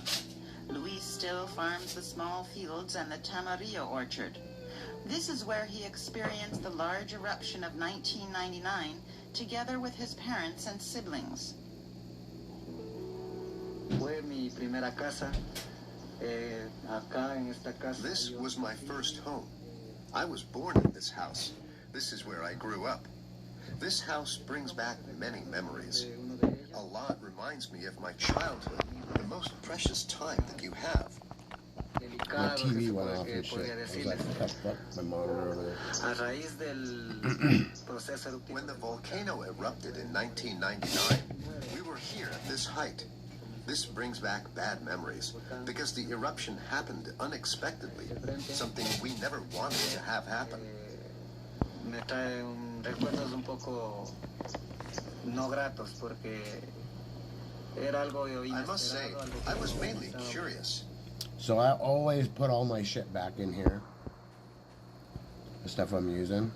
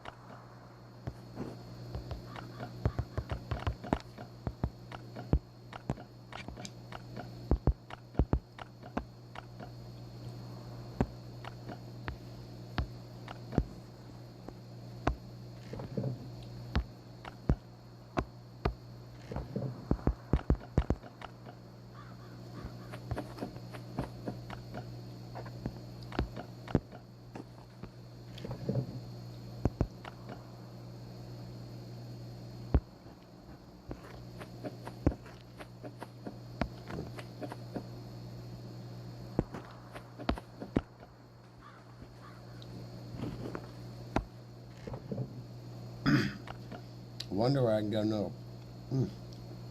Wonder where I can get another puppy.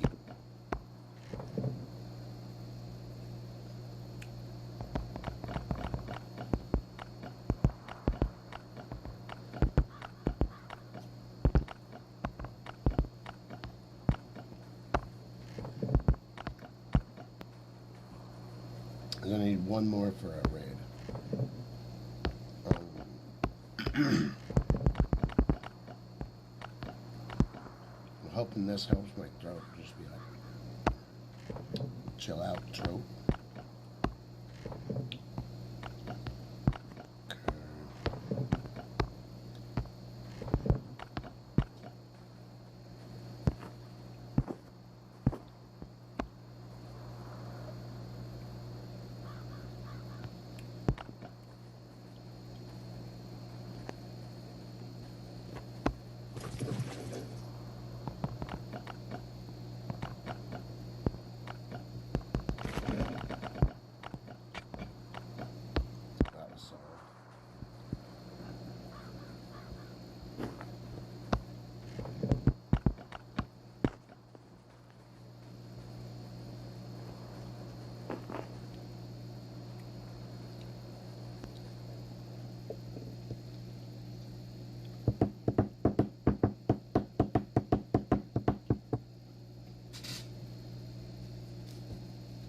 That shit's funny. Those kids, I still think about that shit. Those little kids that are calling me John Cena.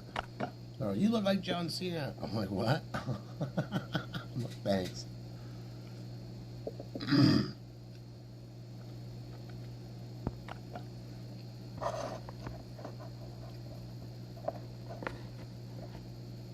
I think I know what I did. I think I stressed my vocal cords. I'm going, so much hacking fucking. I was hacking up blood for a minute. I think it was just my vocal cords fucking hurting like a bitch. Look, they're all centered right there.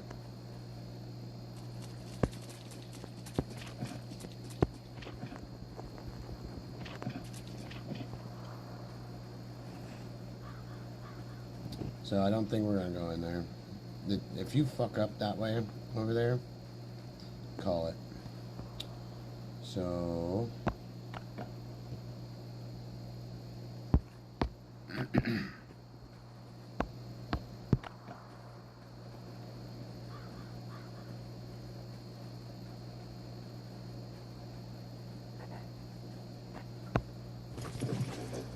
yeah, I don't think there's like one thing that you could do to stop them from killing you in there.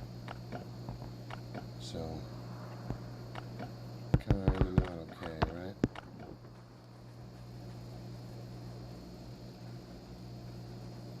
Sometimes you bring too much. I think I brought too much. Too much armor. At least. Put that in my bike.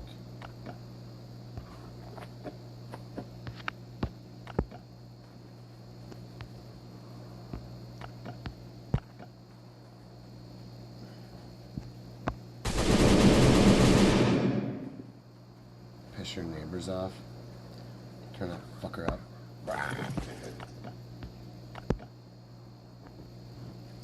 Grab that one thing, we'll drop that shit.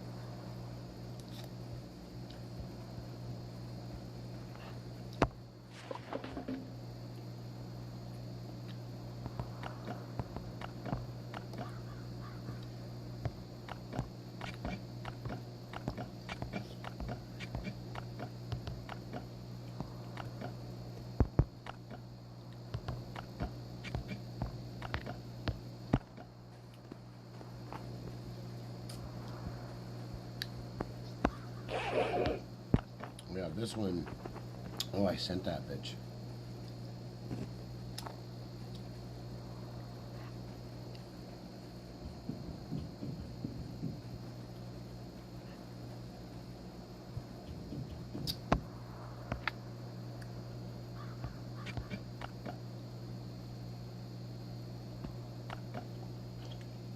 I gotta come back anyway.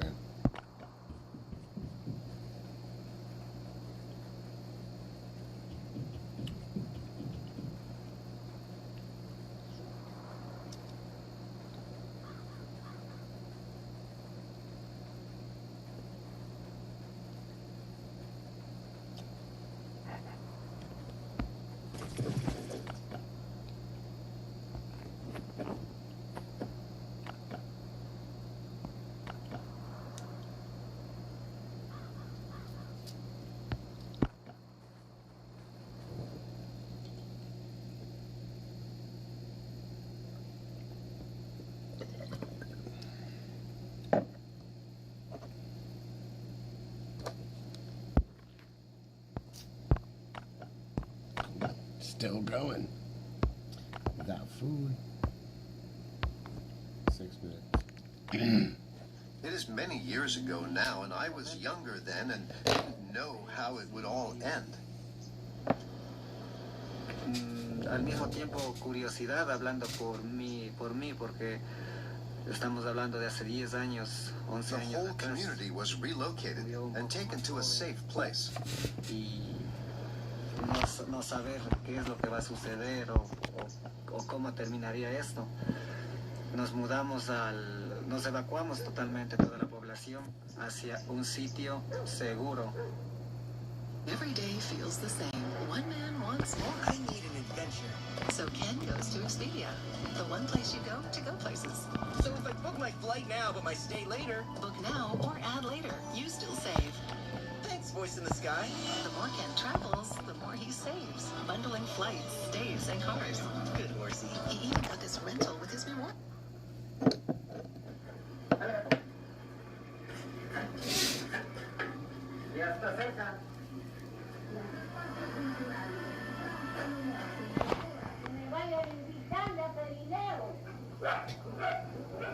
I didn't even get any of the fucking film into which Luis shit. Egas and his family moved lies outside the immediate danger zone. It is a bit bigger, but most of all, more stable. It's crazy.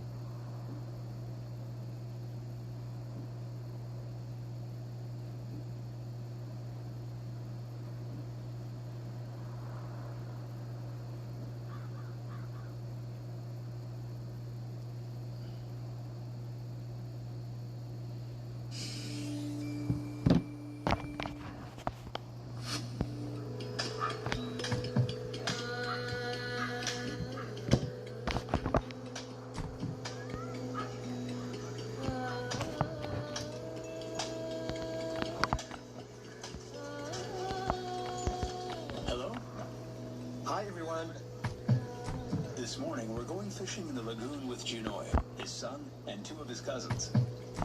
Fishing, like farming, is always a family affair.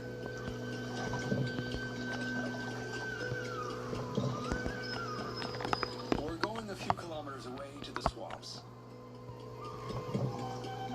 Each village has its own fishing zone, and the fishermen guard the secret of the richest fishing grounds.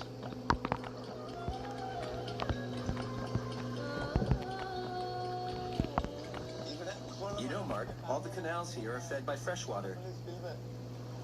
It's fresh, even though the sea is only 20 kilometers away. That's because the sand in the estuary forms a natural barrier between the sea and the lagoon. So the water from the backwaters doesn't mix with the water from the sea. And since it's fresh water, there's a lot of vegetation too. That's what attracts the fish. Except during monsoon season when the fish are spawning. We fish very little then, and selectively, to give the fish time to grow.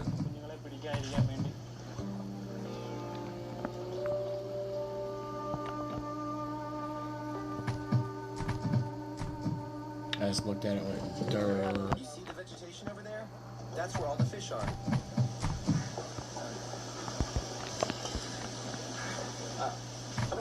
When we fish here, we use a technique taught to us by our elders. We call it odukuvala, which means storage net. Basically, we encircle the area with a net, then fix it in place underwater. That way, the fish are trapped, and we can pull back the vegetation to go catch them. Put it further back. Ldoe, that's it? Yes, that's good. The net is as it should be. We'll fix both ends in place on the banks.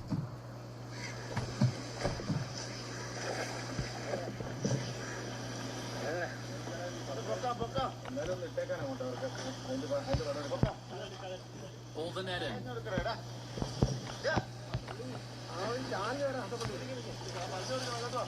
All good. It's in place. Odukuvala is practiced at the end of monsoon season, when the lagoon is covered by vegetation. The fish take refuge in the aquatic plants and must be caught by hand, one by one. It's a difficult and physically demanding technique.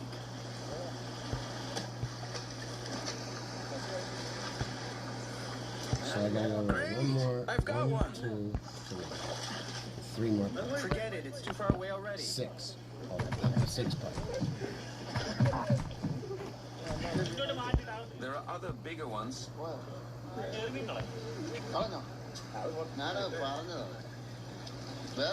Is that a crayfish? It looks like a crayfish. We've already got quite a few. But you'll see, once we finish pulling in the net, there'll be a lot more.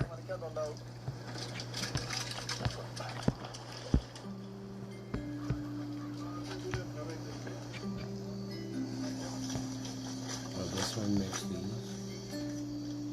That's a lot of fish. Amazing. What a miraculous catch.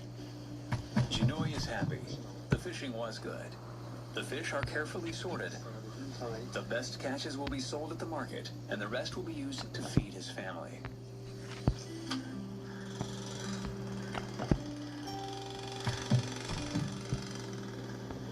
The spray can solved the problem. Why bother spending money on repairing the rusty screws? This butter-like lubricant not only eliminates the squeaking sound, but also removes the rust. It can penetrate the...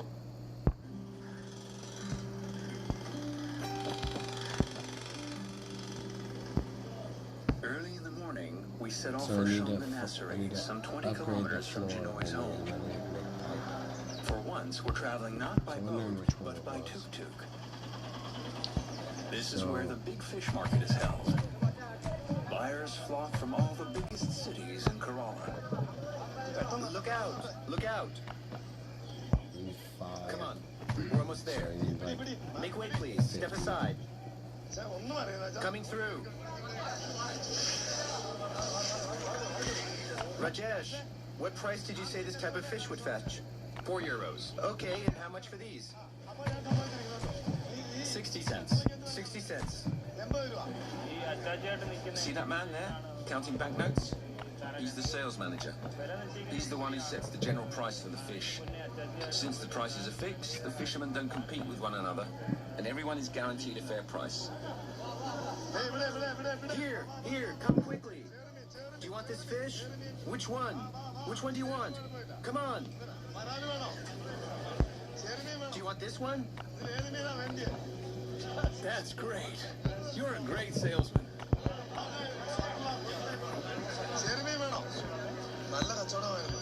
We had a good day today. We made good money. It was a good day? Yes, I'm very happy.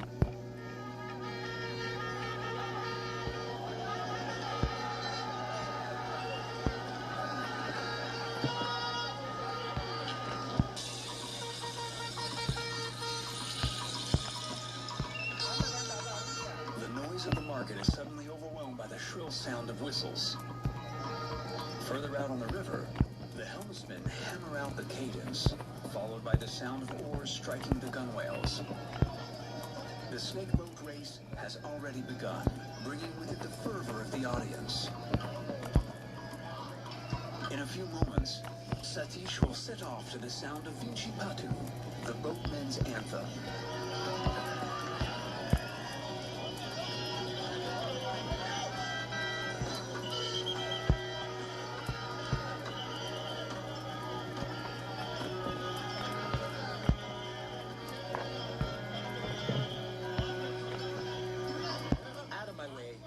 You're alone? The ones on the side are going to win. Everyone's standing up. It's unbelievable.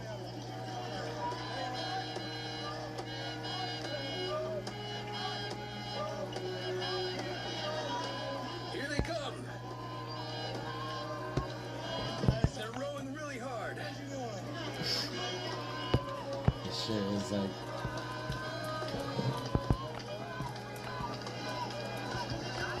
Serious business. It's so close. It's going to be a matter of inches.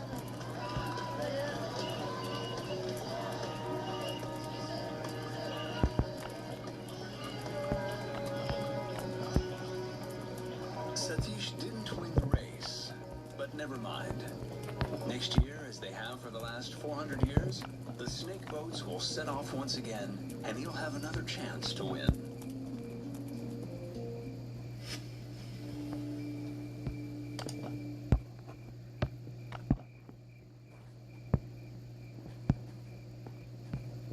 You think you're fine after a car accident until this happens. Most people don't realize that even accidents that seem minor can financially destroy you when the real costs hit.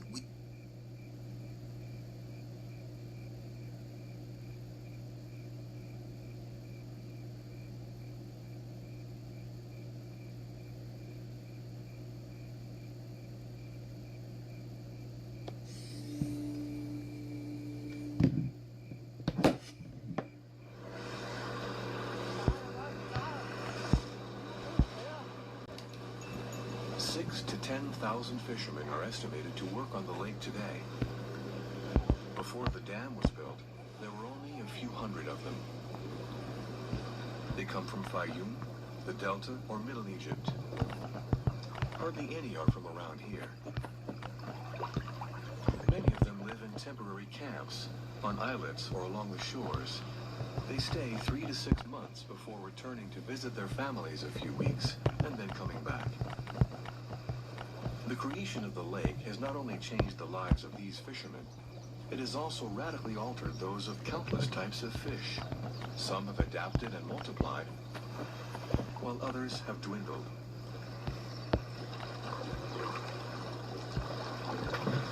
Tilapia make up most of the catch. It is the species that has most benefited from the transformation of a river habitat into a lake habitat. We also find other types, like the bottlenose fish or the Nile carp, but they remain in the minority. Tigerfish, which used to be plentiful in the flowing waters of the Nile, have practically disappeared. Those things got crazy fucking teeth. These predatory fish, like the Nile perch as well, have great commercial value. They've suffered from overfishing and the change in their aquatic habitat.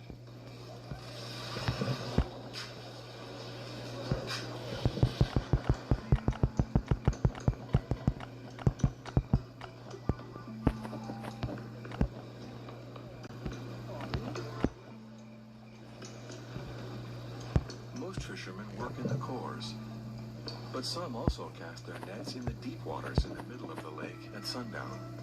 At dawn, they pull them up with their catch.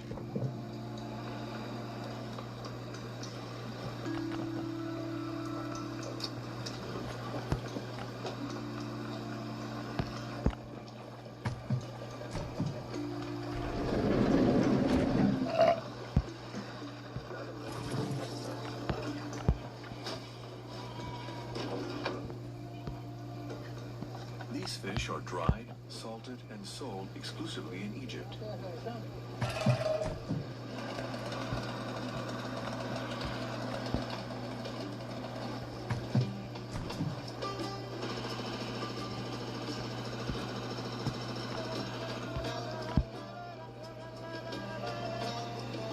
There are now 3 small ports on the western coast of the lake: Aswan, Garf Hussein, and Abu Simbel.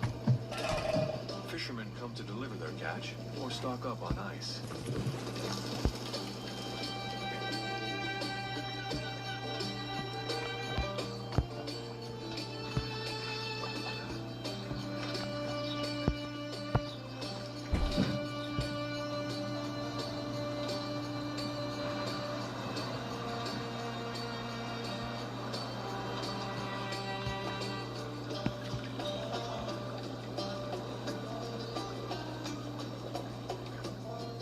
Too far from port, some fishermen give their fish to a fridge boat that comes to collect their catch.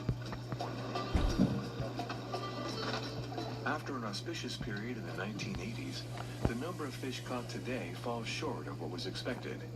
According to experts, almost half of the fish are missing. Today is our 7th day out, and we've barely collected 1 ton. The zone we're covering doesn't contain many fish, and fishermen are catching fewer and fewer of them.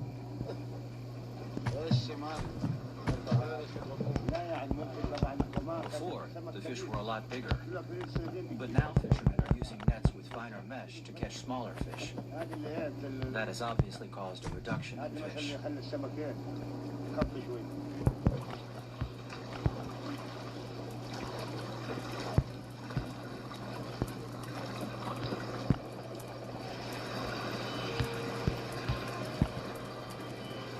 Haysam Ibrahim and Dr. Gamal al-Shabrawi continue their inspection of the lake. They now arrive within sight of the El Nadik Gorge. It's the narrowest part of the lake, less than 1 kilometer wide.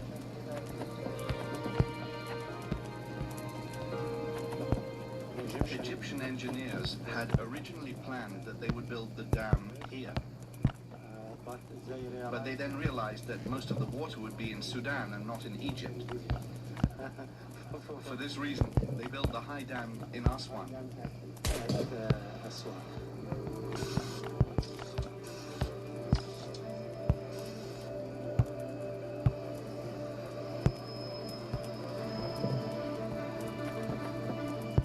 Construction of the Aswan Dam began in 1960. In all, over 36,000 Egyptian workers worked tirelessly day and night, sometimes in unbearable heat. In the summer, it frequently hits 45 degrees centigrade in the shade. Wrong thing. This gigantic building project lasted 10 years. At the time, this pharaonic challenge was considered a victory over silent nature.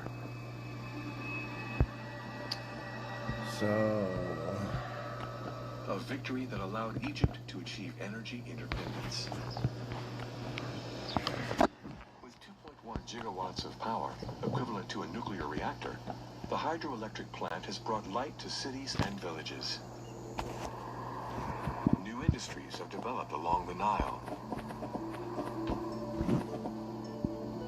Up until the 1980s, the dam provided over half of the country. Today, demand has increased, and it now only provides 25%. When the dam was built, Egypt's population was only 25 to 30 million. Now there are 90 million of us, so obviously consumption has increased. Progress and industrialization did not come without a cost. Once the dam was completed in 1970, this monster began to fill, flooding the entire Nile Valley between Aswan and northern Sudan.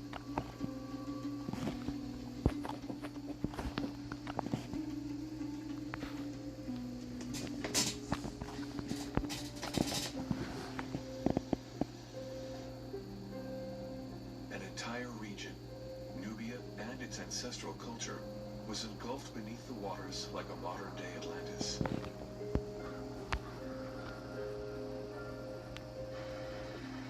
At the time, over 100,000 Nubians were relocated to temporary accommodations in the desert, far from the Nile.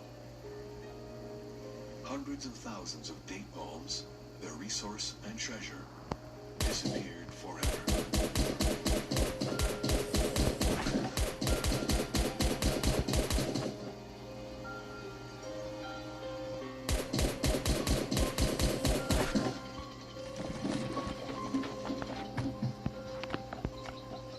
After years of exile, a few Nubians have begun to resettle along the lake. Fikri Kashef, for example, came back to live near the temple of Abu Simbel, where he worked as a guide. Here he has recreated the Eden of his childhood, as he remembers it before his entire family had to leave. He built a traditional home, an authentic hub of life and memory for his community.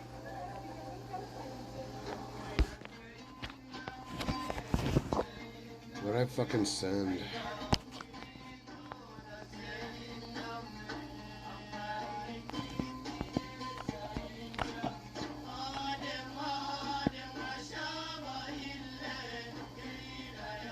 Here, Fikri and his friends continue to keep the traditional Nubian songs alive. Together, they remember the loss of their country and how the course of their lives was changed along with Egypt's.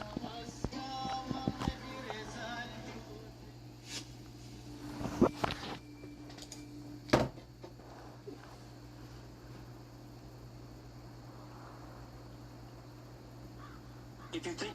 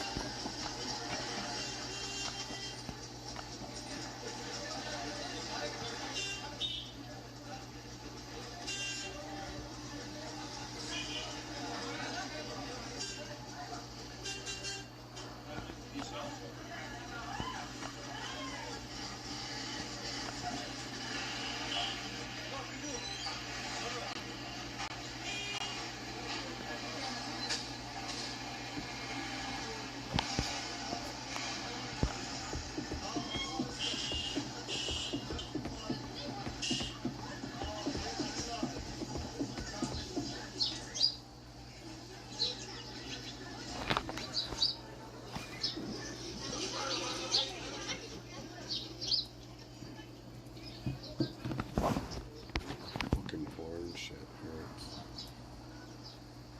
Hurts my brain.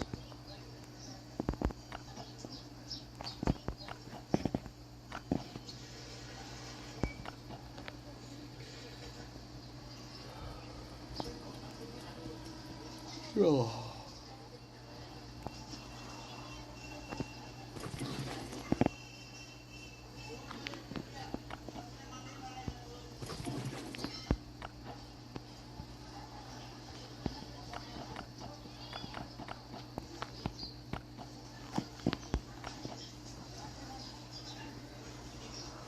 Ugh.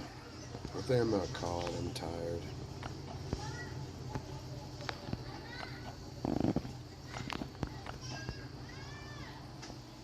No, let's go in here and then send those guns. Just gotta kill one zombie and then send those things.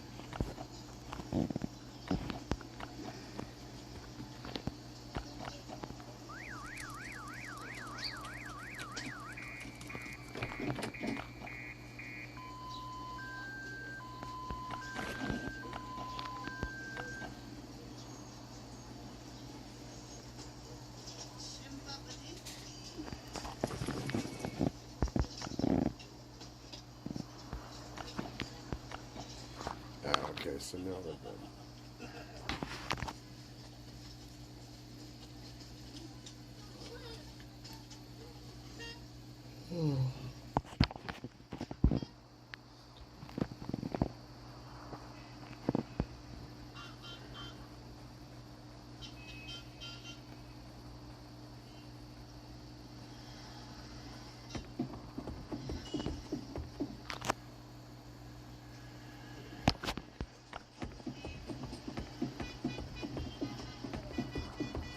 I can't stay up for 3 hours.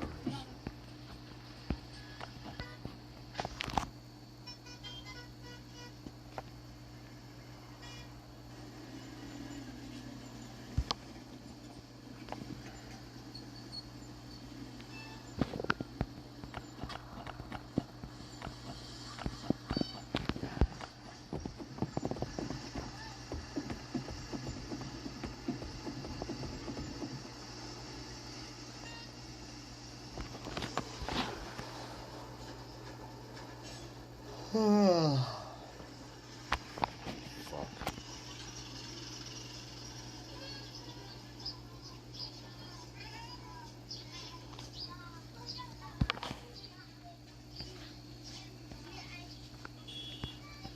Alright, well, fuck the dog for now, and we're gonna walk home, and I'm gonna call it, and, yeah, my head's starting to hurt a little bit. Yeah, I got 8 hours, 41 minutes today, so I'll see you guys tomorrow. I might go over and see my mom for a minute, but I don't know. I gotta go pick up a couple things and put some gas in the car. So, see you guys tomorrow.